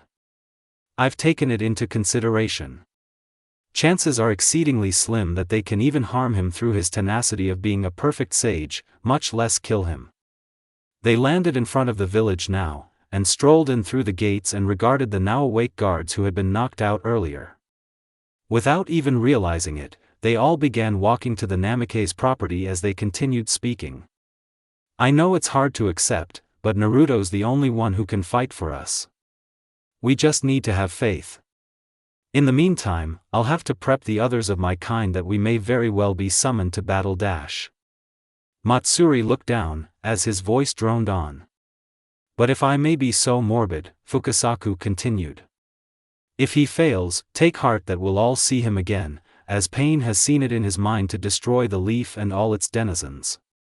All internationals should leave, anyway, tourists, mission issuers and ambassadors, Shizun said pointedly, indicating that Matsuri should evacuate, just in case. They should and will be going home. They should be with their families, and safe should anything happen. They stopped in front of the compound, Matsuri having taken a long time in answering. Finally, she turned to the both of them who had been like escorts for the trip. She had thought about what was said, and she made up her mind. Well, in that case, I'm staying here to wait on mine. That's the least I can do. Naruto said he'll be back. I just need to have more faith in him. She yelled mentally, but all of her words were resolute. Shizun and the elder Toad nodded in understanding. Grateful that they could give her that much quarter, she headed inside and sealed the gate behind her with finality, but not without a nod of goodbye before. Her weakness resumed before she realized that she really was running low on chakra. It was baffling. She had never exerted herself that much, and yet, here she was, fighting to keep herself on her feet. Looking forward to a rest, however, the last thing she expected to come face to face to was a splitting image of herself behind the door like an invitation for the .ed. She never felt the white Zetsu steal chakra from her when she was still speaking to Naruto. She never felt the white spore left behind on her continue to steal her chakra. She never felt herself collapse to the floor from chakra exhaustion. She never felt the spore crawl off of her to rejoin the white Zetsu clone of herself to keep up its impersonation of her. She never felt the clone of her dump her body outside of the compound that night, into the clutches of one of Naruto's enemies, who then used Kamui on her to transport her unconscious body. She never felt anything at all. Scene end. The Uzumaki did nothing to stop the tear from being shed from his unique eyes. He was all alone now, and he could be permitted this. There was no one around to judge him, no one to tell him any different. It was just him, and he was sure that anyone in the tombs of the graveyard he was in didn't mind. No doubt they had gone through the same thing with their visitors. The wind began to pick up a bit and it ruffled the coat he wore. Silently, he fumbled with the seals on his arm and from one of his food seals, plucked out a small bottle of sake. He was about to unscrew it before he slightly giggled to himself, although a frown marred his features. Nah. I'm not going to. I wouldn't dare give any to you. You can't hold it well when it starts flowing. Besides, he tossed it up and away behind him, I remember your little slip-ups with the stuff. Of course, there was no answer. There would never be any answer again. It was because of this why he kept up the sage mode. If he released it, he'd probably reduce to a crying, quivering mess. If he could be crying while in the stoic vibe of sage mode. Who knew how badly the grief would affect him? He couldn't trust himself, he wouldn't dare to, unless he was in her arms. And who knew how long before he'd see her? God, he missed her being next to him. He was too vulnerable. Not vulnerable physically. He'd proven that he wasn't, or at least far from it from the example of just a measly year ago. When he had fought pain. The man who thought he was a god and had the power to back it up had nearly killed him. It was there that Matsuri had jumped in, and became a catalyst. A catalyst for change. Naruto looked down and clenched his fist. What exactly did a sage have to do to bring about peace? Did he march about with placard signs? Protest? Preach? All very idealistic, he was sure. But no matter how you cut it, how you did the equation, if you added any of those acts in it, there would never have been any peace. The very same thing that Pain himself had told him, the power of fear, that alone was deterring everyone from war presently. There would be no vacuum of power stemming from the loss of Jinchurikis from the nations. If one man could spearhead an entire organization of S-rank shinobi and rule the very same people mighty enough to capture Jinchuriki, how strong was this man, the man with the rinnegan and boasted himself a god? Furthermore, who was strong enough to tangle with the person who beat him? Who could fight the Uzunamikes himself? IWA, no Jinchuriki. No spine to mess with him. Suna, half Jinchuriki. Friends with him, the Kazekage himself. Kiri, no Jinchuriki. No reason to fight him. Kyumo, one Jinchuriki. But they were keeping to themselves. In fact, they were the only wild card, but after tales of his exploits in AIM, everyone was leery of Naruto, even his friends. He was all alone, save for one person. Only one stuck by him. Naruto looked down at the grave. Jiraiya would have been ashamed of him, despite being a sort of watchdog for the nations. This was peace, but it was not achieved the way the man had intended. Am I really the child of prophecy? Naruto gazed silently at the grave in front of him. Knowing who lied beneath, finally, the dam over his feelings broke and he fell to his knees, letting his head sag to the tombstone. I'm sorry, I'm sorry, I'm sorry, I'm sorry, I'm sorry, I'm sorry, I'm sorry. His words blurred in his mind and hot tears rolled down his cheeks. I failed. I failed. Our dreams for peace are the same. The only difference is the method, and the only way of going about it is deterrence. Whether it by being a monster, a Jinchuriki, or a sage. We're not mere flesh and blood any longer. Now you fully understand what the world truly is. Happiness is an illusion, it passes quickly. But from now until you pass on into death, you will know pain. This is what makes us kindred. Naruto nearly ground his teeth into powder when he heard the unwelcome monotone of Pain while in the abyss of his grief. You, Madara. Pain. You. If only, if only. But it wasn't meant to. Hindsight had perfect clarity. But that didn't mean that there was a lesson to learn. It was just a matter of time and place. It always has been, and always will be. His sage mode alerted him to someone sensing him. He knew who it was. There was only one person who would seek him out in that particular manner, and he tried to put on his best face. He didn't quite trust himself to look too badly affected around her.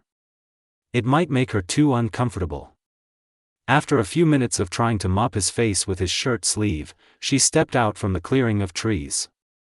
The first thing that gave her away was the gleaming leaf hitai ate around her neck that reflected some sunlight back into his eyes, half blinding him. But he already knew what she looked like and in his mind's eye, was the same as she always was. Naruto-kun? She called. Hey, he called back as he got up and stood straight, putting on a brave show. However, like always, saw right through it. But he continued with the facade, hoping she wouldn't try to press further into it. He instinctively tried to let his sage mode ebb from him, but only barely. At least in that way, she would be more comfortable around him. Naruto-kun. You're beginning to worry me. I am sorry about Dash. It's fine, he cut her off. We should just go. I know how much you like dango, and I promise to take you out to get some. The girl frowned slightly, suddenly wondering if Naruto still had on his sage mode. She had scouted him out and realized it was on, but she knew that Naruto did it to help himself suppress grief, especially while he was here. Do you still have sage mode on? He kept his eyes and his mouth closed, especially not wanting her to see his eyes. He knew that she favored his blue ones, and needless to say, he didn't have those at present. She thought it was because he was trying to hide tears again, and without premeditation, drew him into a close embrace. She didn't say anything, but she allowed him to cry on her shoulder. His mouth curled into an ugly scowl as the waterworks ran. I just couldn't, I failed. Guess there's no such thing as perfection. She understood perfectly. Slowly and carefully, she eased up his head. He still had a tear streaking from it, but she waited. It was growing painful to watch the strongest person she knew be like this, but for this, she'd be stubborn, just as he was. She needed him to look her in the eyes. At long last, he opened his and stared into hers. Choose an ending to read. Ad meliora. Or ad mortem. The dreary rain now fell in more independent drops, rather than the usual heavy sheets. All of the fighters stood adroitly to each other, and all of them wore nothing on their faces. There was no emotion, no betrayal of internal feelings. But anyone with even half a brain could see that the blonde among them was cracking. Madara smirked beneath his mask. At long last, it had taken too long to break the Uzunamike's, and now that he had the answer before him with a knife to the throat. Now watching the Uzunamike's, he couldn't believe that he had been so cautious.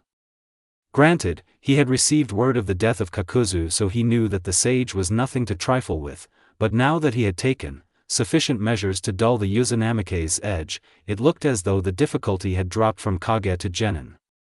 Oh, and what was this? Was the sage now trembling? Indeed he was. The so-called force of nature was now shaking like a leaf in the wind. How appropriate. Although he should still be respected, he did manage to annihilate the armament-type path that was the Asura path, the human path and the all-too-valuable Naraka path who was to revive the others. If things had continued to go like this, who knew what else the sage would have done before he had shown up with the prisoner? Well, for one, he wouldn't have lost his nerve. Naruto quivered as if he were racked with ague as his eyes actually wandered from the people he had been fighting to the girl that he loved, the very same that who had a kunai held at her throat. Her eyes were half-slitted as if she had just woken up from a long sleep. Naruto, Naruto, Naruto, Madara said almost disappointedly. I must say, first you resist attempts on being captured, and then you decided that it would be best if you challenged the very same Akatsuki on their own soil? This hubris of yours is appalling. If I may ask, does being a sage make you better than anyone else? Naruto's gaze fell. Did he really think that? Before he could ponder it, the masked Uchiha continued. Furthermore, did you actually believe that this would be a mere clash, just another fight? Only one faction is walking away from this, but no matter which one it may be, it will not be unscathed. You've come not to conflict of brawn, but a conflict of goals, of means to attain peace, of dreams. Naruto didn't respond, and Madara didn't continue. However, Pain was more than willing to finish.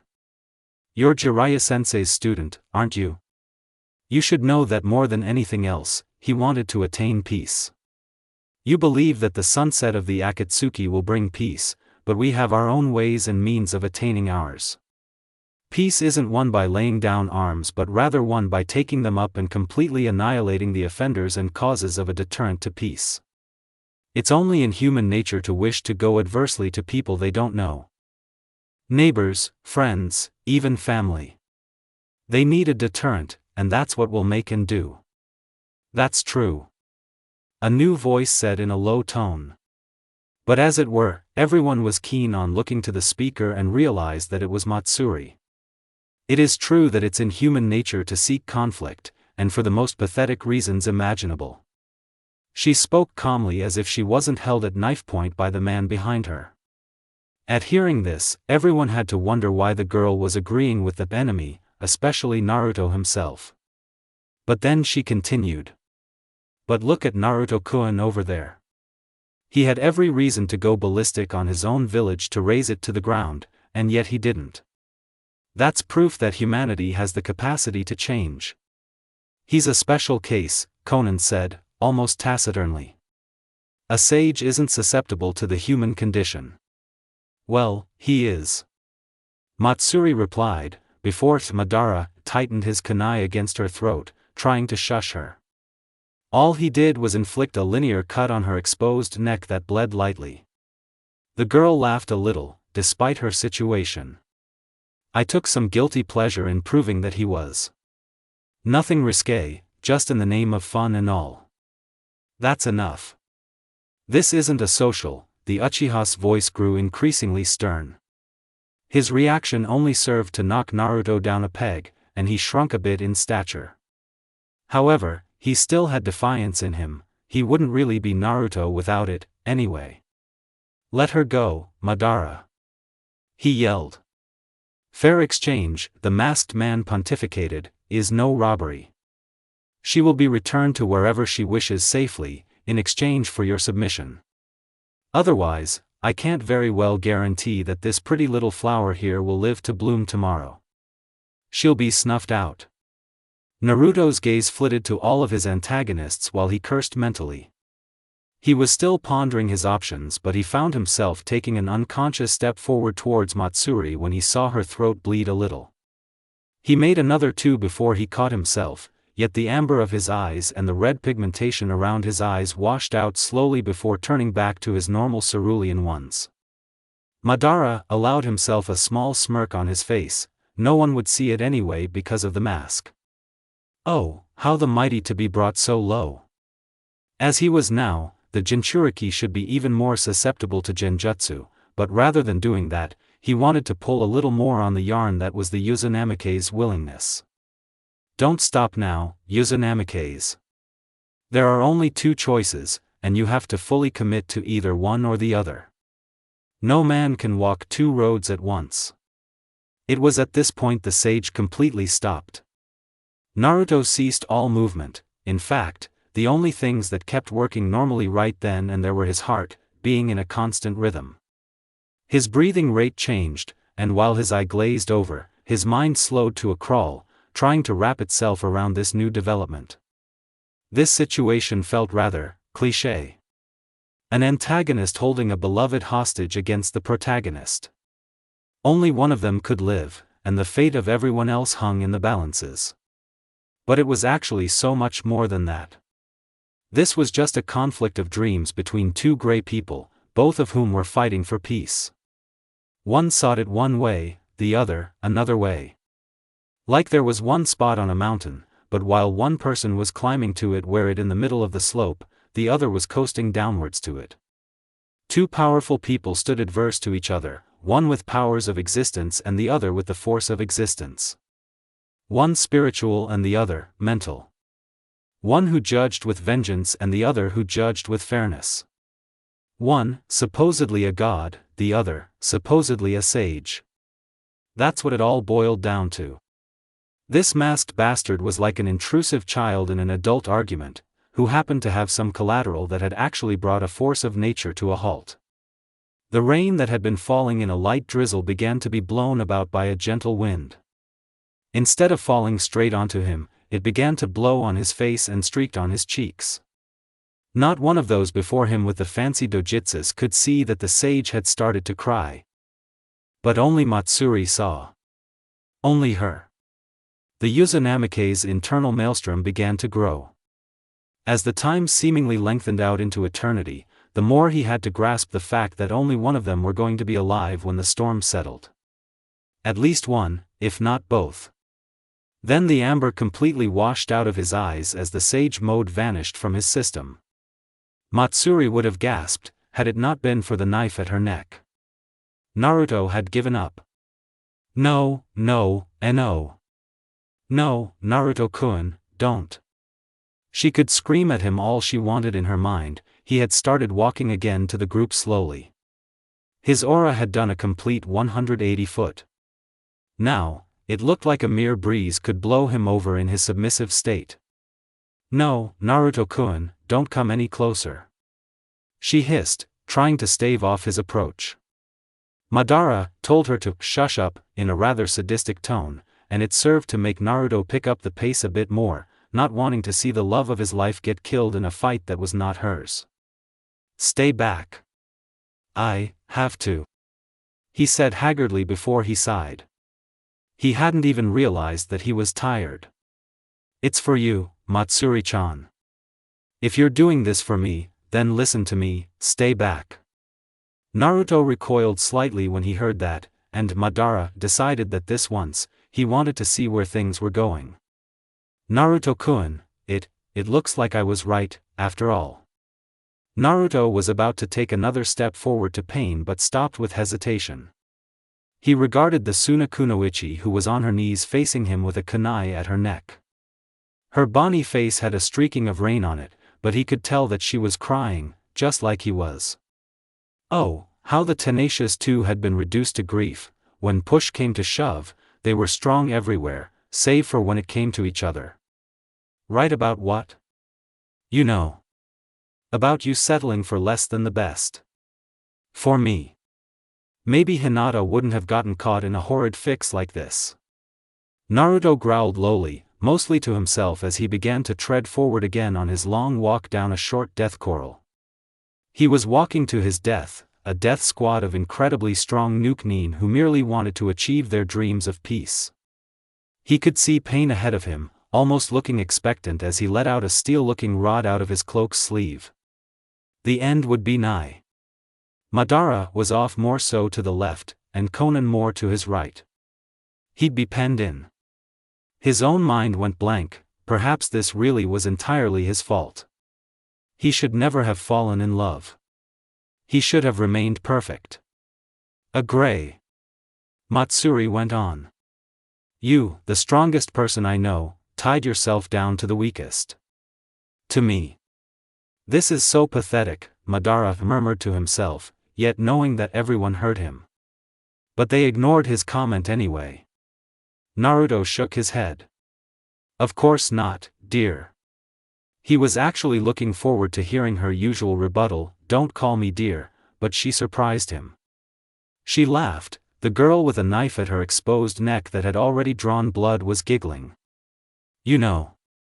I was never really against you calling me that, Naruto-kun. I was just, being dumb as usual, I guess. I thought that if I had played it off as nothing instead of making a fuss, you would have stopped. Naruto had to admit, that sounded a bit of a bullcrap explanation, yet it was still plausible. In fact, the more thought he paid it, the more sense it made. But why? I started falling for you the night you carried me from your old apartment to your new house. Hindsight. Yeah, and you really grow on a guy. His answer made her roll her eyes. Madara felt like this was turning into a farce. Keep coming, Uzunamike's. If I see any hints of Sage Mode or the Kyuubi's chakra, I'll slit her pretty little throat. Said person frowned before putting a bit more pep in his step. He shook his head. Not my new house. It was supposed to be our home. He hesitated and stopped. He turned and faced both her and Madara. Upon doing so, everyone tensed for conflict, but he remained there, not really caring about his safety anymore. He had to face her completely. To let her know. I was planning on. The word ceased coming as his breath hitched in his throat as he hung his head. His eyes shaded from view. Yeah? She waited expectantly. What was he trying to say? Us. I was planning on furthering my relationship with you. For us to go further. He lifted his head and looked her fully in her limpid black pools that were her eyes. We as shinobi die too young, so I was planning to tell you when I got back. To give up this whole sage business. I'm not a perfect person, he started off, but he started to sound as if he was begging. But when I'm with you, you make me one. He yelled suddenly. He tried to inhale, but found it hard to. It was as if that instead of releasing a burden off of himself by saying that, it had only increased it. Now reduced to a whisper, he tried to tell her his last. I love you, Matsuri-chan.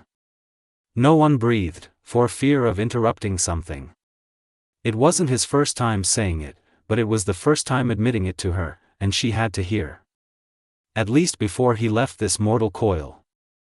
The rain began falling harder now, the mud splashing up with each droplet and smearing everyone at their lower quarters. I love you too, Naruto-kun. She said it gently, yet he still heard. His expression didn't change, but her smile never left her face.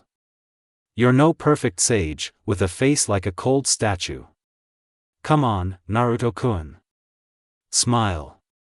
For me? His lips tickled, and ever so slowly, began to curl upwards. When she saw it, she smiled even bigger. That's perfect. Keep it up, and you will be perfect. Our emotions give us character. Without it, we're no better than these Akatsuki. A slight head gesture to Pain indicated who and what she was speaking of. But as I said before, you were tying yourself down when you chose me. Naruto's smile wavered. Was she refusing him? But although, this overly humble behavior had always been Matsuri anyway. You were going to tie yourself down, even now. But I'm not going to hold you back anymore. Everyone tensed somewhat at the sound of a statement like that, but the completely unexpected happened. With a quick apology on her lips, Matsuri dragged her own neck swiftly across the blade of the kunai, and blood ran freely. That was how all that was order fell into chaos. All that ran in unison within the Uzunamikes suddenly halted, before running amok in him. Time froze for the Uzunamikes as his eyes widened. Everyone else was seemingly taken aback, and Madara dropped the bloody kunai as if it was hot, unbelieving that the girl had been willing to slash her own throat just to free herself of being his collateral to stop Naruto. He wasn't planning on killing her, not until Naruto's fate had been metaphorically and literally sealed. He had only wanted to cut the Jinchuriki down to size, make him vulnerable enough to be taken in with little to no effort, or perhaps even place him in a genjutsu. At the worst, even use Kamui on him to teleport him to his pocket dimension. All on a tactic that was mostly bluff. He had won fights with less, after all. But the look on Naruto's face, the combination of grief, misery, and rage, it was even more disconcerting than when he was soundly beaten in a fight with the Yondaime around 16 years prior. His first reaction to seeing Naruto like that was to get the hell out of Dodge by teleporting away in case the Uzunamikes turned on him first, but hardly had he began to do so when his Sharingan told him that Naruto was moving towards him, but he was without Sage Mode. The Kyuubi's influence was clear in his facial features, and his very aura tainted the air. The motion was still so fast that his reaction was only that, a reaction. Action had always been faster than reaction, and Naruto's right fist kissed the man's mask and sent him flying, but only under Naruto's power that was diminished compared to what Sage Mode was capable of. With him out of the way, Pain and Konan were about to intercept the shinobi should he turn on them, but to their mild surprise, he paid them no mind. Instead, he hefted up Matsuri in his arms and held her close to his chest, struggling to contain his grief and rein in his anger.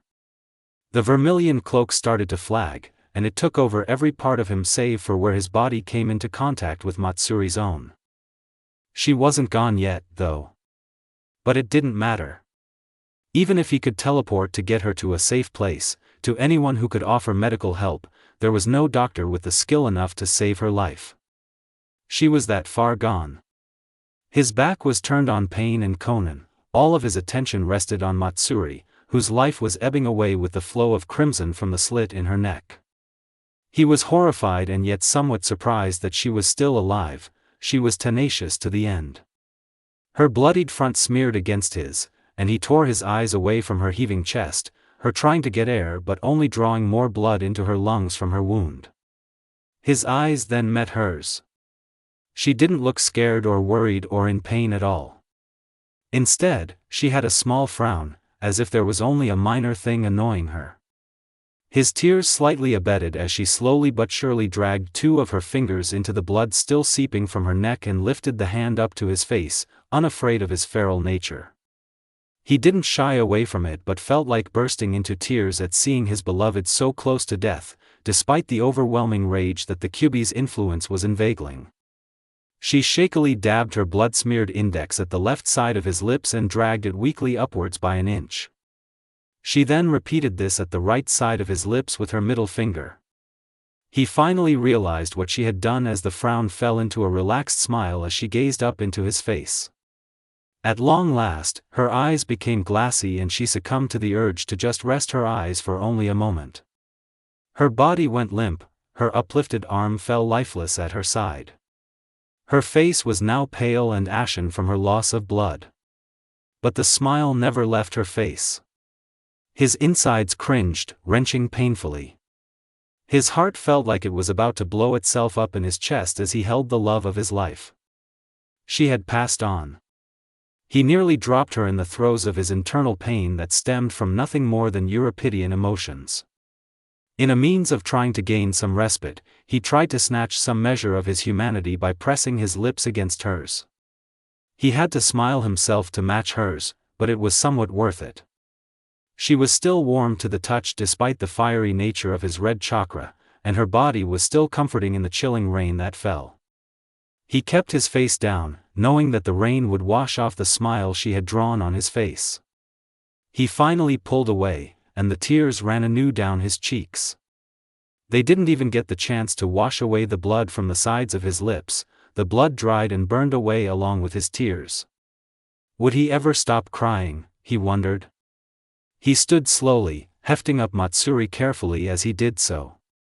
He thought of all of life's little enjoyments that he had hoped to be able to do with her and found himself weeping even more. Trying to meander away from the idea, he found his mind wandering to all the things they had done together. They would never do these things again. Naruto turned around with the girl in his arms and faced the Akatsuki. Pain and Konan still remained where they were, and Madara came walking back nonchalantly from where he was knocked to as if nothing had happened. If you had submitted, this never would have come to pass. Shut up, Naruto hoarsely replied. His vision was blurry, yet he could still see that the man was unabashed. Utterly and completely. She would not have perished. Shut up, Pain. Earlier while we were fighting, you claimed that you were a perfect sage. That you were immune to emotions, immune to being hurt, immune to pain. Are you yet still immune? Naruto was about to repeat his earlier response but kept it back to himself. His eyes fell to Matsuri in his arms and back to look to Pain. No. I'm not. Now, you know Pain. The leader of the Akatsuki said grimly. Are you still adverse to our plans of peace? The Uzunamikes didn't know anymore.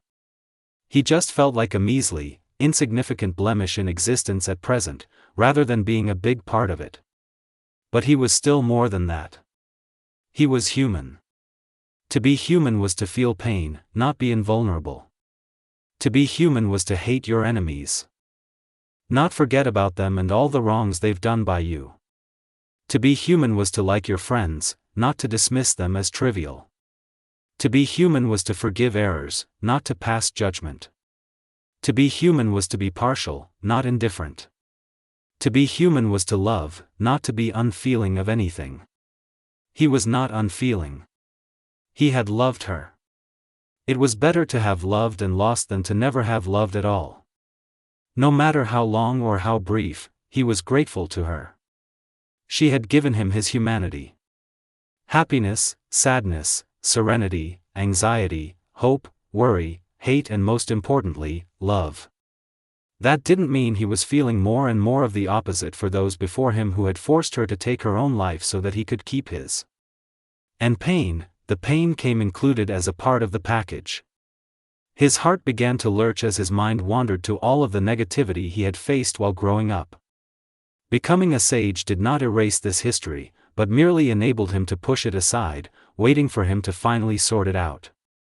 He supposed he could forgive the village, but he was willing to hate his enemies, no matter how far the wrong way it took him, so long as he didn't lose his humanity again. Was he still human? Give over to the rage, to the anger, give yourself over to the hate. It was a call. A call he was more than ready to answer. His grief for Matsuri was beginning to grow, and in like a tandem, so did his fury. She did this. She did this to save him. To save him from, the Akatsuki, from them. They must be punished, no, they must be killed. The Kyuubi saw his chance and dared not to let it slip by him. At long last, the girl who had incited so many emotions in the blonde had died, and her death was about to become the catalyst, she would be the key that would set him free. Naruto found himself losing his more intelligent thought processes, and didn't care. He retained just enough to lay the bell down gently. Then his world began to take on an ominous red color. X equals X equals. Madara, on instinct of seeing the fox's influence, nearly smiled in glee. Perhaps this shouldn't be so bad after all. The Biju had always been more susceptible to the Sharingan, to hypnotic genjutsus. He had even managed to bring the full, real beast to his own beckoning, using it to raise Konohagakure when Naruto was born. So what were just 3 tails of power? Besides, from the looks of things, he was losing even more and more control. Was Sage Mode and a little Fuinjutsu all he had learned on his training trip? The Kyuubiified Naruto fell down onto all fours and howled a gale at the Akatsuki Nin, none of who even blinked when they saw the effects of the intimidatory flaunt of power that kicked up some debris and agitated the rain and mud. The howl turned less and less about anger and more into pain as a 4th tail sprouted from its tailbone, and the sheer broiling chakra on the boy's flesh soon rotted black. Even more so, his eyes turned to a glowing white and he sprouted an exoskeleton. None of them were any at all surprised. There was no novelty in a situation that each of them had already witnessed. Perhaps another time, Madara thought. We should end this and capture him. He is still the final Jinchuriki, and he has to be the one who is sealed last. He said aloud to his cohorts. He wasn't saying it out as an order, but more as a passing comment. Without waiting for any sort of response, he commenced by trying to induce a hypnosis to put the possessed Jinchuriki to sleep and out of commission, but to his surprise, failed to do so. What? Naruto howled again as dozens of paper bombs blasted onto him and his general location with concussive force, before exploding at the epicenter. The smoke hadn't even cleared before a single tail fronted through the smoke at the Deva path, who dodged it easily, gathering everyone's attention of the soul tail.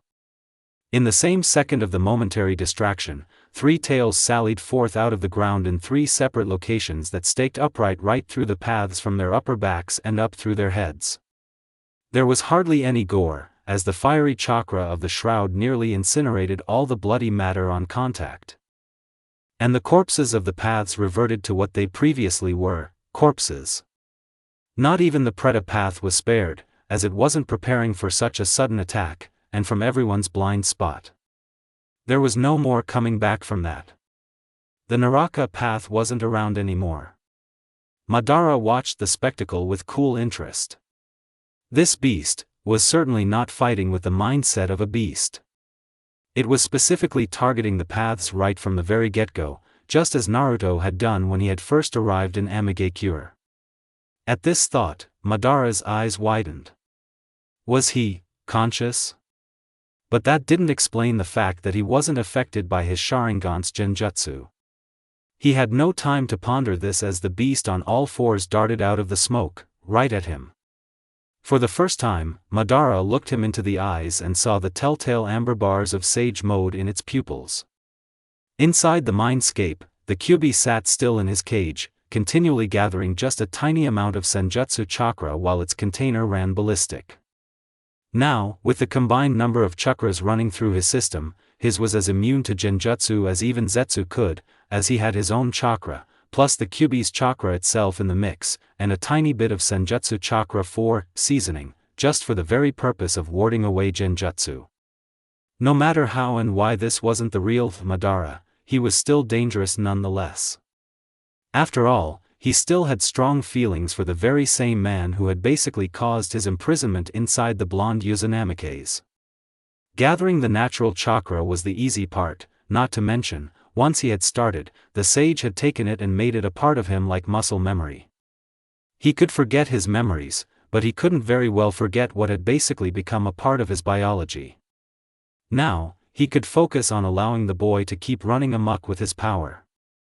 But as he did so, he watched through the eyes of his Jinchuriki and saw how the Madara was easily maneuvering and phasing through attacks. Well, there was nothing more that he could do to harm him, and his chakra was limited, as were all humans. While Naruto/Kyuubi's chakra was also limited in a sense, who could measure the length of forever?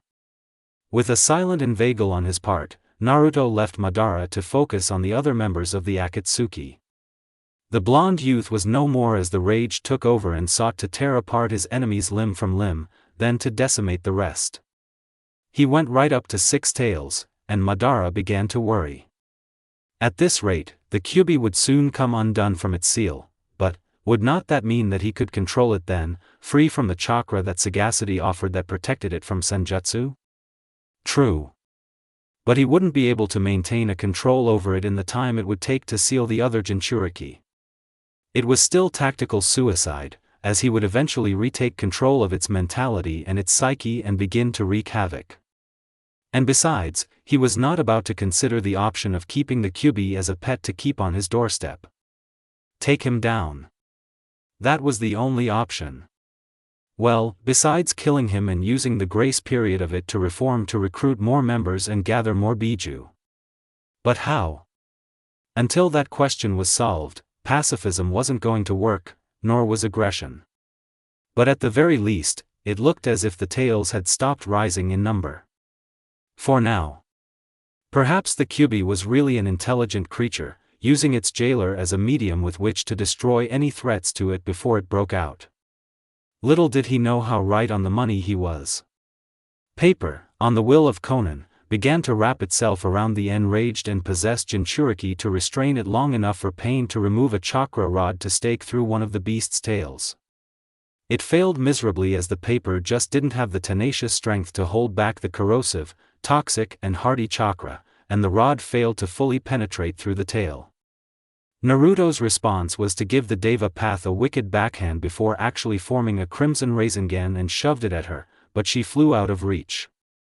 So did his arm as it extended its reach, but the nimble woman gracefully flew out of reach. And the boy howled in even more anger. He began slowly sprouting the 7th tail and began expelling chakra from his body. Pain recognized the attack and realized what the furious Jinchuriki was about to do.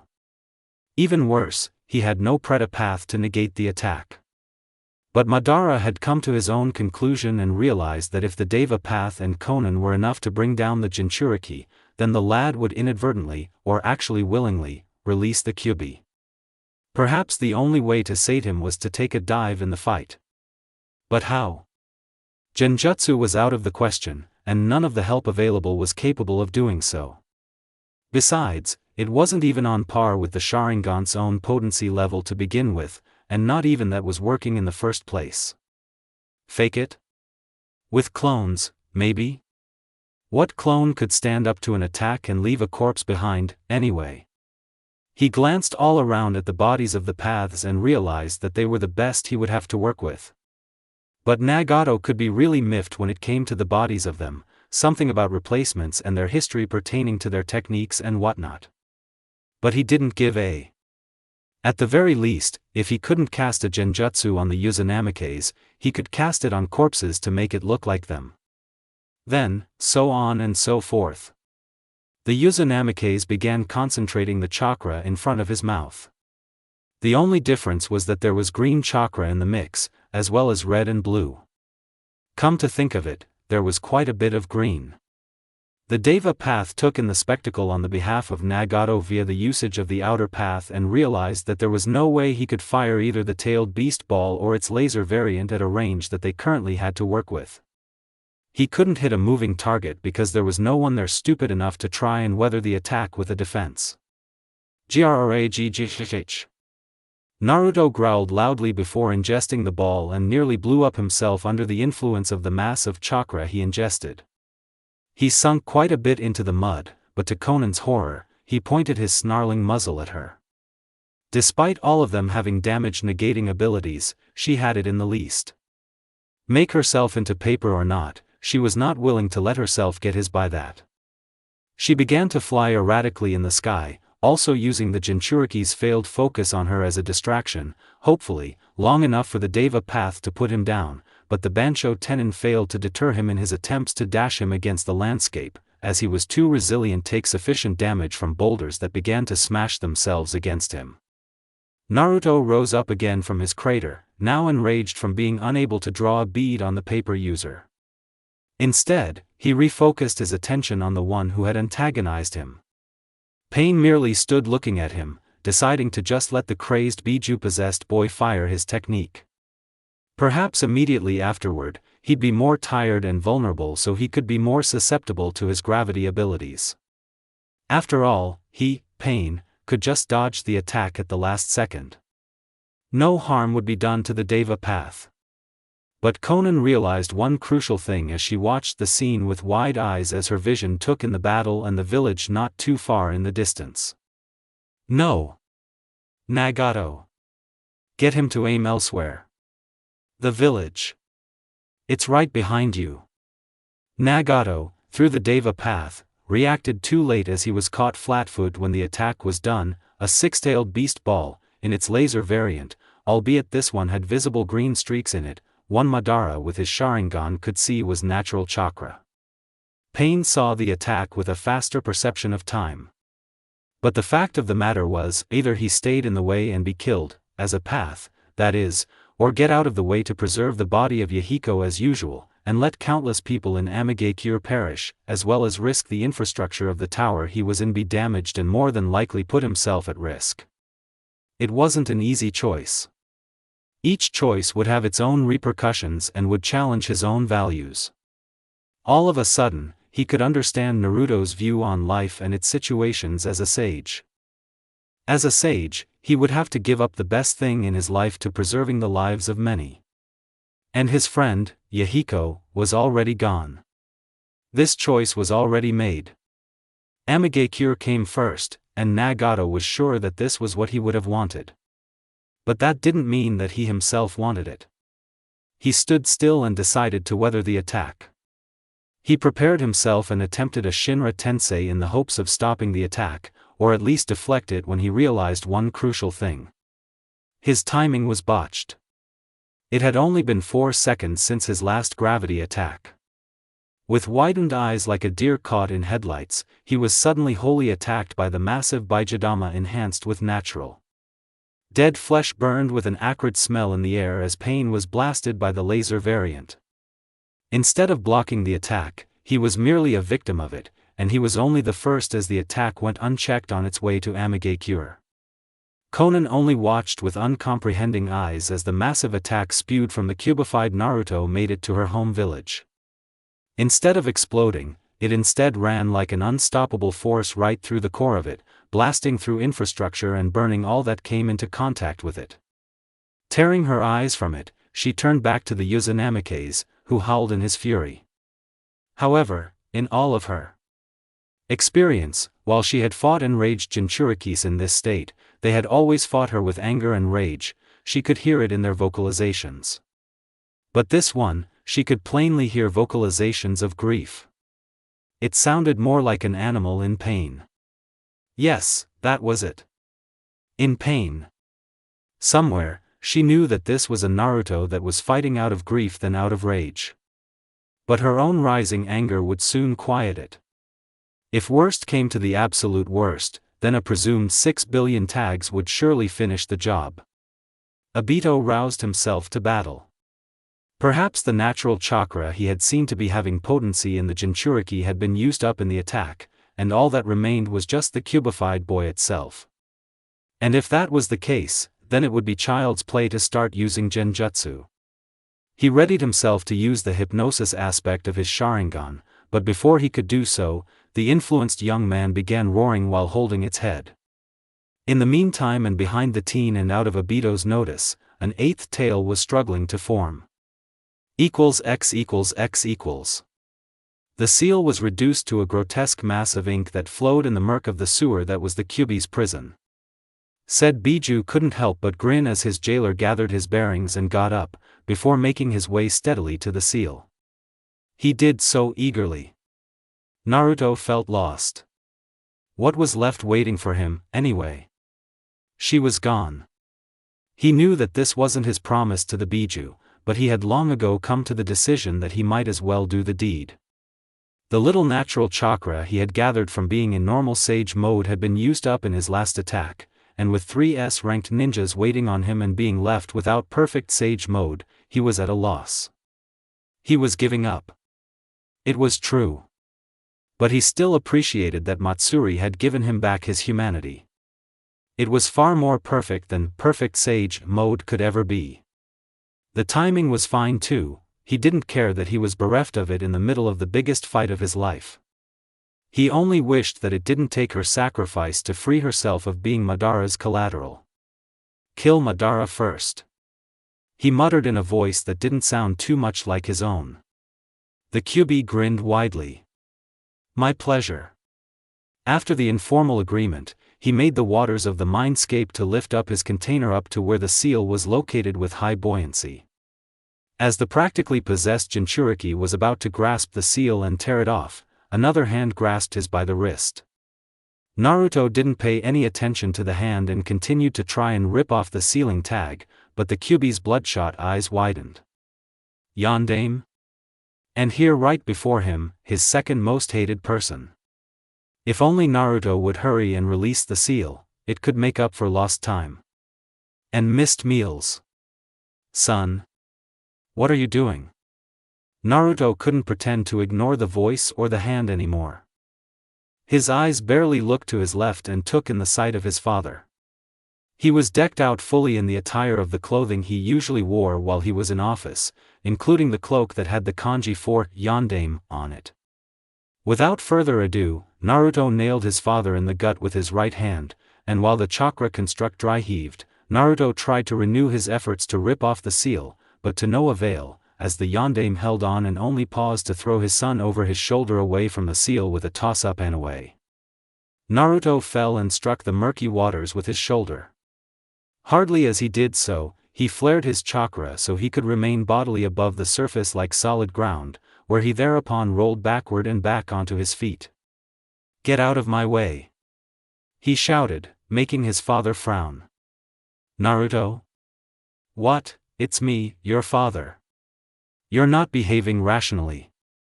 I know who you are, the Uzunamike's harumphed. You're probably some kind of chakra construct of yourself that you planted while you made the seal. Is Mom around too? Well, she is. But that's not the issue. You're using rational speech, yet still being influenced by the Kyuubi's chakra. The Yondaime said the Biju's title almost as if he was spitting it. It's controlling you. It's not controlling me here. Out there, it can have all the control it wants. But I'm doing this. Naruto pointed at himself with his thumb. Because I want to, and I have to. I'm in a fight with 3S ranked ninjas who killed. He found that he couldn't say any more, and the teen sobbed while tears ran from his eyes. The Yondaime's expression softened as he suddenly felt like he knew his son's reasons. He had lost someone. Someone precious. Toussaint, get out of my way. Naruto growled. Son, you can't go about fighting like this. You can't win every fight. Besides, isn't Jiraiya-sensei there to help you? They killed him weeks ago, the answer came bluntly. He's just one of my precious people they've killed. They just forced Matsuri-chan to kill herself. The younger fell to his knees and began crying uncontrollably, and suddenly, things started making more sense for the Yondaime. The girl was to be his mate. Me? I'm commissioned to be Hell's janitor, as was the boy's terms of the agreement before we even ended up in this mess. Now then, Yondaime, the Kyuubi pontificated to the man. Either get out of the way or help him by tearing off the F.Kin seal yourself. No. The man said simply.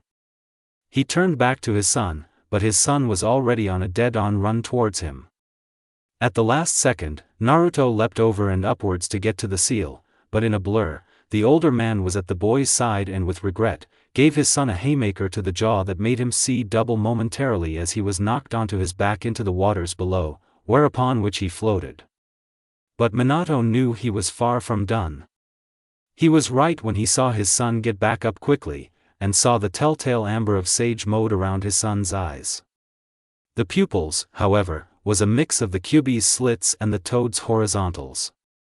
As quick as he himself had just moved, he was caught off guard by the boy's appearance and achievement, allowing Naruto to return the strike with far more force to his solar plexus. The man doubled over in pain, before Naruto lifted a punch from below upwards, right in the man's face. Just as he was about to continue, the man caught his son's fist, and the two sages glared into each other's eyes. "This is no way to go about doing things," Minato chided. "You'll loosen the Kyuubi from the seal. It'll go rampant, and I doubt that anyone else except for our late sensei can seal it again, and even then it'll cost your life. Everyone could and would die, and you'd only be the first because of the unsealing. These Akatsuki want to unseal the Kyuubi from me anyways. I might as well make their jobs harder for them." Naruto yelled. "If you know Sage Mode, then fight them with it." Minato yelled back as the two wrestled and fought. The odds of keep away with the seal tag as the goal kept getting slimmer on each side as the elder didn't want to harm the younger, and the younger was trying his utmost to beat his much stronger father. The Kyuubi returned his focus back to flooding his container with his chakra and influence, and even adding siphoned natural chakra from the fight in the mindscape to the mix. The two fighters didn't realize that they were actually pulling Sage Mode from the outside of Naruto's physical body, and it was doing wonders for the fight outside, as the standstill battle was now going in Naruto's favor, more than likely because pain was out of the picture, or at least temporarily. "I have normal Sage Mode, but it's not enough. How can I fight someone who's invincible with paper ninjutsu, another with the Rinnegan and the last who's Madara Uchiha?" His father froze when he heard the specifics of the boy's foes, giving Naruto a chance to form an instant Rasengan that pummeled his father and blasted him away that knocked him against the cage. He was quick to get back into the fray and stop his son from charging to the seal to remove it by catching his ankle just short before he reached the seal and throwing him with excessive force back below to the murky waters once more. "Then give it your all, and then some. I've never been one to quit, and neither your mother." Well, Matsuri-chan wasn't one to give up either. And look what it got her. She gave her life to free me, and now look. I'm fighting with a chakra construct of my father over what I want to do with my life. So do me a favor. He created a shadow clone, and with the combined efforts, created a Rasen Shuriken. And stay out of what's left of it. You already left me to be by myself for all of it, and I don't need you in it now. He threw the improved technique with extreme speed at his wide-eyed father. With an inappropriate amount of relish, Naruto saw the jutsu impact his father's location, but no sooner than he did, he felt himself in a chokehold from behind and made to back down onto his knees forcefully. "Naruto, Sochi, calm down."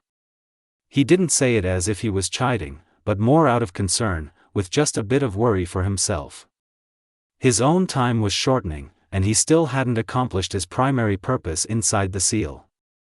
The seal itself was crumbling apart, and he couldn't very well fight his own son and repair it at the same time. "Don't tell me to calm down." He fought his father's grip relentlessly, but to no avail, as his father was coming from the same strong metal as he did. "You didn't have to watch the woman you love die in front of you." Minato had had enough of his son's bellyaching and pushed him away from himself. "Yes. I have. She died no more than a foot in front of me, to the hands of the Kyuubi itself." Naruto made no haste to get back onto his feet, but he did meet his father's eyes as he rested on one knee. He remained silent as his father continued. "And yet, you would squander our sacrifices to seal the beast away by releasing it." Naruto chuckled wryly as he heard what his father had to say. And even Kami has to wonder why a man would seal he and his wife's killer, not to mention the destroyer of his home inside his own son. Could have used another child, but instead, you chose your own.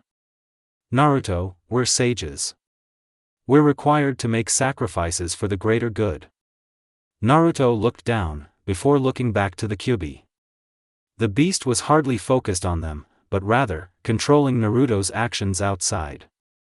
It kept muttering about a slippery bastard Uchiha, and annoying paper user, before it made a toothy grin. Apparently, it might have killed one of its opponents. Naruto returned his focus to his father and made his reply. "Oh yeah?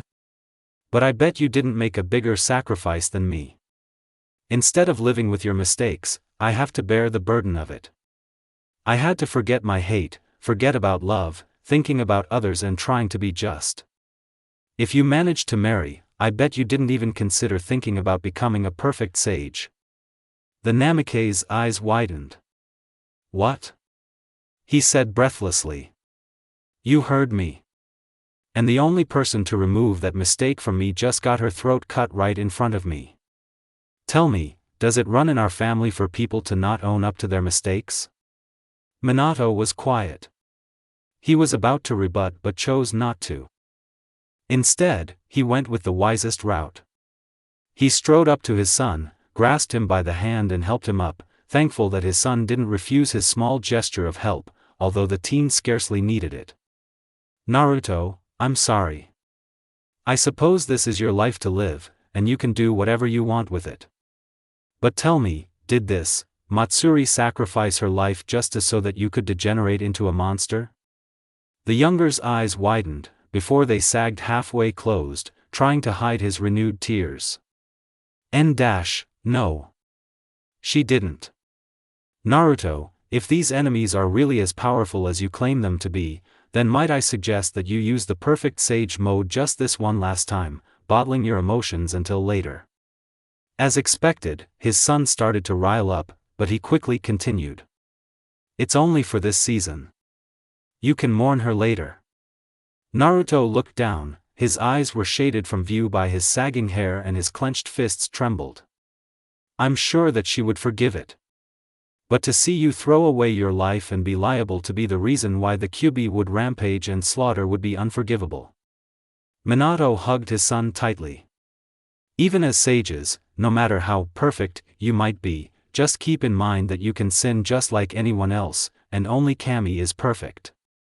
To be perfect is nothing more than a curse. You don't learn if you don't make mistakes. You can't improve on yourself. You start to feel like no one can beat you, that you're invincible. How would you know this? I didn't help beat the war by looking good, son. Said son laughed a little, despite himself. You only had to meet the right person, huh? Yeah. Now hold still while I fix the seal on your stomach. He used far more force than necessary and planted the palm of his hand on his son's gut and wrenched it, knocking the air out of him. That was for the rude welcoming from earlier. Dad, when we meet in the afterlife, the teen wheezed, I'm gonna kick your ass. Take your time in getting here. Enjoy life, live a little. The man smiled good-naturedly. Don't get all emo like Kakashi and whatnot. Naruto rolled his eyes and prepared to leave the mindscape when he saw his father begin to fade. His time was ending. Whatever. Later. His father waved one last time. When you see your mother, tell her I love her. And remember your manners to be more polite to her than you were to me, she swings a mean fist. And then he was gone. Naruto sighed as he turned back to the seal on the cage, taking note that it was intact, and the bars looked secure. He looked up and saw the Kyuubi crack open an eye and look down on him. Oi, Kyuubi. Give back over the reins. You can have more fun later, but for now, I'm taking the wheel. Give me 5 more minutes, and some more natural chakra to continue mixing with my own to ward off genjutsu. That should be enough time to wear down that Madara imposter. Then, I'm gonna rip him apart, like how I just did with his mask I tore off his face. Naruto nodded slowly. Fine. I gotta meditate. Get my thoughts and feelings together. He fell into a lotus position, but before he started, he looked up once more to the Kyuubi to ask a question he had once asked before. Hey, do you think we could be friends? Look at it this way. I'm just not your enemy, at least for the time being. Naruto looked down. Whatever.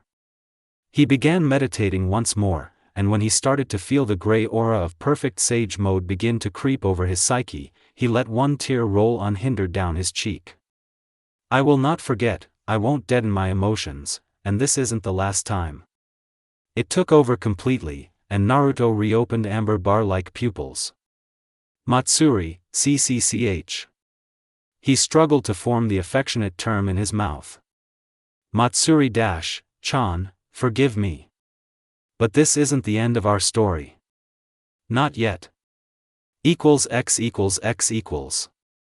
Time fled, and so did he as he retook control over his mind and body. The first thing he realized as he came to, was that he lying right next to a growing pool of blood that ran in rivulets in the mud that had reached his body and stained his clothing. He had no repulse from it, but he did get up in a hurry to check himself to see if it were he himself that was injured. Thankfully, it wasn't. It was Madara. His upper torso was in 3 pieces, and one of his legs were nowhere about. Humph. If anything, I would have wanted to be the one to end his life. But revenge is not something a sage would dash. Yes, you would. You're just unfeeling. I bet that when you get out of perfect sage mode, you're gonna rant at me for killing him instead of you. You should be grateful. He refused to leave this fight unchecked, and he had no techniques that could subdue me, I believe. Just a 2-bit knockoff. But to sum things up, he just couldn't prepare himself to become intangible when he didn't know about an attack coming for him. One tail from below ground, gets them every time. Once I liberated his leg from him, no time enough to warp, he was as good as dead. Your exposition is unnecessary. You only wanted to passively boast about doing something I may not have been able to do. The Kyuubi waved him off before regarding the seal it was trapped in once more. It was sturdy, extremely. It was almost as if Naruto had never become a perfect sage in the first place when he had to accept his hatred. And if Naruto won this fight, against a Mangekyo Sharingan, the Rinnegan, there would be no else powerful enough to fight him and kill him. Perhaps Itachi, but by the time this fight was over, there would be no more Akatsuki. So to fight him without a purpose was farcical. Yes. He was going to be stuck in this jail for a long time. He decided that he'd better make himself comfortable. In the meantime, he could at least spectate, he was lazy, after all.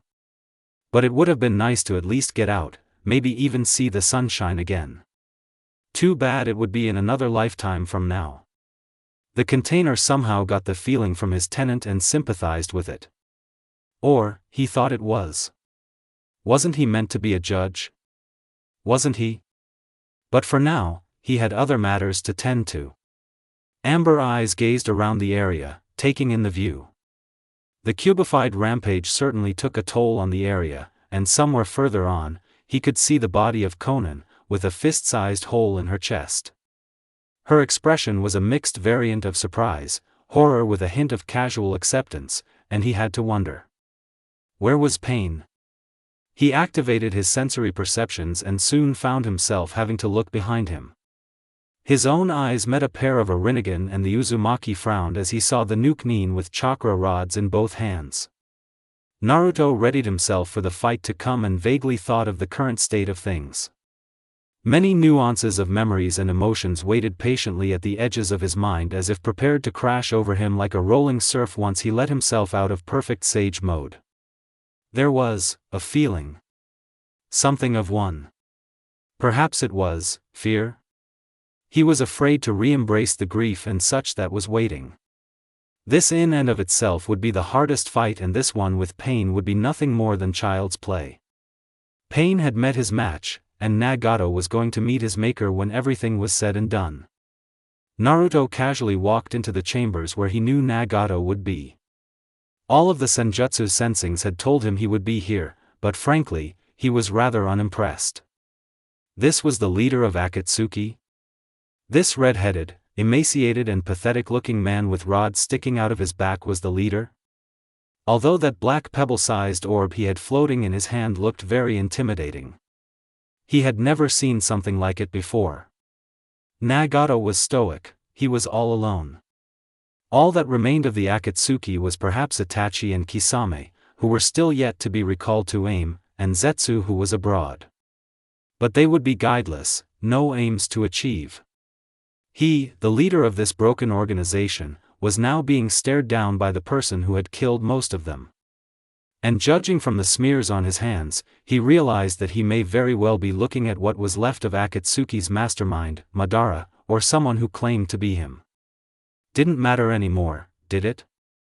So, you're the last student, eh? Naruto alluded to the fact that this was his fellow student of Jiraiya. The one who killed Jiraiya, and brought all of this on us.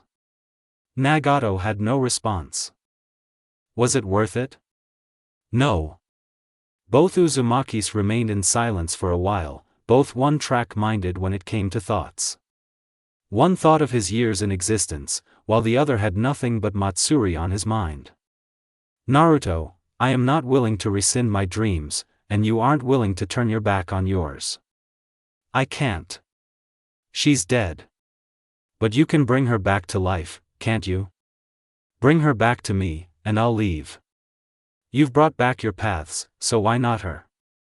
And so we students, both having known pain, understand the world for what it truly is. No hope or ideals could ever change that. Nagato chuckled wryly. The only to gain peace is a war deterrent. After all, that is peace, isn't it? A lack of war and fighting. But that's only pseudo-peace. It's just a fear of fighting, not a want of preventing fighting, Naruto rebuffed. No one is at peace. But it is all in the name of peace. Regardless. His gaze hardened into a glare. I'm unwilling to revive someone you had petty love with, and you're unwilling to leave with her in tow. Petty love? Naruto spoke quietly, yet boldly. My whole life, filled with nothing but hatred towards me, only to be slightly alleviated by a few people like Jiraiya-sensei himself, who you murdered. Naruto's voice shook, and his lone sad eye ran tears even more. To master senjutsu, I had to kill my emotions, and you had no idea of the hell I went through with that. Then, the one person to give me back what makes me human gets her throat slashed right in front of me, and you call it petty? I've had my hells, and you've had yours. Regardless. Nagato readied his final technique, and he was sure to give it everything he had. Our paths crossed, and they both end here. Chibaku Tensei. He released the orb that smashed its way through the ceiling to begin its destruction from above just as Naruto charged towards him, a senjutsu-enhanced Rasengan at the ready. Ad mortem. Amber toad-like eyes stared into hers, but she didn't care. Hinata traced a thumb over his cheek, wiping away a tear that ran there. Naruto-kun. I don't care. In fact, the only thing that bugs me is that now you're using Sage Mode. You're bottling up your grief, and you can't keep postponing your emotions like this. Naruto was silent. The Hyuga was right. There was only so much that perfect Sage Mode could do, and it was falling apart. Matsuri truly had been the only catalyst capable of cracking the state, and it was becoming clear that he had to cry. Not these tears. Real ones. Not from an Uzunamike's. Not from a sage. Real tears, from the real Naruto Uzumaki. Hinata didn't know what to think. She hated seeing Naruto like this, wondering where the cheerful youth had gone. She looked over his shoulder and beheld the gravestone that was erected behind him. On top of the stone was an ornament of a heart, and a johio coiled around it. Just below that, the epitaph read, "Until the daybreak and the shadows flee away." Real love stories never have endings. Hinata understood perfectly. The rope dart user had captured his heart, in a way that she herself could not. But with her departure, she had not only wrought tears in her beloved but also rent his heart asunder with her tragic demise. She had once thought of her crush as gray skies once when they had a heart-to-heart talk with each other. But now, as she finally saw the amber wash out of his eyes, he burst into tears and she had to rest his head on her shoulder while she tried to hush him quietly. He wasn't gray skies anymore. Now, he was merely that of rainy ones. But no matter, it never rained for an eternity. The sun had to return from behind storm clouds, to back come once more to radiate its warmth. She'd wait. But for now, he needed someone, a strong person's shoulder. And she was willing to be that person. Well, that's that. I hope you enjoyed the FIC as much as I have, ladies and gentlemen, boys and girls. Well, this has been a Titanic of a short story, hasn't it? I really got carried away. Ryujin 96. I hope you enjoyed the story, pal. Anyway, I've been thinking of my next FIC. I have no spoilers on content, but I think I can give you the title. It's called The Deserter. I'm still undecided for pairing, but I can't settle.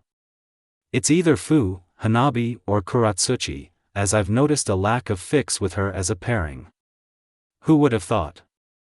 No, this is not open for votes.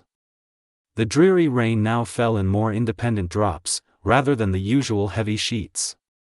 All of the fighters stood adroitly to each other, and all of them wore nothing on their faces. There was no emotion, no betrayal of internal feelings. But anyone with even half a brain could see that the blonde among them was cracking. Madara smirked beneath his mask.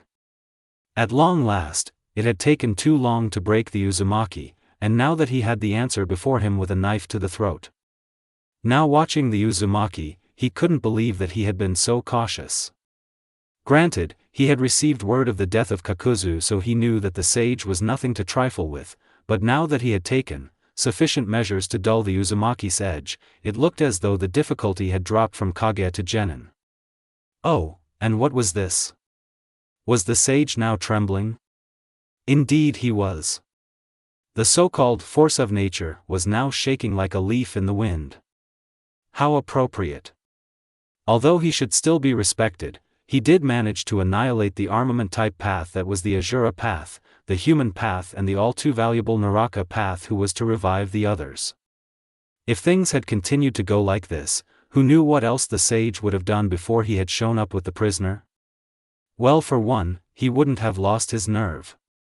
Naruto quivered as if he were racked with ague as his eyes actually wandered from the people he had been fighting to the girl that he loved, the very same that who had a kunai held at her throat. Her eyes were half-slitted as if she had just woken up from a long sleep. Naruto, Naruto, Naruto, Madara said almost disappointedly. I must say, first you resist attempts on being captured, and then you decided that it would be best if you challenged the very same Akatsuki on their own soil? This hubris of yours is appalling. If I may ask, does being a sage make you better than anyone else? Naruto's gaze fell. Did he really think that? Before he could ponder it, the masked Uchiha continued. Furthermore, did you actually believe that this would be a mere clash, just another fight? Only one faction is walking away from this, but no matter which one it may be, it will not be unscathed. You've come not to conflict of brawn, but a conflict of goals, of means to attain peace, of dreams. Naruto didn't respond, and Madara didn't continue. However, Pain was more than willing to finish. You're Jiraiya-sensei's student, aren't you? You should know that more than anything else, he wanted to attain peace. You believe that the sunset of the Akatsuki will bring peace, but we have our own ways and means of attaining ours. Peace isn't won by laying down arms but rather won by taking them up and completely annihilating the offenders and causes of deterrence to peace. It's only in human nature to wish to go adversely to people they don't know, neighbors, friends, even family.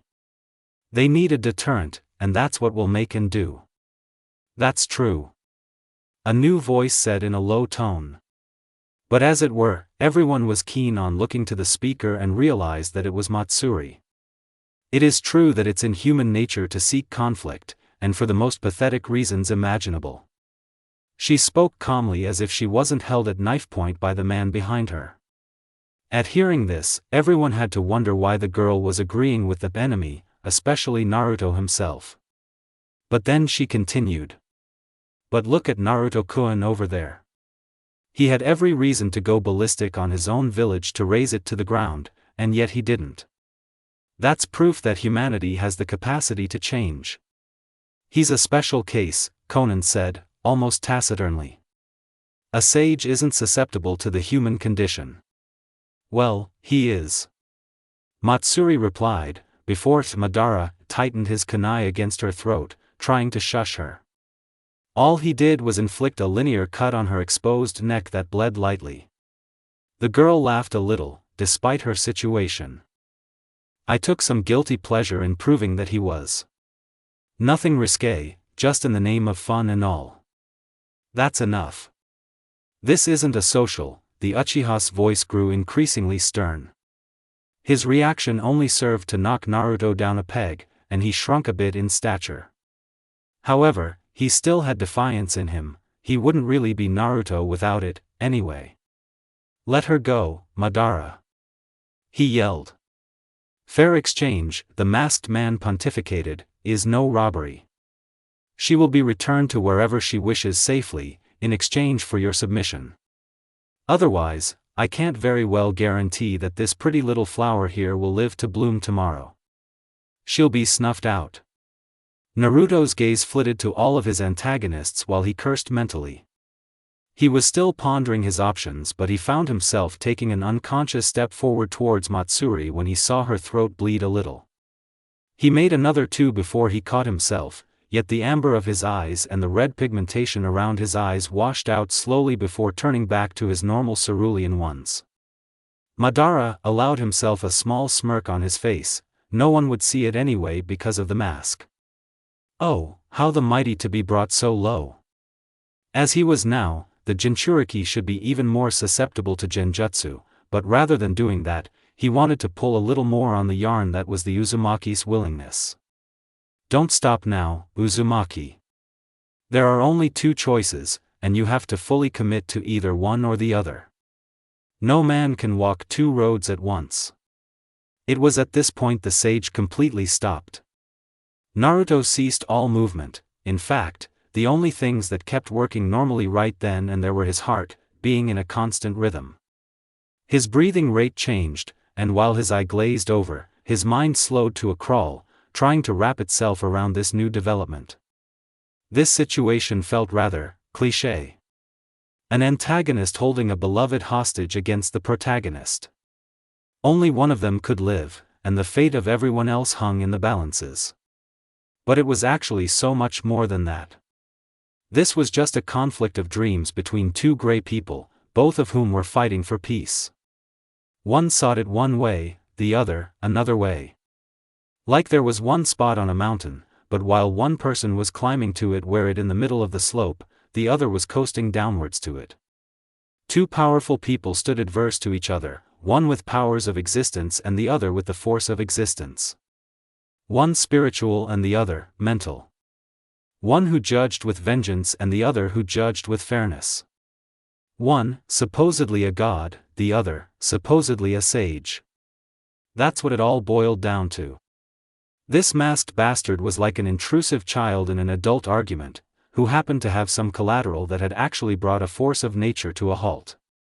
The rain that had been falling in a light drizzle began to be blown about by a gentle wind. Instead of falling straight onto him, it began to blow on his face and streaked on his cheeks.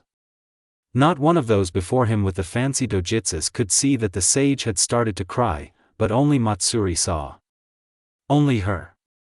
The Uzumaki's internal maelstrom began to grow. As the time seemingly lengthened out into eternity, the more he had to grasp the fact that only one of them were going to be alive when the storm settled. At least one, if not both. Then the amber completely washed out of his eyes as the sage mode vanished from his system. Matsuri would have gasped, had it not been for the knife at her neck. Naruto had given up. No, no, and no. No, Naruto-kun, don't. She could scream at him all she wanted in her mind. He had started walking again to the group slowly. His aura had done a complete 180 foot. Now, it looked like a mere breeze could blow him over in his submissive state. No, Naruto-kun, don't come any closer. She hissed, trying to stave off his approach. Madara told her to shush up in a rather sadistic tone, and it served to make Naruto pick up the pace a bit more, not wanting to see the love of his life get killed in a fight that was not hers. Stay back. I have to, he said haggardly before he sighed. He hadn't even realized that he was tired. It's for you, Matsuri-chan. If you're doing this for me, then listen to me, stay back. Naruto recoiled slightly when he heard that, and Madara decided that this once, he wanted to see where things were going. Naruto-kun, it looks like I was right, after all. Naruto was about to take another step forward to pain but stopped with hesitation. He regarded the Suna Kunoichi who was on her knees facing him with a kunai at her neck. Her bonny face had a streaking of rain on it, but he could tell that she was crying, just like he was. Oh, how the tenacious two had been reduced to grief. When push came to shove, they were strong everywhere, save for when it came to each other. Right about what? You know. About you settling for less than the best. For me. Maybe Hinata wouldn't have gotten caught in a horrid fix like this. Naruto growled lowly, mostly to himself as he began to tread forward again on his long walk down a short death corral. He was walking to his death, a death squad of incredibly strong Nukenin who merely wanted to achieve their dreams of peace. He could see Pain ahead of him, almost looking expectant as he let out a steel-looking rod out of his cloak's sleeve. The end would be nigh. Madara was off more so to the left, and Conan more to his right. He'd be penned in.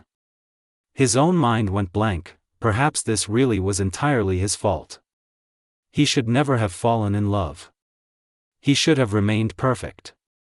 A gray. Matsuri went on. You, the strongest person I know, tied yourself down to the weakest. To me. This is so pathetic, Madara murmured to himself, yet knowing that everyone heard him. But they ignored his comment anyway. Naruto shook his head. Of course not, dear. He was actually looking forward to hearing her usual rebuttal, don't call me dear, but she surprised him. She laughed, the girl with a knife at her exposed neck that had already drawn blood was giggling. You know. I was never really against you calling me that, Naruto-kun. I was just, being dumb as usual, I guess. I thought that if I had played it off as nothing instead of making a fuss, you would have stopped. Naruto had to admit, that sounded a bit of a bullcrap explanation, yet it was still plausible. In fact, the more thought he paid it, the more sense it made. But why? I started falling for you the night you carried me from your old apartment to your new house. Hindsight. Yeah, and you really grow on a guy. His answer made her roll her eyes. Madara felt like this was turning into a farce. Keep coming, Uzumaki.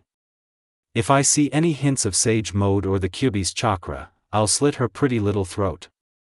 Said person frowned before putting a bit more pep in his step. He shook his head. Not my new house. It was supposed to be our home. He hesitated and stopped. He turned and faced both her and Madara. Upon doing so, everyone tensed for conflict, but he remained there, not really caring about his safety anymore. He had to face her completely. To let her know. I was planning on. The words ceased coming as his breath hitched in his throat as he hung his head, his eyes shaded from view. Yeah? She waited expectantly. What was he trying to say? Us. I was planning on furthering my relationship with you. For us to go further. He lifted his head and looked her fully in her limpid black pools that were her eyes. We as shinobi die too young, so I was planning to tell you when I got back. To give up this whole sage business. I'm not a perfect person, he started off, but he started to sound as if he was begging. But when I'm with you, you make me one. He yelled suddenly. He tried to inhale, but found it hard to. It was as if that instead of releasing a burden off of himself by saying that, it had only increased it. Now reduced to a whisper, he tried to tell her his last. I love you, Matsuri-chan.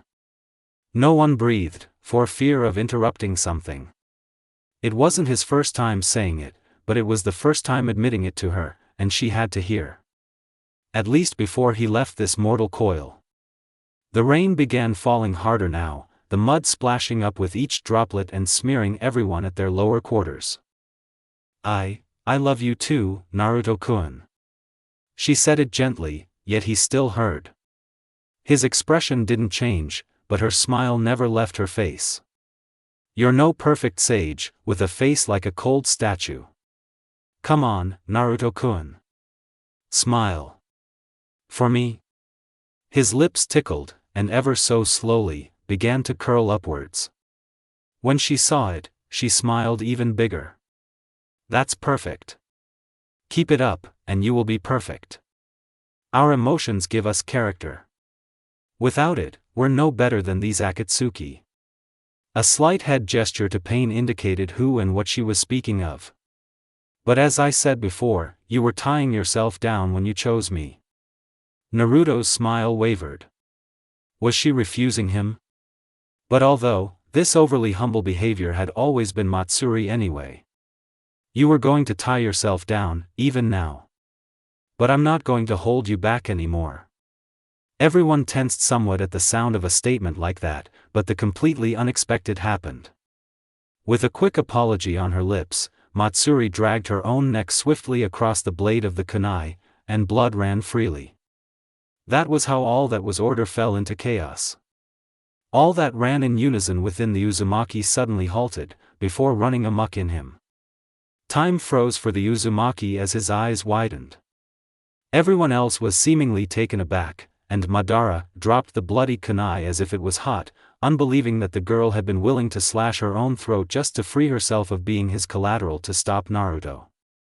He wasn't planning on killing her, not until Naruto's fate had been metaphorically and literally sealed. He had only wanted to cut the Jinchuriki down to size, make him vulnerable enough to be taken in with little to no effort, or perhaps even place him in a genjutsu. At the worst, even use Kamui on him to teleport him to his pocket dimension. All on a tactic that was mostly bluff. He had won fights with less, after all. But the look on Naruto's face, the combination of grief, misery, and rage, it was even more disconcerting than when he was soundly beaten in a fight with the Yondaime around 16 years prior.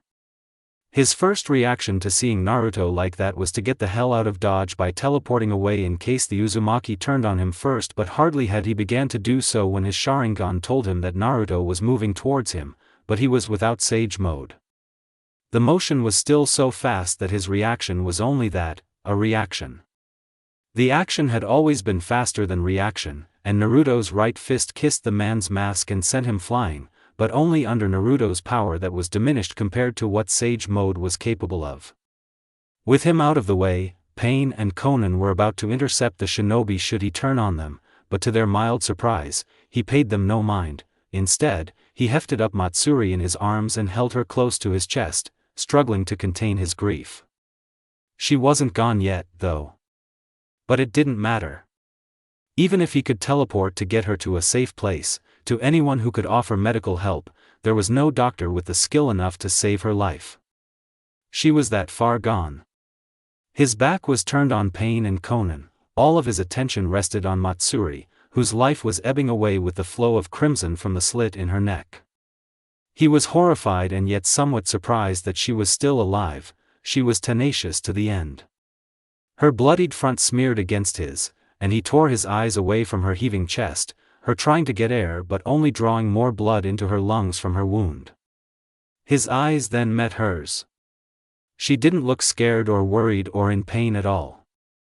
Instead, she had a small frown, as if there was only a minor thing annoying her. His tears slightly abated as she slowly but surely dragged two of her fingers into the blood still seeping from her neck and lifted the hand up to his face. He didn't shy away from it but felt like bursting into tears at seeing his beloved so close to death. She shakily dabbed her blood-smeared index at the left side of his lips and dragged it weakly upwards by an inch. She then repeated this at the right side of his lips with her middle finger. He finally realized what she had done as the frown fell into a relaxed smile as she gazed up into his face. At long last, her eyes became glassy and she succumbed to the urge to just rest her eyes for only a moment. Her body went limp, her uplifted arm fell lifeless at her side. Her face was now pale and ashen from her loss of blood. But the smile never left her face. His insides cringed, wrenching painfully. His heart felt like it was about to blow itself up in his chest as he held the love of his life. She had passed on. He nearly dropped her in the throes of his internal pain that stemmed from nothing more than Euripidean emotions. In a means of trying to gain some respite, he tried to snatch some measure of his humanity by pressing his lips against hers. He had to smile himself to match hers, but it was somewhat worth it. She was still warm to the touch, and her body was still comforting in the chilling rain that fell. He kept his face down, knowing that the rain would wash off the smile she had drawn on his face. He finally pulled away, and the tears ran anew down his cheeks. They managed to wash away the blood from the sides of his lips and altogether dripped off of his cheeks. Would he ever stop crying, he wondered?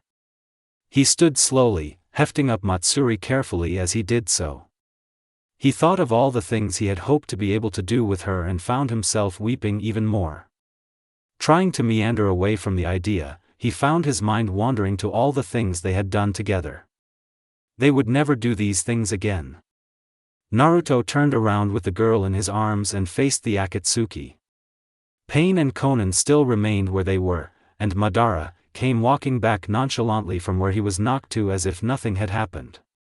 If you had submitted, this never would have come to pass. Shut up, Naruto hoarsely replied. His vision was blurry, yet he could still see that the man was unabashed. Utterly and completely. She would not have perished. Shut up, Pain. Earlier while we were fighting, you claimed that you were a perfect sage. That you were immune to emotions, immune to being hurt, immune to pain. Are you yet still immune?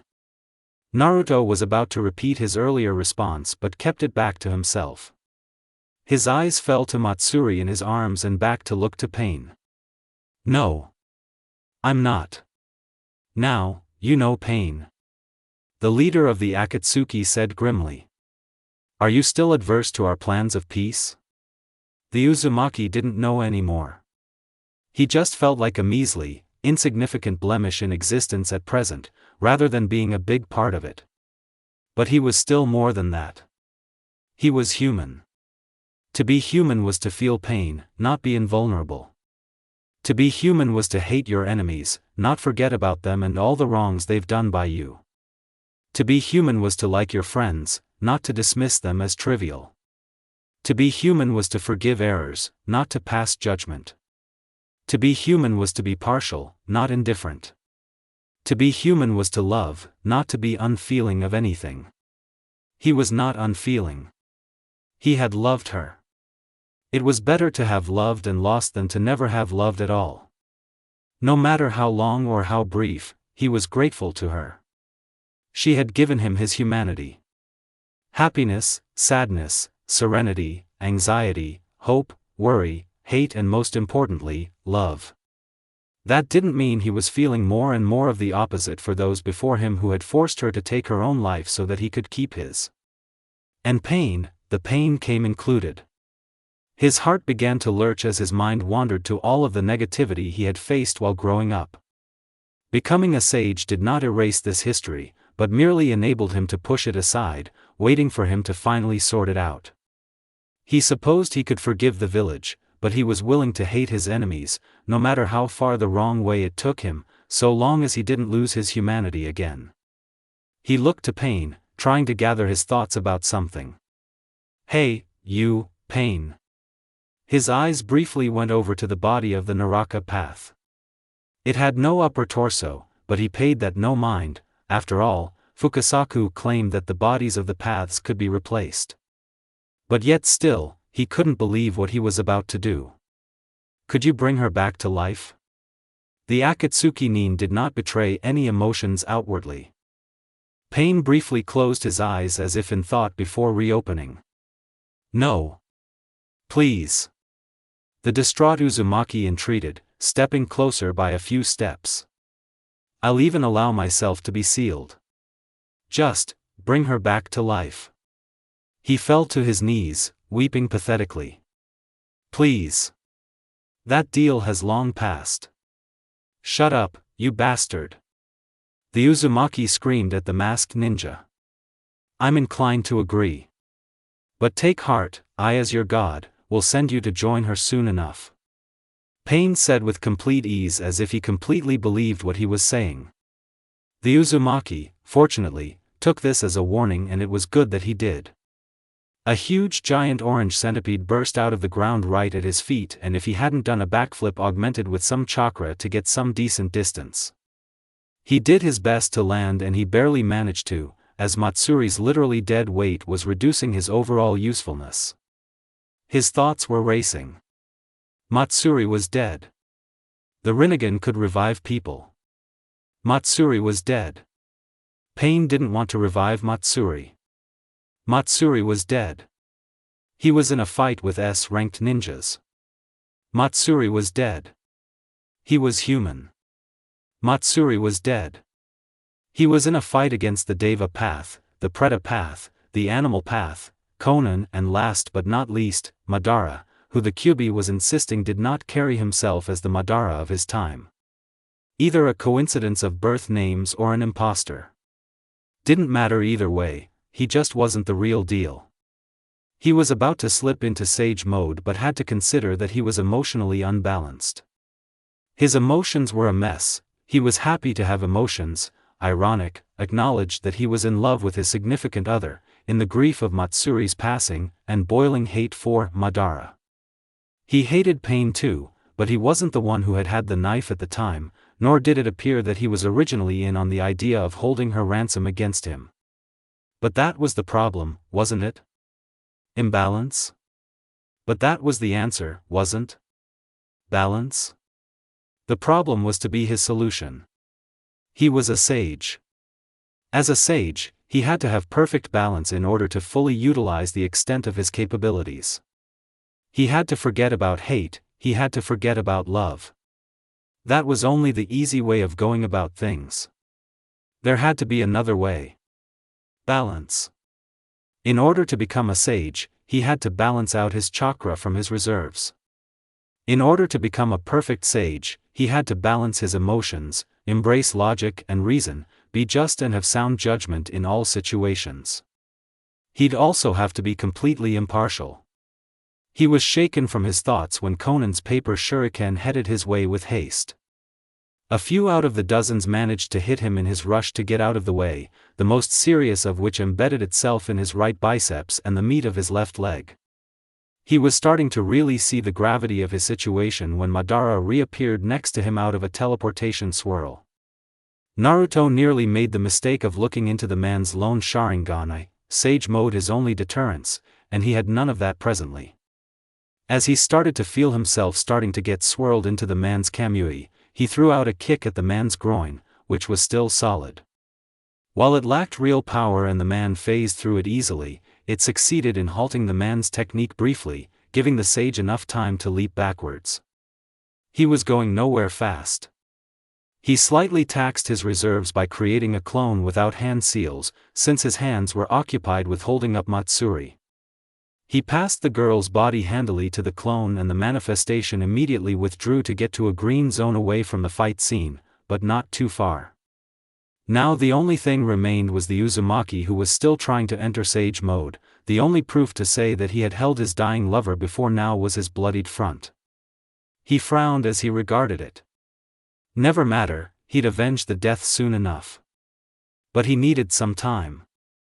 Quickly reverting to his old standby, he brought his hands together to form the cross-hand seal. Multiple shadow clones technique. He yelled while exerting the utmost chakra necessary. He didn't really want them to fight to the end. He only needed a distraction, that of 1,000 shadow clones.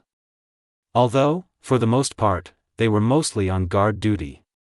He created more, quite a few of them capable of chakra-intensive jutsus like the Rasengan, before he himself sunk into a meditative crouch on the muddy ground in the rain. But he was able to meditate in worse conditions before. That wasn't really an issue. Finally freeing his mind completely from the fight, he felt his cognition slipping from the maelstrom it was into the state it usually went to in his mind when he meditated to achieve sage mode, the emotion area he sometimes called the void, just for the sake of giving it a name. After perfectly mixing the blues of his internal chakra along with greens of the natural chakra, he mentally breathed a small sigh of relief. At least he now had some measure of invulnerability. Now he didn't have to worry about kicking the bucket in some pathetic way if his clones didn't fend them off long enough. That didn't mean he shouldn't hurry. He finally turned his attention to his emotions.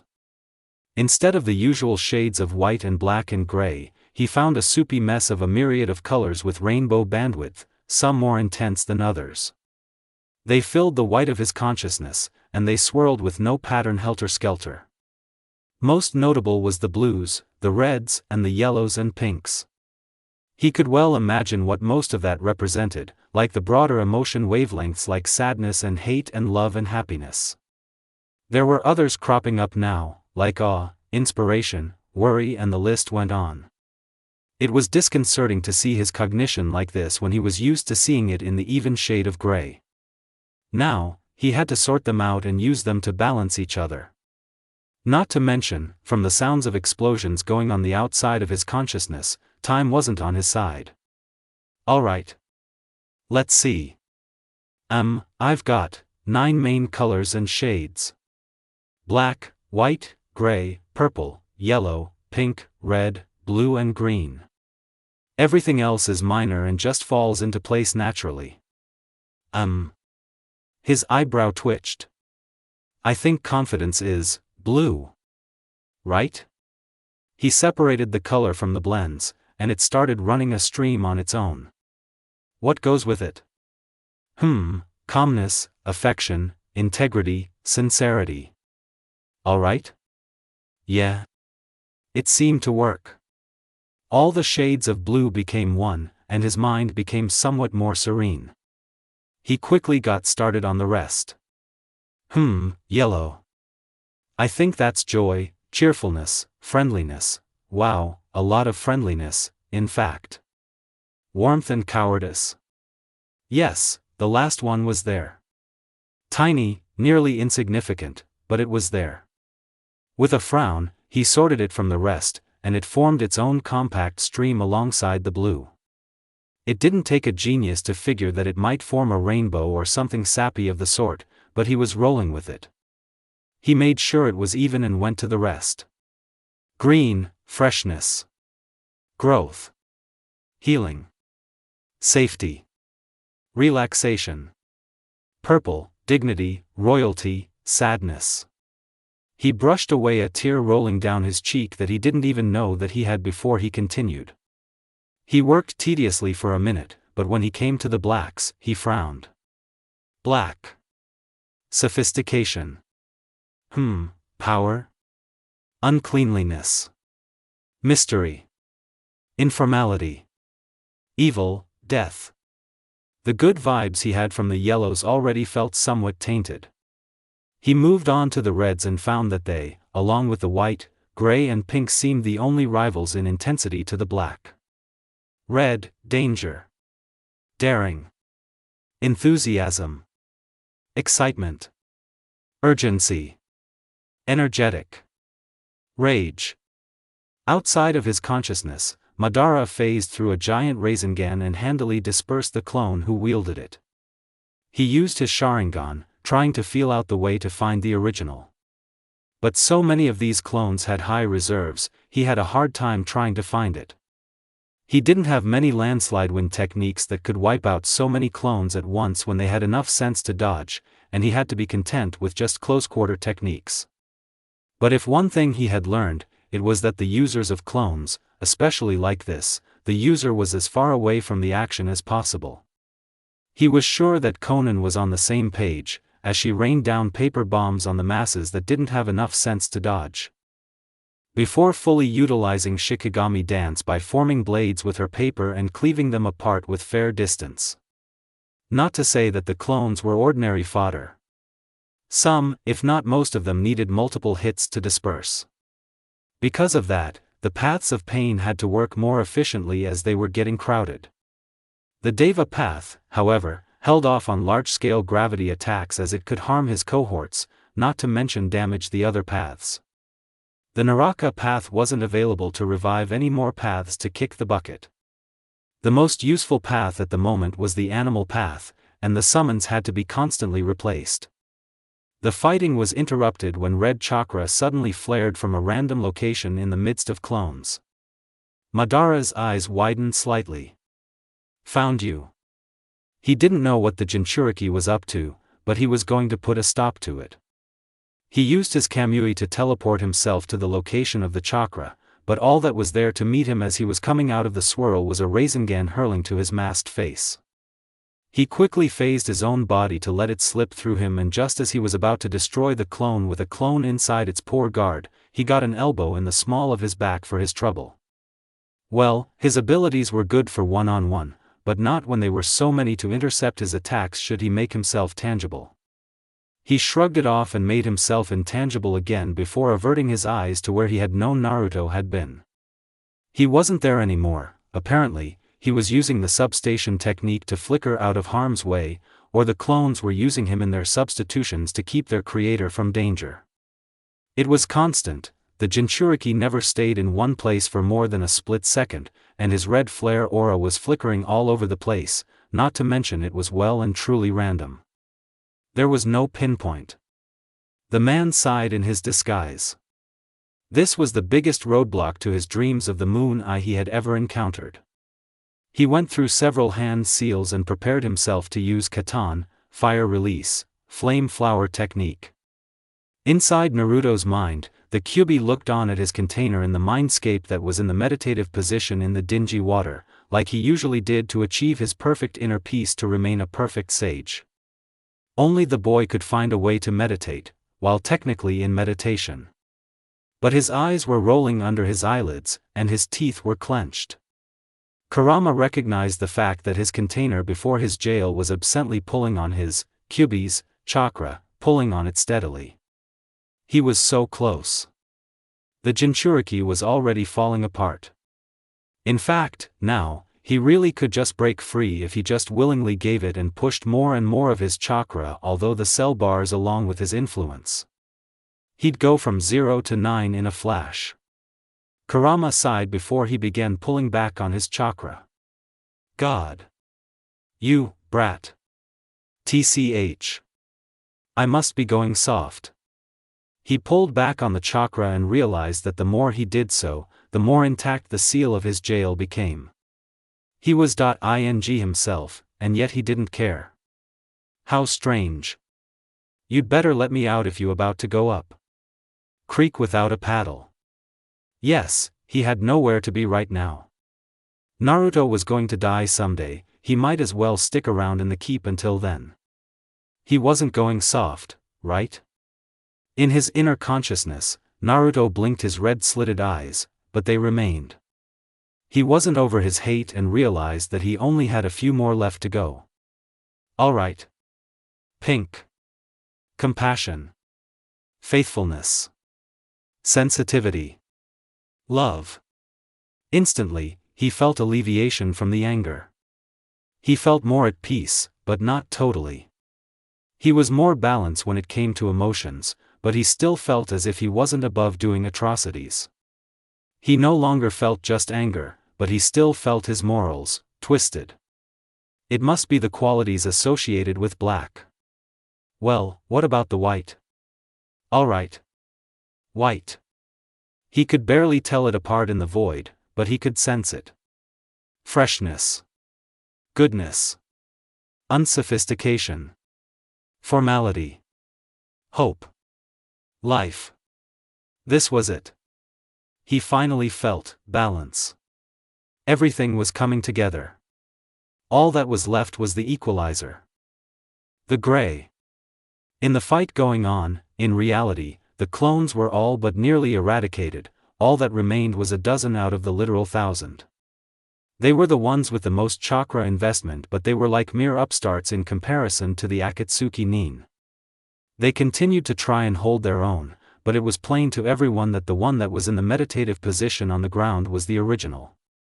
The Akatsuki advanced to him, despite the resistance and persistent substitutions to play keep away with the clone's creator. All the clones began to yell as they fought. Security.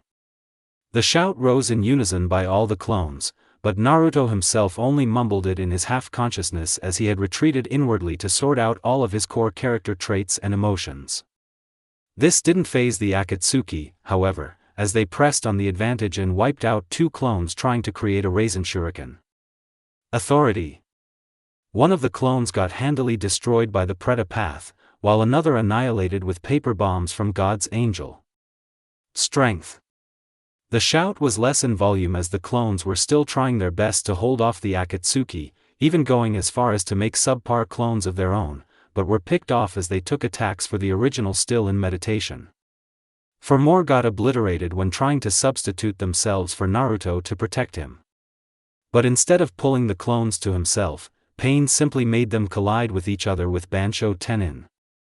Supremacy. The last 4 clones yelled before they all dispersed with a fireball, a blade of paper, a chakra rod, and a monstrous bird summon's drilling attack with a beak. As they were obliterated, Pain decided that he had had enough of this farce. Enough. The intimidating form of the giant drill-beaked bird summon flew in a dive at the Uzumaki to attack again with its drill by the animal path's intentions. Its speed was incredible. Toby was about to say a warning about preventing the death of the Jinchuriki, so as to not set back his plans by years, when Naruto finally got to his feet and stood up tall, yet his eyes were still closed. Stability, he whispered, but they could barely tell what he had said. That didn't warrant as much attention as the fact that he instant created a beach ball-sized Rasengan and held it out in front of him. It was highly expected that what he was doing was a huge tactical error that was the equivalent of a puppy playing a game of chicken with a rhinoceros. The bird flew headlong at him and collided with the Rasengan. But instead of the Uzumaki buckling under the pressure, he remained stalwart as he held out the larger-than-normal Rasengan. Everyone was fully expecting the bird to just bulldoze through him and his location with its drill beak. Instead, it was the equivalent of being stopped by an immovable object. The Rasengan started to pummel the beak and the bird's momentum took it feet over head backwards over the Uzumaki and slammed into the ground, raising a plume of soggy mud and dirty water. It was then that the Uzumaki raised his head and everyone beheld the amber eyes of Sage Mode. But that wasn't the catch that had them off guard. His face was a metaphorical soup of emotions. Somehow, one of his eyes looked like he was radiating happiness and had a somewhat blue tint in his sclera, but the other was a fully red. That very same eye was the only one that was constantly crying, and the eye shadow around the eye was black. The other, white. His mouth was tight-lipped, the only stoic feature on him. Not one of them had ever seen a face like that or even knew that he was capable of even producing a look like it. It was its debut, but Madara was never at a loss for comment. It must be from the asinine, Toby side of him, that makeup looks great on you. I could never pull it off, he half-drawled sarcastically. Naruto quickly removed a kunai from his hip holster and looked at his reflection in the broad of the blade. Seeing the rather emotive face look back at him, he sighed. Piss off, Madara. That sounds rather angry. You're not a perfect sage. You're as emotive as a teenage girl. Madara settled back into pre-conflict stance as did Conan. Pain stood straight. Just come quietly. No. The Uzumaki yelled, and the lone eye that ran a steady stream of tears flowed harder. You bastards caused this dash. Everyone knew he was talking about Matsuri, and the happy eye looked akin to Kakashi's eye smile. Do you have any idea what she meant to me? I can't even go home, expecting her to be waiting on me. You snatched her, and brought her here. The sad eye with the red sclera glowed a bit, showing anger, and Madara regarded the whole face with interest. So that's his loophole, eh? It was easy to achieve perfect sage mode when he had next to no emotions. It must have taken him even longer to enter the state the more emotions he had, and actively suppressing the Kyuubi's rage-inducing influence to attain it. But now, he still managed to reattain the status by perfectly balancing his emotions. But no matter how many muscles there are in a face, how can someone emote all of those? I'm gonna kill you. And no matter how and what happens, I'm gonna either force you or take your .ed eyes and bring Matsuri-chan back to life myself. That must be hate, then worry, then hope, and the last one sounded like, perhaps I should assume it was love. I should be careful. I can confirm that this is indeed a perfect sage mode. But no matter, he still can't beat all of us at once.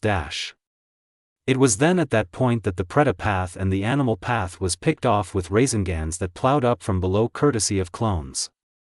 With them so handily dispatched, Naruto created a dozen clones, and no one dared to underestimate him anymore. X equals X equals. Madara was pissed. As far as it went in this fight, he couldn't believe that he, first and foremost, could be fought to a standstill. Furthermore, the Uchiha couldn't believe that he was being fought to a standstill while he was being aided by a reanimated/controlled corpse of Yahiko that was supplemented by the gravity-bending powers of the Rinnegan and Konan. Well, it didn't help much that the combatant all three of them were fighting against was practically immune to physical damage, and all of their overkill techniques that might kill would set them back by years. Also, his Sharingan was unable to pin any genjutsu on him, his chakra was extremely sporadic. It must have been because of his emotions. It was easy to cast a jutsu on a target with a one-way steady flow of chakra through their body, whereas this individual, his chakra was like a river, with rapids, that had whirling eddies. That was putting it lightly. How he managed to balance them out, he had no idea. And then there were his clones. Like a sort of Rinnegan, they accounted for each other's blind spot. They weren't a mob, but they were enough to keep all three Nuke-nin on the move and wary. The perfect sage was enough of S-rank fighter, and 12 of them in total were deadly enough. Some were emotive in single emotions of a specific kind, others were stoic, and all were dangerous. He almost made Madara want to kill him, as maybe with a 5-year postpone, he could bring Akatsuki back up to snuff with members to hunt the rest of the Biju and help with the sealing. Almost. However, he felt more inclined to make the decision after one of the Narutos summoned a massive toad that spewed a deluge of oil in a stream all over Konan. Bring Matsuri back, or she dies. The sage screamed as it readied a paper bomb as if he had lost his mind. You can't use the substitution jutsu out of the oil, and her paper ninjutsu will be nothing but fuel. You dare threaten God's angel? Pain shouted back evenly while Konan was frantically trying to rid the oil from off of herself with the water in her surroundings, but to no avail, as more and more oil was spewed on her and her proximity, flooding her. Because of your hubris, I dare. Burn. The clone shouted from where it was on the toad's head as it threw the kunai with the bomb tag. It detonated in the oil, and the firestorm was so instantaneous that the original flare exploded white hot. The sole female Akatsuki Nin had no chance. The clone was instantly being pulled towards an angered pain via Bansho Tenin, but just as it was destroyed by a chakra rod. The true Naruto came running with a full-on sprint, his face still as emotional as can be. Behind you. As Pain looked around, he took in the sight of Naruto who had his fist cocked. His gravity attacks were still on cooldown and no way to react or dodge the sage. Urag. Sage art, mega tonnage. There was even more force behind his fist than what he had used to pummel Orochimaru's remains. Suffice to say, the fist overclocked hundreds of miles per hour with incredible force. No matter how resilient the body of the Deva path was, all that remained of him was his body that stood, long after his head had virtually disappeared. The headless body then fell backwards in a topple, cold blood spurting from its neck, and the sight made Madara curse. Now, he was more than ready to count the day as an overall lost, and just as he was about to, he was completely surrounded by swirling blue chakra and on reflex activated the unique intangibility effect of Kamui to avoid taking damage. As he remained like that, his Sharingan eye widened. A Rasengan. He was inside a gigantic Rasengan. Well, today just went from bad to worse. Yeah, you stay like that while we play a little game called attrition, the clone muttered as it kept up the Rasengan of impressive size. If I can hold up this Rasengan longer than it takes for you to keep up that technique. Try to teleport and this Rasengan will obliterate you the second you become tangible. Madara had long realized that, and he was fully aware that he was no match for the Uzumaki's chakra reserves, especially when it was being augmented by senjutsu. Quickly activating his Anaji to escape his keep, he was then respawned in a relatively safe zone, but as he did, he was again overwhelmed by Naruto, 11 in number. They were faster than him, physically stronger, had enhanced reflexes, supplemented attacks with senjutsu. There wasn't much he could do as he often relied on Kamui greatly to dodge attacks by teleporting or becoming intangible. He couldn't even counterattack with so many eyes watching him to make a mistake, not to mention he had to be tangible to do so. Not to mention, the second he tried to teleport, they'd be on him like a family of predators sinking their teeth into felled prey. And judging from the look on Naruto's face, he had no intention of even being that merciful once the man ran out of chakra. The end of the fight was on the coming horizon, but Obito knew he had already lost. X equals X equals. Naruto casually walked into the chambers where he knew Nagato would be. All of the senjutsu sensings had told him he would be here, but frankly, he was rather unimpressed. This was the leader of Akatsuki? This red-headed, emaciated and pathetic-looking man with rods sticking out of his back was the leader? Although that black pebble-sized orb he had floating in his hand looked very intimidating. He had never seen something like it before. Nagato was stoic, he was all alone. All that remained of the Akatsuki was perhaps Itachi and Kisame, who were still yet to be recalled to aim, and Zetsu who was abroad. But they would be guideless, no aims to achieve. He, the leader of this broken organization, was now being stared down by the person who had killed most of them. And judging from the smears on his hands, he realized that he may very well be looking at what was left of Akatsuki's mastermind, Madara, or someone who claimed to be him. Didn't matter anymore, did it? So, you're the last student, eh? Naruto alluded to the fact that this was his fellow student of Jiraiya. The one who killed Jiraiya, and brought all of this on us. Nagato had no response. Was it worth it? No. Both Uzumakis remained in silence for a while, both one-track-minded when it came to thoughts. One thought of his years in existence, while the other had nothing but Matsuri on his mind. Naruto, I am not willing to rescind my dreams, and you aren't willing to turn your back on yours. I can't. She's dead. But you can bring her back to life, can't you? Bring her back to me, and I'll leave. You've brought back your paths, so why not her? And so we students, both having known pain, understand the world for what it truly is. No hope or ideals could ever change that. Nagato chuckled wryly. The only to gain peace is a war deterrent. After all, that is peace, isn't it? A lack of war and fighting. But that's only pseudo-peace. It's just a fear of fighting, not a want of preventing fighting, Naruto rebuffed. No one is at peace. But it is all in the name of peace. Regardless. His gaze hardened into a glare. I'm unwilling to revive someone you had petty love with, and you're unwilling to leave with her in tow. Petty love? Naruto roared. My whole life, filled with nothing but hatred towards me, only to be slightly alleviated by a few people like Jiraiya-sensei himself, who you murdered. Naruto's voice shook, and his lone sad eye ran tears even more. To master senjutsu, I had to kill my emotions, and you had no idea of the hell I went through with that. Then, the one person to give me back what makes me human gets her throat slashed right in front of me, and you call it petty. I've had my hells, and you've had yours. Regardless. Nagato readied his final technique, and he was sure to give it everything he had. Our paths crossed, and they both end here. Chibaku Tensei. He released the orb that smashed its way through the ceiling to begin its destruction from above just as Naruto charged towards him with a knife in hand. Ad Meliora. Rinnegan eyes stared into hers, but she didn't care. Matsuri traced a thumb over his cheek, wiping away a tear that ran there. Naruto-kun. I don't care. In fact, the only thing that bugs me is that you're now even more older than me. It's only by a few months. What if it had been years? I wouldn't have given up, Mrs. Cut my own throat. He looked back at the epitaph and tried to think about the words. Don't mourn for me. I rest in the deep peace of the quiet earth.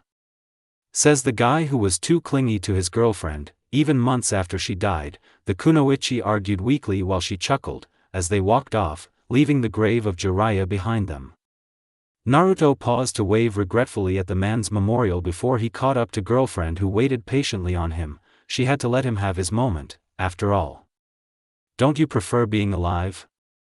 The Rinnegan holder asked rhetorically, having gotten past his grief, even if it was only temporary. He knew it was a dumb question, and she told him so. They continued to walk along the dirt path, and Naruto felt a need to break the silence, but didn't. He just kept on. It was only yesterday he had finally learned how to use a deviation of the Naraka path to revive Matsuri, and he loved having her company. But they'd always be tied. She would pass on when he did, but she didn't mind. It was a shame about Jiraiya though. He needed the man's body for him to utilize the Hell Realm aspect of the Rinnegan. Jiraiya's grave was basically a memorial stone. Nothing more, as his body had never been recovered. There was a question riding his mind, though, and he needed to ask his significant other. He glanced at her. She seemed so relaxed at present, and yet his nerves were completely frayed. Matsuri-chan? Yeah. She turned to face him while they walked, smiling brightly. What is it? His tongue tied up and his brain turned off. Do you like these eyes? Her smile wavered, and he blushed. While I'm appreciative of not being covered up by 6 feet of dirt, I'll have to go with a no. They do not suit you. And that's coming from a girl with a slit scar on her neck. What can I say? I'm the only person I know who has one. No matter how tomboyish, you're still a girl, eh? He sweated nervously with a laugh, knowing he was in the clear, although he was still saddened. From anyone else's point of view, he had given up little to gain much, but he hated the eyes. Still, he was marginally grateful for it. It was now yet another burden, but as it were, he was proud to bear it to have Matsuri alive. And he would never take her for granted again. She rolled her eyes, and he sighed inwardly with relief. Phew. I nearly messed up. He reached into his pocket and felt for a small box that was inside. Knowing that the contents inside was the ring, he frowned. Guess I do have a bit of cowardice in me after all. Maybe I'll ask her later, after finding out how to henge these eyes from Tsunade.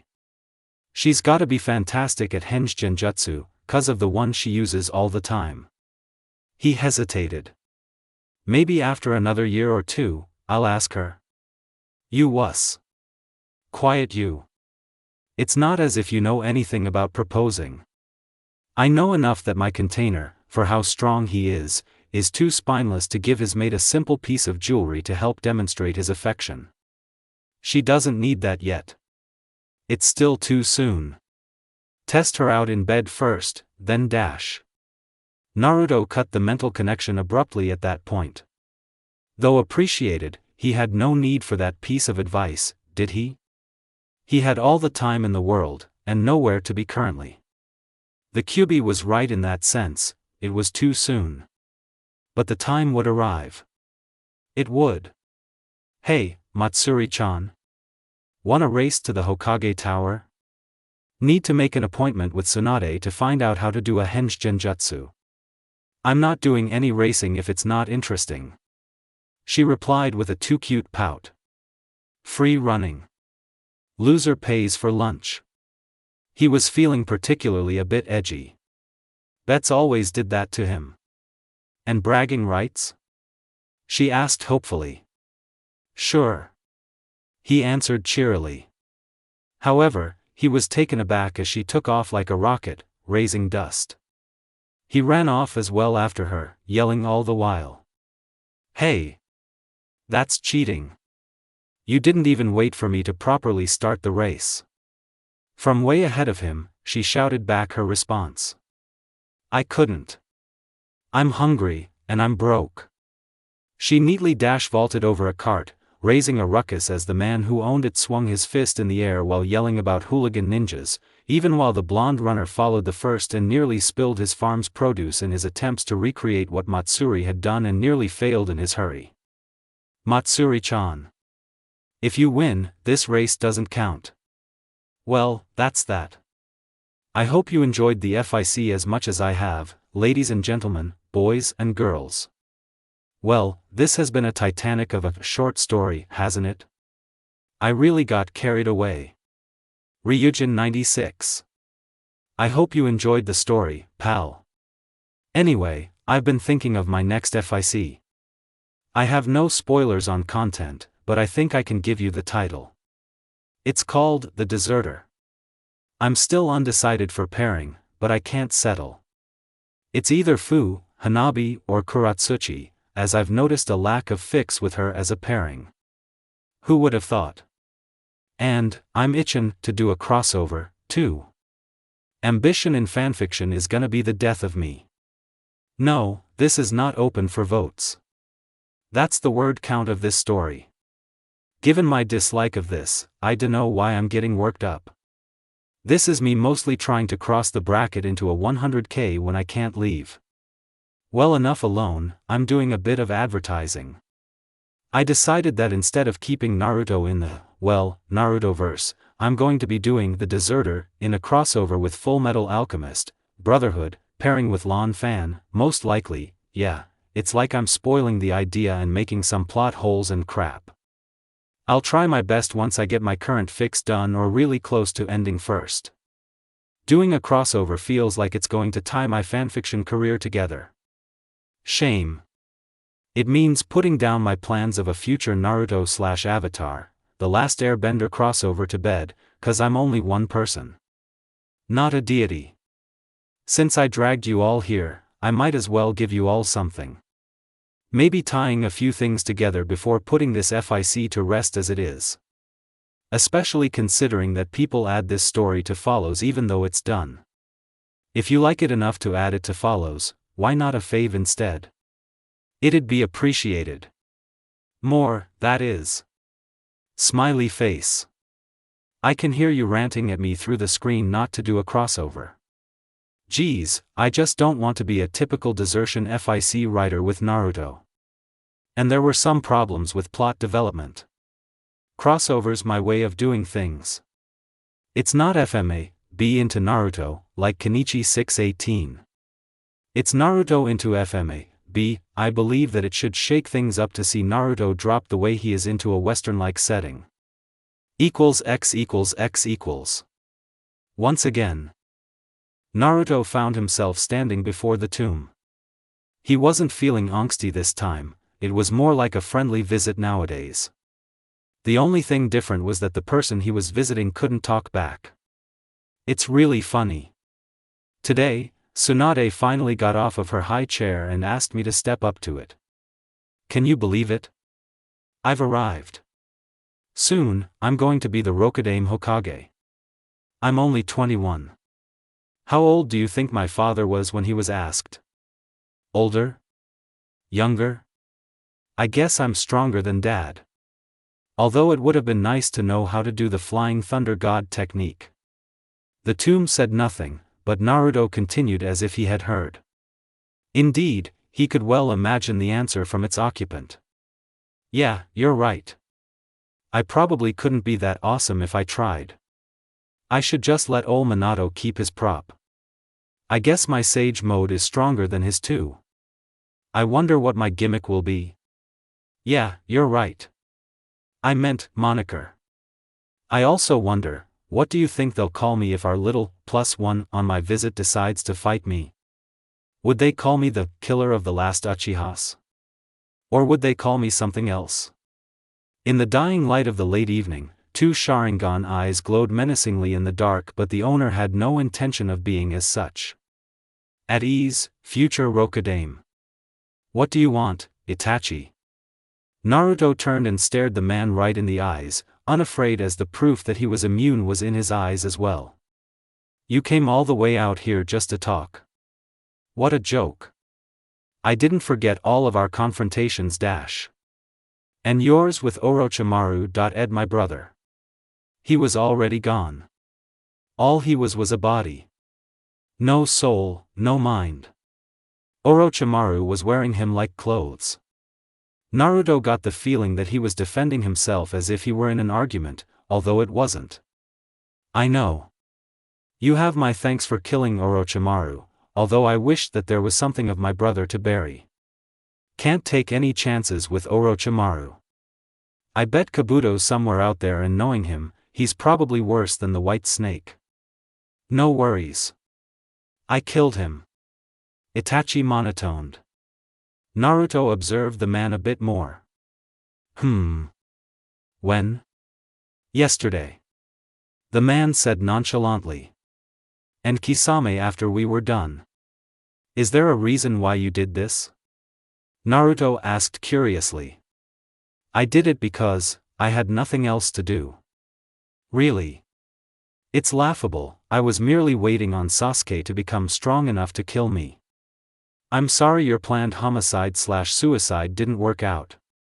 It was then that he heard something strange. It was a chuckle. Was Itachi laughing? Indeed. I'm as good as blind, and I'm the last Uchiha. A fitting end, the last Uchiha to die blind and alone. I suppose that's an end good enough for me. I know about the order. They ordered you to dash. I don't care. I probably would have done it without their say-so. Then why are you here? Now, Naruto couldn't take any more. I hear that your censor of a wife is pregnant. Twins. Where did dash? Naruto's rage was instantly piqued. Don't you dash. I don't wish harm, I assure you. Perhaps you could spoil the future children? With what? My bounty. You want me to kill you? I'd sooner pardon you when I become Hokage, just because you were following orders so many years ago and that you finished off the last two loose ends. Naruto could see that the man was now smiling, a small thing, but it was genuine as it even graced his dull eyes. And you can do it, posthumously.